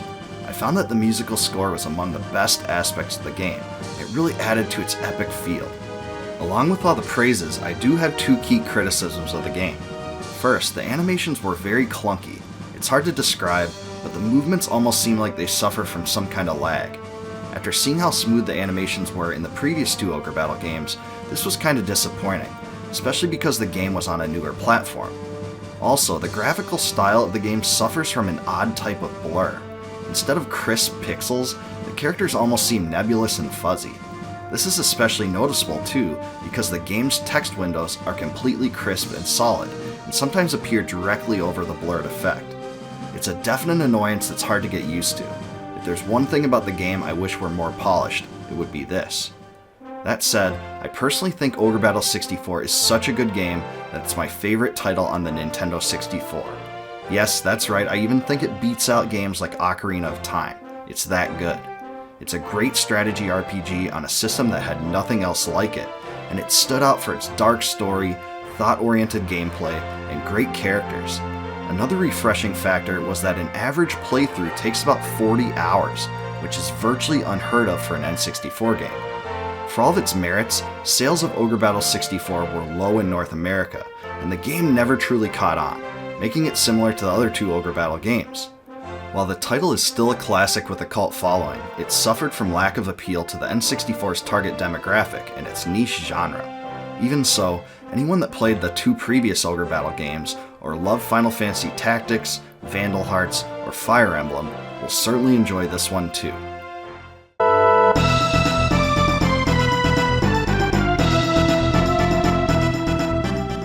Ogre Battle, Tactics Ogre, and Ogre Battle 64 were all defined by their unique style and strategic-oriented RPG gameplay. Before 2002, the series gained a niche but hardcore following. The series faced a crossroads when franchise mastermind Yasumi Matsuno left Quest for Squaresoft in 1995, but fans were overjoyed that the company continued the Ogre Battle series even without him. Following the release of Ogre Battle 64 in 2000, Tactics Ogre: The Night of Lodis was released in North America for the Game Boy Advance in 2002. In almost every way, The Night of Lodis plays much more like the original Tactics Ogre game than the other Ogre Battle titles. Combat takes place on a grid-based, isometric battlefield where each character can move and take an action each turn. Like Tactics Ogre, elevation, structures, and waterways play a big role in positioning your units and executing a strategy to overcome the enemy. The game's story is developed via storyline sequences that play out between battles. However, you also have the opportunity to visit shops for items and equipment, and also gain experience through training sessions between your own characters. Like other games in the Ogre Battle series, the game also features multiple endings, each determined by the course of actions you take in the game. Night of Lodis has 5 possible endings, ranging from great to poor, with the best ending taking the most wherewithal to obtain. There is also significant choice the player must make about halfway through the game that I won't reveal, which plays a big role in the ending you get. At the beginning of the game, you start with only 6 units. Interestingly enough, their classes are determined by the series of questions you answer, a mechanic carried over from other games in the Ogre Battle series. Some characters can actually permanently die off, which was pretty rare for a game like this, but characters integral to the story cannot die in such a way.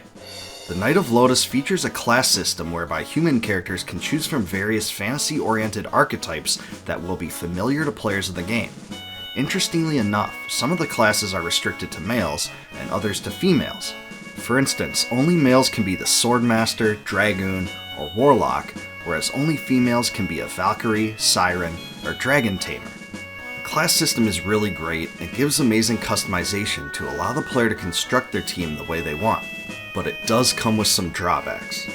Namely, some classes are so overpowered compared to the others, especially the Ninja.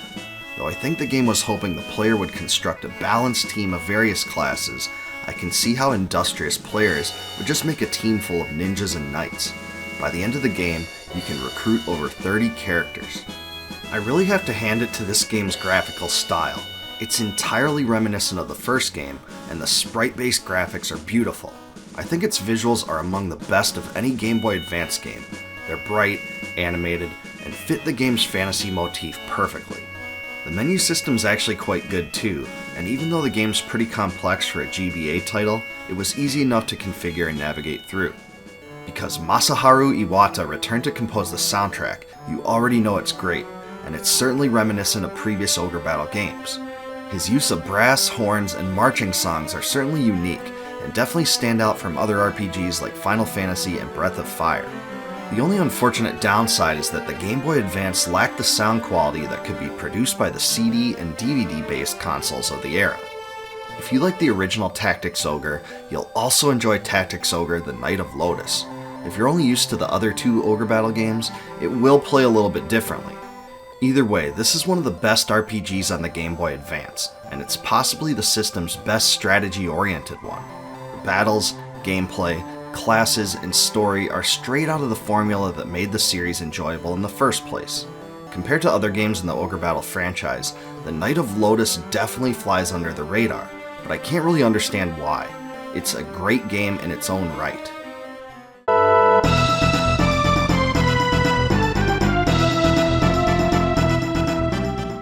1 year after the original release of the SNES, the system didn't have much to show for RPGs. Final Fantasy IV was released to some fanfare, but didn't sell well in North America. Drakkhen was released to much less acclaim, and faded into obscurity. There just weren't that many RPGs at the time, and Capcom wanted to try their hand at creating one in 1993. Enter Breath of Fire, a traditional turn-based game that began an epic franchise.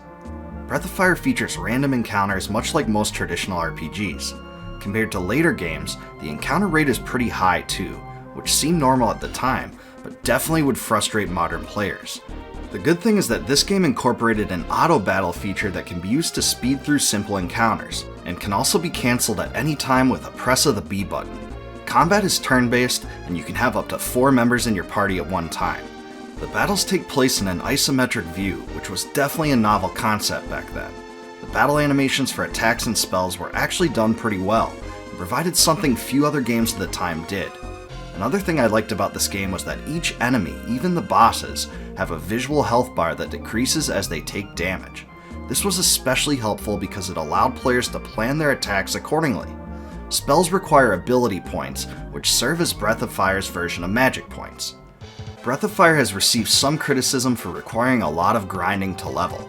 Indeed, you can get absolutely wrecked if you travel too far without leveling a bit and upgrading your gear. In all honesty though, most RPGs of this era were like this, and it certainly didn't stand out as an extreme deviation from the norm.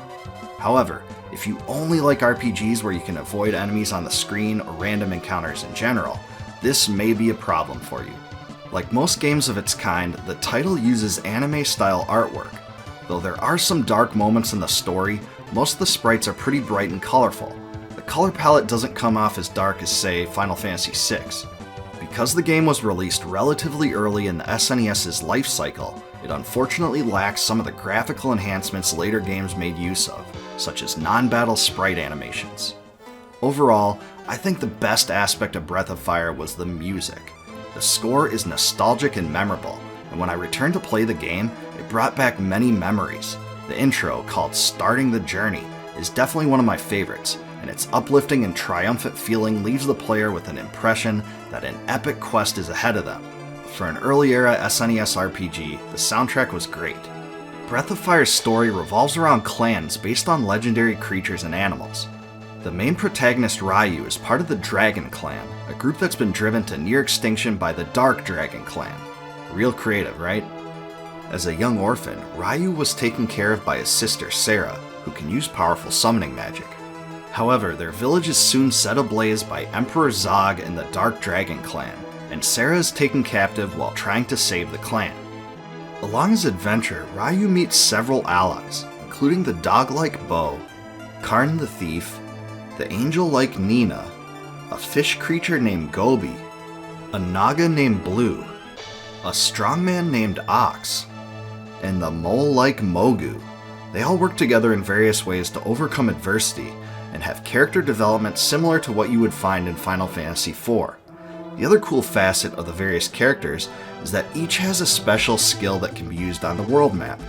This allows you to find special items, discover secret passages, and even fly around the world. Unfortunately, I do think the game's English translation suffers quite a bit. The game was published by Squaresoft, but at that point, the company didn't pour great resources into localization efforts, a cold truth that can be seen from the earliest moments of the game. Most RPGs of this era, including some of the most popular titles like Secret of Mana and Final Fantasy VI, were translated by 1 or 2 people in extremely small windows of time. This made it almost impossible to guarantee a quality English translation, and Breath of Fire is the perfect example. Breath of Fire's other glaring defect, I think, is the fact that there is so little text space for item names.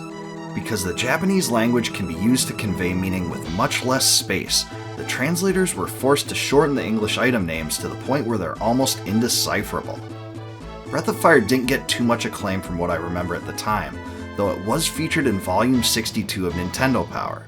At that time, RPGs just really hadn't taken off in the West like they did in Japan through the Dragon Quest and Final Fantasy series.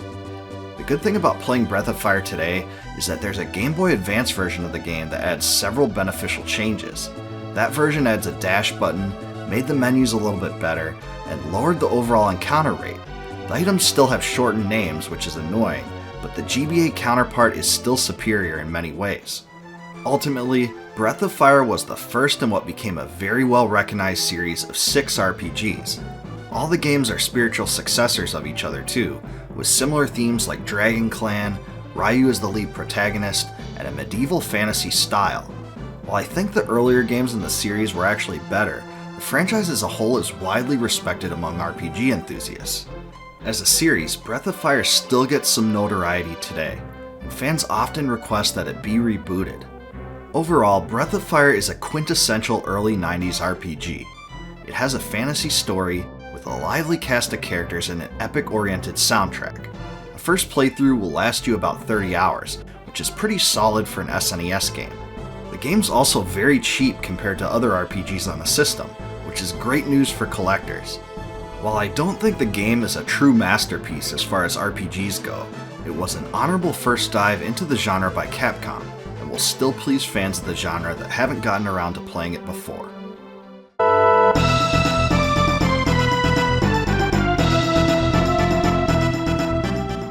In 1993, the Breath of Fire series began on the SNES.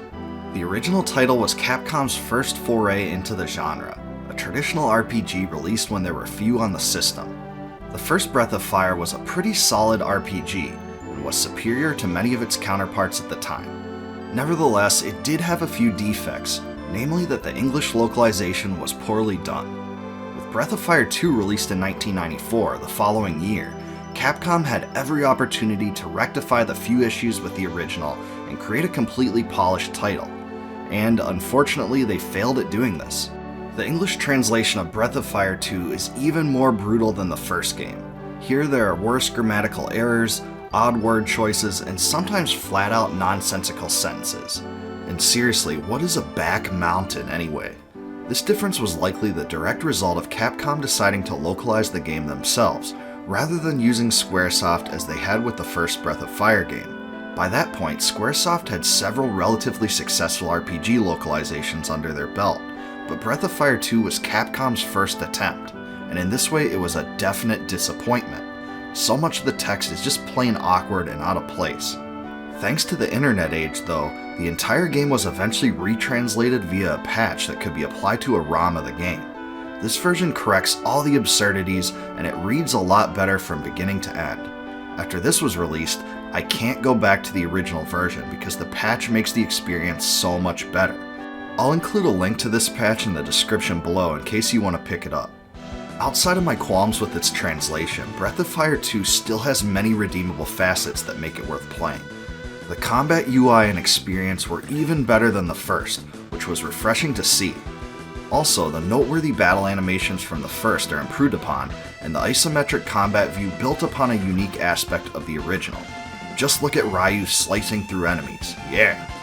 The battle animations were probably among the best the system had to offer, and the combat sound effects were great too. The main protagonist is Ryu, who lived with his father and sister until he was 6 years old.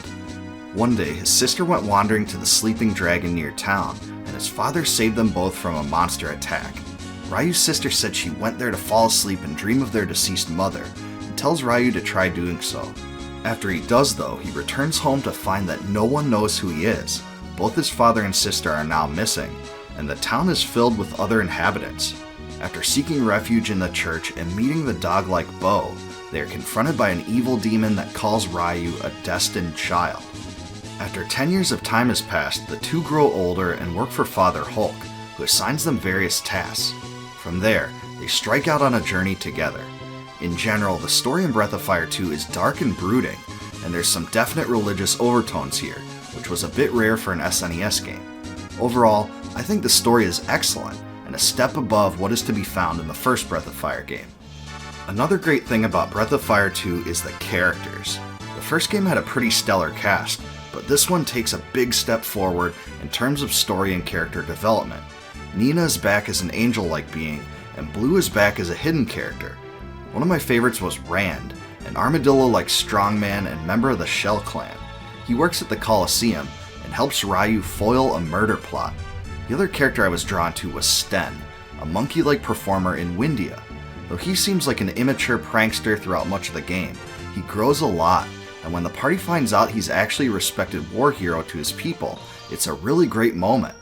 Like the first game, each of the characters has a special skill to help the party advance through the story. These abilities can be used when each respective character is made into the leader of the party. One thing that stands out about Breath of Fire 2 is the unique ending system. Depending on what you do in the game, you receive one of 3 distinct endings. I won't divulge the exact details of the story or how to get each ending or anything, but the hardest ending to get is also definitely the best. It leaves the player with a true conclusion that otherwise wouldn't be had under a normal playthrough. Breath of Fire 2 doesn't come close to touching Chrono Trigger's broader variety of endings, but it still stands out and adds replay value that can't be found in typical RPGs. Compared to the first game, Breath of Fire 2 changed things up a bit when it came to the soundtrack. The score for the original game was composed by 4 separate Capcom employees, but Breath of Fire 2's soundtrack was created entirely by Yuko Takahara. I consider it an improvement upon the original game, and while the score isn't a work of art like some of the most eminent RPGs on the SNES, it's really quite respectable. Just like the first game, Breath of Fire 2 is available on Nintendo's Game Boy Advance, and it's pretty good in a few ways, but unfortunately it retains the verbatim original translation. I definitely recommend this game to all RPG enthusiasts who haven't played it, but the best version to play is with the newer translation patch. Overall, Breath of Fire 2 is a definite step up from the original game, at least if you can get over the horrendous translation.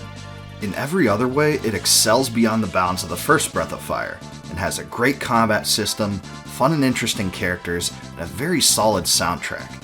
In my estimation, it's the best game in the Breath of Fire franchise, and it still holds up pretty well today.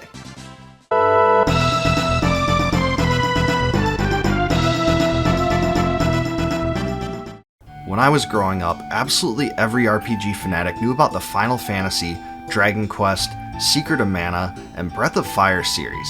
However, one RPG series that emerged during the same time frame was greatly overlooked, and lurked mostly in the shadows. Lunar, the Silver Star story was developed by Game Arts, a small Japanese developer, in 1992.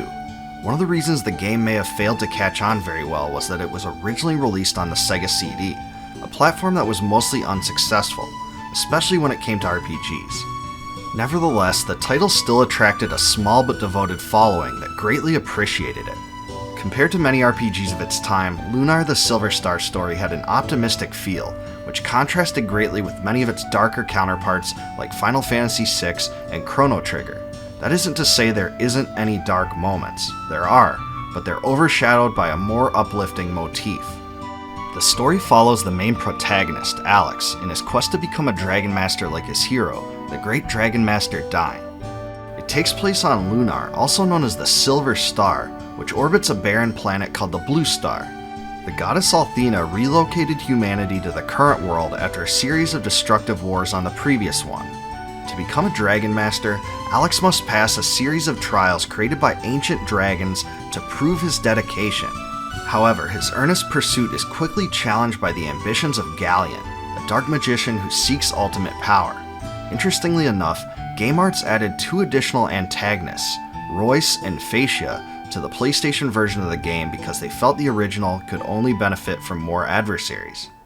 Lunar the Silver Star story is also filled with anime-style cutscenes that develop the underlying story. They were well done, but won't blow you away like the full-motion video you'd find in Final Fantasy VII or anything like that. These are adaptations from the SEGA CD version, but they're definitely a great bonus. Another item of note I want to bring up is that the game's script is truly momentous. After nearly every storyline event, revisiting towns and previous locations will yield different text from nearly every NPC in the game, which was really novel.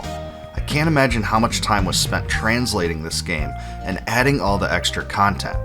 According to one account, the game's English script amounted to 4 megabytes in size, a total mammoth, and it's easy to see why this added so much to its appeal. For combat, the game uses a somewhat innovative battle system based on range and distance. Battles play out in turn-based fashion, but playable characters and enemies both move on a plane side by side, so spacing is a factor that always needs to be accounted for. Some attacks, skills, and spells have minimum distance requirements, so you always have to plan accordingly. Like most games, it's wisest to place high defense characters like Alex and Kyle toward the front, whereas magic users like Jessica, Mia, and Nash should generally stay back. Like most RPGs, characters also have spells and special attacks they can use, all of which consume magic points. Some spells affect a single enemy, but others can affect multiple. The sprites in battle are beautiful, and even though the animations aren't super smooth, they're well done overall and add to the game's lore. One thing I can't leave out of this video also is how incredible Working Design's packaging for the game was. The PlayStation version came with a hardbound instruction manual, quality-made cloth map, game soundtrack, and a making-of documentary in addition to the actual game. The game's box was big, glossy, and just a sight to behold. In every way, it really shows the level of dedication Working Designs had for its fans. You could tell they were a rare breed of developers that were actually fans of the games they localized. Also, if you happen to pre-order the game like I did, you got this incredibly unique galleon punching puppet. I still have mine today, and it was just a great keepsake that always stands out on the shelf of any gamer. And while we're on the topic of Galleon, I think he's a great antagonist in general. There's a lot of depth to him in comparison to villains in other games, and a lot of his arc is also explored to an even greater extent in the game's sequel, Lunar Eternal Blue. The game's soundtrack is totally memorable too, and shines as one of the best aspects of the title. Most of the tracks have a light-hearted tone and are filled with uplifting melodies. One of the best is Toward the Horizon, which works perfectly with the epic background.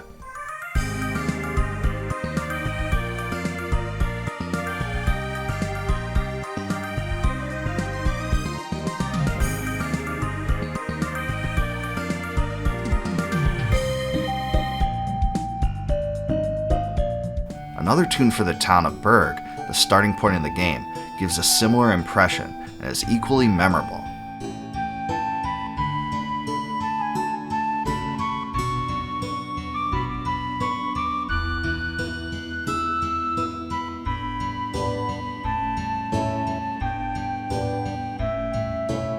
In contrast to these, Galleon's Magic Emperor theme has a darker and more imposing feel.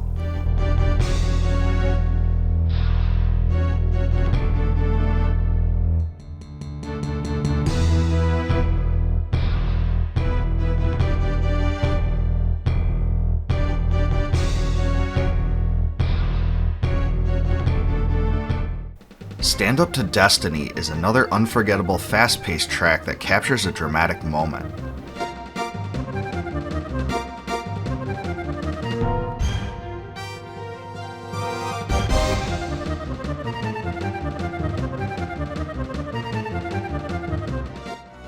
There's even a vocalized track called Wind Nocturne, also known as Luna's song, that was handled extremely well.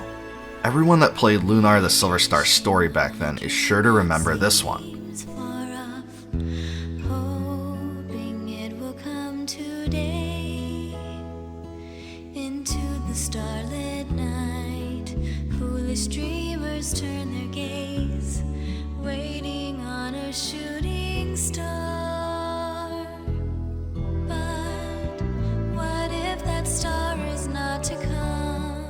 Overall, the game's score stands out as one of the best for an RPG on the PlayStation. The publishers also put great effort into the voice acting too, which added a lot of depth that couldn't be found in other RPGs of the era. This isn't the kind of voice acting you'll find in every subpar dub of anime or anything like that either. It involves professional voice actors that you can tell have passion for their characters. Regardless of all my praise, I do have a few minor criticisms of the game though. First off, it's a bit short for an RPG. A first playthrough will probably take you around 17 to 20 hours, and that's even taking account for some of the grinding time. This will seem like a bit short to what players may be used to, but if it doesn't bother you, great. Also, I believe the game lacks the difficulty level of some of its counterparts. That said, it's probably a good introductory RPG. Between the Sega CD and PlayStation versions, the latter is definitely superior, but both still hold up pretty well. What's even more is that the game was remade a third time in 2009 as Lunar Harmony of Silver Star for the PSP. Mechanically, that version is probably the most polished and has better battle animations, but I don't like the graphical style quite as much. That version does have a playable prologue involving Dragon Master Dyne though, which was definitely a nice bonus for those that enjoyed the lore. When it comes to must-play RPGs for its time, I can't recommend Lunar the Silver Star story more. It has almost everything a fan would want. Great memorable characters, an interesting story, a fun battle system, and a fantastic soundtrack. Its localization also completely stands out above just about everything else that can be found in the 1990s, and the game ultimately stands the test of time. It's just such a shame that it was initially released on a system that had little staying power and exposure to the RPG fanbase, but it still stood out despite all the factors working against it. It was a great first entry in the two-part series, which was continued in Lunar Eternal Blue a few years later.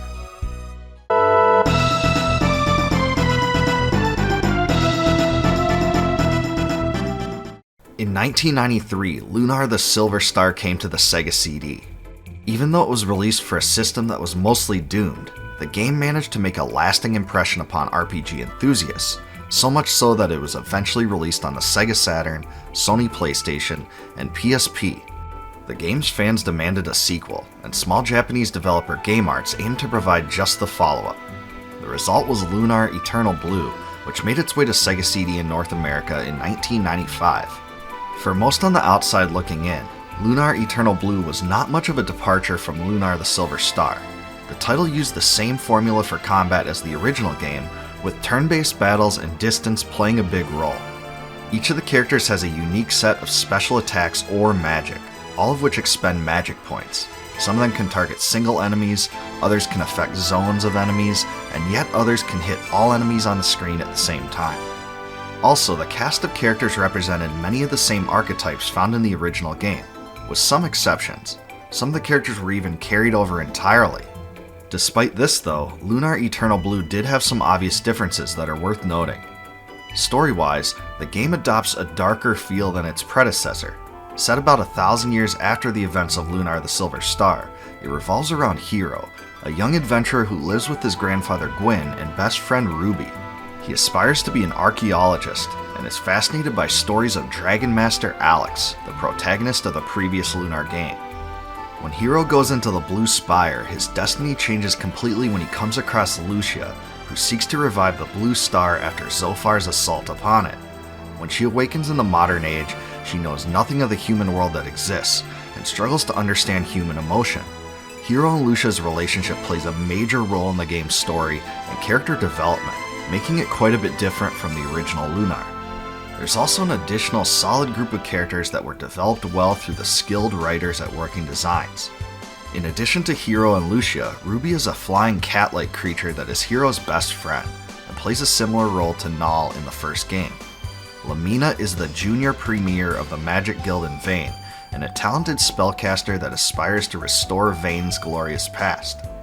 Leo is a White Knight of Althena's Guard, a group charged with bringing the message of the goddess Althena to the land. Ronfar is Leo's best friend, once a priest of Althena but now a degenerate gambler. Jean is a dancer who is also a skilled martial artist. Stopping Hiro and his friends from confronting Zophar is Galleon, who is resurrected to aid the foe. Zophar sends Galleon to put an end to Lucia's quest, and he appears several times to foil the party's plans. There are also some important storyline twists that involve him, but I won't reveal them here.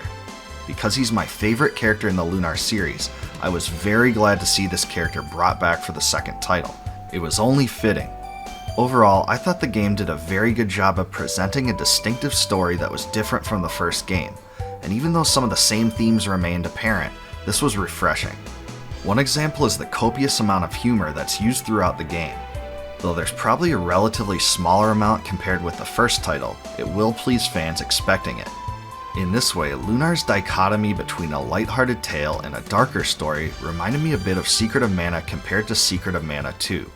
Like the first Lunar game, Lunar Eternal Blue was also brought to the PlayStation in the form of an incredible collector's package. This one included the game discs, full-color hardbound instruction manual, making of documentary disc, cardboard character standees, cloth map, soundtrack, and even a replica of Lucia's pendant. Without missing a beat, Working Designs showed their level of commitment to a great product once again. Ask anyone that had the game on the PlayStation, and I promise they will remember this part of the presentation. Like the first Lunar game, the soundtrack is one of the game's most redeeming aspects. One track I loved was Galleon's theme, which featured a dark and epic melody which perfectly represented the enigmatic character.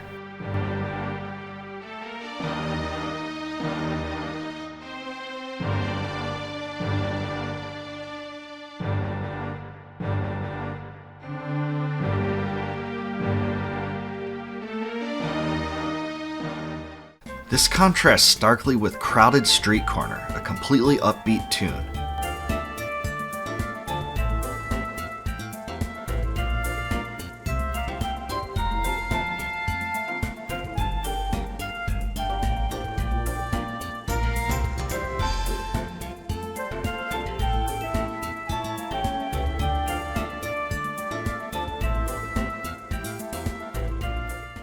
Yet another great song was Justice, which is Leo's theme. It's another epic song that suits the character well and sticks out.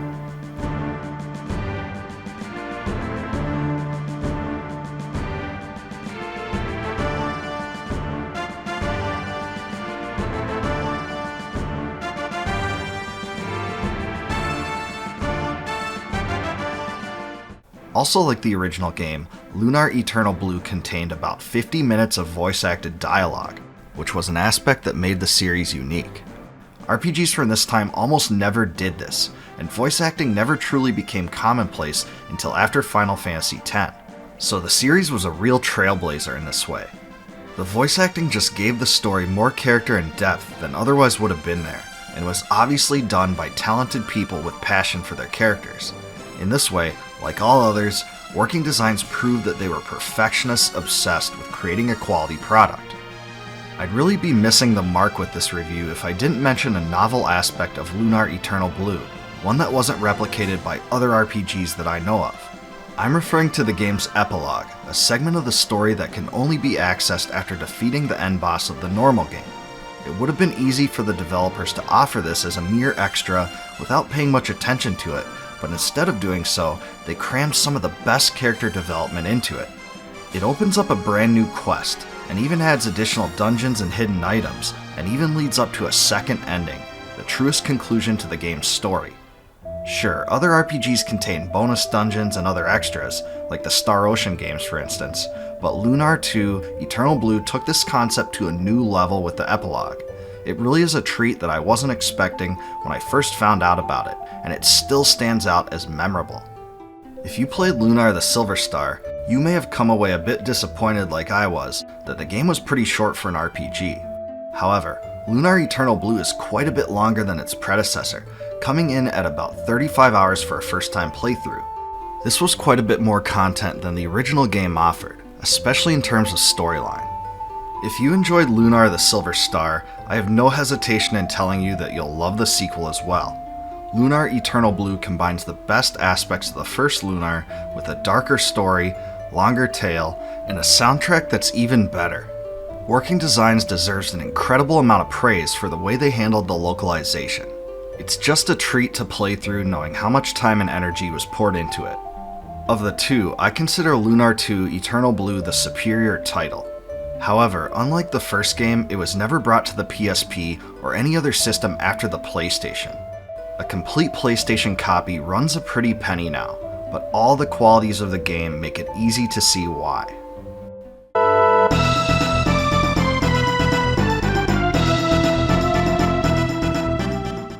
As the NES was aging, several companies did their best to create a completely unique experience that was unlike anything else the system had ever seen. One of these was SNK, future creators of the Neo Geo arcade platform, which released Crystalis in 1990. As an action role-playing title, the game combines several factors that made previous titles like The Legend of Zelda and Final Fantasy successful, but it also embodied its own distinct flavor at the same time.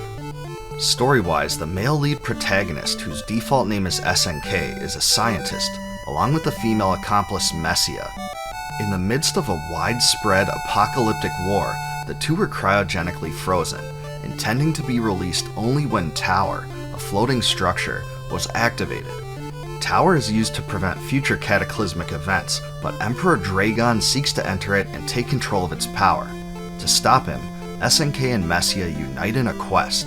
And hey, this was an NES game where the box looked super cool. It had a great logo and was definitely representative of the type of game it was, which I can't quite say about some other titles. Unlike The Legend of Zelda, Willow, and some other games, Crystalis incorporates an RPG-based leveling system that involves gaining experience. After defeating enough enemies, you'll progress to new levels, increasing your health, damage, magic, and attack power. This represented a fusion of characteristics that incentivized the player to keep playing, and gave the impression of a true power advancement system. Like the Guardian Legend and Zoda's Revenge, Crystalis uses 8 cardinal directions so you can move diagonally. There are 8 different types of magic that can be used as well, and each spell is acquired from wise men found throughout the game. You can also charge your sword strike so that it shoots a projectile not unlike in The Legend of Zelda. There's a battery so you can save your progress, and even though it's a bit unclear about where to go at times, there are NPCs that provide clues. This really is a true action RPG hybrid. One of the most noteworthy aspects of Crystalis is the item and inventory system. In addition to the sword attack button, another button allows you to use a pre-selected spell or special item. The select button opens the inventory screen, and the start button opens the status screen. The inventory screen allows you to select from the items you've collected, whereas the status screen allows you to view your stats and change your armor. This acts similarly to The Legend of Zelda. Unlike that game though, Crystalis doesn't focus as much on puzzle solving, and favors combat instead. There are also several different armors and shields, which makes equipment management a real factor of consideration. Throughout the game, there are 5 different swords to be found, 4 of which are elemental oriented. The most brilliant part of this design decision was that each of the swords were more or less effective than the others in certain situations. For instance, using each elemental sword allows you to circumvent specific hurdles, such as in the case of using the Sword of Water to create an ice bridge to cross rivers. The swords can also be used to bypass the elemental immunities of specific enemies.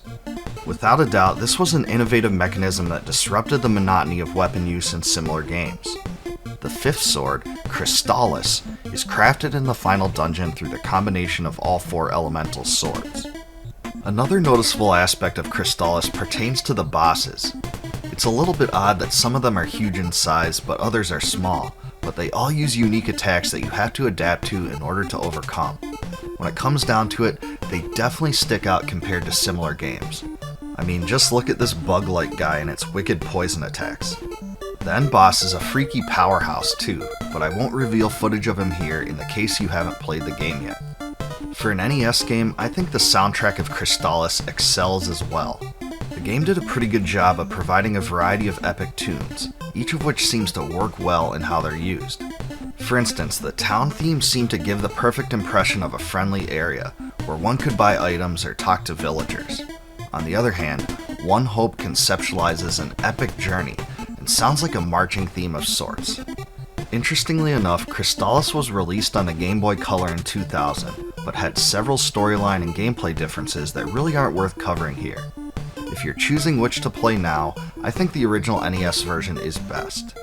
Believe it or not, SNK also began to develop a sequel to the game for the Neo Geo in 1993.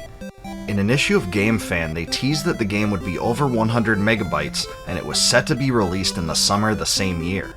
There were several other articles hyping the title, but neither the game nor any of its details ever materialized.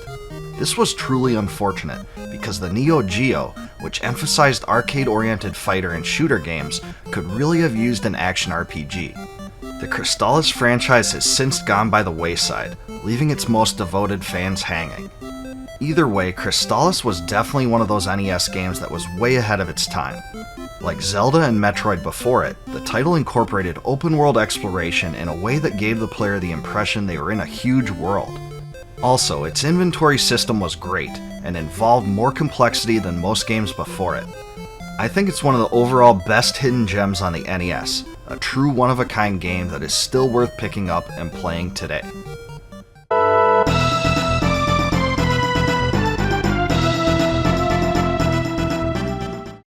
Back in the 8-bit era, the console gaming industry was still trying to find its way after the infamous video game crash of 1983. The NES offered new possibilities and attracted game developers looking to cash in through creative games and new genres. One of the companies that went this route was Koei, a small Japanese company in Yokohama. Koei specialized in simulation and strategy games at a time when most titles on the NES were very simplistic.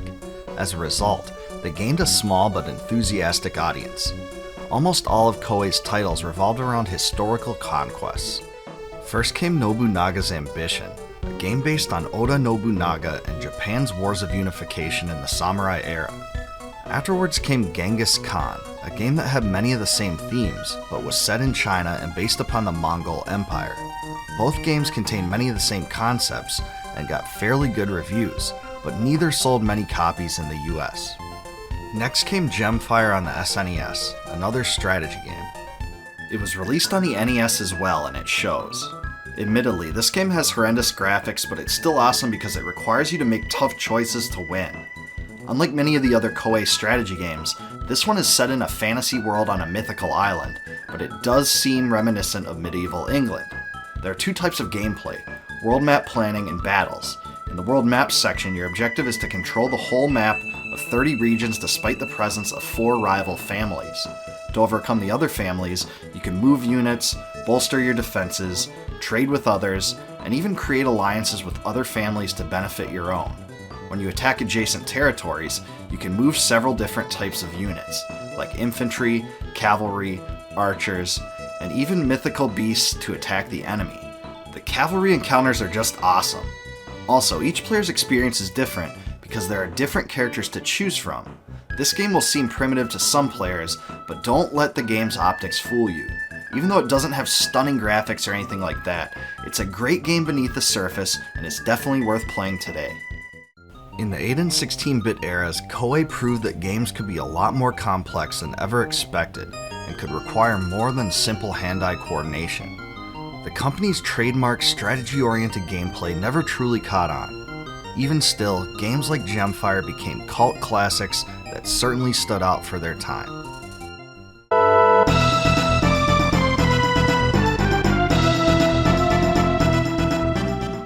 When Nintendo unveiled The Legend of Zelda, the video game industry was changed forever.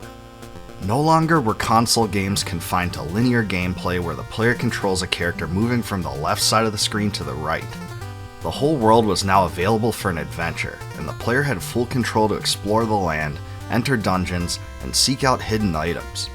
The success of The Legend of Zelda undeniably inspired Nintendo to explore applying the same themes to other types of games. By all accounts, Metroid represented the first attempt to do this in the action genre. In its earliest stages, the game was called Space Hunter, and it was originally developed for the Famicom Disk System in Japan. It didn't reach North America in cartridge form until 1987.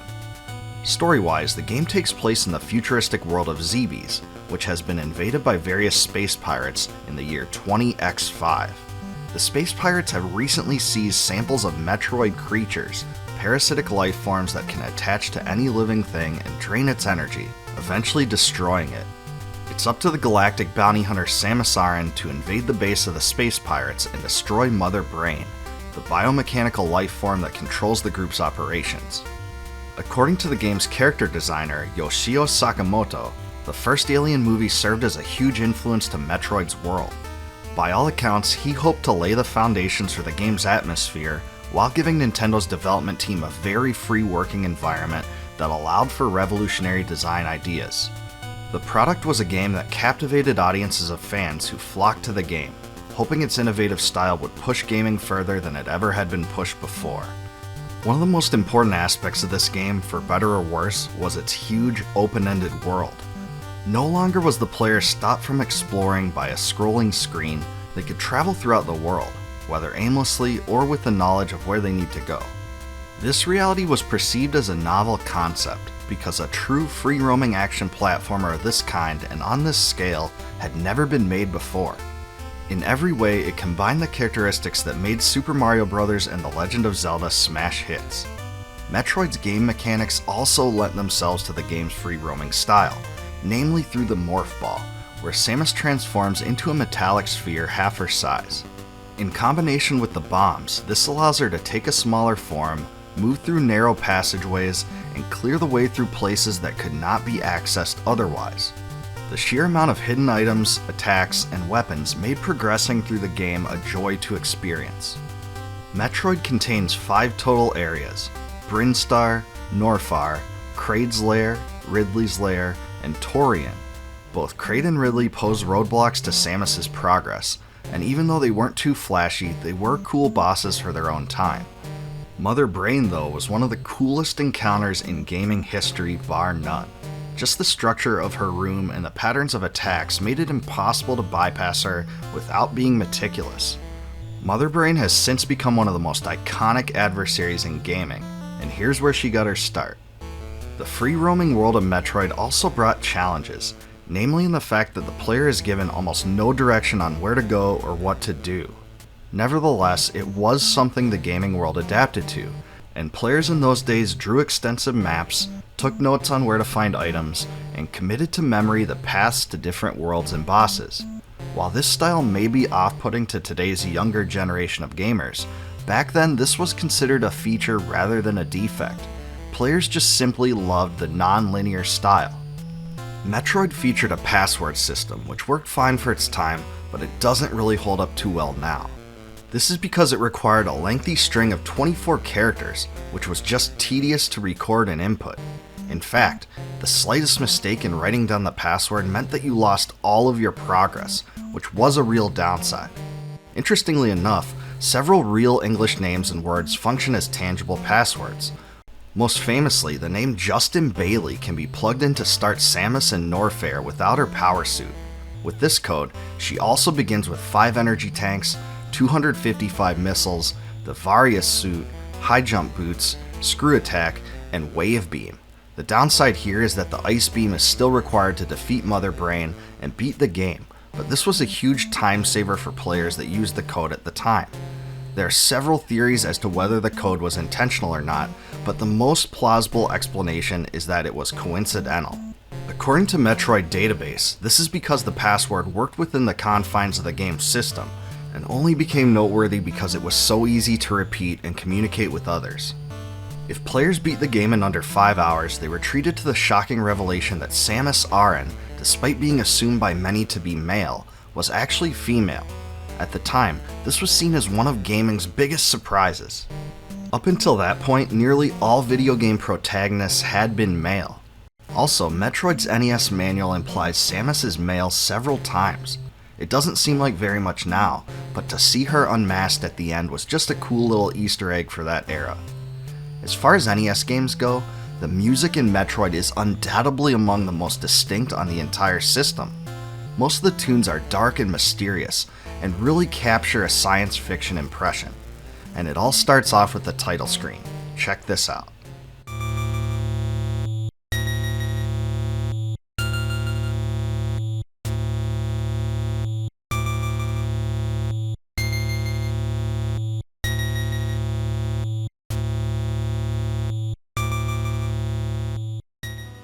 If that isn't haunting enough, the theme of Brinstar is probably one of the most infectious songs in the entire catalog of NES music.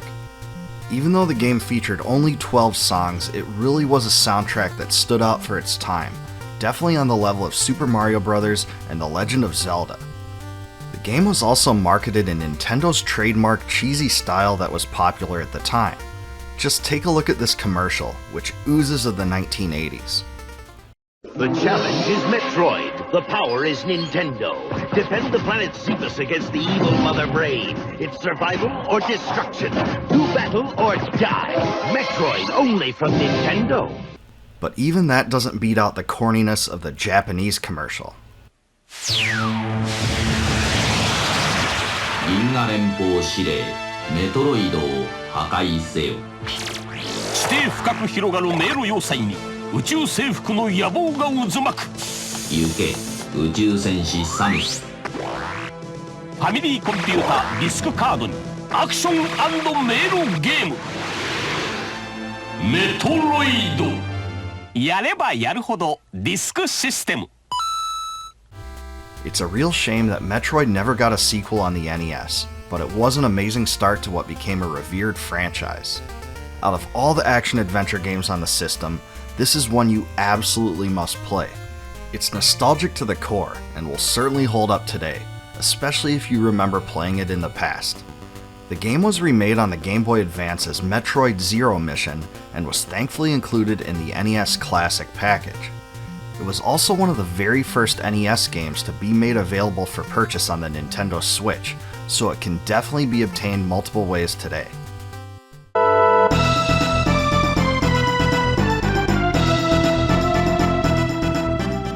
In 1986, Nintendo revolutionized the action platformer genre on the NES with Metroid, which attracted a host of fans for its unique gameplay.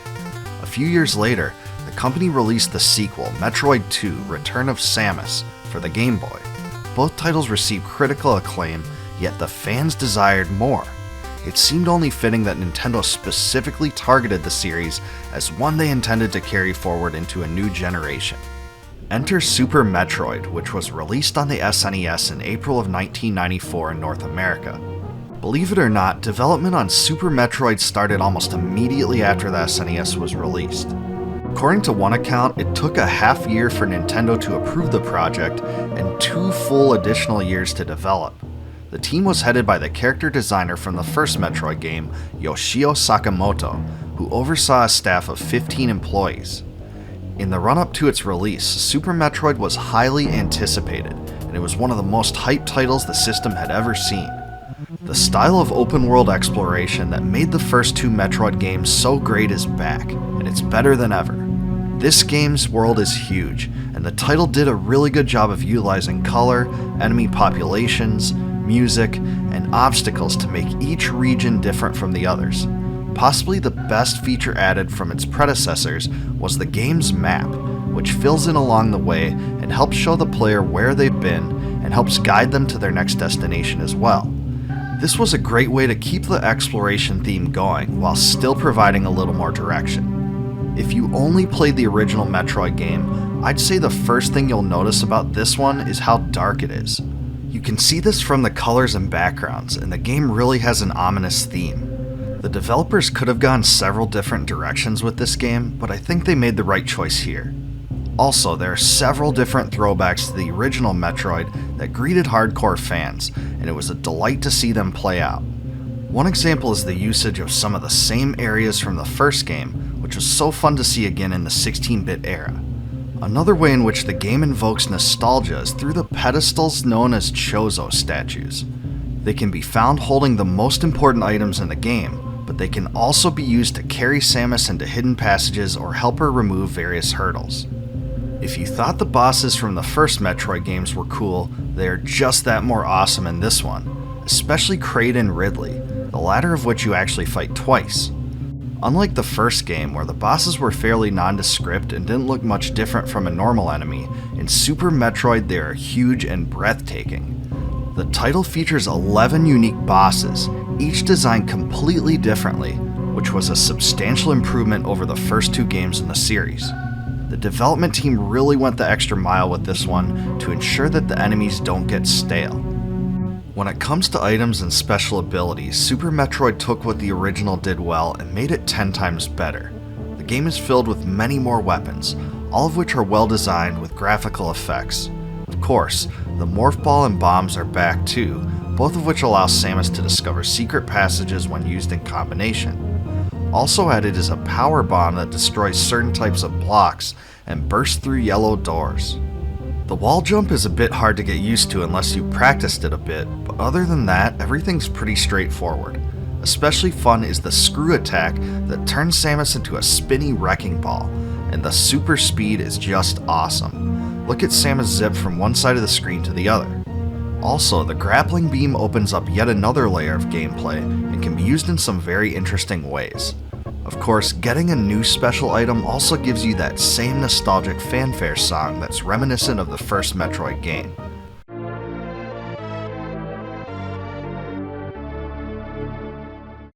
I'd be totally remiss if I didn't point out how great the soundtrack for Super Metroid is. In my mind, the single factor that makes it so awesome is its uniqueness. It's completely distinct in the world of gaming scores because it's ambient oriented, relying on environmental sounds rather than the melodic approach you find in other games. This one is loaded with haunting sounds that are intended to leave an impression with the player. They're dark and brooding and fit the science fiction theme perfectly. While the original NES game only allowed for a small number of songs, Super Metroid's 24MB cartridge allowed for more than 3 times the number of tunes. Some highlights for me were the main theme and Brinstar's Red Soil theme, but really the score as a whole is fantastic. Super Metroid was marketed very well by Nintendo in North America, and it got one of those prototypical 90s over-the-top commercials. Check this out. Before Nintendo came out with Super Metroid, we wanted to make sure it was the most intense Metroid battle ever. So we thought we'd see how Killer here would fare against it. Ready, boys? That's 24 megs worth of weapons, worlds, and weirdos old Killer's up against. Nintendo's biggest game ever. He's a big boy. He can handle it. Well, let's see how he did. Ship it! Super Metroid, only on the Super NES. Out of all the action-adventure platforming games on the SNES, I think this one is the absolute best.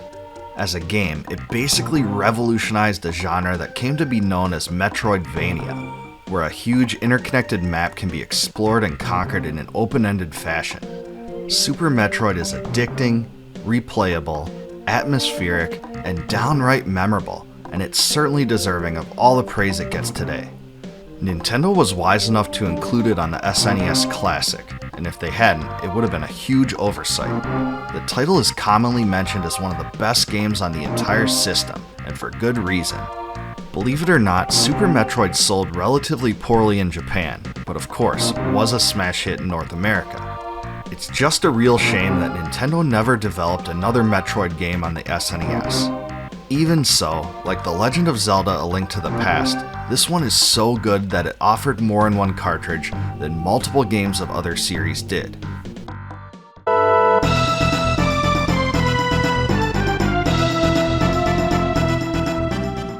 By 1996, Squaresoft had released several critically acclaimed RPGs on the Super Famicom. After 1995's Chrono Trigger, however, the gaming industry started shifting to next-generation consoles. The Sega Saturn and Sony PlayStation were popular in both Japan and North America, and game developers began focusing on those platforms. Even so, Squaresoft pushed on and released 3 additional RPGs on the Super Famicom in 1996. One of them was Bahamut Lagoon, which arrived in Japan in February of that year. Bahamut Lagoon is a turn-based, fantasy-oriented strategy RPG. It's grid-oriented, and terrain and spacing play a big role in battles. Unlike the 2 other RPGs Squaresoft published in 1996, Bahamut Lagoon's development team featured some key staff members of the Final Fantasy team. They included director Kazushige Nojime, writer Motomu Toriyama, and series creator Hironobu Sakaguchi working as a supervisor. Their influence is certainly felt here, because even though not a Final Fantasy game, there are some similarities that can be found within it.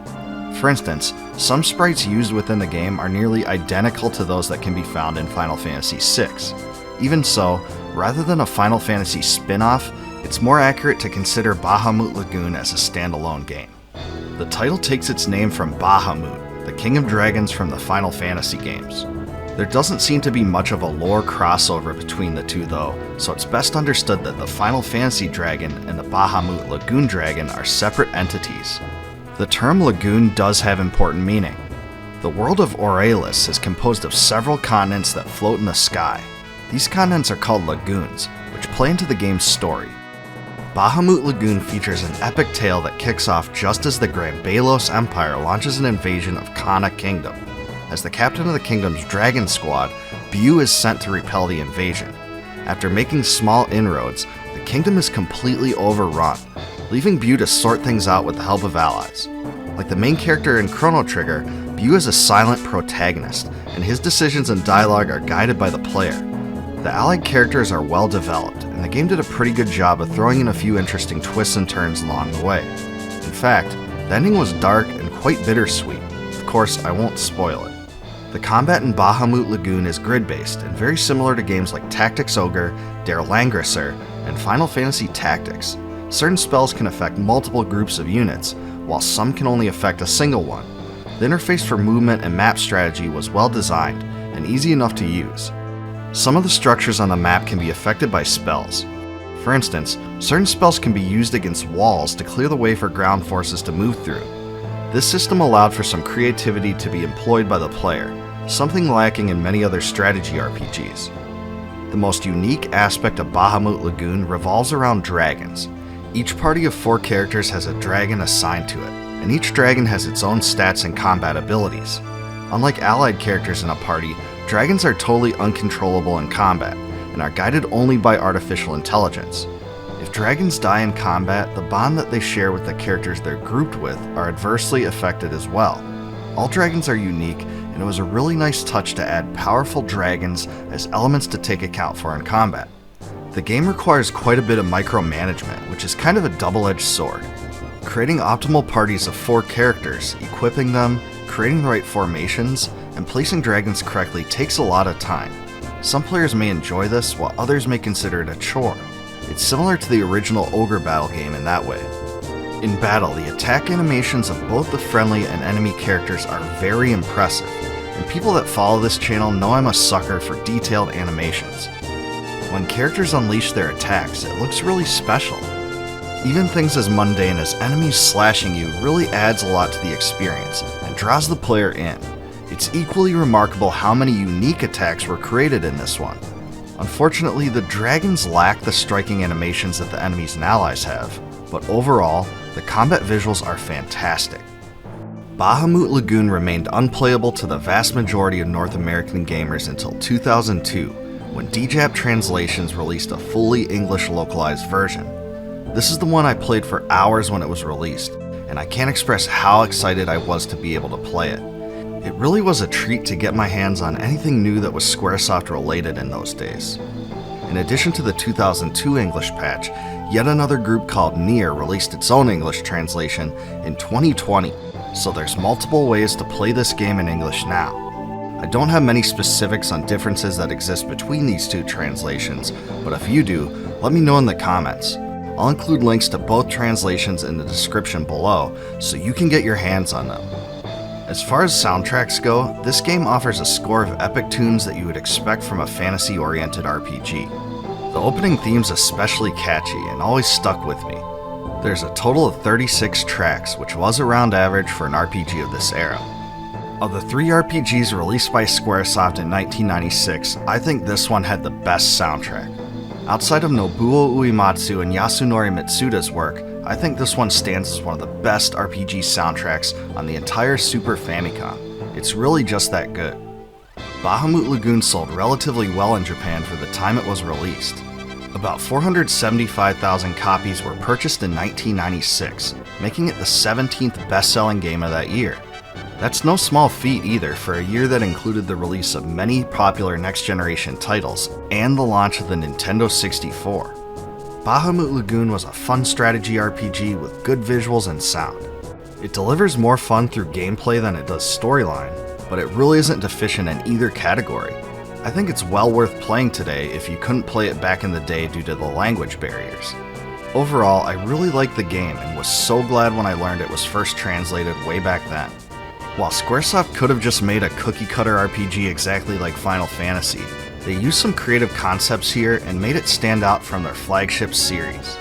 As far as RPGs go, Bahamut Lagoon is the very definition of a hidden gem.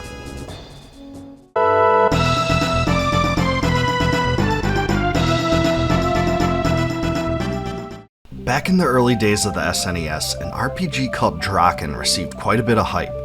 When it was finally released, it would have been an understatement to say that it was met with split reactions. Some players liked the game for its free-roaming open-world perspective and its statistic-based advancement system. Others complained about the automated combat, subpar gameplay, and lack of direction. Drakkhen sold 350,000 copies in North America, which wasn't bad, but the game got bad reviews. It wasn't much of a surprise then when Kemco decided to market its sequel, Super Drakkhen, under a completely different name. Enter Dragon View, which was released on the SNES in November of 1994. Dragon View diverged in several major ways from Drakkhen. Probably the most apparent difference is that the combat style was changed completely. Instead of controlling a full group of characters that battle it out mostly on the basis of artificial intelligence, Dragon View embraces a straight-up action RPG system where the player controls a single character. In this one, you explore dungeons in a side-scrolling view where you can only move up and down a small amount. You can slash your sword in ways that will be familiar to those that played A Link to the Past or the Ys games, and you can even do jump attacks. The controls are very smooth, and you can tell a lot of time was put into it. As an action RPG hybrid, this one really emphasizes action. I really like how the damage you deal to enemies is represented in numerical form, because this provided an added statistical touch that most action RPG hybrids didn't have. Also, each enemy has a visual health bar, which is also appreciated. As you progress through the game, you gain levels, find new weapons and armor, and equip special items to aid you. For instance, as in A Link to the Past, you have to use bombs at times to clear your way through large boulders that obstruct your journey. Enemies sometimes drop hearts to refill your health, and jade, the game's currency. There's a magic system as well, and you can learn new spells throughout the game. I thought the bosses were well designed also. They had their own unique abilities and attack patterns that you had to overcome. One distinct part of Dragon View that sets it apart from other games is that the title's script is delivered in a narrated form, rather than through direct dialogue. The storyline really does adopt the typical RPG tropes. For instance, the main character is an unknown hero whose girlfriend is kidnapped at the very beginning of the game by a strange adversary. The game gives you much better direction than Drakkhen did, which is certainly a good thing, but you still have open freedom to explore. As far as fantasy games of this type, all the cliches are here, and the story is really cheesy. Even so, it's about what you'd expect from a game in this era. If you thought Drakkhen was convoluted, and it was, you'll probably enjoy the way this one plays a lot more. The biggest similarity to Drakkhen that Dragon View adopted was the first-person, free-roaming overworld perspective. This portion of the game uses Mode 7 in the same way as Drakkhen does, and you'll be seeing a lot of it because there's a lot of travel between towns and dungeons. In the overworld, you can get into encounters where you can go back into side-scrolling mode to do combat with enemies. Also, because the potential of encounters appear as clouds, you can easily avoid them and run past. If you hate RPGs with high random encounter rates, this may be one you want to try. The game's biggest downside, outside of the relatively dull storyline, is the huge status interface that takes up over a third of the screen. I get that it contains a lot of important info to keep track of, but come on.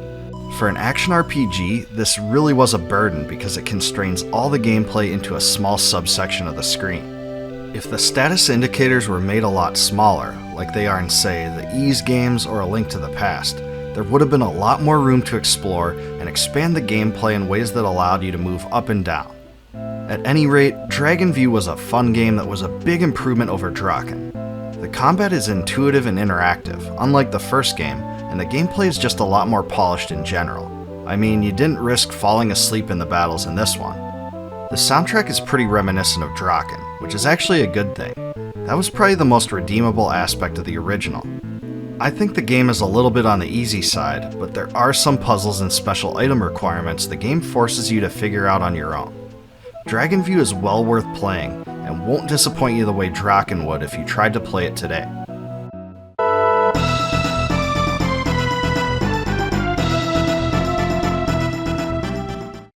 When the SNES was first released in North America, no one could stop playing games like Super Mario World, F-Zero, SimCity, or Final Fantasy IV. However, one game released within the same time frame that didn't get as much hype at the time was ActRaiser. As an action platforming and simulation hybrid, the title turned a lot of heads nevertheless, and proved that console games didn't have to be as formulaic in the 16-bit era as they had been before.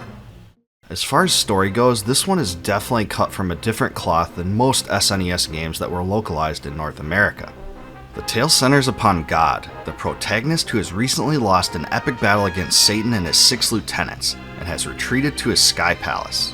While he recovers, Satan divides the world into 6 portions, one for each of his minions. To regain his former glory, God must visit and rebuild civilizations that have since lost faith in him. In the North American version of the game, God was renamed as the Master, and Satan was renamed as Tanzra. This was done to remove the overt religious references, which Nintendo of America would have nothing to do with back then. There are also more minor changes done to ensure this vision, such as Stars of David being removed from some of the level designs. I think Enix as a publisher was a little inconsistent about this, as you can clearly tell there's some demonic imagery in some of the levels and bosses as well. A lot of the edits seem arbitrary, so perhaps the publisher just did whatever they could to keep in as much as Nintendo would allow at the time. ActRaiser's gameplay alternates between full-action platforming stages and complex city simulation stages. In the former, you'll find everything you'd expect from a 2D scrolling action game of this type. There are platforms to jump across, enemies to defeat, and obstacles to move past. Your character has a life meter, and there are also enemy health meters for the bosses. These stages are actually pretty similar to what you'd find in a Castlevania game. I thought the designs of each of the levels were on point as well, because they all have a different feel. There are forests, deserts, caverns, and fortresses, and none of it felt monotonous. The bosses for each of the side-scrolling stages were also well done. Who could forget the Pharaoh, who attempts to drop his giant head upon the main character? I guarantee if you played this game back then, you'd remember this. I also remember Minotaurus and his giant golden axe. Far from reskins, each of the bosses have unique attack patterns that you must adapt to. Furthermore, all their animations and sprites were well crafted to fit the game's theme of good versus evil. As far as the simulation mode goes, the player must make a complex series of decisions that affect civilizations. Every action you take in this mode is designed to encourage the prosperity and growth of the civilization in question. In a way, it's a bit reminiscent of SimCity.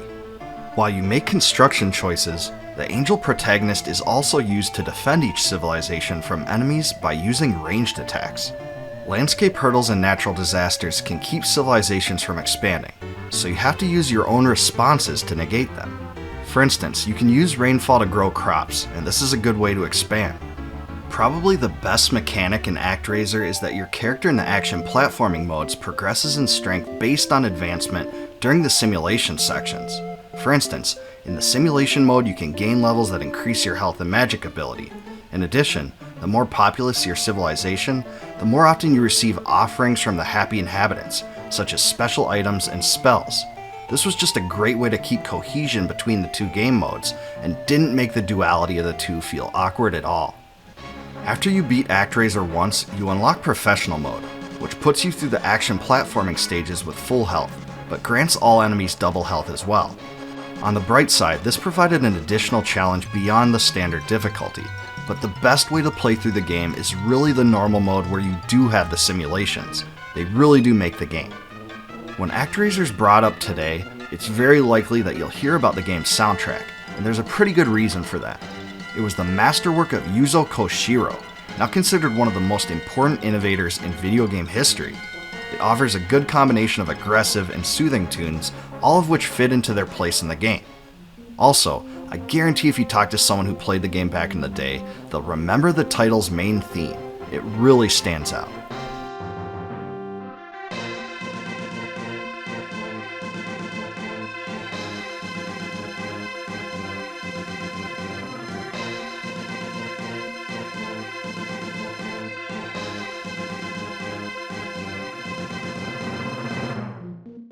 If there was one way to describe ActRaiser at the time it came out, it was unique. And really, it still is today. There's just not much like it. The title's combination of different gameplay types was unparalleled at the time, and was executed with great success. The launch of the 16-bit era was a time of risk and innovation, and ActRaiser was a big part of that age. The developers took quite a few risks with some of the game's mechanics, but thankfully the title holds up much better than many SNES games of its time. Unfortunately, ActRaiser was not included on the SNES Classic console that Nintendo released in 2017, and this fact drew quite a few complaints from fans. Regardless, the original cart isn't too expensive today, and any retro game enthusiast can pop it into a console and get the same enjoyment now that they did back then. Developer Quintet followed ActRaiser up with its sequel, ActRaiser II, in 1993. Fans were surprised to learn that it was designed so differently from the original game by removing the simulation gameplay entirely and utilizing action platforming only. This was a polarizing decision to say the least.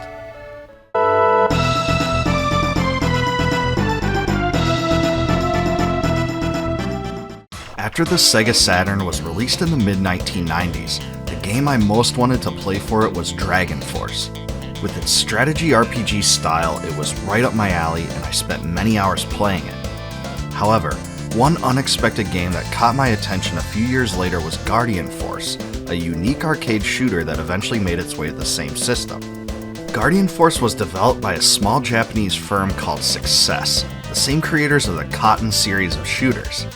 Guardian Force was originally intended as a Saturn exclusive, but when the company decided to take advantage of Sega's Titan arcade hardware, they decided to release it in the arcades first. It reached the Saturn in August of 1998, but was never released in North America, which really was a true shame.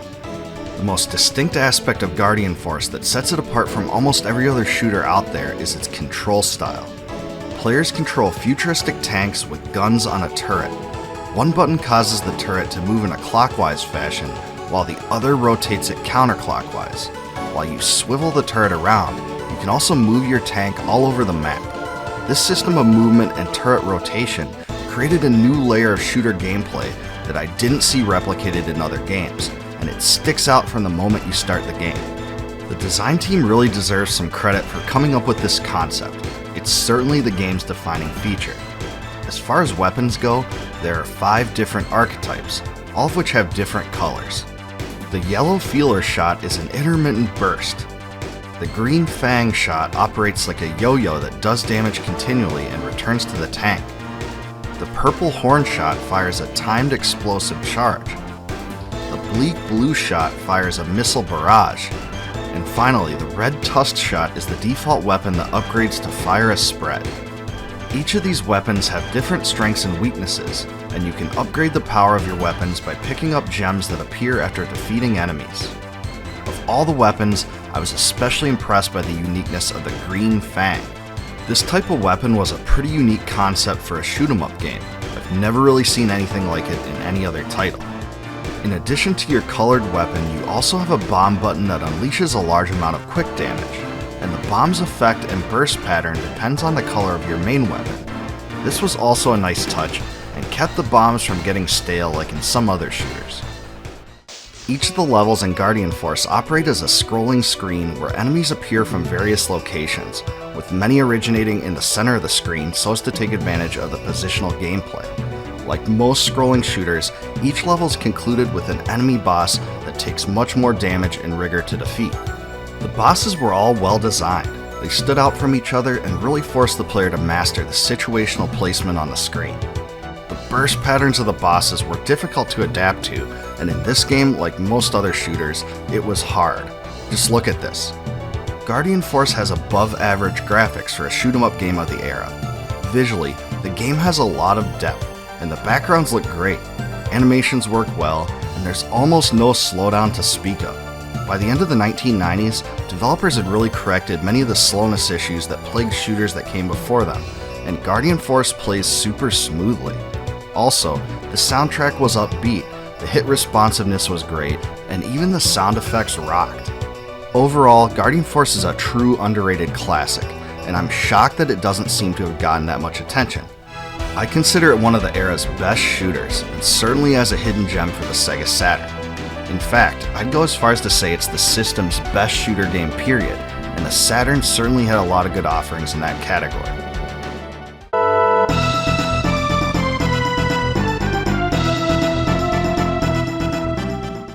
By the end of the Super Famicom's life cycle, Squaresoft had established itself as the predominant master of the RPG genre. From the Final Fantasy games to Chrono Trigger to Super Mario RPG, the company had pretty much done it all on the system. However, as 1996 rolled around, most developers halted their efforts to begin planning to produce games for the next generation consoles. Instead, Squaresoft published a series of games in 1996, one of which was Rudra no Hihou, or Treasure of the Rudras. It was the very last game the company developed in-house for the Super Famicom. Since the game was only released in Japan, one may ask how it can be played in English. Well, thanks to the amazing efforts of Aeon Genesis, the game was fully translated in 2003 for the first time. A blessing to all the RPG fanatics that missed out on this gem back then. Like all Aeon Genesis translations, rigorous work was put into this project, and the dialogue was brilliantly crafted. I can't say enough about how enjoyable this translation was. It was really professional endeavor that put some licensed translations, Breath of Fire 2, to shame. As far as storyline goes, Treasure of the Rudras is purely innovative. Its setting is a futuristic world that's been ravaged by pollution. In its current condition, mankind will be destroyed in 15 days, and many have already lost hope that the world's demise can be reversed. Most of the game centers upon the drive of the characters to do so, though. What makes this interesting is the various characters have different ideas in regard to how to accomplish that, so seeing how the contradictory perspectives played out was awesome. The game's intro is also pretty dark and was illustrated with the best cinematography the Super Famicom could offer. The story is divided into 3 main scenarios, each of which features a main protagonist. Scion is a soldier that was trained by a well-known swordsman and seeks to be the strongest man in the world. Riza is a princess that seeks to purify the world and reverse the environmental calamity that threatens it. Finally, Serlant is an archaeologist that seeks to gain knowledge of the world's destruction.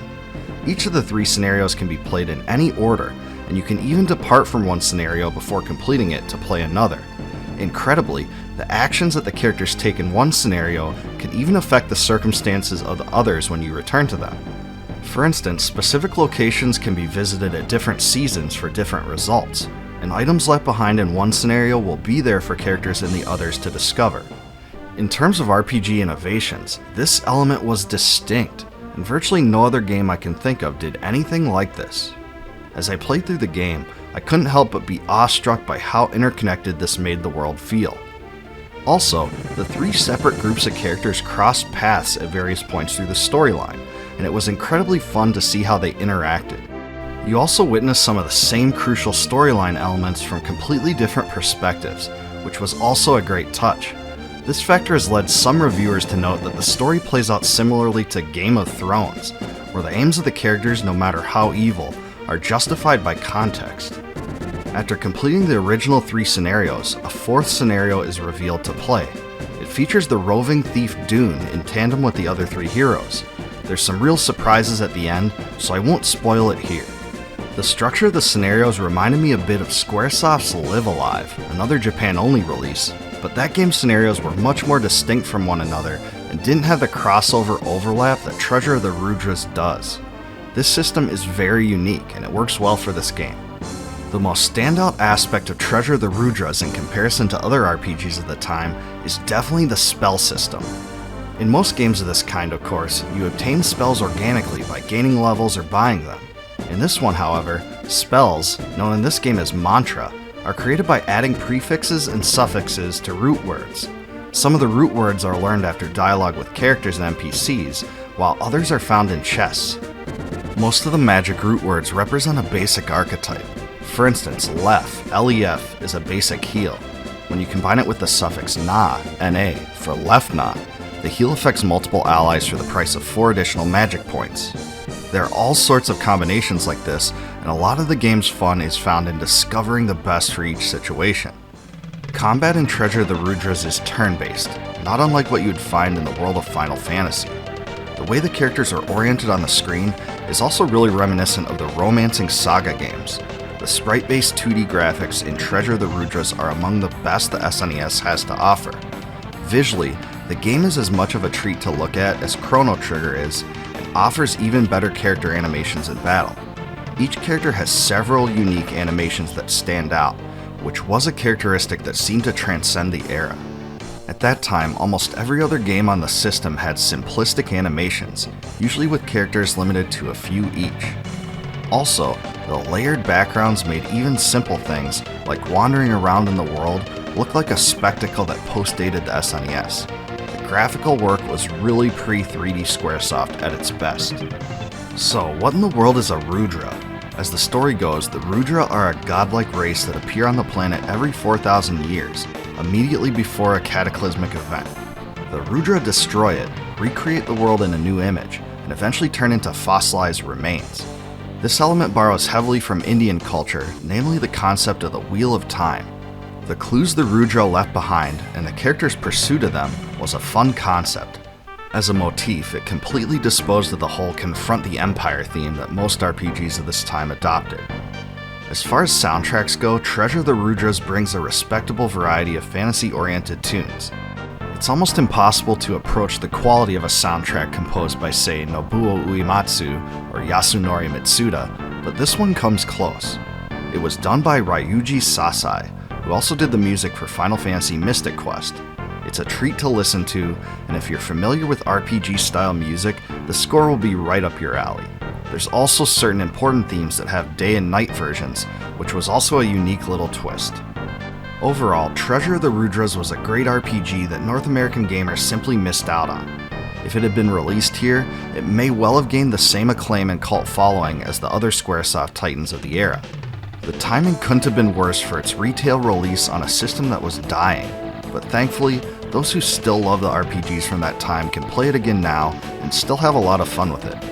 With its creative magic system and overlapping storyline as its most creative assets, it carries my highest recommendations.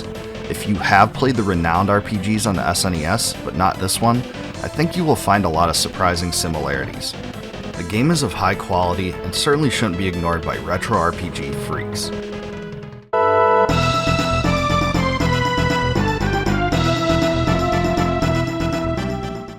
Back in the early days of the SNES, Enix published ActRaiser. The game was filled with thematic flavor, and combined the sort of action platforming you'd find in Castlevania with simulation gameplay that was a bit similar to SimCity.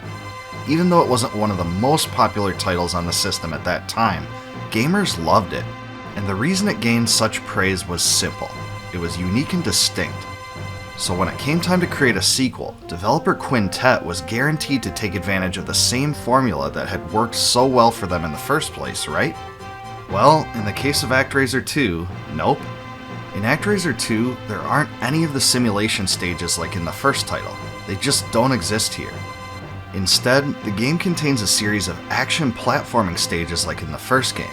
In this one though, there are a bit more complexities, because enemies often take many slashes to defeat. Also, adversaries drop HP and MP orbs, which refill lost resources. There are 7 different magic spells, or miracles, that can be found throughout the game as well. There are also enemy health meters, even for normal, non-boss enemies, which was very helpful. Story-wise, you again take control of God, named the Master in North America, who is again sent to Earth after Tanzra, or Satan, has been resurrected by his evil followers. He now commands 13 underlings that help him infest the world, and the protagonist must fight against him once more. It's nothing too different thematically from the first game, and honestly, if they would have gone in a radically different direction in this avenue, it probably would have been for the worse. Like in the former game, Nintendo of America required the changing of names to remove overt religious themes. I'd be a little remiss if I didn't discuss the difficulty of this game. It's extremely hard, and you have to be very paced and deliberate with your actions, or you'll quickly die. In that way, it's a bit like Super Ghouls and Ghosts, because if you expect to speed your way through these levels like it's a Sonic game or something, you'll be frustrated with constant deaths. There are 3 levels of difficulty that you can choose from: easy, normal, and hard. But even the easy mode is difficult. I can't imagine beating this game on hard at all. It's just crazy to imagine. Graphically speaking, ActRaiser 2 is an absolute spectacle, and the dark theme is ever apparent. In this way, the title really does push forward what the original game did well. The huge, detailed bosses, character animations, and stages are all filled with evil flavor, and I love it. I also like how the background graphics added much to the depth of the visuals. For instance, in this area, the black backgrounds give the perfect impression of a dungeon. In another area, there are icy caverns, and in yet another, mountainous cliffs. There are also places with layers of spider webs and other things, such as water waves, that make the stages distinct. There's even a level that makes you feel as if you're in outer space, and this is just awesome. The final boss of the game is also unworldly in terms of visual quality. It really pushes the system to its limits. In fact, the graphics in ActRaiser 2 may be the best of any SNES game that came out in 1993. They truly are that good. The game features a great soundtrack, and it's again composed by the legendary Yuzo Koshiro, and the main theme is used in the intro in remixed form. As a whole, the songs are dark and foreboding, and show off the talent that Koshiro became so known for. In addition, I thought the sound effects stood out as well. From enemy projectiles to falling boulders to sword slices, you really gain a good impression of the world of the game. Very few titles on the SNES used this level of detail, and it was completely refreshing. Ultimately, ActRaiser 2 only replicated one part of the experience that made the first ActRaiser game so memorable. With this limitation in mind, fans of the series are pretty polarized on the subject of whether it's truly a worthy sequel or not. If you like games like Demon's Crest, the SNES Castlevania games, and Super Ghouls and Ghosts, chances are that you'll really like this one. On the other hand, if you expected an ActRaiser game like the first, with simulations intact, you will be pretty disappointed. Either way, if it wasn't named ActRaiser, I guarantee this one would have been a standout game without the steep expectations. The controls are smooth, the bosses were fun to face and well designed, it's fantastic visually, and provides a true challenge. It's worth playing, but just don't consider it a continuation of the original ActRaiser.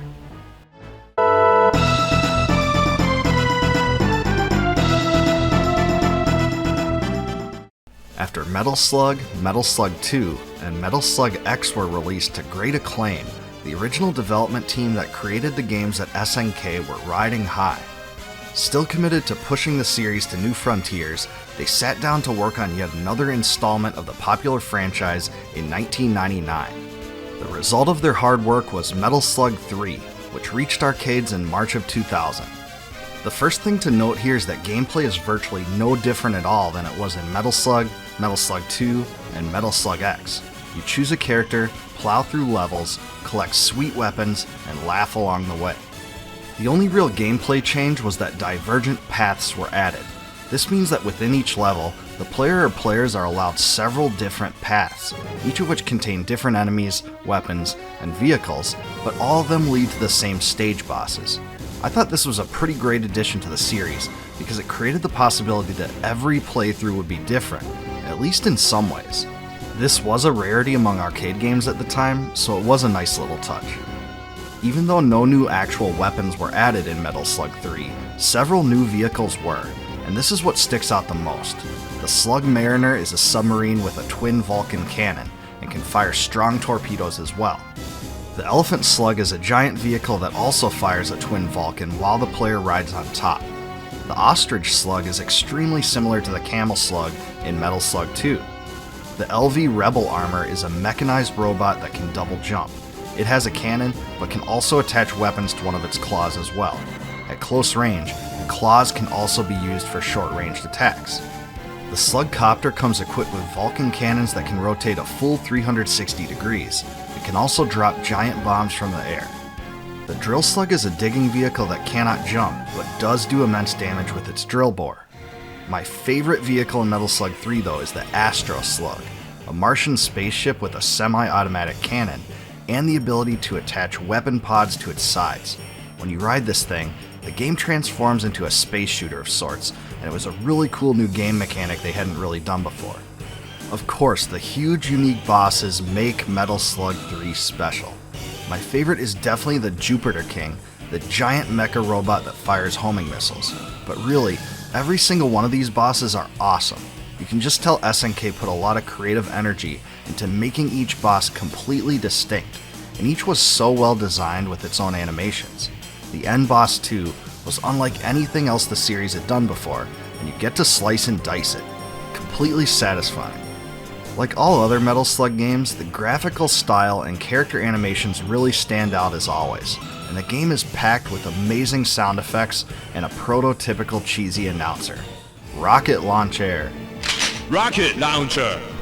Overall, Metal Slug 3 put all the best aspects of the series together into one game, and packed more fun into the franchise via the divergent paths and new vehicles. You can tell that the developers really hit their mark on this game. It was everything a Metal Slug fan wanted at the time, and its arcade-perfect port to the Neo Geo was highly sought after. The title was eventually released on other consoles too, including PlayStation 2, Xbox, Nintendo Wii, and other platforms. The easiest way to play it today is probably through Steam, where you can get it for $7.99. Check it out because it's certainly worth it, and possibly the greatest offering in the series.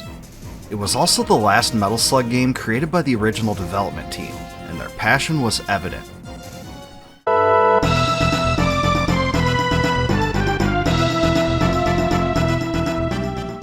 In the early to mid-1990s, the SNES competed directly with the Sega Genesis in Asia, Europe, and North America. Both systems had their merits, and were marketed to slightly different audiences. Some of this marketing campaign included devoting resources to specific types of games, which would allow one platform to dominate genre-based markets. In this way, Sega succeeded greatly by focusing on sports games, and totally outmatched the SNES in that space. However, one area where Sega got completely stomped by Nintendo was in the adventure and role-playing game department. Nintendo had the support of Squaresoft and Enix, both of which churned out amazing titles that fit into that category. In addition, Nintendo also released the unparalleled Legend of Zelda: A Link to the Past, which many believe was the greatest action-adventure game ever released at that point. Sega, on the other hand, had the support of fewer developers willing to produce RPG and adventure games, and struggled to compete. Toward the end of the lifespan of the Genesis though, the company made an honest attempt to take on Nintendo's RPG dominance, realizing that the genre attracted a group of players that they hadn't been successful at reaching. One of the ways they did this was through Crusader of Centy, which was released in Japan as Shin Suseikei Ragna Centy. It was produced by Nextech, which released the game in North America in 1995. Story-wise, you won't be surprised by many of the game's themes. The protagonist is Corona, a 14-year-old boy that inherits the sword of his father, a legendary knight who lost his life in battle. Unexpectedly, Corona loses the ability to communicate with humans during the course of his adventure, but gains the power to converse with animals. On the surface, Crusader of Centy looks, feels, and plays like a Zelda game. From its overworld view, to its unmistakable action-oriented combat, to its lengthy and unique dungeons, even to its unit-based life meter, it's almost scandalous how much this title emulated that series. Even slashing bushes works the same way as it does in A Link to the Past. I guess one could disparage the game on this basis, but as far as I'm concerned, the more games like A Link to the Past, the better. The part of Crusader of Centy that sets it apart from A Link to the Past, though, is the overworld map. A Link to the Past utilizes a complete interconnected world of conjoined screens, where travel from one side of the world to another is a lengthy endeavor. In Crusader of Centy, however, there's an overworld map with preset locations that you travel to and from. There is some backtracking, so it's a bit more linear than a game like Zelda. In fact, the overworld map reminds me a lot of Super Mario World and how that experience feels. If I had to criticize any one aspect of the game, it would probably be this, because I think the huge interconnected world of screens to travel through just works better. Another facet of Crusader of Centy that differentiates it from other adventure games like Zelda is that you can actually jump in this one. This opens up some basic platforming that must be done to gain access to certain platforms, and forces the player to use the ability to circumvent obstacles like lava. This mechanic wasn't too overbearing and was kind of refreshing. I thought it worked well. The most standout feature of Crusader of Centy is the animal system. Throughout the course of the game, Corona can find and befriend up to 16 animals. Each of them, when equipped, gives the protagonist a specific power that helps you in your quest. For instance, having Chili the penguin by your side allows you to charge your sword with a powered ice attack when it's thrown. On the other hand, Dippy allows you to traverse over water on the overworld map, and also cross over various damaging terrain unscathed. But there's even a layer beyond this. Rather than merely having an animal to take the place of a special item, the game allows you to equip 2 animals at one time. This allows their powers to blend together to grant Corona completely unique abilities that only that combination provides. Another facet of the game that really sets it apart from others is the unique, well-designed bosses. They have awesome graphical animations, attack patterns, and sizable differences that make them memorable. The swirling arm octopus especially is one of the bosses I remember vividly. Another awesome encounter is this water snake hydra thing that shoots out fireballs that you deflect back toward it. And then there's this Dragon Knight guy you face with an animated background. Just wow, this really seemed to push the system to its visual limits. I can't say enough about just how different each boss was, and how fun they were to overcome. Most of the Crusader of Centy soundtrack is upbeat, and the tunes do an adequate job of sticking in your head. It's a pretty good variety of 25 tunes, a lot of which use simulated wind instruments and synthesized sounds. Like most Genesis games, it utilizes the prototypical grindy noises that the Genesis was known for, and this really made it stand out from the RPG soundtracks for games on the SNES. As an RPG fanatic, I consider Crusader of Centy a game the Genesis so desperately needed at the time. If the system would have featured more games of a similar ilk, it certainly would have caught much more of my attention back then. The concept, gameplay, exploration, and dungeons were great, and it truly is a marvel that stands out from everything else on the system. There are some out there that portray the title as an absolute ripoff of A Link to the Past, and in some ways it really was, but honestly, the storyline and animal system really made it a game in its own right, even if it borrowed some infectious elements of the Zelda franchise. It's enough of its own thing either way for me to forgive it entirely for all the great concepts it took from Zelda. Unfortunately, by the time Crusader of Centy reached market, it was too late for SaGa. Both fans and game developers had already begun flocking to next-generation consoles, and SaGa's attempt to capitalize on adventure RPGs was largely left in the dust. Left by the wayside, the game didn't have the impact SaGa hoped, but it still made a great impression on me. In fact, I would go as far as to say it's one of my absolute favorite games on the system, and that's quite a distinction. If I had to recommend someone play just 5 titles on the Genesis, this would definitely be listed among them. It's just too bad it wasn't included on the Sega Genesis mini console, and the cartridge is extremely expensive today. Nevertheless, if you can get your hands on it, it's absolutely worth playing now.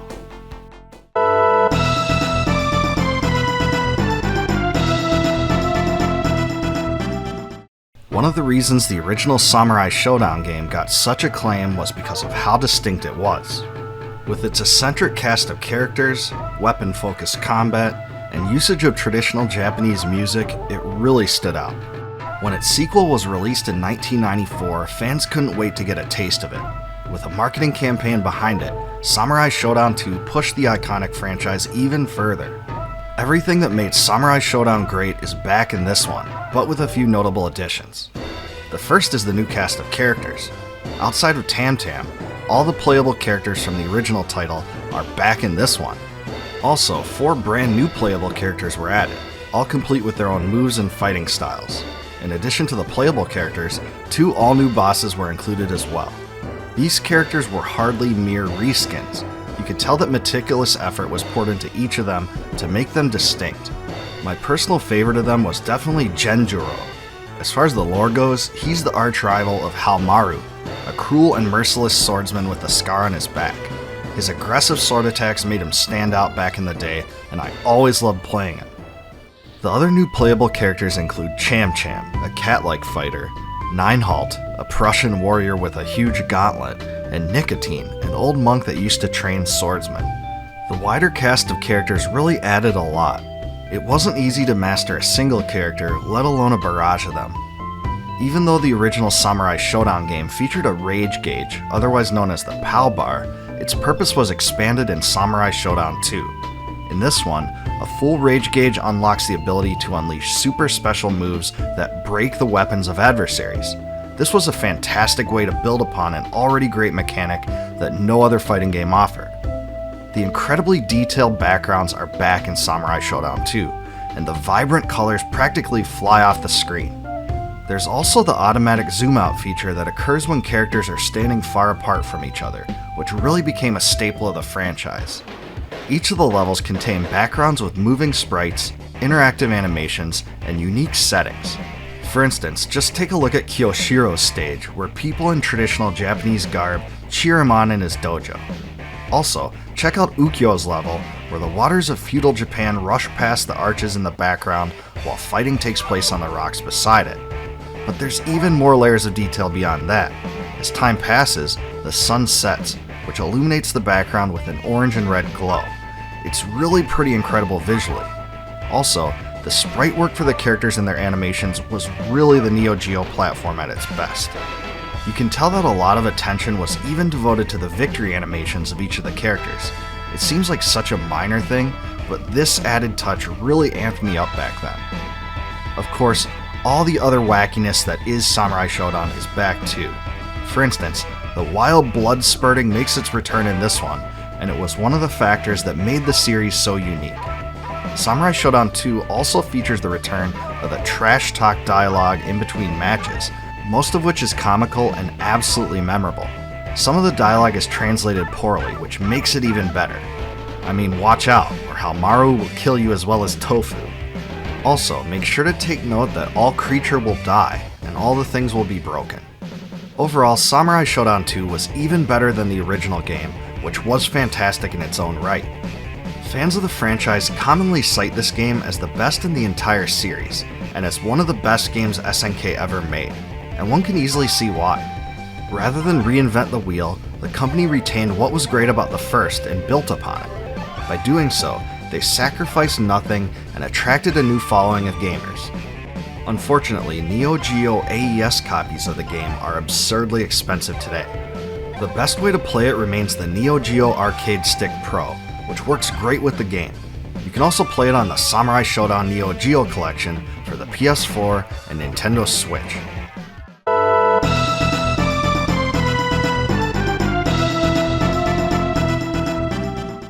A year into the release of the SNES, the system had amassed a large number of games of all types. The amazing popularity of The Legend of Zelda: A Link to the Past caused several developers to take a closer look into the action-adventure genre and begin projects to replicate its successes. One of these was Soul Blazer, which was created by Quintet, the same development team that brought ActRaiser to the system. Soul Blazer is based upon a story concept that's pretty unique. In a grand scheme to become wealthy, King Magritte of the Friel Empire enlists the help of an inventor named Dr. Leo, who builds a machine to summon an evil spirit called Death Toll. In a bargain with the king, Death Toll takes the souls of those in the kingdom for 1 gold each. As a consequence of the evil plot, many of the world's landscapes and towns now appear empty and unoccupied. What has happened is that the evil force has transformed the town inhabitants into monsters that infest dungeons. The unnamed protagonist is therefore called forth by the master of the world, essentially a god, to rid the world of the monsters and free the souls of those held captive. By killing the monsters in the dungeons, those imprisoned reincarnate again in the nearby towns. This process includes the liberations of people, animals, and even plants. Now, you may be saying, hey wait, isn't that the same plot of another game on the SNES? Well, as you may be able to tell, it is thematically quite similar to another Quintet game, ActRaiser, like I mentioned before, where your main character is a literal god sent to accomplish a similar task. So even though the game is good, Quintet doesn't exactly get creativity points here. Soul Blazer features 6 total villages and associated evil areas with souls that must be freed. After those villages are fully restored, the endgame stage, called the World of Evil, is unlocked. The game is tied together pretty well in this way, and talking to the resurrected townsmen provides a lot of great lore. In Soul Blazer, the dungeons are where the true fun is to be had. They're filled with basic puzzles, moving platforms, and swarming with monsters. It's definitely possible to get overwhelmed by enemies, which forces the player to get creative with the placement of the character and the attacks. The best part of the dungeon experience is that most of the monsters you slay, once slain, are gone forever.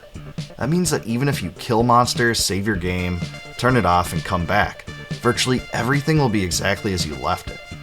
This type of monster system wasn't utilized even in later SNES games, so it's a standout facet that was really enjoyable about this one. I tend to agree with those that have said it makes the game hold up pretty well even today, because it allows for casual play without the long, cumbersome time constraints. The bosses were designed pretty well also. They're distinct and provide unique difficulties, and some of them are really hard. They're honestly where the challenge in this game lies. As far as combat goes, your character slices his sword in a way where it actually hits enemies that look to be slightly below the cell he's standing on, which is certainly interesting. At first this seems like an odd limitation, but in a way it's actually helpful because of how the game forces you to be positioned in the dungeons. The hit detection isn't perfect, but it isn't the worst I've seen either. Lagoon. There is a magic system and you can get a few spells, but honestly they're a bit awkward control-wise. There isn't even a real animation for the spell that shoots fire across the screen, and the only way to aim it is to face your character in the direction you want it to go. Sometimes it's useful, but I really think this area of the game should have been more polished. The graphics aren't overly impressive for an SNES title, but it came out pretty early in the system's life, so I guess that's to be expected. There is one area of the visuals that do stand out though, the use of multiple layers, many of which are vibrant and add a lot to the atmosphere. For instance, here you can see icicles hanging all over the area to give it a more complete frozen cavern vibe, and that layer protrudes as you move around. Other places have clouds that pass by visually, and yet others have several levels of platforms and colors that give the dungeons more depth. Even if it doesn't quite approach the same graphical quality that can be found in later SNES titles, this was really cool. The soundtrack in Soul Blazer is an odd combination of songs you'd expect in a traditional RPG score, combined with some funkier ones. And by funky, I mean some of these tunes actually sound like something you'd hear from Parliament or Smokey Robinson or something. They're really different in that way from other action-adventure RPGs. It's not really my favorite dynamic for the genre, but some people really like how unique these tracks are. When it comes down to it, Soul Blazer was a solid game for the time that provided fans of the genre a great fix. It used a cool story concept, and stands out because of the permanency in regard to your dungeon progress. It has a solid but unique soundtrack, and was a polished game for the era it came from. Also, the title offered promise for the future. In fact, the game was the start of what became a 3-part unofficial trilogy, sometimes known as the Soul Blazer trilogy, that also included Illusion of Gaia and Terranigma. In the next years, the series took on a life of its own, as Soul Blazer's spiritual successors built upon what Soul Blazer had done and added a few additional twists.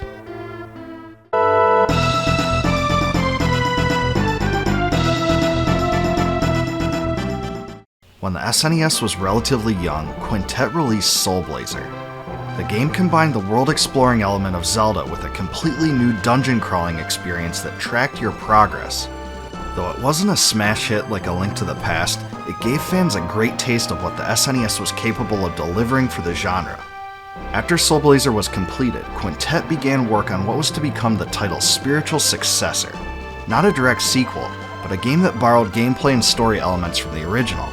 The result was Illusion of Gaia, which was released on the SNES in September of 1994. It was published by Nintendo, which followed its release with a respectable marketing campaign.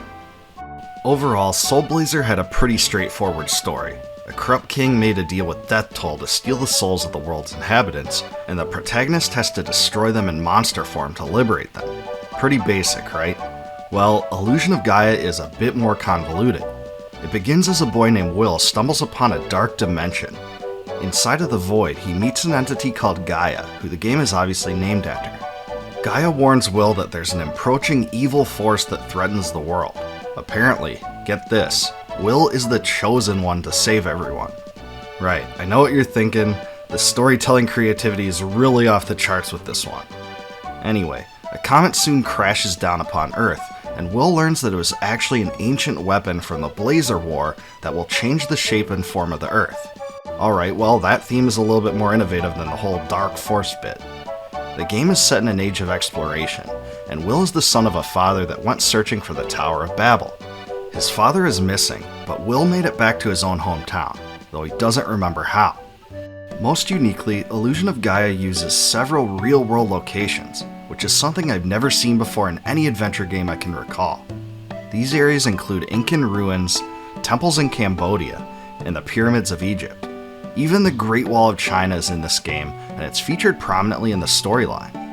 Throughout all of Will's adventures, there's also a lot of odd and seemingly random storyline concepts thrown in. For example, there's a cult of cannibals that takes you captive until you're saved from death by a pet pig. Through it all, there's a lot of humor thrown in, as if the game knows it's over the top. And that's really one of the reasons it's so distinct. But that's not all this title is. There's also a lot of deep emotional themes that are executed very well too, such as the idea that life experiences give you a completely new perspective on things. It's really endearing in many respects, and if you can get over the combination of real-world locations, humor, and what seems to be a lackluster translation, you'll really like it. Gameplay-wise, Illusion of Gaia mostly echoes what the player experience was in Soul Blazer. The combat is mostly the same, as you travel around in an overhead view and attack enemies in an action-oriented battle system. The hit detection seems to be greatly improved from the first game, and the attack animations were also more polished. When it comes to improving gameplay, both of these things were great to see. However, there are a few differences that set Illusion of Gaia apart from Soul Blazer as well.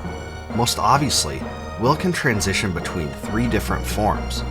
Other than his original form, he can become Frieden, a bulky Dark Knight that's stronger than his normal form, and Shadow, an energy mass that attacks enemies with a long-range energy beam formed to its arm. The best part of this mechanic is that each of these forms can accomplish certain tasks, obtain items, and get access to areas the others can't. For instance, Frieden's long sword allows him access to items that Will would not be able to reach. Besides challenging the player to think, I think it was a well-executed way to subdue the monotony that came with a game where you're just hacking and slashing your way through everything. There are numerous puzzles to solve in the dungeons, and lots of jumping across platforms.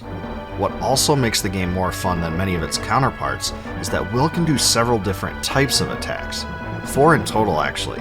There's the jump attack, Psycho Dash, Psycho Slider, and Spin Dash. Likewise, his 2 other forms also have their own sets of unique moves, and all of them do a lot to add variety to the gameplay. In dungeons, you can press the start button to see the locations of all the enemies in an area. This is especially helpful because when you defeat all the enemies in that particular area, you gain a jewel that increases your stats. It's essentially like a level up.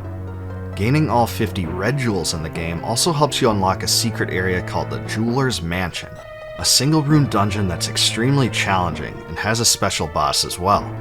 This was a very fun Easter egg for those dedicated to obtaining everything the game has to offer. Graphically, Illusion of Gaia is a step forward from Soul Blazer. The sprites are crisp and colorful, and even the graphical layers make the game pop out a lot more. It just looks better than almost every game from 1994 by a long shot. Also, there are a lot of really awesome ways that the graphical experience is intertwined into the storyline and gameplay. For instance, just take a look at this enemy appearing from what looks to be a dark pit. This is really awesome. There's plenty more graphical surprises like this, and they really did a lot to make Illusion of Gaia memorable visually. My biggest complaint about Illusion of Gaia is that healing items are sparse. You can't just buy them from shops like in other games, they're only found throughout the world and in dungeons. It isn't a huge issue if you play methodically, but you really can run into some trouble on the tough bosses if you've used them up already. Of all its strong points, Illusion of Gaia's strongest was that it dared to be different. It incorporated different types of attacks, which made it unlike Zelda or Soul Blazer. Rather than merely an overhead game, it also incorporated many areas where the gameplay is more side-scrolling oriented than simple overhead gameplay. Its story was a combination of quirky and serious, which also stood out from Final Fantasy on one end of the spectrum and EarthBound on the other. Unlike other games of its kind, the soundtrack makes plentiful use of drums and other percussion sounds, and this too made it different from the melodic-driven soundtracks found in other games. There's a definite chance that RPG fans playing this will get lost in the convoluted story that, well, sometimes makes sense and sometimes doesn't, but you'll have fun with the game if you focus on the gameplay. It was a great step forward in the unofficial Soul Blazer trilogy, which would be continued the next year with Terra Nigma, the final game in the series.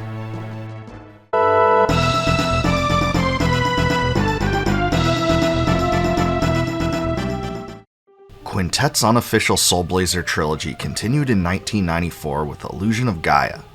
The game pushed the series forward by incorporating multiple moves, character transformations, and a sometimes comical, sometimes serious story. With every intention of continuing their streak, they set out to build upon the series with the successor to Illusion of Gaia. The project resulted in the creation of Terra Nigma, the conclusion to the 3-part series. There was just one problem though, at least as far as I was concerned at the time. the title never made it to North America. This seems to be because of several reasons. First, the Japanese publisher for the game, Enix, closed its North American offices as the game arrived in Japan. This prevented the title from having a guaranteed North American publisher. It's likely that no alternative publisher signed on because the SNES was so late in its lifespan. Nevertheless, Terranigma was released in both Europe and Australia in 1996, complete with an English translation. The name Terranigma comes from the combination of two Latin words. Terra is the Latin word for earth, whereas enigma means puzzle. When merged together, the game means earth puzzle, or mystery of the earth, and this actually makes sense when considering the game's primary themes.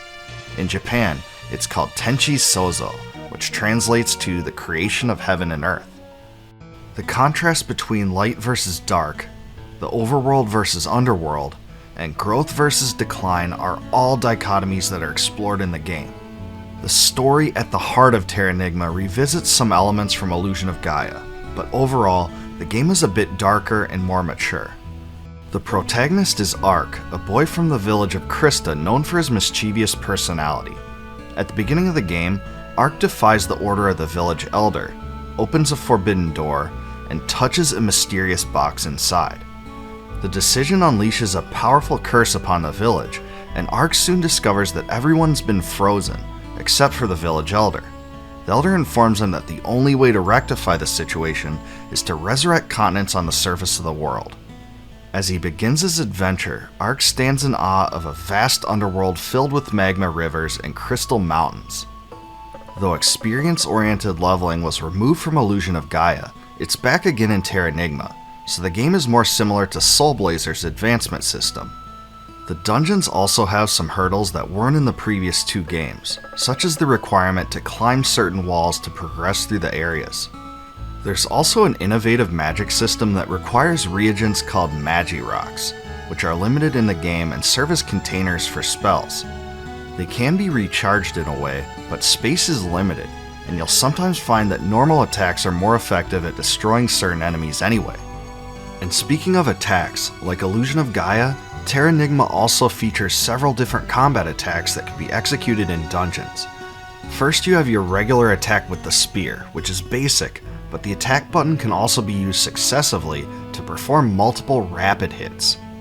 The spinner attack is a basic jump move that can be used to flip forward and attack an enemy. The slider attack is probably the most distinct, which allows Ark to leap through the air and dive through enemies in the path of the ability. The rush attack is a forward leap move that lunges through enemies. Lastly, the X-Guard is a defensive move that can be used as a shield. The dungeon bosses are bigger than ever in Terranigma, and some of them pose a true challenge, especially if you're underleveled. The dreaded Bloody Mary fight, for instance, is one encounter that's continually brought up by people that have played through this game. She's protected by a shield of revolving colored jewels that deal damage, and on top of it, if you try to outrange her, she'll throw her head at you. What's more is that she can disappear and teleport at will, so add that to the mix of expletive generators. Most of the bosses aren't quite as bad as her though, and you'll really enjoy the graphical quality and design of some of them.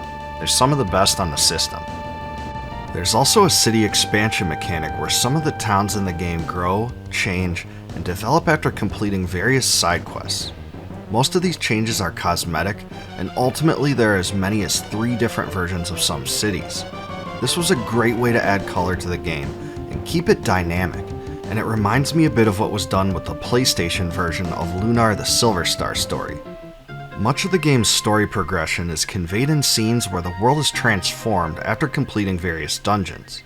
As the player resurrects continents of the world, you really get a sense of the emotional impact the developers intended, and the scenes are beautiful visually. Both of these concepts prove the developers poured hard work into the title to make it that much more special than many of its counterparts. Also, there's another aspect about the way Terranigma's story is presented that I wanted to draw attention to. While the game relies heavily on emotion and morality, it doesn't push a particular moral or political agenda on the player. Instead, it conveys the idea that there are consequences to choices made in life. Playing through the game, you can experience these changes in the animals, landscapes, and habitation. All of this did much to make the title into a true interactive experience that was more than just a series of events. Of all Terranigma's many strengths, the greatest may be its soundtrack. It was the product of Miyoko Takaoka and Masanori Hikichi, both of which were new to the Soul Blazer series. But out of the 3 games in this trilogy, this one has the best soundtrack. The collection of tunes, over 50 in total, represents some of the best work on the whole system.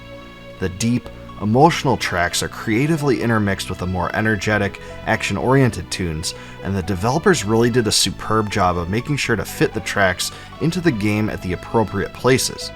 From the opening of the game forward, I promise the soundtrack will draw you into the game like very few others do. It really reminds me of Final Fantasy VI in that way. A few of my favorites are Hometown, an infectious melody that gives a calm vibe at the beginning of the game, and Light and Darkness, which serves as the game's main theme of sorts. Overall, the game has one of the SNES's best non-Squaresoft soundtracks, and it certainly rivals some of Square's best works too. My only real complaint about Terranigma is its unique but cumbersome inventory and menu system. In contrast to, say, Secret of Mana's ring system, or even Soul Blazer's menu, Terranigma uses an inventory room system where Ark jumps into a magical box and has to venture through various rooms to select different weapons and armor. While this was completely innovative, I think it became a time-consuming burden. I just felt like it took away too much from the gameplay. It's definitely not a deal breaker, but I wasn't a fan of it. In nearly every respect, I think Terranigma beats out the other 2 games of the Soul Blazer trilogy. Its combat was better designed, with excellent hit detection and a variety of attacks that ensured engaging gameplay. The story is more mature and developed than that of Illusion of Gaia, and builds upon the serious elements that made its predecessor stand out. Its graphics and animations are also a step forward for the series, and even more work was paid to boss design, attack animations, and storyline sequences. The soundtrack is fantastic, and the game is full of challenges. When it comes to games that never made it to North America, Terranigma is an omission that stands as one of the most egregious. The fact that it had a complete English translation, but still didn't make it across the ocean, was demoralizing to those that were looking forward to it. Nevertheless, it's certainly worth playing now through emulation or by finding a cart. It holds up better than most SNES games, and even though it gets plenty of notoriety now, it's still a hidden gem of sorts to most North American gamers that didn't get to try it at the time. If you like this review and remember Terranigma, leave a comment below about the most memorable aspect of the game to you.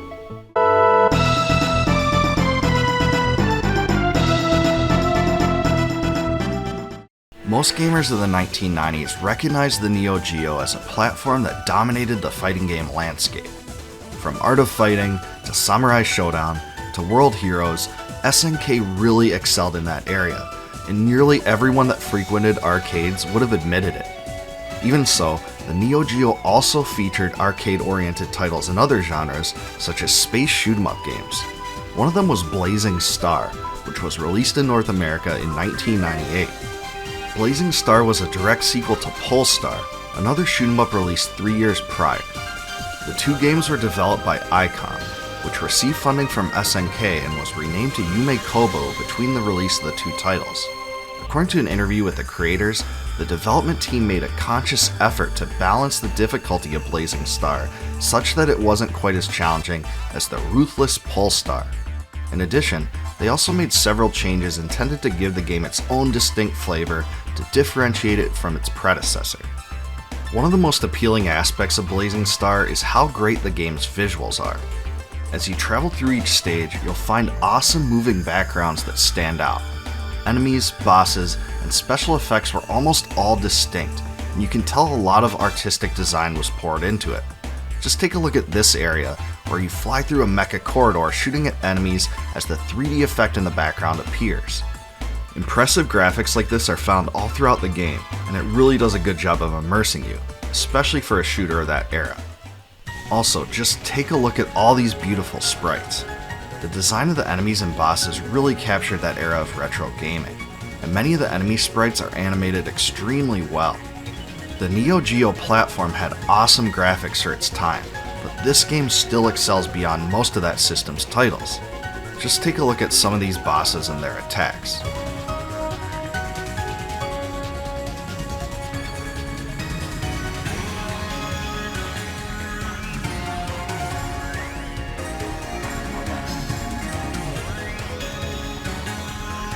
One factor that made Blazing Star pretty unique in the world of shoot-'em-ups was that it allowed you to choose from one of 6 ships, each with a distinct weapon. This was an awesome characteristic that allowed you to choose the ship that suited you and your own playstyle better. Some ships have weapons with a larger spread, others have a more powerful but concentrated burst, and some even have attached cannons that can shoot behind or above the ship. Also, when you die, you're able to choose a completely different ship from the one you originally selected with each new credit, which is a fantastic mechanic. The ship selection and interchange system kept the gameplay fresh, and really helped make this game into the great shoot-'em-up it is. Blazing Star also features yet another interactive device, the charging special weapons. Whenever you're flying around in a stage, you can hold down the fire button to charge your weapon, filling the meter in the lower left portion of the screen. When you release it, the charged weapon fires a powerful barrage of weaponry at the enemy, different than the normal shot. As you may have guessed, each ship has a completely unique special charged attack as well, and some are extremely novel. For instance, this blue ship fires a powerful cutter beam that has a short range but is extremely high damage. In contrast, the Hellhound releases a powerful volley of large explosive shots. In another case, the green ship fires a burst of explosive bolts. It's the differences in the ships that make this part of the gameplay fun. One criticism this game has received is that it's too hard to see enemy bullets and projectiles. While I can understand that complaint, I think it's a bit overstated, and it depends a lot on the stage background and the color of your own ship's weapon. There are times that the bullet arrays seem very discernible, and other times they're not. Ultimately, Blazing Star is an awesome shooter that's even better in my mind than Polestar. It provides an incredible challenge that gradually ramps up, features a diverse array of interesting ships, includes fun level designs, and it's packed with great gameplay. I think it is the best shoot-'em-up game on the Neo Geo bar none, and is also one of the platform's 10 best titles. If you like games like Raiden, Axelay, Gradius, and Thunder Force, give this one a shot.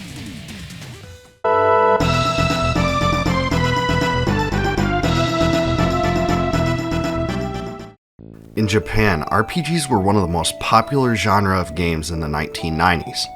The Super Famicom featured a huge number of them, over 100 in total. However, only a very small portion of those ever reached North America, a market that hadn't taken to the genre yet. One of those that never landed stateside was Emerald Dragon, a game that North American gamers totally missed out on. Because the title wasn't published by either Squaresoft or Enix, it was also much more obscure than it otherwise would have been. Thankfully, like several other RPGs I've covered, this game has a complete translation patch, which originally surfaced in 2008. Thanks to the good folks at Translation Corporation, non-Japanese speaking North American players can experience one of the most overshadowed RPGs of that era. The story follows Atrushan, a dragon born to the dragon world. At the beginning of the game, he and his group of friends notice a girl shipwrecked near their home. She can't remember anything about her past, but the dragons befriend her and name her Tamarinth. As they eventually discover, dragons can't exist in Tamarinth's hometown, but Atrushan gains the ability to change into human form and gives his horn to Tamarinth so that she can call him when in danger. The adventure takes off from there, with the chief adversaries being the army of demons that threatens the world. The story uses a few familiar tropes, but overall, I thought it was actually very original. There are certainly unexpected twists and turns, and interesting character development, and the game doesn't present itself as a ripoff of any other RPG. It's really its own thing.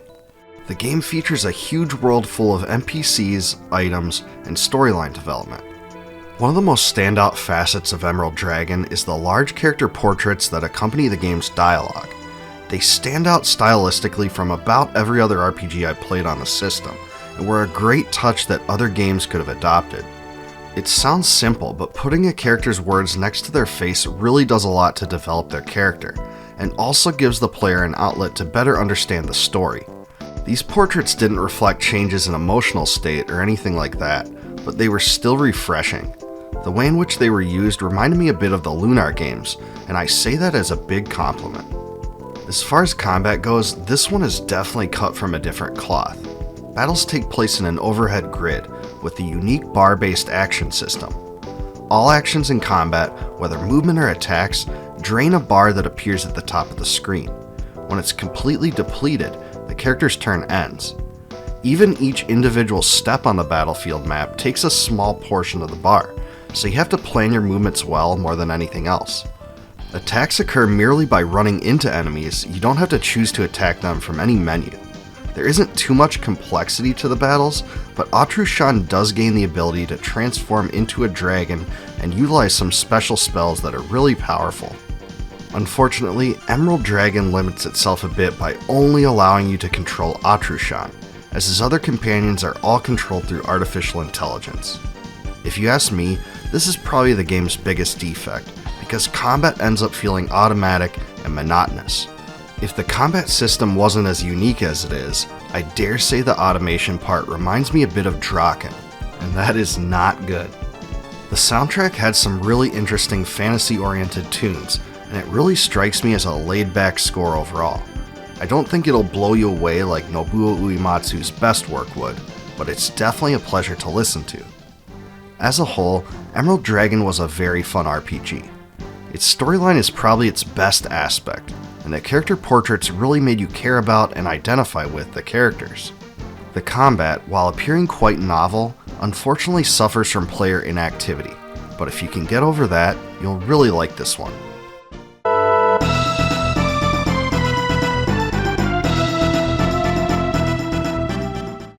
Among the massive array of Super Famicom RPGs that were never released in North America, several games stood out.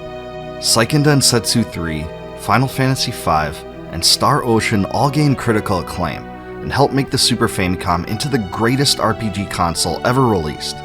However, some RPGs really flew under the radar for a variety of reasons, and were quickly overshadowed, forgotten, and left virtually unknown in North America. One of these was G.O.D, or Growth or Devolution, Heed the Call to Awaken, which came out in Japan in 1996. This one was created by the tiny developer Infinity and was published by Imagineer, and almost no one I know has ever seen or played it. The game was unplayable to most of those stateside until 2018, when a translation patch was released. Thanks to dynamic designs, all of us English-speaking RPG enthusiasts are now able to sit down and finish this one. The translation is truly awesome too. Its loads of humor and creative word choices make clear that those who created this patch poured immense time into it, so as to ensure players had a great time playing it. I've left a link to it in the description below in case you want to give it a try. One thing that leaps out immediately about this game is its modern setting. The year is 1999, and you play as a teenager named Gen, who is on summer break from school. On the way to his grandfather's house in Hokkaido, he runs into a group of bullies led by the Brat Boss. After defeating them, he climbs a mountain, where he discovers a hidden passageway with a mysterious bat. When he defeats it, the earth starts to rumble, and aliens. Yeah, that's right, on the cliff of the mountain he observes the approach of 3 alien spaceships, which unleash a firestorm of destruction upon Japan. When he awakens 10 years later, in 2009, he finds that everything around him has changed. And that is where G.O.D truly takes off. For its time, the story was definitely innovative and sets itself apart from everything else on the SNES. I mean, come on, Gen lives with his mother and wears a red baseball cap. Truly, we've never seen this before in any other game I've covered. In another novel concept, the main character utilizes a bicycle for transportation and can ride through towns with it. This concept too is entirely unique. G.O.D's story has Gen traveling to distinct locations in the world to find special objects, which was also a daring and exceptional plot device. We haven't seen it anywhere else. And then, unlike any other RPG ever created, the game features a confrontation with the teenage gang, something never before done in any game of this type before it. Beyond that, G.O.D uses an alien attack and invasion as a critical story element. This choice was so bold that no other developer would have risked everything to try it. In all seriousness, G.O.D borrows heavily from EarthBound. In fact, almost every trope in the game is seen in this one. Playing the game for even 30 minutes makes it pretty clear that it could be accused of being a direct ripoff. It's not a total one-to-one copy, but its thematic similarities to EarthBound are striking and immediately noticeable. In a way, I guess it's kind of a double-edged sword. People that aren't EarthBound fans may find a lot to dislike about G.O.D, but people searching for another game like EarthBound may find it in this one. Throughout the game, you recruit 5 additional characters, with 3 being permanent. Heath is a mysterious former military man with a knack for physical damage. Mina is the ostensible leader of a religious cult with great psychic ability. Basil is an inquisitive monk that travels the world in search of the true meaning behind the alien invasion. All of the characters fall into typical RPG archetypes and have their own personalities. As far as combat goes, this one uses a pretty traditional system you might expect. Players enter commands for each of the characters, and battles unfold through a turn-based system. Unlike many RPGs, your own characters appear at the forefront of an over-the-shoulder, first-person perspective. It reminds me a lot of the Phantasy Star games, and I really like it. Battles flow pretty quickly, and both the combat animations and sound effects are great. I also love the fact that getting new weapons and armor actually changes the appearance of your characters, which certainly makes G.O.D stand out from other RPGs in that era. However, I will say that the random battles of the game are very frequent, even for an SNES game, so players that prefer the ability to avoid battles may not like this facet. Level ups in G.O.D are very significant, and even a single level or two can make a world of difference when it comes to plowing through enemies.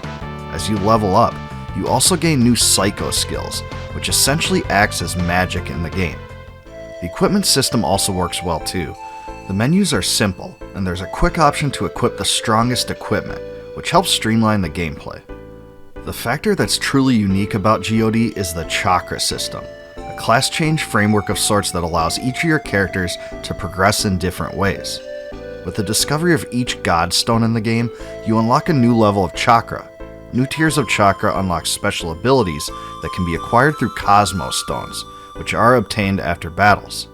Eventually, you also gain the ability to link 2 chakra together, which opens up lots of possibilities.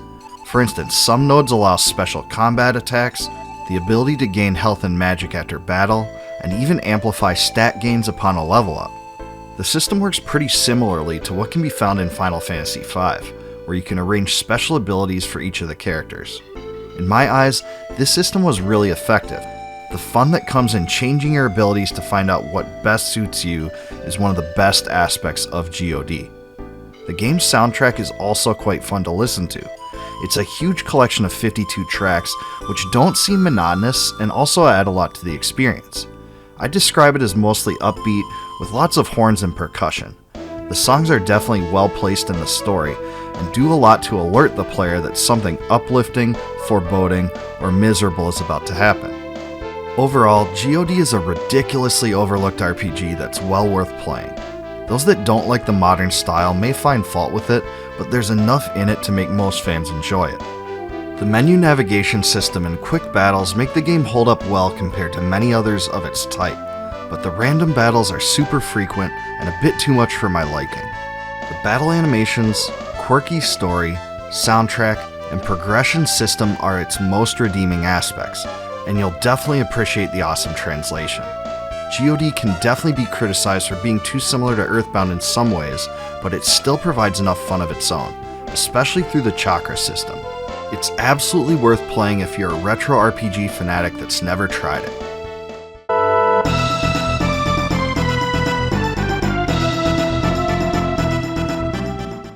Back in 1996, I was utterly consumed by traditional RPGs.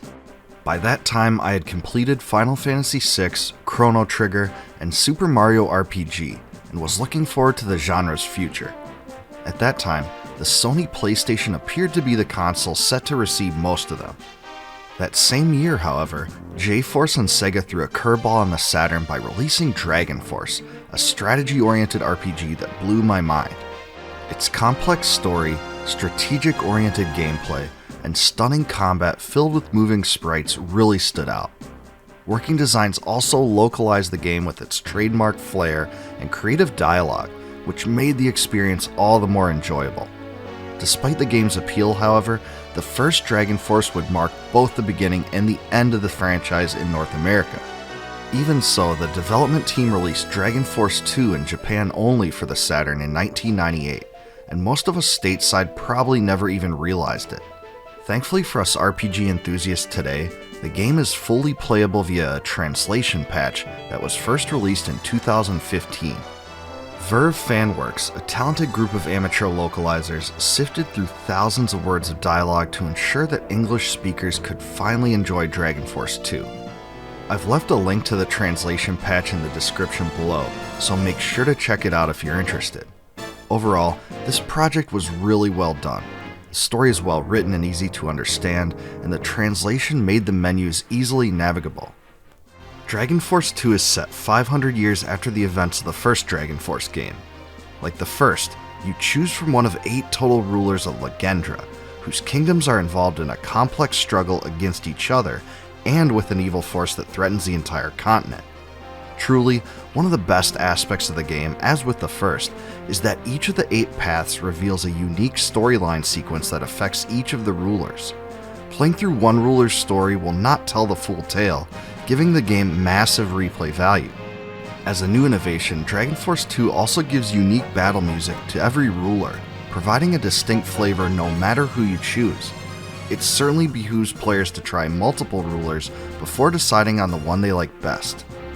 In most ways, Dragon Force II plays extremely similar to the first. The player takes control of enemy generals that build units to direct in battle. Enemy generals don't move, but do cast spells in battle that allow them to engage in duels with the enemy general or affect the development of the battle around them. The graphical effects with some of these are unforgettable and transpire as all the fighting is taking place. The game's overarching story shares similar themes to the first as well, and the graphical quality, musical style, menu system, and visual presentation is also very comparable. However, the title diverges from the original Dragon Force in several ways as well. First, unlike the first game, each commanding general can now support 2 distinctly separate types of troops. This means, for instance, that you can create combat units with both soldiers and mages, diversifying your army and making it more customizable. You can mix and match to have cavalry and monks, archers and beasts, etc. You name it, the combinations are virtually endless. Also, the maximum spell limit per general has been increased from 3 to 5, giving a bit more variety to each of them. Second, new to Dragon Force II is an incredible amount of voice acting. Unfortunately, the translation patch does not translate the audio, so you'll have to make do with English text and Japanese dubs. Even so, this was a nice added touch to the game, and few Saturn titles had this much voice acting. Finally, in addition to all the troop types from Dragon Force I, there are several additional player troop types, as well as 2 new enemy troop types, which expands upon the complexity of the first game and allows you to customize your army to a greater extent. Dragon Force II features a soundtrack by Tatsuyuki Maeda, and its classical-oriented style is immediately recognizable if you played the first game. The score is filled with tunes with horns, strings, bells, and percussion, and almost has a mesmerizing quality to it. Of all the RPGs on the Saturn, I think this one has the best soundtrack overall. It's filled with both dramatic and somber tunes that fit into the story, and is certainly good enough to listen to outside of the game. It just really complements the fantasy atmosphere. I'd say if you played the game, you'll understand what I mean. You just have to hear it. In the end, Dragon Force II is an amazing game, certainly one of the best RPGs on the Saturn, and is well worth playing. If you're expecting it to revolutionize the Dragon Force franchise though, you'll be left a bit disappointed. While it does add some new facets and expands the universe of the franchise, it plays extremely similar to the first, so if you love that game, you'll also love this one. It's generally more of the same, but hey, that's not such a bad thing when it comes to Dragon Force. If you're a collector, you can still find a reasonably priced imported copy on eBay, but if you can't read Japanese, emulation with the translation patch is the only way to go. While the game may turn some fans of traditional RPGs off by its focus on gameplay over storyline, it has enough to offer in that regard also, and it's a must-have for those that adore strategy RPGs. If you're a fan of the PlayStation and Saturn era, as well as an RPG fanatic, You can't overlook this one. It's truly a shame that virtually no North American gamers had a chance to experience it back then.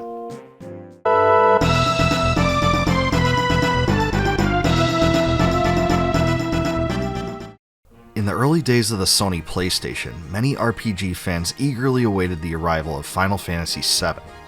In the months before its release, some prepared early by buying a PlayStation along with any other game that would feed their RPG appetite. Among these titles were Beyond the Beyond and Suikoden, both of which aspired to tap into a niche market of enthusiasts.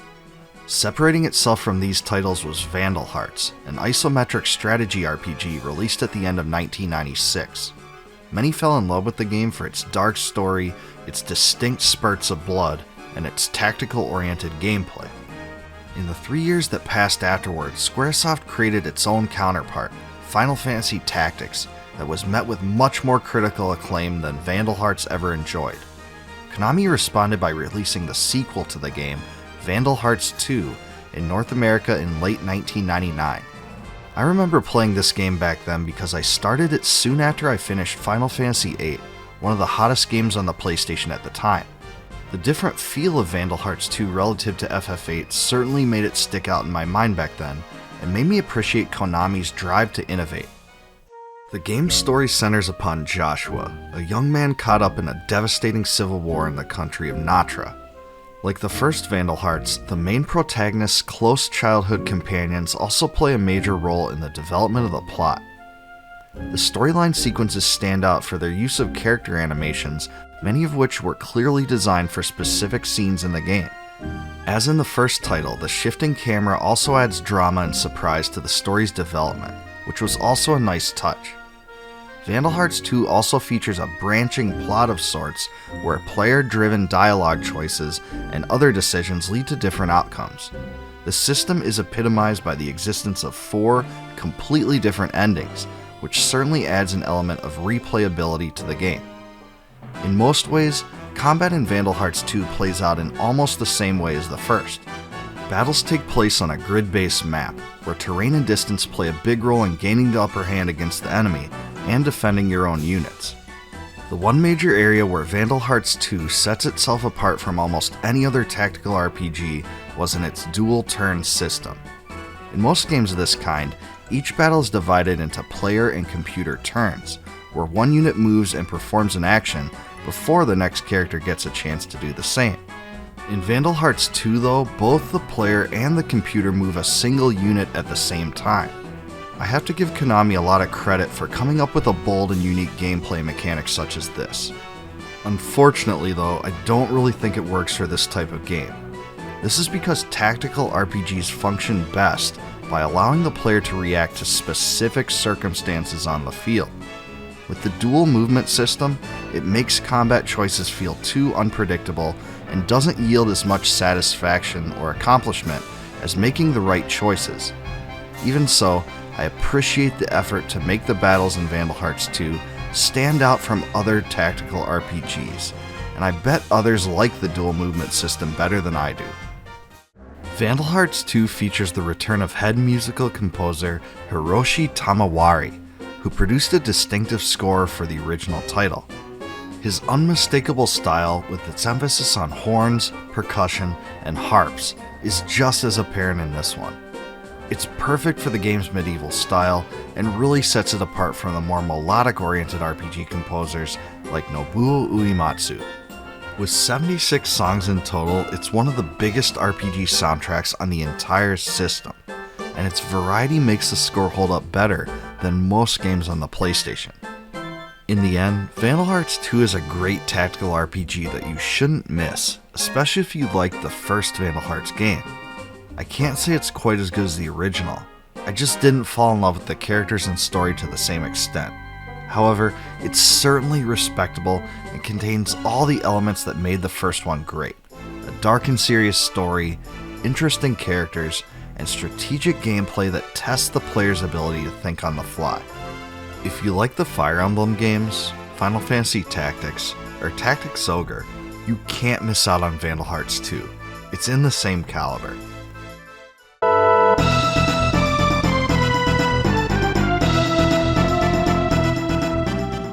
Both Vandal Hearts and its follow-up, Vandal Hearts II, were two of the best tactical RPGs on the Sony PlayStation.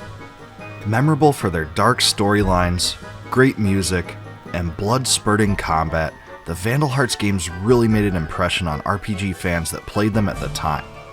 After Vandal Hearts II was released in 1999, however, the franchise entered into what seemed to be an endless slumber. Ultimately, the Vandal Hearts titles were a bit overshadowed by Konami's other RPG series, Suikoden.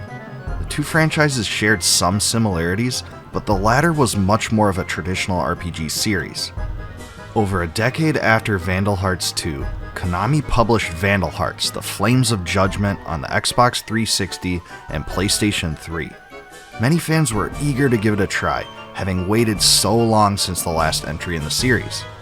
What they discovered, however, was a bit different from what they had been accustomed to.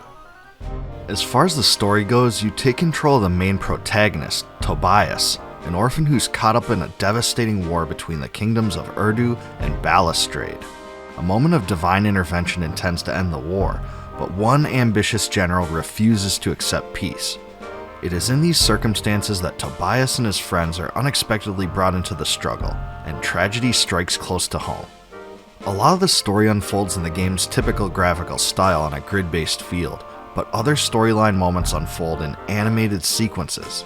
On the surface, I like the idea of doing this, as these scenes added a lot of context to the themes at the heart of the game.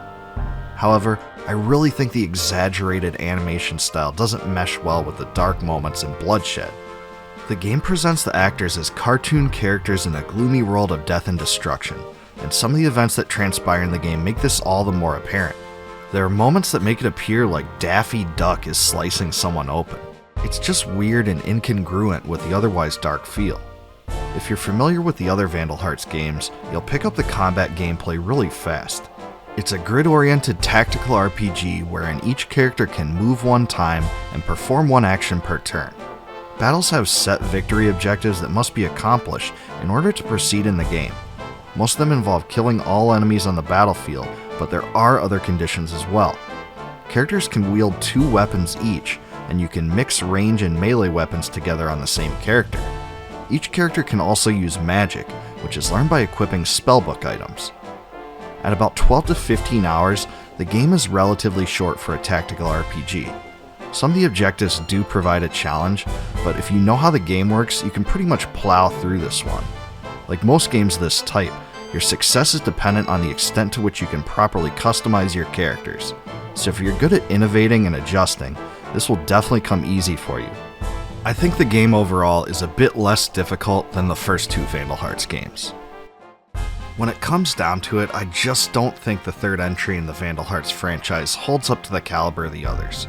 The story has some similar themes, but the characters just aren't as lovable. And I think the comical, graphical, and animation style really detracts from the game's intended dark feel. Perhaps the biggest reason for this is that the game was made by a completely different development team than that which created the first 2 games, and that fact really shows. I don't think that Vandal Hearts: Flames of Judgment was much of a success, and if you're a retro RPG fan like me, it's best to stick to the first 2 games. They provide a much more fun experience.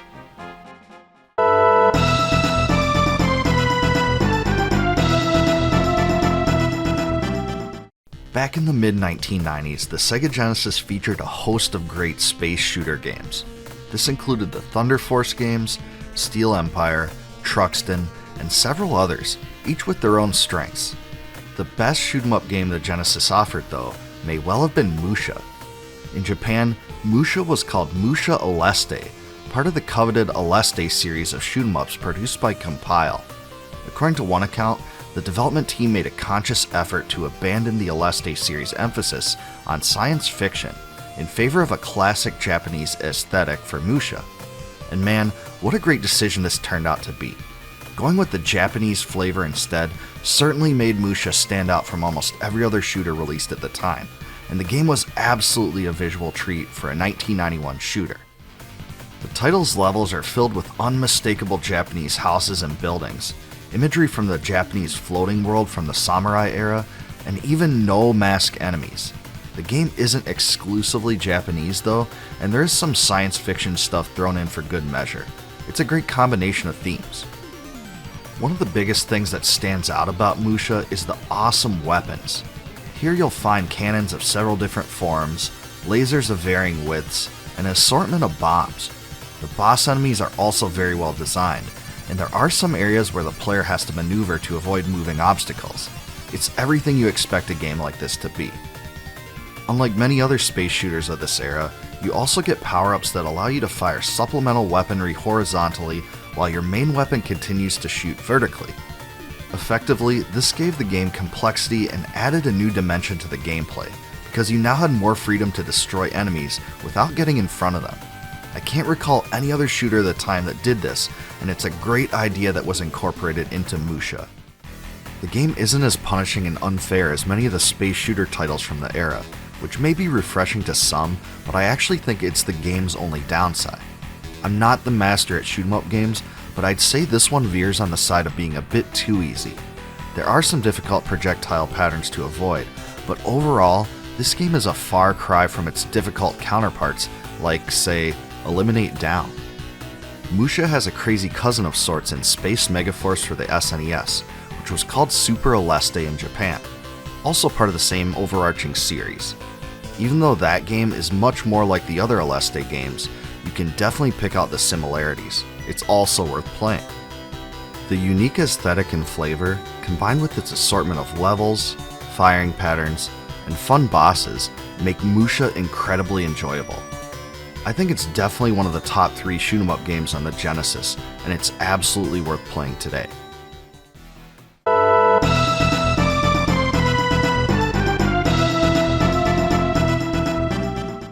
When the Nintendo Entertainment System was first released, one of its biggest selling points was that it opened up console gaming to free-roaming exploration in new ways.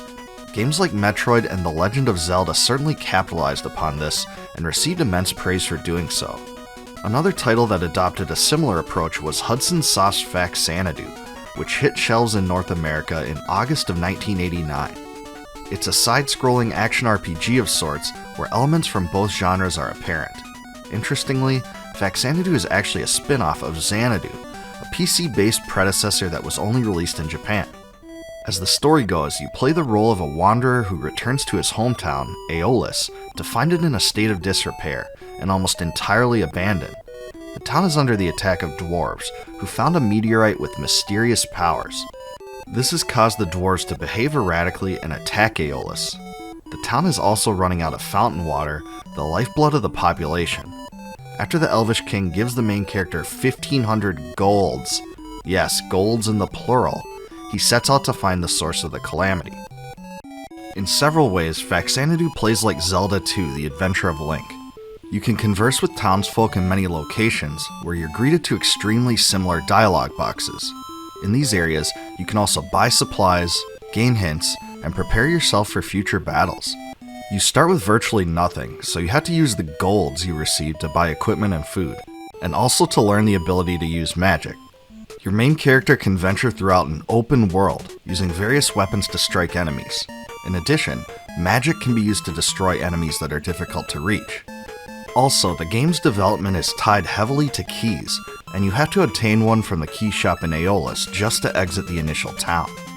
As far as enemies go, the game is filled with zombies, weird one-eyed goblin-looking things, moving spiked shells, and other abominations. The controls are pretty straightforward, but the movements are a bit jerkier than some of the other free-roaming action games on the platform, like Metroid for instance. Early weapons have poor range, but you eventually get longer range blades that can strike at greater length. Also, the Deluge spell allows you to hurl projectile fireballs forward, which are absolutely imperative and honestly pretty overpowered. Some of the bosses are pretty cool too, and they definitely add a little bit of a challenge. Just take a look at this giant chode.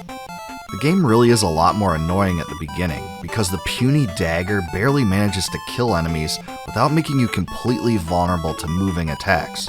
Probably the biggest irritation is that you can't crouch, so there's no way to hit the slow-moving spiky dudes that creep along the ground. Most of the time this isn't an issue because you can just jump over them, but in some parts of the game, you can really get stuck and frustrated trying to maneuver around them. Probably the biggest annoyance in Xanadu is that there are several parts in the game that restrict your movement to the next area until you can buy expensive storyline items. This forces the player to grind excessively at times, and it doesn't hold up too well. It's especially frustrating if you spent all your golds on equipment only to find out that your higher priority was the pricey prerequisite item that blocks your path. The other setback, which is more minor, is that you can only hold a total of 9 items at a time. You can also only buy 1 key at a time, which can make traveling to new areas a total pain. There is a password system you can use if you die, but even if you input a password, you have to restart your progress with no golds, which is pretty punishing. The soundtrack is pretty sweet for an NES game. The intro tune is addicting, and I think the music was pretty well done overall. There's a good combination of uplifting tunes, catchy melodies, and certainly some standout tracks that are dark and depressing. I think the score is one of the best parts of the game, and these tunes will definitely stick in your head if you play it for any length of time. It's like Metroid and Zelda in that way, though the tracks obviously aren't quite as legendary. Xanadu mostly flew under the radar for its time, but Nintendo Power did cover the game in issue 7. The 10-page article contained gameplay tips, maps for several levels, and even provided some lore. The title also shared time with several other games as part of a Nintendo commercial. Here, check it out. Nintendo, the best shows on television. For its time, Xanadu was a really great side-scrolling action RPG. It combines a pretty cool fantasy-oriented story with fun, action-oriented, and dungeon-crawling gameplay, and provides a nice selection of items to find. Unfortunately, many of its mechanisms now seem very dated though, and it certainly doesn't hold up as well as games like Zelda II: A Link to the Past. If you like games like Castlevania II, Simon's Quest, Battle of Olympus, and especially Zelda II, I think you'll really like this one. If not, it may seem tedious to return to now. Regardless, Xanadu was absolutely a very solid game for its time, and I was definitely pleased by the nostalgia I felt when I returned to it. It's not the greatest action RPG on the system, but it's definitely respectable.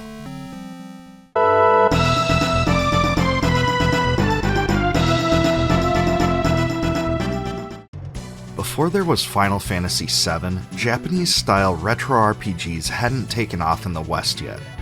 I mean, sure, there were some big ones on the SNES, but the genre just wasn't on the radar of the average gamer. 1996's Wild Arms on the PlayStation is the perfect example of this. Because it was released before the FF7 craze, it was overlooked by a lot of people that otherwise would have loved it. When I played it, I was in junior high and without a job, but I saved up enough money mowing lawns to get it. Wild Arms was created by the tiny developer Mediavision, which only made 2 games prior, and ironically, both were shooter games. Wild Arms thus represented the company's first foray into the RPG world, and it adopted many of the classic characteristics of the genre. Characters gain levels, use special abilities and items, and explore an immersive world with an epic story. Battles are turn-based and play out on the basis of each character's response statistic. The game's dungeons also feature many basic puzzles that need to be solved to progress, making it a bit like the Lufia games. The world of Wild Arms is also full of tools that can be obtained to allow the player to move through the game. For instance, Jack uses a grappling hook that can be used to traverse over pits, while Rudy's bombs can destroy boulders that stand in the party's way. In the same fashion, Cecilia's tear can magically open select doors. Each character can obtain 4 tools in total, each of which has some use in the game. It was a unique way to keep the player engaged even outside of the story and combat, and something that worked out well and stood out from many other games of its type. In a way, it kind of reminded me a little bit of using various items in the Zelda games to bypass hurdles in the dungeons. It's the same kind of feel. In terms of the story, Wild Arms takes place in a world that experienced a great war 1,000 years in the past, which was waged between the humans of Filgaia and the metal demons. The humans eventually defeated and sealed the demon leader, known as Mother, into a cocoon because they could no longer counter her rapidly regenerating body.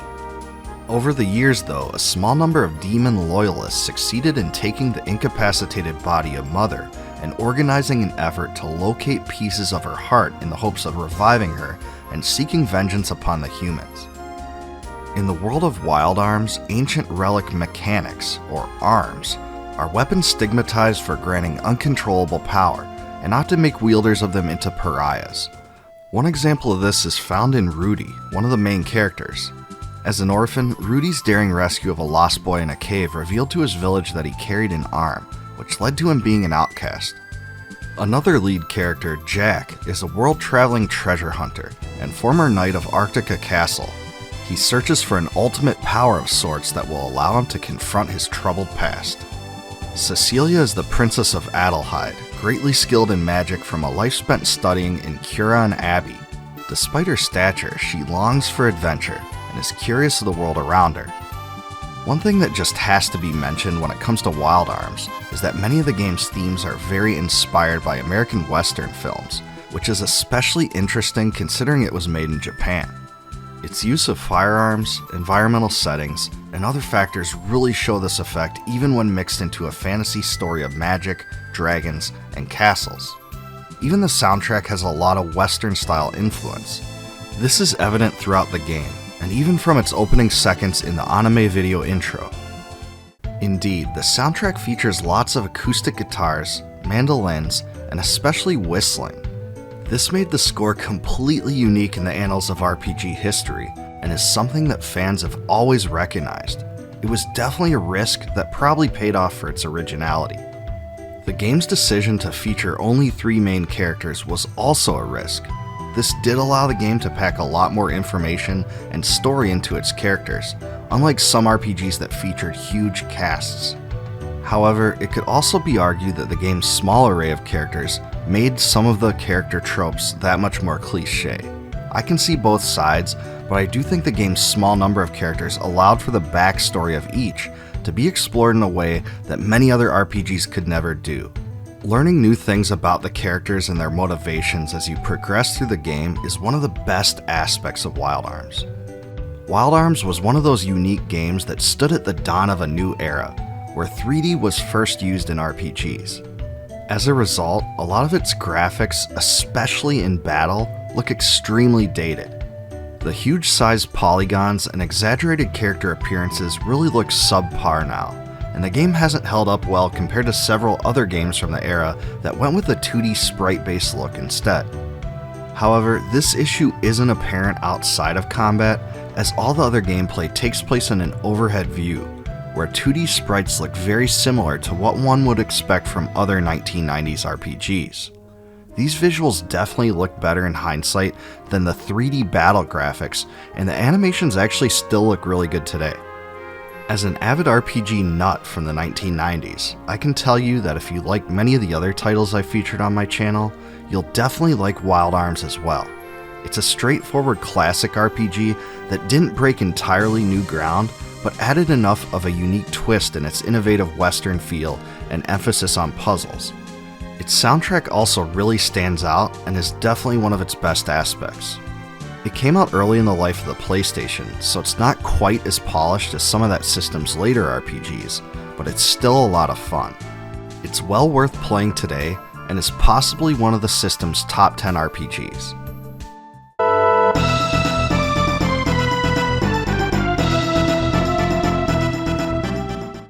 If you've watched some of the content on my channel, there's a good chance you're already familiar with some of the better known RPGs that weren't released in North America in the 1990s, like Seiken Densetsu III or Star Ocean. In fact, you've probably seen a lot of these games and played them.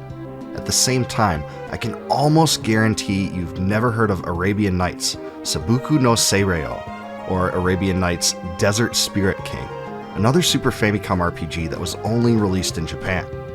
Created by Pandora's Box and published by Takara, it was completely overshadowed by all the other titans of the genre. It also came out in the middle of 1996, extremely late in the life of the system. Thanks to a translation group led by Lost Templar, there's a complete English translation that was released in 2012. The process took about 4 years, so it was definitely a big accomplishment that us fans are thankful for today. It's fully playable now via a patch that can be found in the description below. I really have to hand it to them too, because this translation job seems a lot more solid than even some of the quote professional unquote localizations of that era. Breath of Fire 2. The story of Arabian Nights' Desert Spirit King revolves around the defeat of Ifrit, the king of jinns, who is defeated by Suleiman, a character that was almost certainly influenced by the real-life Sultan of the Ottoman Empire, Suleiman the Magnificent. According to the game's story, Suleiman enslaved Ifrit after defeating him, but one day a mysterious force destroyed his home and endangered the jinn. To preserve him, Suleiman sealed Ifrit into a contract ring that protects him for 1,000 years. During that time, he's obligated to grant 1,000 wishes to 1,000 different holders of the ring, after which point his spirit will be released permanently. After 1,000 years have passed by, and after 999 wishes have been granted, a girl named Shukran in the village of Bazaar finds the contract ring that holds Ifrit. Shukran decides to use the last required wish to bring peace to her homeland. Despite being surprised by her unorthodox request, Ifrit teams up with the girl to grant it. Soon enough, the two are captured by a group of ruffians.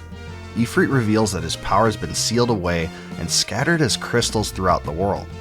Their captor Abdul allows them the opportunity to retrieve a crystal for him, and the story takes off from there. Overall, Arabian Nights' Desert Spirit King is definitely unique for its Arabian feel that explores some themes that were rarely featured in games of this time. It's a far cry from the European-centric fantasy stories that seem to dominate the genre, so in that way it's definitely a breath of fresh air. Although the graphics are nice, I don't think they really look that much better than what you would find in Final Fantasy VI or Chrono Trigger. However, I will say that the added character portraits were a nice touch. The dungeon design, textures, and sprites are all above average for a title of this era. I think the best visual aspect is the battle animations though, each of which were uniquely designed for each ability, and I thought this added a lot to the combat. Battles play out in a standard turn-based system that will be pretty familiar to most RPG fans, but there is one major twist, the card system, which stands as the most distinct part of the game. At the beginning of each round in combat, you have the ability to use one card, each with a different level.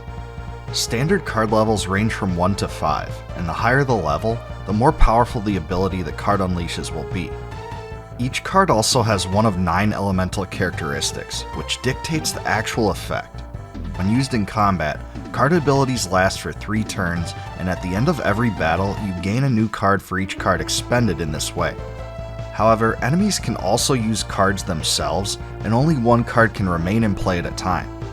The way the game determines which card is enforced depends on a comparison between the levels of the cards, so higher level cards will negate existing lower level cards.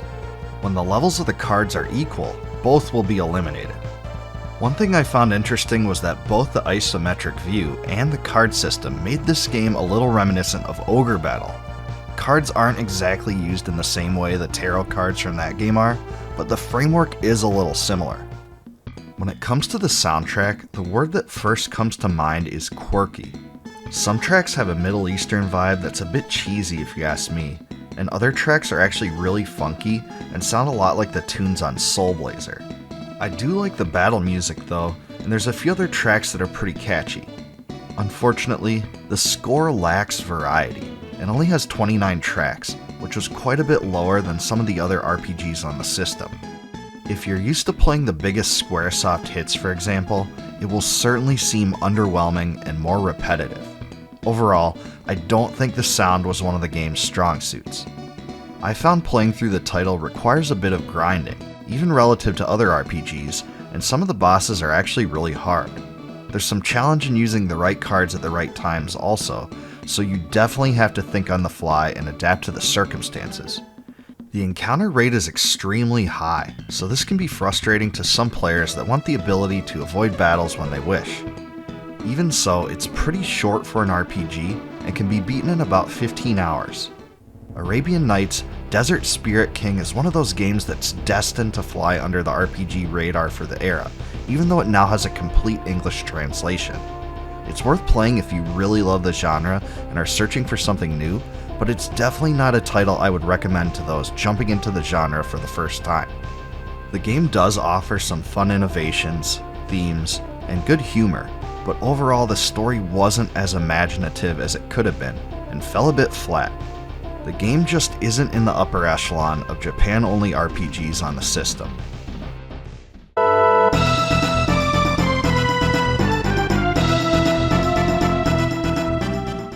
By the mid-1990s, RPGs had totally taken off on the Super Famicom. Squaresoft and Enix especially churned out a multitude of fantastic games that captivated a growing base of fans. The RPG boom also succeeded in drawing new developers and publishers into the genre to recreate the same successes. Among them was Wolf Team and Namco, which brought Tales of Phantasia to the Japanese market in 1995. Like many RPGs I cover on my channel, English-speaking audiences will be pleased to know that Tales of Phantasia has a complete English translation. In fact, it actually has multiple English translations by several different translation teams. One of the only RPGs I know of where this is the case. The one I originally played back in the day was DJAP's 2001 translation, so that's the one I'm most familiar with. Either way, I'll include a link in the description to all of them in a central location so you can check them out. As far as the story goes, you play as the main protagonist Kless, a young swordsman from the village of Toltus and son of Miguel Albane, instructor at the local sword fighting school. While hunting with his friend Chester, Kless experiences a mysterious vision of a woman who tells him to protect the tree in front of him. Upon his return to Toltus, he finds the town destroyed. He stumbles upon his father's dead corpse, and his mother's last words indicate that the village was attacked by villains searching for the family's pendant. After telling him to venture to Euclid, she dies also. When he arrives though, he finds that he's been betrayed by his uncle, who was threatened by the Dark Knight Mars, and is thrown into jail. The pendant his mother carried is taken from him, but he doesn't realize its importance at the moment. He eventually escapes with the help of a healer named Mint, and the group resolves to overcome the tragedy and stop the spread of evil. As they discover, Kless's father was one of 4 legendary figures that sealed away Deos, a demon king, and the pendant holds the key to keeping him sealed away. In terms of RPG storylines, it's a pretty standard affair, filled with cliches and character archetypes that will seem really familiar. The main story concept shows some imagination, but I also think it seems a bit reminiscent of Final Fantasy V's. You know, the whole 4 Warriors of Dawn sealing Exdeath in the past and all. Tales of Phantasia's combat takes place on a 2D battlefield, where each of your characters can actually move left and right in a live setting. Unlike almost every other RPG, attacking the enemy involves actually moving toward them and using the attack button. If enemies are in the air, your character will actually do a jump attack to strike them. Special attacks can also be used, and you gain them progressively as you level. Each of them has special characteristics, like the ability to teleport from one side of the screen to another and hit the enemy. Other attacks, like Blade Storm, allow you to deal multiple hits to a single enemy. Some of them are very strong against multiple enemies in a single line, like Lionheart. There's some good variety in the attacks that keeps the gameplay and battles from becoming too stale. That's probably one of the best aspects of the title. There is one notable downside to battles in Tales of Phantasia though. At all times you aren't controlling a character, AI takes over for the others, and honestly, this system is my biggest gripe about the game. You can control AI settings of the characters to a point, but overall, the AI simply isn't smart enough to use magic the way you want it to be used most of the time. It's so bad at times actually that your other 3 characters often just sit there on the field doing nothing at all. You can always toggle to the other characters to control each of their actions directly, but this ends up taking a lot of time, and I just didn't have fun with that level of micromanagement. I also really think the game could have benefited from having more than a single melee character for balance sake. Graphically, Tales of Phantasia is brilliant, and definitely pushed the system to its visual limits. This was aided greatly by the title's gigantic 48 megabit cartridge, one of only 2 games on the system with a size that big. The character sprites are vibrant, and for the time, there's some real impressive environmental effects like ripples in the water. The overworld also looks fantastic, possibly better than any other game on the system. it's a definite graphical treat that blows almost every other SNES game away. If you've played Tales of Phantasia, you might find it similar to Star Ocean, another RPG originally released in Japan only. And by similar, I mean really, really, really similar. I mean the menu system, music, sprites, artwork, and action-oriented combat are strikingly comparable. This is because Tales of Phantasia was created by Wolf Team, a developer that got bogged down in numerous creative disputes with Namco over the game's content. These quarrels resulted in much of Wolf Team leaving the company to form Tri-Ace, the company that created Star Ocean. Tales of Phantasia was eventually re-released for the PlayStation, but only in Japan. Both versions are extremely similar besides some minor graphical and sound modifications, so don't stress too much about which version to play. The PlayStation version does include some updated audio, a new animated intro, and some other things, but I still think the translated SNES version is great, and you don't lose out on much by playing it. I've also recently learned the game was ported to the Game Boy Advance, PSP, and iOS, but I've never played those versions, so I can't really weigh in on their merits. In the end, I don't think Tales of Phantasia is quite as good as its spiritual successor, Star Ocean, but it's still admirable in its own right. And honestly, if you like the one, you're bound to like the other. Even though it features some very cliché themes, it's graphically brilliant and keeps its players on their toes more than most games in the genre. It's really classic RPG greatness at its best, and its unique action-oriented combat combined the fighting and RPG genres together in a way that had never really been done before. This was the start of what would become a great RPG franchise, the Tales series, which now features an enormous array of 17 games over several generations of consoles. This makes it one of the biggest RPG series in history, and here's where it all started.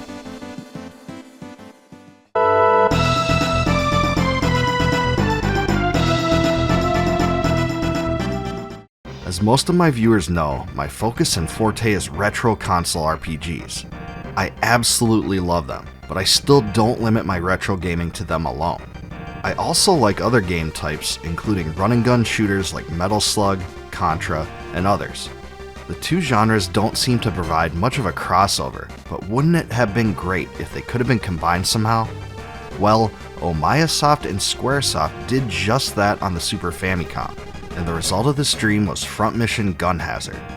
It was an unprecedented fusion of a run-and-gun shooter and an RPG, and likely one of the most unique hybrid games on the system. The title was released in early 1996, so it was a bit overlooked given the Super Famicom was beyond its prime as a new generation of consoles took over. First of all, Front Mission Gun Hazard shouldn't be confused with the first Front Mission game, which came out on the Super Famicom in 1995. That game marked Squaresoft's first true foray into the world of tactical RPGs, but it's very much unlike Front Mission Gun Hazard. The cool thing is, though, is that the futuristic world of that game and its themes were directly brought into this one. Even though it's a Gaiden of sorts that doesn't follow the exact timeline, many of the same concepts are used. In this way, it's best described as a spin-off within the same world. It's a side-scrolling game where you don cybernetic armor, complete missions, and advance in power to tackle new challenges. The game was developed by much of the same team that created Cybernator, and I have to tell you, the influence is significant.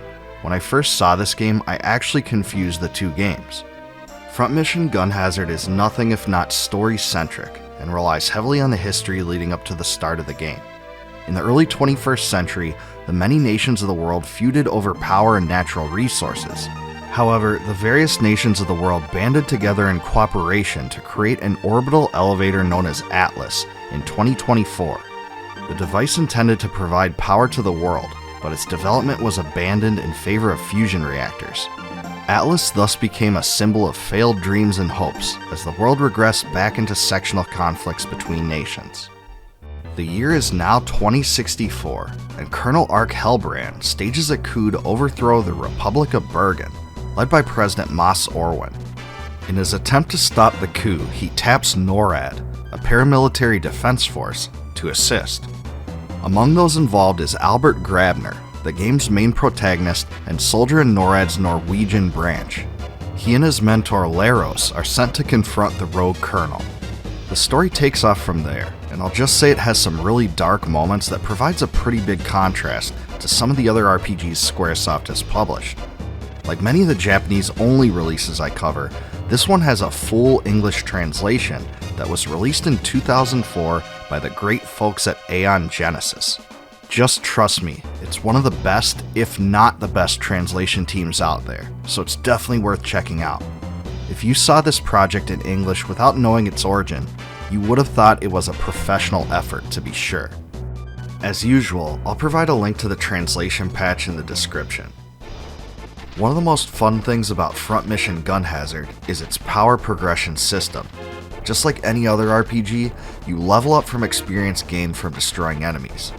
Gaining higher levels also grants you access to progressively more powerful weapons and armor. Beyond this, actually using weapons in missions upgrades their efficiency over time in a percentage-based system. This means that weapons will eventually reload quicker, hit harder, or create a larger spread. Beyond the base weaponry, you can also customize your mech with a variety of weapons and equipment, all of which requires funds acquired during missions. Like you might imagine, many of the weapons have various strengths and weaknesses, and you're limited in power by being forced to choose among them. Both long and short range attacks can be acquired and used, and there's also some really strong single-use items that really come in handy during boss encounters. The primary weapon is the most important though. You can also shoot in 8 directions, including diagonals. Another great thing is that in addition to the main protagonist, you gain mech piloting allies throughout your journey that assist you in missions. The allies can really help you get past some of the game's challenges, but sometimes the AI that controls them isn't too hot. And then there's the block, probably the most defining aspect of Front Mission Gun Hazard, the thing that sets it apart from so many other games. Your block ability can stop various projectiles from doing damage to you. It can also be used to set up return volleys. This facet made the game one where you have to think on the fly and adapt to what's going on around you rather than simply just button mashing. Getting better at blocks really gives you the same level of power increase as weapons, armor, and upgrades do. You can also leave the mech to explore as your human character, and this is necessary to complete some parts of the game. It's pretty annoying since you're almost powerless without your uber powerful armor, but most of the time you don't have to be on foot for very long. An even more annoying part of the combat mech gameplay is that your own mech gets damaged whenever it's in range of enemy explosions, so it's a good idea to destroy things from a long range if you can. I really have to add that the sprite animations in Front Mission Gun Hazard are among the very best on the system, bar none. The numerous frames used for each movement are just awesome, and really add a lot to the experience. There's also a great use of texture, and how the game's platforms tend to blend into the backgrounds. All the explosions, and even environmental effects like the sunset that brightens and dims as it becomes obscured by the landscape, is just fantastic for the era. The graphics are really sophisticated, and a lot of work was obviously poured in to make it a great game to look at. Comparing this title to earlier action titles on the SNES, like ActRaiser for instance, makes this fact very clear. The soundtrack of Front Mission Gun Hazard was created by the legendary Nobuo Uematsu and Yasunori Mitsuda, so by that fact alone, you already know it's amazing. It's definitely a different feel than a lot of their other work though, so don't be surprised if you're taken aback a bit by the style. It uses a lot of synthesized and ambient sounds to match the futuristic motif, but you can still discern both of their musical geniuses in the work. As a whole, it sounds almost nothing like Chrono Trigger, but it's really good in its own right too. You can tell that both musicians were going for something different, and I think it was pretty successful. Front Mission Gun Hazard got a relatively sour response from gaming publications at the time, like Famitsu, which gave it a 28 out of 40. Still, that didn't stop it from selling. 300,000 total copies were sold in Japan, which was a pretty big accomplishment for a game released that late in Super Famicom history. Unfortunately, this game has never been localized officially in the West, but you can pick up a fairly cheap cartridge on eBay if you're a collector. Hopefully at some point it'll be brought to Steam, like the Romancing SaGa games and Live Alive. It is a bit short compared to many of its conventional RPG counterparts though. It can be beaten in about 15 to 20 hours. Even still, this game has it all. Great graphics and animations, fun gameplay that'll keep your eyes glued to the screen, a solid story that dives deep into morality and philosophy, and a cool soundtrack. It's definitely one of the most innovative games on the system and earns bonus points for daring to be different. It's super overlooked and there's really nothing else on the system like it.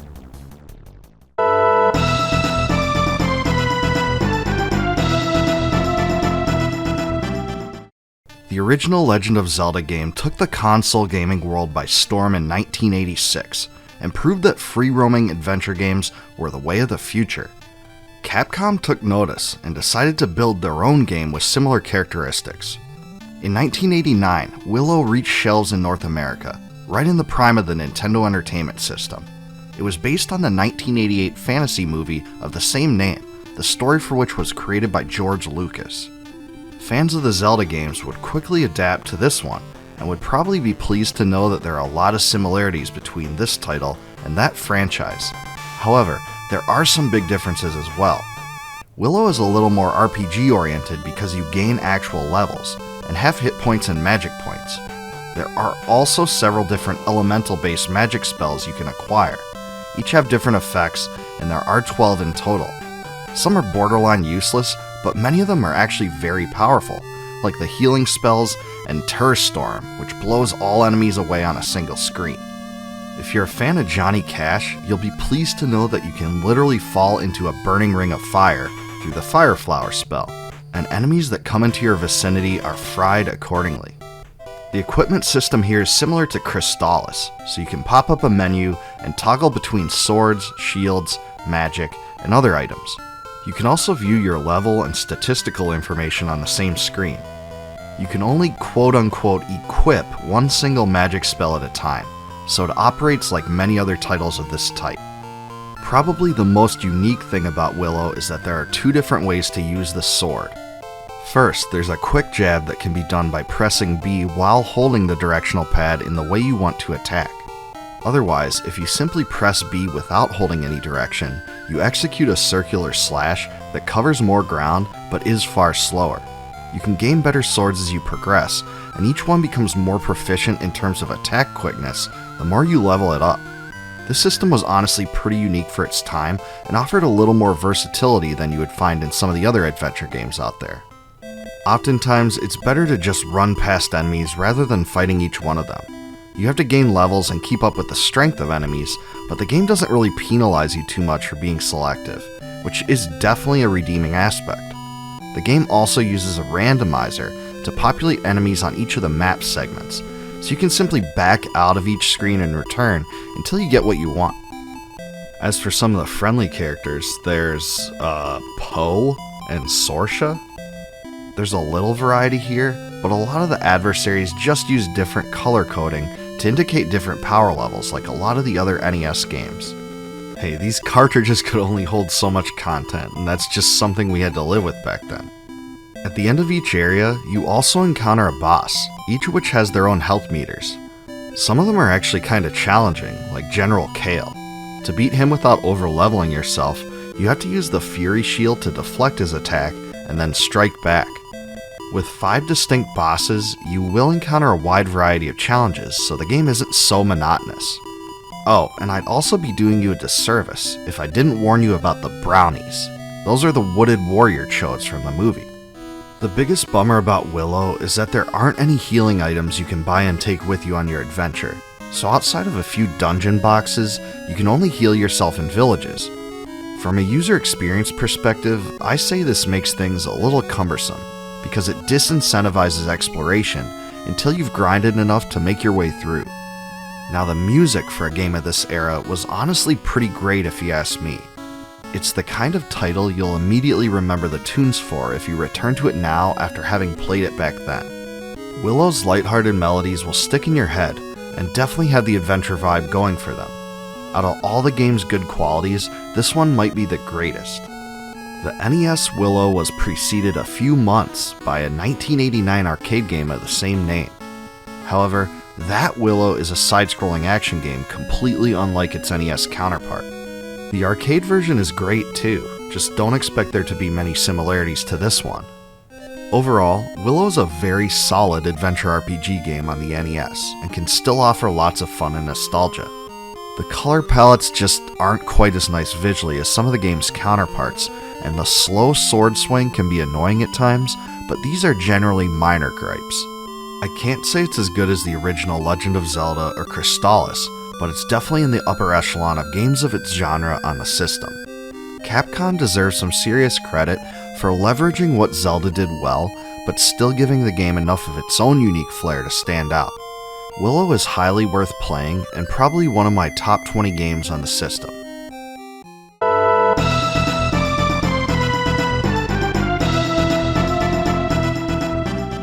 By 1992, the RPG genre had pretty much hit its stride in Japan.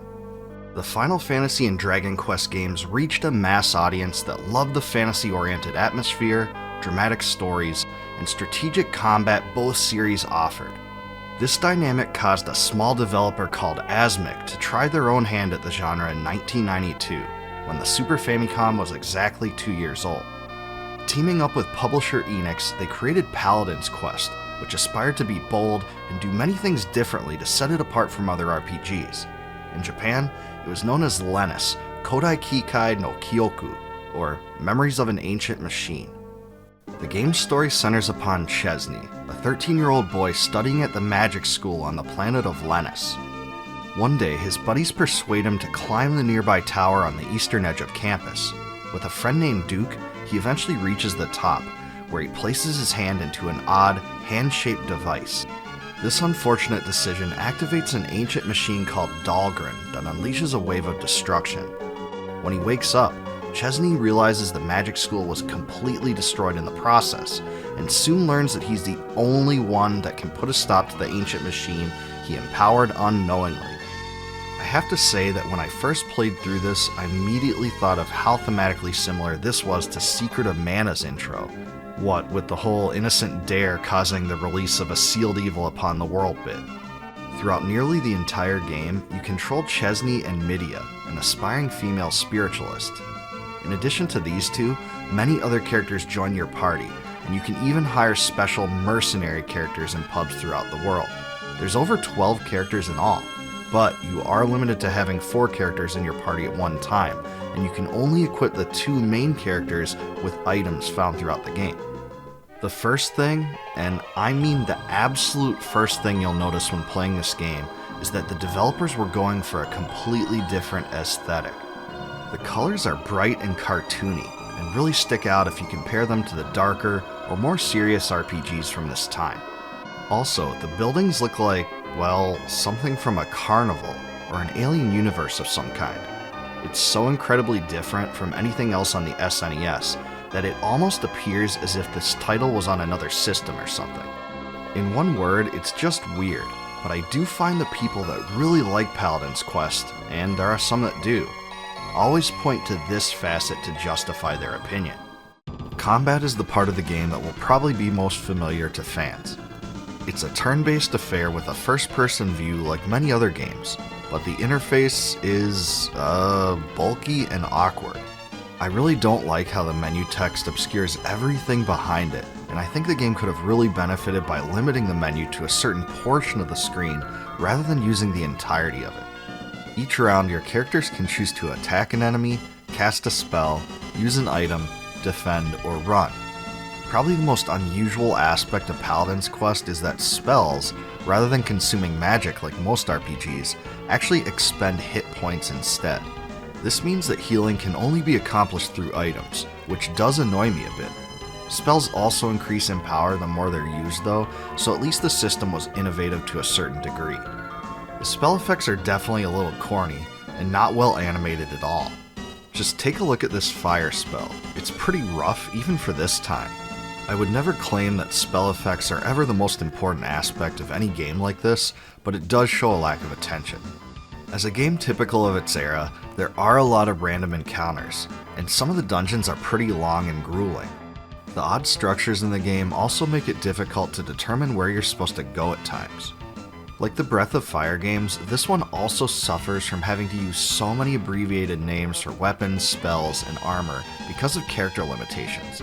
It's totally frustrating. North American gamers may be surprised to find out that Paladin's Quest has a sequel, Lenus II Fuin no Shito, or The Apostles of the Seals. That game has a similar visual and thematic style, but is much better tuned, has a far superior battle interface, and much better graphics.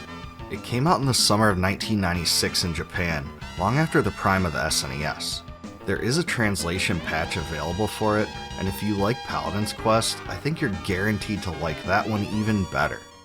Overall, I just can't recommend Paladin's Quest in the same way I would recommend many other RPGs from the period. It's filled with quirks, oddities, and irritations that will turn some players away, even those that are retro RPG fans. The music and story are the title's saving graces, but the individual characters aren't that lovable, and its odd visual style and combat menu interface will turn other fans off. And, as far as I can tell, the game despite its title has nothing to do with Paladins at all, and Chesney and Midia certainly aren't. As to how the name was decided upon, I have no clue, but it may just have been some kind of marketing tactic. Notwithstanding some of its issues, Paladin's Quest still has some appeal to RPG fanatics that never got a chance to try it. If you still want to give it a go, keep this one in a lower tier of your RPGs to play.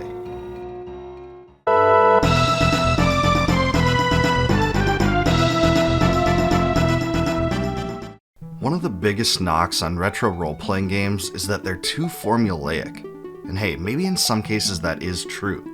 A lot of them take place in a medieval setting where people are often terrorized by an evil empire of some sort, where the main protagonist is an unlikely hero that's expected to save the world. So yeah, I kinda get it. Even so, during the 1990s, some developers tried to defy these norms, especially on the Super Famicom. One was Neverland Company, who in 1996 teamed up with publisher Taito to release Energy Breaker, an RPG that dared to do things differently. Unfortunately, like many Super Famicom RPGs, it was never localized in the West, so you'll have to grab a translation patch to play it today. According to the group that released the patch, the localization process took over a decade, and many different people came and went from the project during that time. Every time I hear about these translation stories, I have that much more respect for the people that worked on them, and this case is no exception. Us retro RPG fanatics salute you. The translation patch can be found in the description below. One of the most unorthodox aspects of Energy Breaker is its combat system. It's a turn-based affair that emphasizes strategy. It plays a little bit like Tactics Ogre in Final Fantasy Tactics, but not completely. It's a little hard to describe, but most stages require the defeat of all enemies to progress. Battles take place in preset locations with a preordained set of enemies, so there aren't random encounters in this one. Combat turns revolve around a unique system where each character receives a certain amount of balance units that are proportional to the amount of hit points they currently have. The more hit points, the more balance points. Every action consumes a certain amount of balance, like attacks, special attacks, and items. Upon leveling up, your characters also gain a certain amount of energy points that you have to allocate to fire, water, wind, or earth. What makes the experience customizable is that each of these four elements also has both a light and dark side, and the game leaves how to build your characters completely up to you. Point allocation decisions affect your character's roles and abilities, and different approaches yield very different character outcomes. New special skills are learned by using the proper Grimoire item in combination with specific energy point prerequisites. The way this was done definitely incentivizes replay value and allows the player to embrace the style they want. I really like this part of the game. But hey, the combat system isn't the only thing that makes this game stand out. The story takes place on a fictional island called Zemoria. Myra, who serves as the lead protagonist, has amnesia and constantly has dreams that warn her of a future catastrophe. A large portion of the story involves Myra's quest for identity and emphasizes the cyclical nature of destruction and rebirth. I'm not saying the game doesn't embrace some cliches, but overall it's pretty original. The character sprites and storyline moments seem very inspired by popular anime from that time though, definitely more so than the Final Fantasy games at least, so some will be more enthused about that than others. Still, it's a solid story that unfolds at a good pace with some lovable characters. The title's developer also created the famous Lufia games, and that franchise's influence can also be seen a bit in this one, but it's way less puzzle intensive and the gameplay is much different. Another odd characteristic is that you can toggle between 3 different attitudes: normal, aggressive, and friendly when talking to NPCs. I'm not sure if this has a tangible effect on anything, but it definitely leads to different responses. Energy Breaker's graphics are honestly pretty darn impressive if you ask me. The isometric style makes it play a little bit like Super Mario RPG, of course without the ability to jump. The character animations are equally impressive, and while some of them are corny, they are incredibly detailed. Outside of the game's graphical qualities and isometric orientation, my favorite part is the soundtrack. The quality of the score in this game, like the graphics, is definitely far above the quality I originally expected. It uses a lot of interesting lighthearted melodies, and some of them feature sounds that aren't generally found in RPG soundtracks, like simulated harps. Other songs are groovy and even jazz-inspired, so there's a lot of different styles here. It's kind of like what would happen if Soul Blazer and Final Fantasy had a baby. Voice of Awakening, Ride the Wind, and To the Horizon are a few of my favorites. With 49 songs, it's also not as repetitive as many of the other RPGs on the system. Whatever else is said about it, the producers of Energy Breaker definitely made some daring choices that ensured their game would stand out from almost everything that was out back then. It was a game ahead of its time, and served as a forerunner to some of the best classic strategy RPGs that came after it. The sound and visual quality are probably its greatest strengths. The unfortunate lack of attention for it is probably the result of several factors. It was made by a smaller, lesser-known developer than Squaresoft, and suffered from coming out as the SNES was virtually dying. Even so, it's absolutely positively worth playing with the luxury of the translation patch if you're a retro RPG fan like me.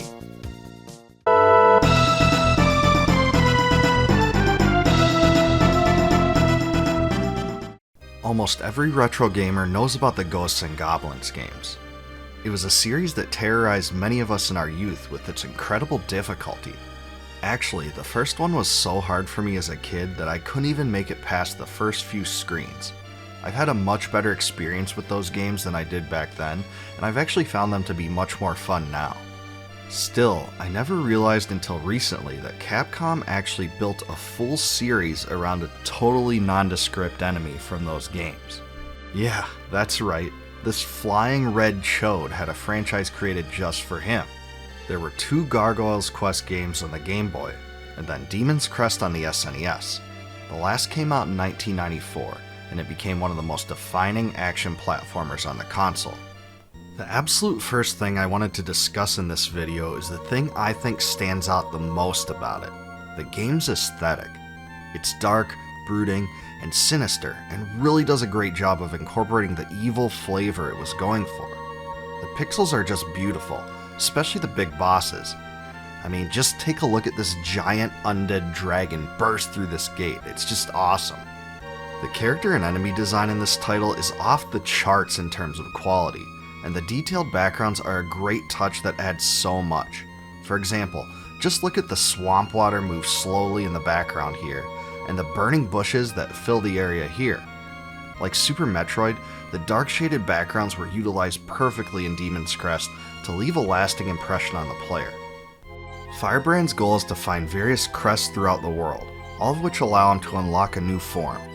There are 5 different forms other than his default state, all of which are elemental based and give him new abilities to cope with different parts of the environment. For instance, the tidal form is used to swim and breathe through water areas, and the earth form allows him to charge into stones and rocks to break them apart. In addition to the crests, you can also purchase spells that give you more power, items to keep your health replenished, and talismans to give you various beneficial effects. As a whole, the different forms, spells, and items keeps the gameplay varied and fresh, and forces the player to adapt to new circumstances. Mode 7 is used for transitions between stages, which is a nice touch, and you can also use flight to travel to shops. And, well, when it comes to flying, that subject is probably at the root of the biggest criticism about this game. That's because Firebrand's default flying ability allows you to travel through many parts of the game without having to deal with obstacles in the way. It fits the theme, right? I mean, you are a gargoyle after all. But this ability comes virtually without limitation, and seems to allow the player to avoid much of the content the developers wanted you to experience. On the other hand though, there's a lot of stages that have caverns, waterways, and other places where the power of flight isn't really that beneficial anyway. So I feel like this qualm is a bit overblown. It's a little like having a cape in Super Mario World. You can always use it to fly, but you'll want to play through the game normally anyway. Outside of that, your main abilities in Demon's Crest include breathing fire to attack enemies and clinging onto walls. Also of note is that Demon's Crest features 4 different endings, all of which depend on how you handle the final boss. The tougher endings require you to do extra tasks during the fight. The various endings have pretty divergent storyline implications too, so it provides the player good incentive to pursue the better ones. Most action games of the time didn't use this multi-ending system, so this was a real treat that added to the game's replay value. The soundtrack has more of a dark, ambient feel, so it's definitely a lot different from some of the scores of other games I cover. There are some melodic tunes too, but they mostly take the form of pipe organs. The overall feel is similar to a lot of the Castlevania songs, so if you like that style, I think you'll like this as well. Demon's Crest is available on the Nintendo Switch's online subscription service, but outside of that, it's a little hard to get a hold of if you don't have the original cart. And, well, the cart just happens to be high in demand and ultra expensive. It certainly doesn't help that it wasn't included on the SNES Classic either. In its heyday, it did have a cheesy commercial to market it in 1994 though. Just check this out.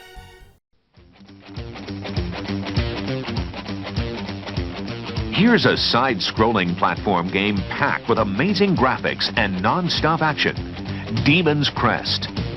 As they quest to unite the missing gems of the Demon's Crest and summon its power for the good of the ghoul realm, players get to morph in a variety of spectacular gargoyle forms, each with unique powers and attack modes. Demon's Crest for the Super Nintendo Entertainment System. When it comes down to it, Demon's Crest is one of the system's premier action platformers. It has by far one of the coolest motifs. It is packed with amazing visuals and awesome lore. I'd say it's a little on the short side, so don't expect to spend as much time in it as you would Super Metroid, but the multiple ending system does allow for more playtime. The level design probably could have been made a bit better in some places, but the title combines so many great characteristics into a singular experience. It's absolutely worth going back to.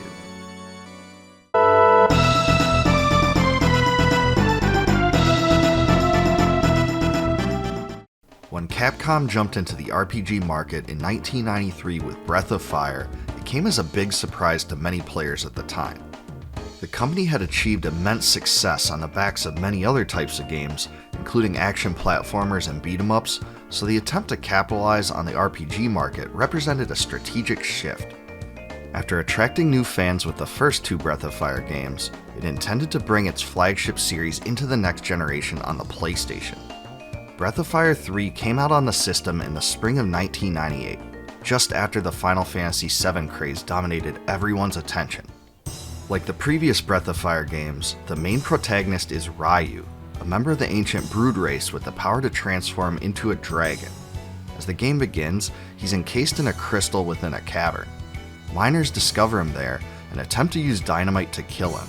Failing to do so, however, they only break his shell. He nearly escapes, but is knocked out from a crane and imprisoned. While the miners attempt to transport him away, he manages to break free and transforms into a human as he loses consciousness. He's found by the tiger-like Ray, who takes him in and introduces him to his thievery operation. Ryu doesn't understand his heritage or abilities, and the title's story centers primarily upon his search for identity. I do think parts of the dialogue are awkward, but not as awkward as some of the text in the first 2 Breath of Fire games. It was a definite improvement over those 2, but still not as polished as nearly anything Squaresoft put out at the time. I would even go as far as to call the text too basic and rudimentary too, which is a bit unorthodox compared to some other RPGs designed for older audiences. I just feel like the localizers could have gotten a little bit more creative with what read as mostly stale. The text also scrolls by exceedingly slow on the default setting, and even if you change it to the fastest setting, I still find it a bit slow. All that said, there's some really interesting story concepts here.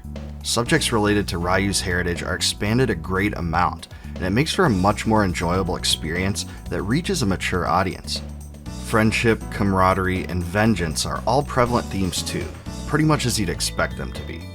But overall, I do think it's a deeper and more interesting storyline than the previous installments.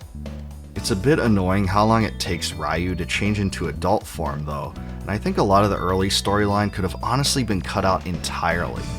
Still, the cast of characters is pretty strong. Ray and Gar were my favorites, and both have excellent backstories that added needed flavor to the adventure. Like previous Breath of Fire games, Nina also plays a role here too, this time as the Princess of Windia and member of the Wing Clan. There's also another character that's, well, an onion named Pico who cannot speak. Right.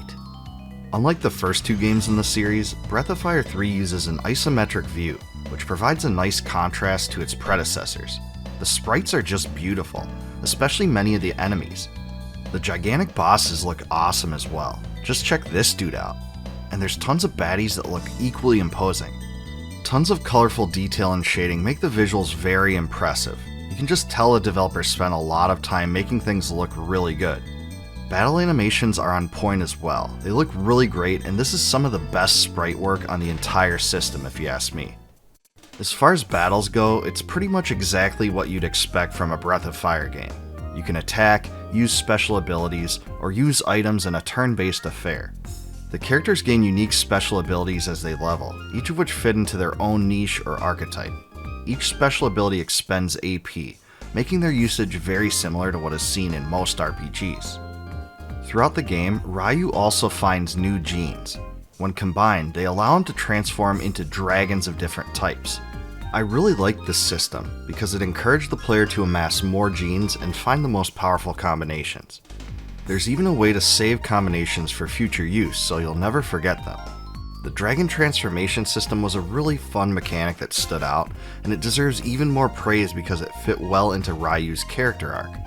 Breath of Fire 3 also allows your characters to serve as apprentices to various non-player characters you find throughout the adventure. This association grants you certain stat increases when you level, and allows for more character customization in general. Dungeon design is pretty solid overall, but there are still some annoying puzzles. The isometric view also makes it necessary to pan the camera around to see hidden switches, chests, and other things you'll want to notice. It's also worth mentioning that the overworld was done really well too. I thought it had a good aesthetic, and you don't get into any random encounters either. This is refreshing because the dungeons are packed with monsters, and the game errs on the grindy side. The title's soundtrack was created by Akari Kaida and Yoshino Aoki, newcomers to the series that had worked on Mega Man X3. When it came out, the score was polarizing because it featured a lot of jazz and ragtime-inspired tracks. GamePro even went as far as to publish an article saying the music seemed more appropriate for a corporate infomercial than a heroic fantasy RPG. Even still, a lot of the fans really love the music and appreciate it nonetheless. It's definitely unorthodox, but I think it's pretty solid. Breath of Fire 3 was also re-released on the PSP, which featured almost the same game in its entirety, but with a few small changes. If you're trying to decide which system to play it on, it really doesn't matter that much in my eyes. A lot of fans consider this one the best in the Breath of Fire series, and I can see why.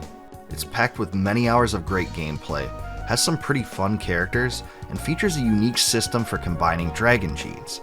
There's a few callbacks and cameos from characters from the previous games too, which will definitely please fans of the series. I do have some gripes with Breath of Fire 3, especially in regard to some of the dialogue, but overall it's a very solid RPG on the PlayStation that deserves to be played by fans.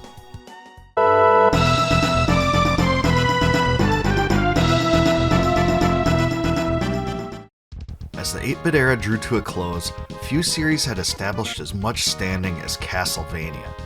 The first and third game are considered all-time classics, and the second game, while polarizing, is at least fondly remembered by some. Konami made sure to get one of its flagship franchises right back into the limelight after the Super Nintendo Entertainment System launched. Just 3 months after its release in North America, Super Castlevania IV hit shelves. As the timeline goes, this game takes place after Castlevania II: Simon's Quest. Transylvanians have been reporting mysterious sightings of odd creatures appearing under the cover of darkness as a traditional celebration approaches. A group of evildoers perform a dark ritual in the old destroyed abbey outside of town in an attempt to revive Dracula, the menace that periodically threatens the land every 100 years. In one of the coolest opening scenes of any SNES title, a lightning bolt strikes Dracula's tombstone, shattering it completely. The evil vampire escapes as a bat and flies off to begin his dark reign once again. As he does, Simon Belmont is inspired to take up his whip again in pursuit of the foe. Interestingly enough, the story for this game was completely different in the Japanese version. There, it's depicted as a remake of the first Castlevania title rather than a sequel to Simon's Quest. In addition, the North American localizers even made some graphical changes, including the removal of crosses from several places in the game. Dripping blood in the Japanese logo and other parts were taken out as well. This really demonstrates how seriously Nintendo altered aspects of games back then to avoid controversies. And wow, times have sure changed. To say this title was highly anticipated would be a huge understatement. The new system hardware allowed the title's universe to be expanded in nearly every imaginable way, and brought Castlevania into a new age. One of the best ways it did this was through the usage of depth and the ability to move between the background and foreground, which made the experience seem so much deeper and more involved. Even something so simple as going behind the gate in the first stage seemed like a groundbreaking way to expand gameplay in a 2D world. Super Mario World did this too, but it was a true innovation of the time for both series.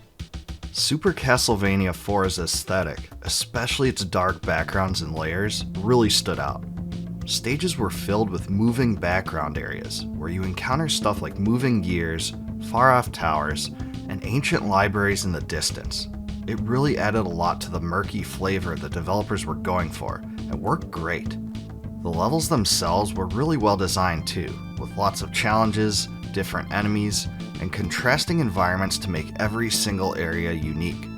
The rotating room had such a cool looking effect at the time too, and really added a lot visually.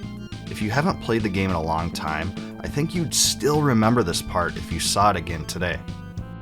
Unlike Castlevania III: Dracula's Curse, there were no branching paths to the stages, which may have come as a bit of a disappointment to some at the time.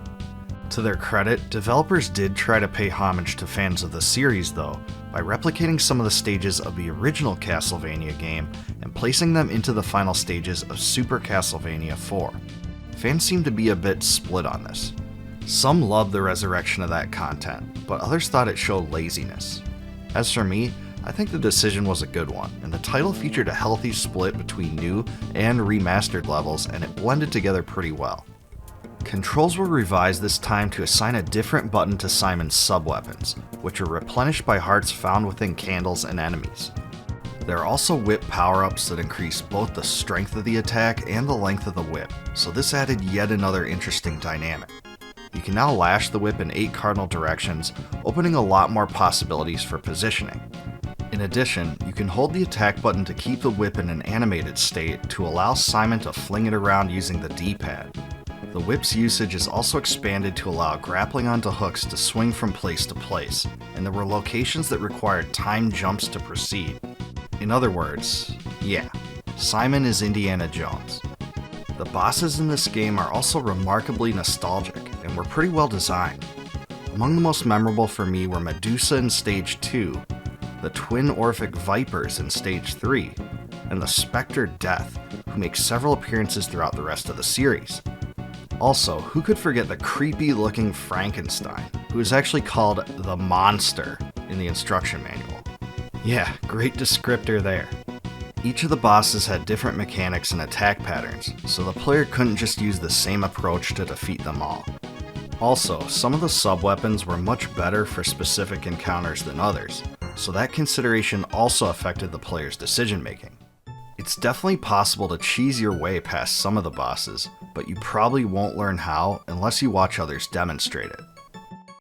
Like most Castlevania games, the soundtrack is super memorable in its own right. It included some tracks that were remixed versions of classic Castlevania songs, but was mostly comprised of new tracks. Its hallmark dark feel was the masterwork of Taro Kudo, who had not been involved in the arrangements for the previous entries. It was his first soundtrack in a long career where he worked for Konami, Squaresoft, and Nintendo. It's a classic soundtrack that fits the game well, though I don't think it's quite as great as the soundtrack for Castlevania Symphony of the Night. You can still find the original cart pretty easily today, but a loose copy will cost you around $50 as of 2022. Thankfully, Nintendo wisely saw fit to include the game on the SNES Classic, making it the best way to play it today. When it comes down to it, Super Castlevania IV is one of the very best action platformers on the SNES, and arguably the very best. It combined the best aspects of the series the fans loved and expanded upon them in ways that both provided enjoyable gameplay and retained the original feel. If you ask me, the difficulty is quite a bit easier than the 3 titles on the NES, and this could turn some people off. Even so, the unforgettable motif, music, stages, graphics, and bosses combined to make this one of the greatest titles of its kind on the system. Through the years, it's gotten a ton of accolades, and one can easily see why.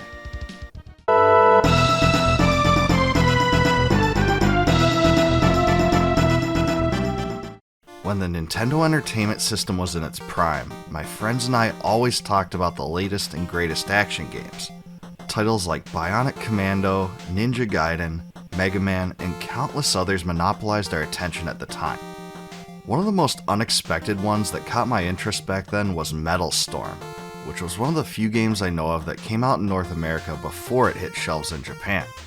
Developed by the tiny studio Tamtex and published by Irem, it stood out in several ways.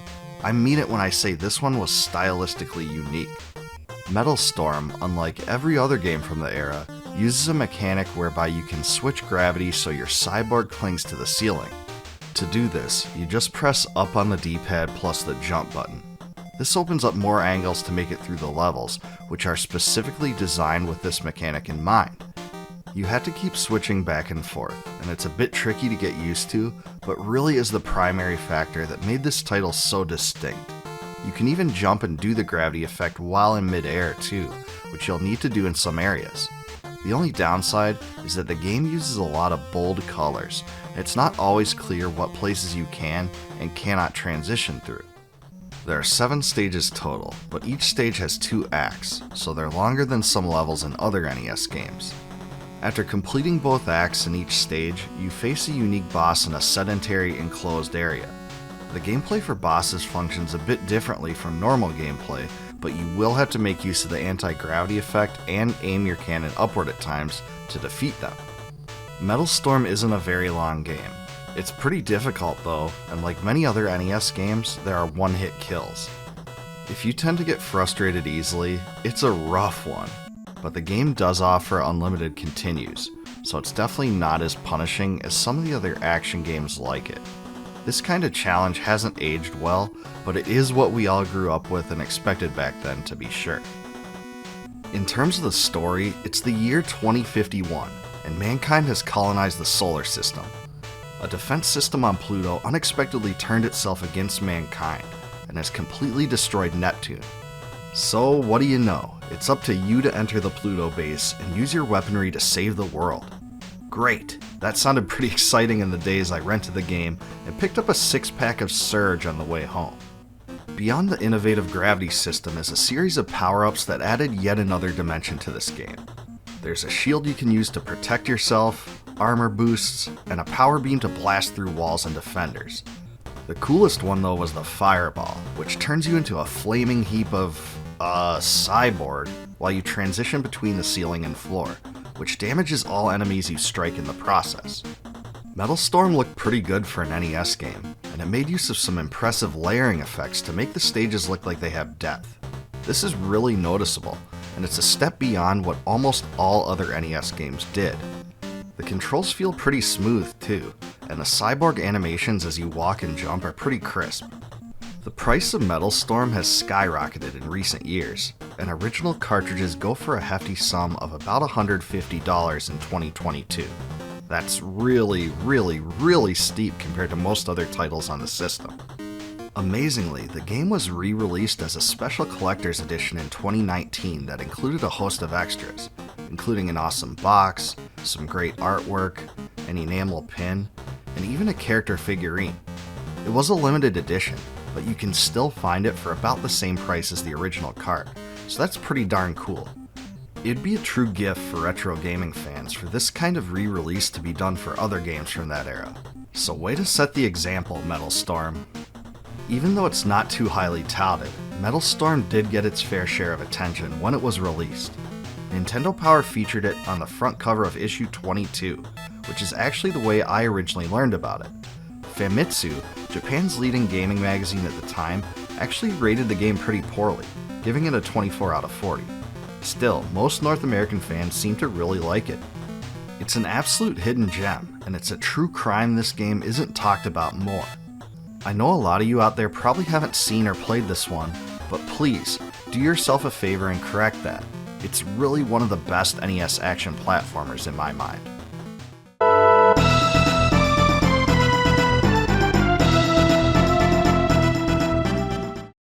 One of the most interesting and overlooked arcade games I played when I was younger was Gate of Doom, a two-player isometric dungeon crawler with a fantasy vibe. Released in 1990 by Data East, it offered a super unique experience for the time. That game was pretty overshadowed by a lot of other stuff, so I was especially surprised when I heard it received a sequel in 1992 called Wizard Fire. Another fantasy dungeon crawler arcade? Sign me up! There just weren't that many of them, and it definitely made an even bigger impression on me than Gates of Doom did. Like the first, you have your choice of characters, each of which have different strengths and weaknesses. The knight is a straight-up warrior of sorts and attacks with a spinning flail. The wizard has the greatest magic abilities. The elf is a quick swordsman that can shoot projectiles. The bard is a fighter that wields a pike. And finally there's the dwarf, a physical fighter that throws an axe. Some characters can also use a different type of attack by tapping the attack button. For instance, the bard will thrust his pike in multiple directions, and the elf will do a sword attack in a frontal cone. I absolutely love the fact that unlike many games, each character wasn't just a simple reskin of the others. They each had tangible differences that changed the way you played. Wizard Fire features two-player simultaneous gameplay as well, so this is a great one to play with a friend. One of the best aspects is that when you die, you can also change your character so you aren't locked into a single archetype for the whole game. That's a really nice feature, and I wish more games of this kind did it back then. The main objective is to fight your way through several isometric stages where you face off against skeletons, zombies, goblins, gargoyles, and other monsters. Some of the enemies take a lot more hits to destroy than others, so in some way it actually plays a little like a beat 'em up. There are lots of hidden treasures and boxes you can smash to collect various items. Some of them give you hit points, build up your magic gauge, or serve as power-ups that are displayed near your character portrait. One thing about Wizard Fire that just can't be ignored is the voice acting. Like its predecessor, Wizard Fire illustrates the advancement of the story in corny scenes where the voice acting, let's just say, stands out. But don't take my word for it, here's some choice cuts so you know what I mean. Looks like full of dark work. This town is beautiful. Not anymore, crushed in dark coal. What is that? The enemy's castle. So, do we proceed? No cave will use magic. Oh, the cave of Akbar. There's an icon inside which will transform us. Let's go! And hey, if your laughing hasn't already obscured it, the background music that plays while the voice clips do certainly will. The muffled clips almost seem like they belong to another universe now, but back then when arcades used audio that was worse than CD quality, I guess it was actually pretty good. The story takes place in 355 AD, where your adversaries plan to take innocent lives. precisely 101 for some reason, to unlock a dragon shrine and raise an army of the dead. It's the opposite of creative, but the corniness works wonders for a game like this. If you like cheesy fantasy humor like me, you'll certainly get a kick out of it too. The magic system in Wizard Fire is a little unconventional. Your standard attacks build up a gauge at the bottom of the screen, and while gameplay transpires, the spellbook rotates between different spells. When you hit your magic spell button, the spell that gets unleashed is the one that's currently pictured there, so you either have to time it perfectly or wing it when you feel desperate. Also, let's say some of the spell effects are super odd. One of them changes you into a giant Icarus that shoots lightning all over the screen, and another turns you into a tornado that can be just used to roll through enemies. One of the spells even transforms you into a treasure chest that spits items you can pick up. There's a lot of random craziness thrown in for good measure, and no two playthroughs are ever the same. This was pretty fun. The bosses in this game are really on another level when it comes to quarter munching. Some of the early ones aren't too bad, but as you progress, you can find others that are so powerful, you just get wiped out right away in a single attack. For instance, this wizard is really, really rough, and the orbs and fireballs it shoots at you just erase your character. Also, the boss battles last a long time, and they take a huge number of hits to take down. They're much, much beefier than almost any other arcade game I've ever seen or played. The other big annoyance are the status ailments, like confusion, which actually reverses your controls. Yikes! The saving grace is that 3 characters have immunities to certain status effects though, so you can play around it to an extent. The Knight was probably my favorite character because I liked how his weapon could hit things in a radius, and his attack worked quite a bit differently than the other characters. If you like this style of game, this is one of the best you can play. If you haven't tried it before, fire it up on MAME and give it a go. It's by far one of the most underappreciated arcade games I've ever played. I rarely see anyone mention or talk about it, and that's a true shame. There are some minor annoyances like the status effects and grueling length of the boss encounters, but overall it's a really fun experience.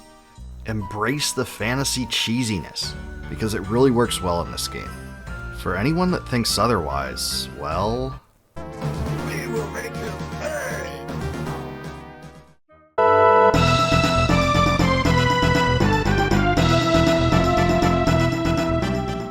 By the year 2000, the Sony PlayStation had established itself as the most respected platform for console role-playing games. Squaresoft, Enix, and Konami all contributed memorable entries including the Final Fantasy, Dragon Quest, and Suikoden titles. Not to be outdone, Capcom also brought its flagship RPG series to the system in the form of Breath of Fire 3.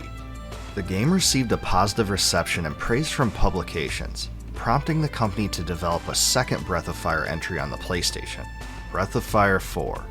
Interestingly enough, Breath of Fire 4 had a graphical presentation that looked quite a bit different from Breath of Fire 3, even though much of the same team worked on the game. Even though the title retains the isometric view, the overall aesthetic and sprites are a bit darker and give a more mature appearance. The world is rendered in 3D, while the characters themselves are 2D sprites. Normal enemies are also 2D sprites, but boss enemies are built from 3D polygons. This made them stand out, but it did create something of a visual disconnect. There's also a pretty awesome opening cinematic, which was a bit of a surprise given it was the first time the franchise ever did this. For combat, you still control 3 characters at a time, but there are several key differences in relation to the previous games. Breath of Fire 4 allows you to choose which characters perform actions in any order you wish. Additionally, the player is able to toggle between characters with no penalty at all, which provides an opportunity to conserve AP and utilize the talents of each. Ryu still has the ability to transform into dragons, but it works a bit differently in this one. Instead of combining dragon genes together to produce a wide array of forms like in Breath of Fire 3, you gain transformations in Breath of Fire 4 as a whole. The downside is that there's only 6 total transformations, and Ryu assumes the same appearance for all of them. They were really powerful, but I preferred the more customizable approach that Breath of Fire 3 offered. The biggest innovation of Breath of Fire 4 battles is definitely the combo system. which allows 2 or more abilities among multiple party members to be combined with each other for special bonuses or effects. You can string such combos together to create very powerful attacks, and the game successfully incentivized replay by encouraging the players to learn additional combos. Breath of Fire 4 features a unique story, but borrows heavily from various themes and characters from the previous games. It all starts when the winged Princess Nina and her friend Cray set out on a journey to find her lost sister, who went missing several weeks earlier. Their vehicle gets upended by a giant dragon in the desert, causing Nina to go searching for equipment needed for repairs. As she does so, she confronts the dragon who destroyed the ship, which shockingly transforms into a human boy. Unique to Breath of Fire 4, though, is a story that unfolds in parallel to Ryu's story. This features Fu Lu, an emperor god of sorts that awakens from his tomb after a deep century-spanning sleep. His tale involves his attempt to reclaim his empire, which has been overtaken by a rival faction. I won't get into exactly how, but both his and Ryu's stories are intertwined in several ways, and I really enjoyed how the narrative was presented in separate tales. In some ways, it reminded me a bit of the dynamic between Squall and Laguna in their respective stories in Final Fantasy VIII. I also liked the cast of characters, which incorporated some new archetypes, such as those of Cray and Urshan. For the most part, it wasn't just the same old characters rehashed or reskinned. There's also character-specific abilities too, which make each stand out from the others in ways similar to the previous games. As in Breath of Fire 3, there's also a master system where playable characters can gain stat increases and skills after fulfilling specific requirements. I think the most annoying aspect of this game is definitely the camera system. Though I do like the isometric view, there's only 4 camera angles that you can rotate through. This becomes an issue in areas where there's lots of vertical buildings and other objects that obstruct your view. In some places it's such that you'll probably be spending more time swinging the camera around than you do actually walking through the area. That's utterly frustrating. If you thought the camera system in Xenogears was annoying, you'll despise the camera in this one even more. Another thing that will come as a surprise to Breath of Fire fans is that there's no longer a world map, at least not in the same way it existed before. In this one, the world map consists of a linear set of locations you move through as automatic nodes, and it operates much like Super Mario World or Final Fantasy Tactics. I prefer the world map system of Breath of Fire 3, where there were no random encounters, but you could at least roam around. The soundtrack in Breath of Fire 4 was created by Yoshino Aoki, who is also behind the Breath of Fire 3 soundtrack. However, this one definitely adopts a different style than its predecessor. Breath of Fire 3's soundtrack was influenced by jazz and ragtime, but Breath of Fire 4 uses a more traditional formula. It's a bit darker with more strings, horns, and woodwinds. In my mind, Breath of Fire 4's soundtrack fits the type of game it is better than its predecessor, even though both are very good scores. I have to hand it to Aoki for showing her skills off with an alternative style, and her talent for multiple approaches is pretty impressive. Ultimately, Breath of Fire 4 was a title I liked, but didn't love. The camera system was a bit of a drag, and the dragon transformation wasn't as well done. Still, there are a lot of redeemable facets too. Combat was fluid, the swapping and combo system for battles added creative new dynamics, and the character animations were also very polished. I liked the way in which the story was presented, but the story itself wasn't as interesting as it could have been. The dialogue was more polished than any previous Breath of Fire title, which was definitely refreshing given the awkwardness of the text in some of the previous entries. If I had to choose which game was better between Breath of Fire 3 and Breath of Fire 4, I'd probably pick Breath of Fire 3 by a slight margin. Either way though, it's a must-play if you're a fan of the series, but if you don't like the Breath of Fire games, you probably won't like this one either.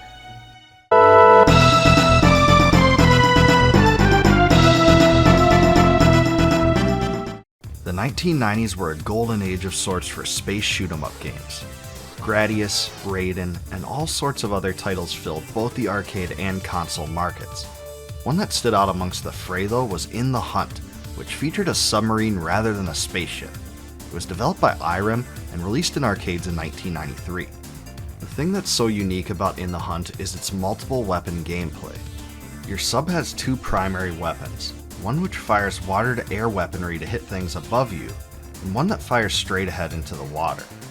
This forces the player to take enemies and projectiles that are coming from both the sky and water into account, and think on the fly. You can also drop bombs that are released from the submarine and sink downward, so there's actually 3 different methods to dispose of your adversaries. There are also multiple weapon types for both your frontal and vertical attacks. For frontal, there are red torpedoes that fire in a straight line, blue supersonic torpedoes that release a ripple effect in the water, and green cracker torpedoes that explode into scattered bombs. For vertical attacks, there are homing missiles that travel upward and track airborne enemies, and balloon mines that float to the surface of the water. There's lots of variety when it comes to the stages too. In the first, you plunge into the icy waters of the South Pole, where giant ships, bombs, and turrets impede you. In the next, you're in an area with a sunken city, where buildings sit on the ocean floor and helicopters fly overhead. Here you have to use some crafty maneuvers to evade rockets shooting upward that are just ready to destroy your sub. In another stage, you're diving deep into a cavern where you have to progress by going lower and lower. There's just so much variety in the levels, enemies, and obstacles, and absolutely nothing feels stale. There's 6 total levels, each of which are pretty long by shoot 'em up standards. I do have to mention that In the Hunt is incredibly hard though. The number of fast-flying projectiles and enemy attacks are just crazy, and you'll never be good at this game straight away. This shouldn't be too much of a surprise though, given the standard of most shooters from that time. Also, I'd be doing you all a disservice if I didn't discuss the bosses. Man, the giant animated bosses of this game were so much more complex and different than anything else you would have seen in other shoot-'em-up games. For example, the orange boss in the first level flings these crazy chains at you, then shoots a big array of missiles. Another stage features twin mechanical contraptions that try to box your sub in while using weaponry of their own. The most nostalgic for me was the giant shackled colossus that can only be defeated by avoiding blocks that fall on his head. If you saw this back then, it was impossible to forget. The giant animated bosses were each a real treat to look at, and each was independently designed and made to be unique. For a game from 1993, the graphics are honestly fantastic, and the animations are some of the best of that era. Even enemy sprites are incredibly detailed, and the graphical approach works perfectly for the game's over-the-top style. Even the weapon effects and explosions are on point. If you followed my channel for a while, you may notice that this game looks remarkably similar to Metal Slug, another series I've covered quite a bit.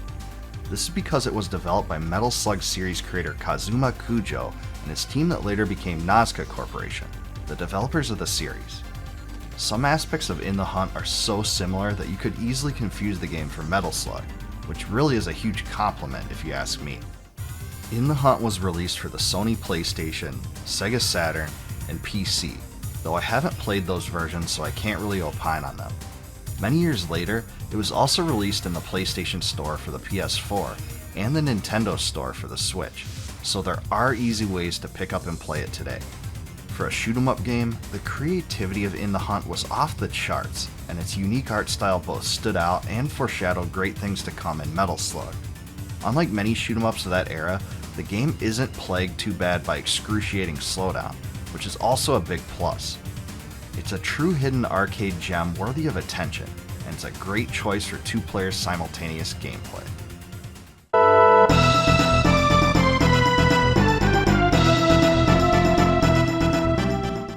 When RPGs were just starting to catch fire in the West, Konami released Suikoden and Suikoden II on the PlayStation.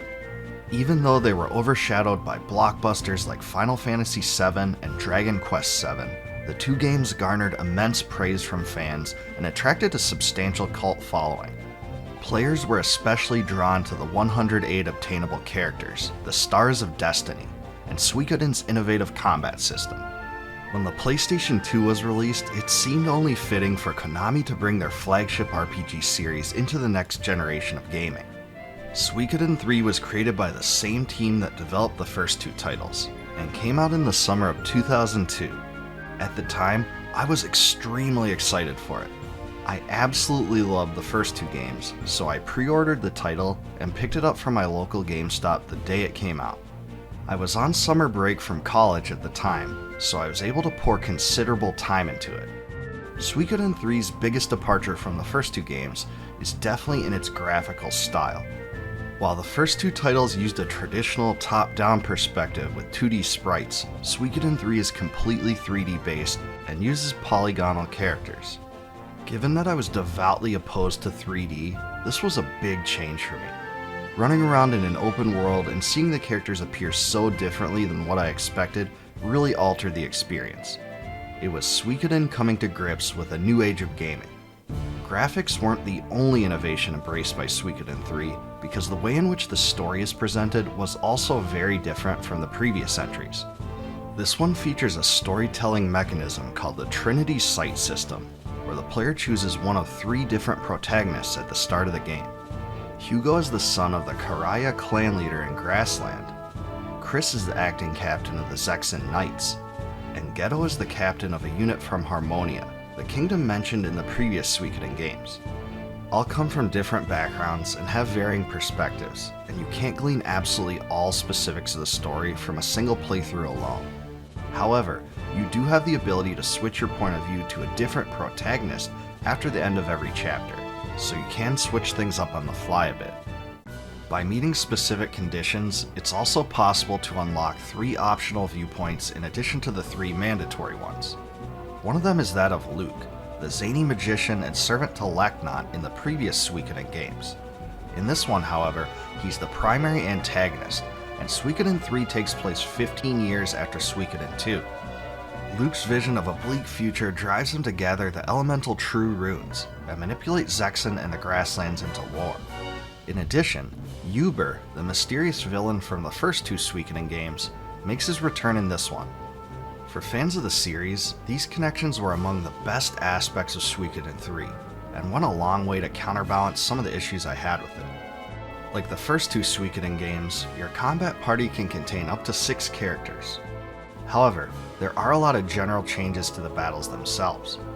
Combat is still more or less turn-based, but this one pairs sets of 2 characters into a partner system where you can only select 1 command per group. This eliminates the weapon range requirements of the first 2 games, but also gives the player less overall control, because the reaction of the buddy character is dependent on the command you select. Sometimes commands can trigger a unite attack, but other times they will do nothing. I found the scheme a bit limiting and based on trial and error, and would have preferred a more simple approach like the first 2 Suikoden games.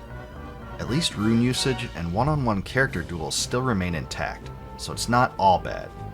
As in the first 2 Suikoden entries, there are also strategic battles that involve your entire army. They're different from Suikoden I and Suikoden II's variants, but more similar to the latter than the former. Player and enemy units occupy nodes, and can only attack a unit on an adjacent node. Each army battle has specific objectives, and runes can be used to cast spells before engaging in battle. The army battles are similar to normal battles, except you only have 3 options for them: attack, defend, and retreat. Attack engages the enemy as an auto battle, defend conserves your action gauge, and retreat moves the unit back 1 space. The more Stars of Destiny you've recruited, the more powerful your army will be. The composer of the first 2 Suikoden titles, Miki Higashino, left Konami in 2001, so the music of Suikoden III was created by a team of 3 others. This fact is very recognizable too, because the score is a completely different style from that of the first 2. It does have its merits, but in my mind the first 2 are far, far more memorable. This has some good arrangements, but it lacks the infectious melodies that older fans know and love. I will say that the opening music and its accompanying anime intro is really awesome though, so that's definitely worth watching.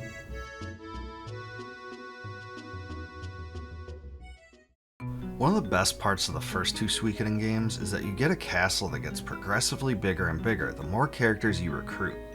In Suikoden III though, you only get an old dilapidated one that isn't as interesting.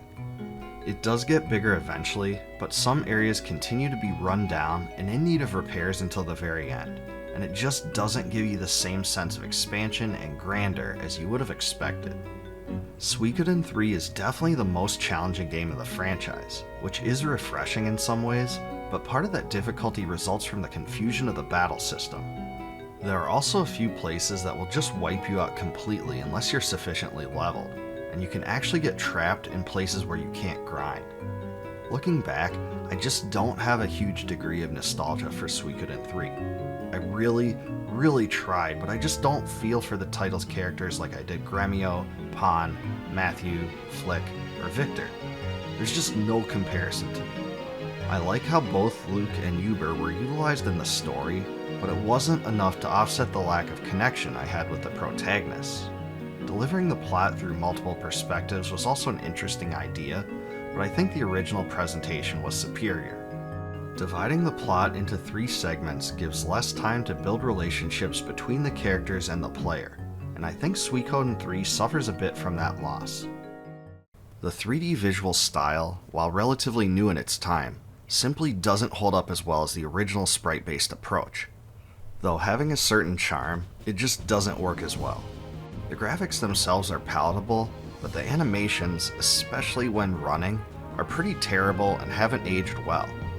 I do think the story used some of the trademark humor that Suikoden fans had grown to love, so I'll give it credit for that. It's still a great game in its own right, but I don't think it comes close to the greatness of the first 2 Suikoden titles. Still, it's probably a top 10 RPG on the system, and certainly worth playing for old school RPG enthusiasts.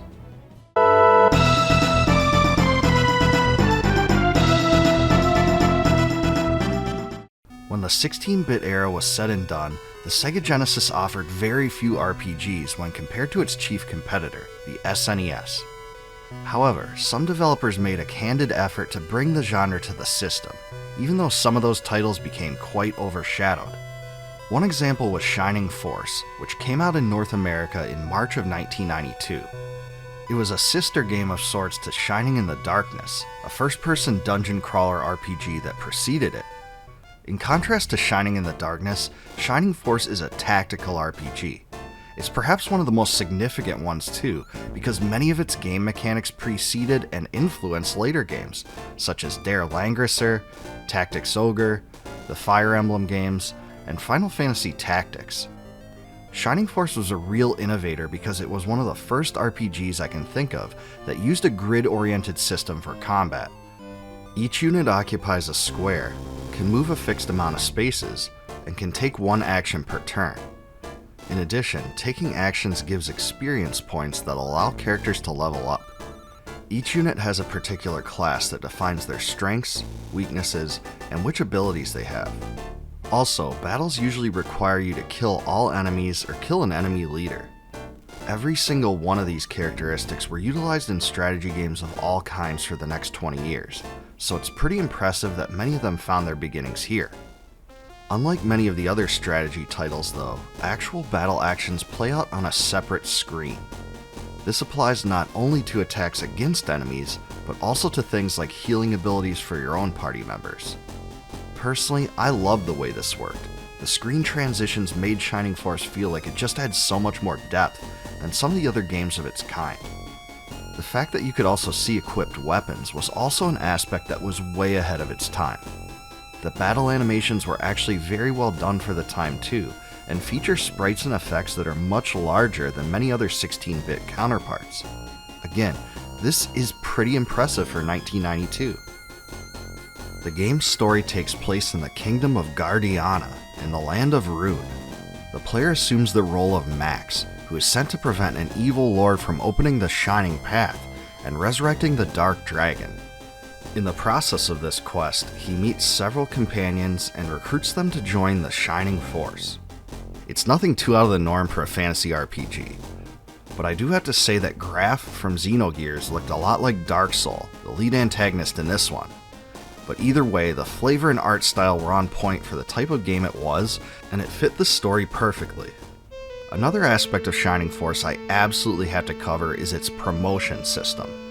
This feature allows your characters to grow in power through a class transition that functions a bit similarly to Seiken Densetsu III / Trials of Mana. In this one, once you get to level 10, you can promote a character to the more advanced class of his or her archetype by visiting a priest. For instance, the knight becomes a paladin, the swordsman becomes a hero, the mage becomes a wizard, and the priest becomes a Vicar. A promotion will alter your character's stats and bring them back to level 1, but doing so will opt to make them a lot more powerful than they were before. The promotion system was a fun method to customize your experience with the game, and made it unlike that of others without this type of advancement. The promotion system was also incorporated into almost all other Shining Force games that came after it, and it was a characteristic that fans of the series really remember fondly. The soundtrack is decent, but I don't think it quite touches the greatness of the best SNES RPG soundtracks. Its composer, Masahiko Yoshimura, also did the soundtrack of Shining in the Darkness, and it adopts a similar style. The grindy Genesis sound chip just wasn't my cup of tea, but even with the limitations of the hardware, he did the best he could to put fantasy music onto the Genesis. The system just wasn't made for it. Shining Force takes about 35 hours to beat, making it one of the longest games on the Genesis. That's pretty impressive, as it makes it one of the most ambitious games on the system. I also think the power curve was handled pretty well too. The game isn't insanely difficult like some other tactical RPGs, but it isn't ridiculously easy either as long as you don't grind for levels. I do think Shining Force does have a few annoyances though. One is that there's an audible sound whenever there's scrolling text, and there's no way I know of to turn it off, so that can be frustrating if you prefer silent text. The other issue, which is even more maddening, is that inventory management is a true pain. Shining Force certainly isn't alone in this era when it comes to that, but each character can only hold a small number of items. It just consumes a lot of time. Ugh. The development team of Climax and Sonic Software Planning united to create a really great game in Shining Force. It was a truly fun experience, especially in the time it came out. It is more gameplay oriented than it is story oriented, but the interface is easy to use and the battles run pretty smooth. You won't feel bored playing this game. You can still find the original Genesis cart today, but it's not that cheap, relatively speaking at least. At the time of this recording, loose copies go from about $50 to $75. However, it was included in the Sega Genesis mini console, which is a great way to play it now. The best option is probably to pick it up on Steam though, as it's only 99 cents. Thankfully, there's lots of ways to go back and give this one a try if you missed out on it back in the day. There's a few characteristics of Shining Force I don't love, but it still holds up now and is worth playing today. It featured a solid fantasy story, fun and innovative combat, and great gameplay. It's one of those titles that Genesis-owning RPG fans could point to and say, "See, we told you the system has something to offer us." Maybe it was all that blast processing that allowed it to do what Nintendo don't, if you remember that marketing campaign. For my money, Shining Force is one of the best games on the Sega Genesis, period, and it really stands out above nearly every other RPG on the system. If you enjoy many of the games I cover, I think you'll enjoy this one too.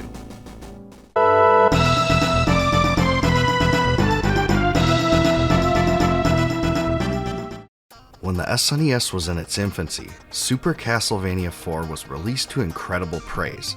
The game really expanded upon the franchise in several ways, especially in terms of controls and gameplay. So when it came time for Konami to follow the title up on the SNES, they were certain to stick to the same formula, right? As it turned out, nope. Compared to Super Castlevania IV, Castlevania Dracula X is much more similar to Castlevania Rondo of Blood, which was released on PC Engine in Japan only. You play as Richter Belmont, who is drawn to confront Dracula in the Middle Ages. As the story goes, hundreds of years had passed since Simon Belmont sealed the Prince of Evil away, but he was resurrected by the presence of wickedness in the hearts of men once more. Dracula abducts Richter's girlfriend Annette and her sister Maria, causing Richter to take up his ancestral holy whip and hunt him down. Dracula X greatly resembles Rondo of Blood, but the two are ultimately different games. The characters, plot, and many of the visuals are mostly intact, but the stages were changed. You can think of it as a remake of sorts, but that probably isn't even the best way to describe it. Compared to Super Castlevania IV, the controls are a lot different. We're back to a simple approach like the first three Castlevania games. Richter can only lash the whip in 2 directions, and you can't hold the whip button down to fling it around like in Super Castlevania IV. However, Dracula X does give you the ability to perform a backflip by hitting the B button twice, which does come in handy in certain places. The biggest difference is probably the fact that you can't shift your jump midair like you could in Super Castlevania IV. Again, this makes it much more similar to the first 3 Castlevania games on the NES than its immediate predecessor. There's also some influences from those games in this one, like this gear area, which is pretty similar to a stage in Castlevania III.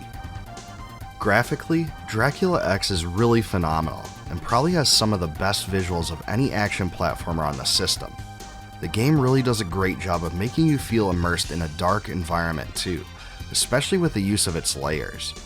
For example, this area puts you in the middle of a murky cave, and the background is designed to give it a lot of depth. It just looks fantastic. In another place, you're in an evil citadel of sorts with dark structures in the background. This one takes what Super Castlevania IV did in this regard and improved upon it, which was no small feat. Both games still look good for the time in which they were released. Character animations are smooth, and you can even tell a lot of work was put into the individual enemies as well. Most of them look sinister, and many of them even have multiple attacks. Same with the bosses, but yeesh, are they hard.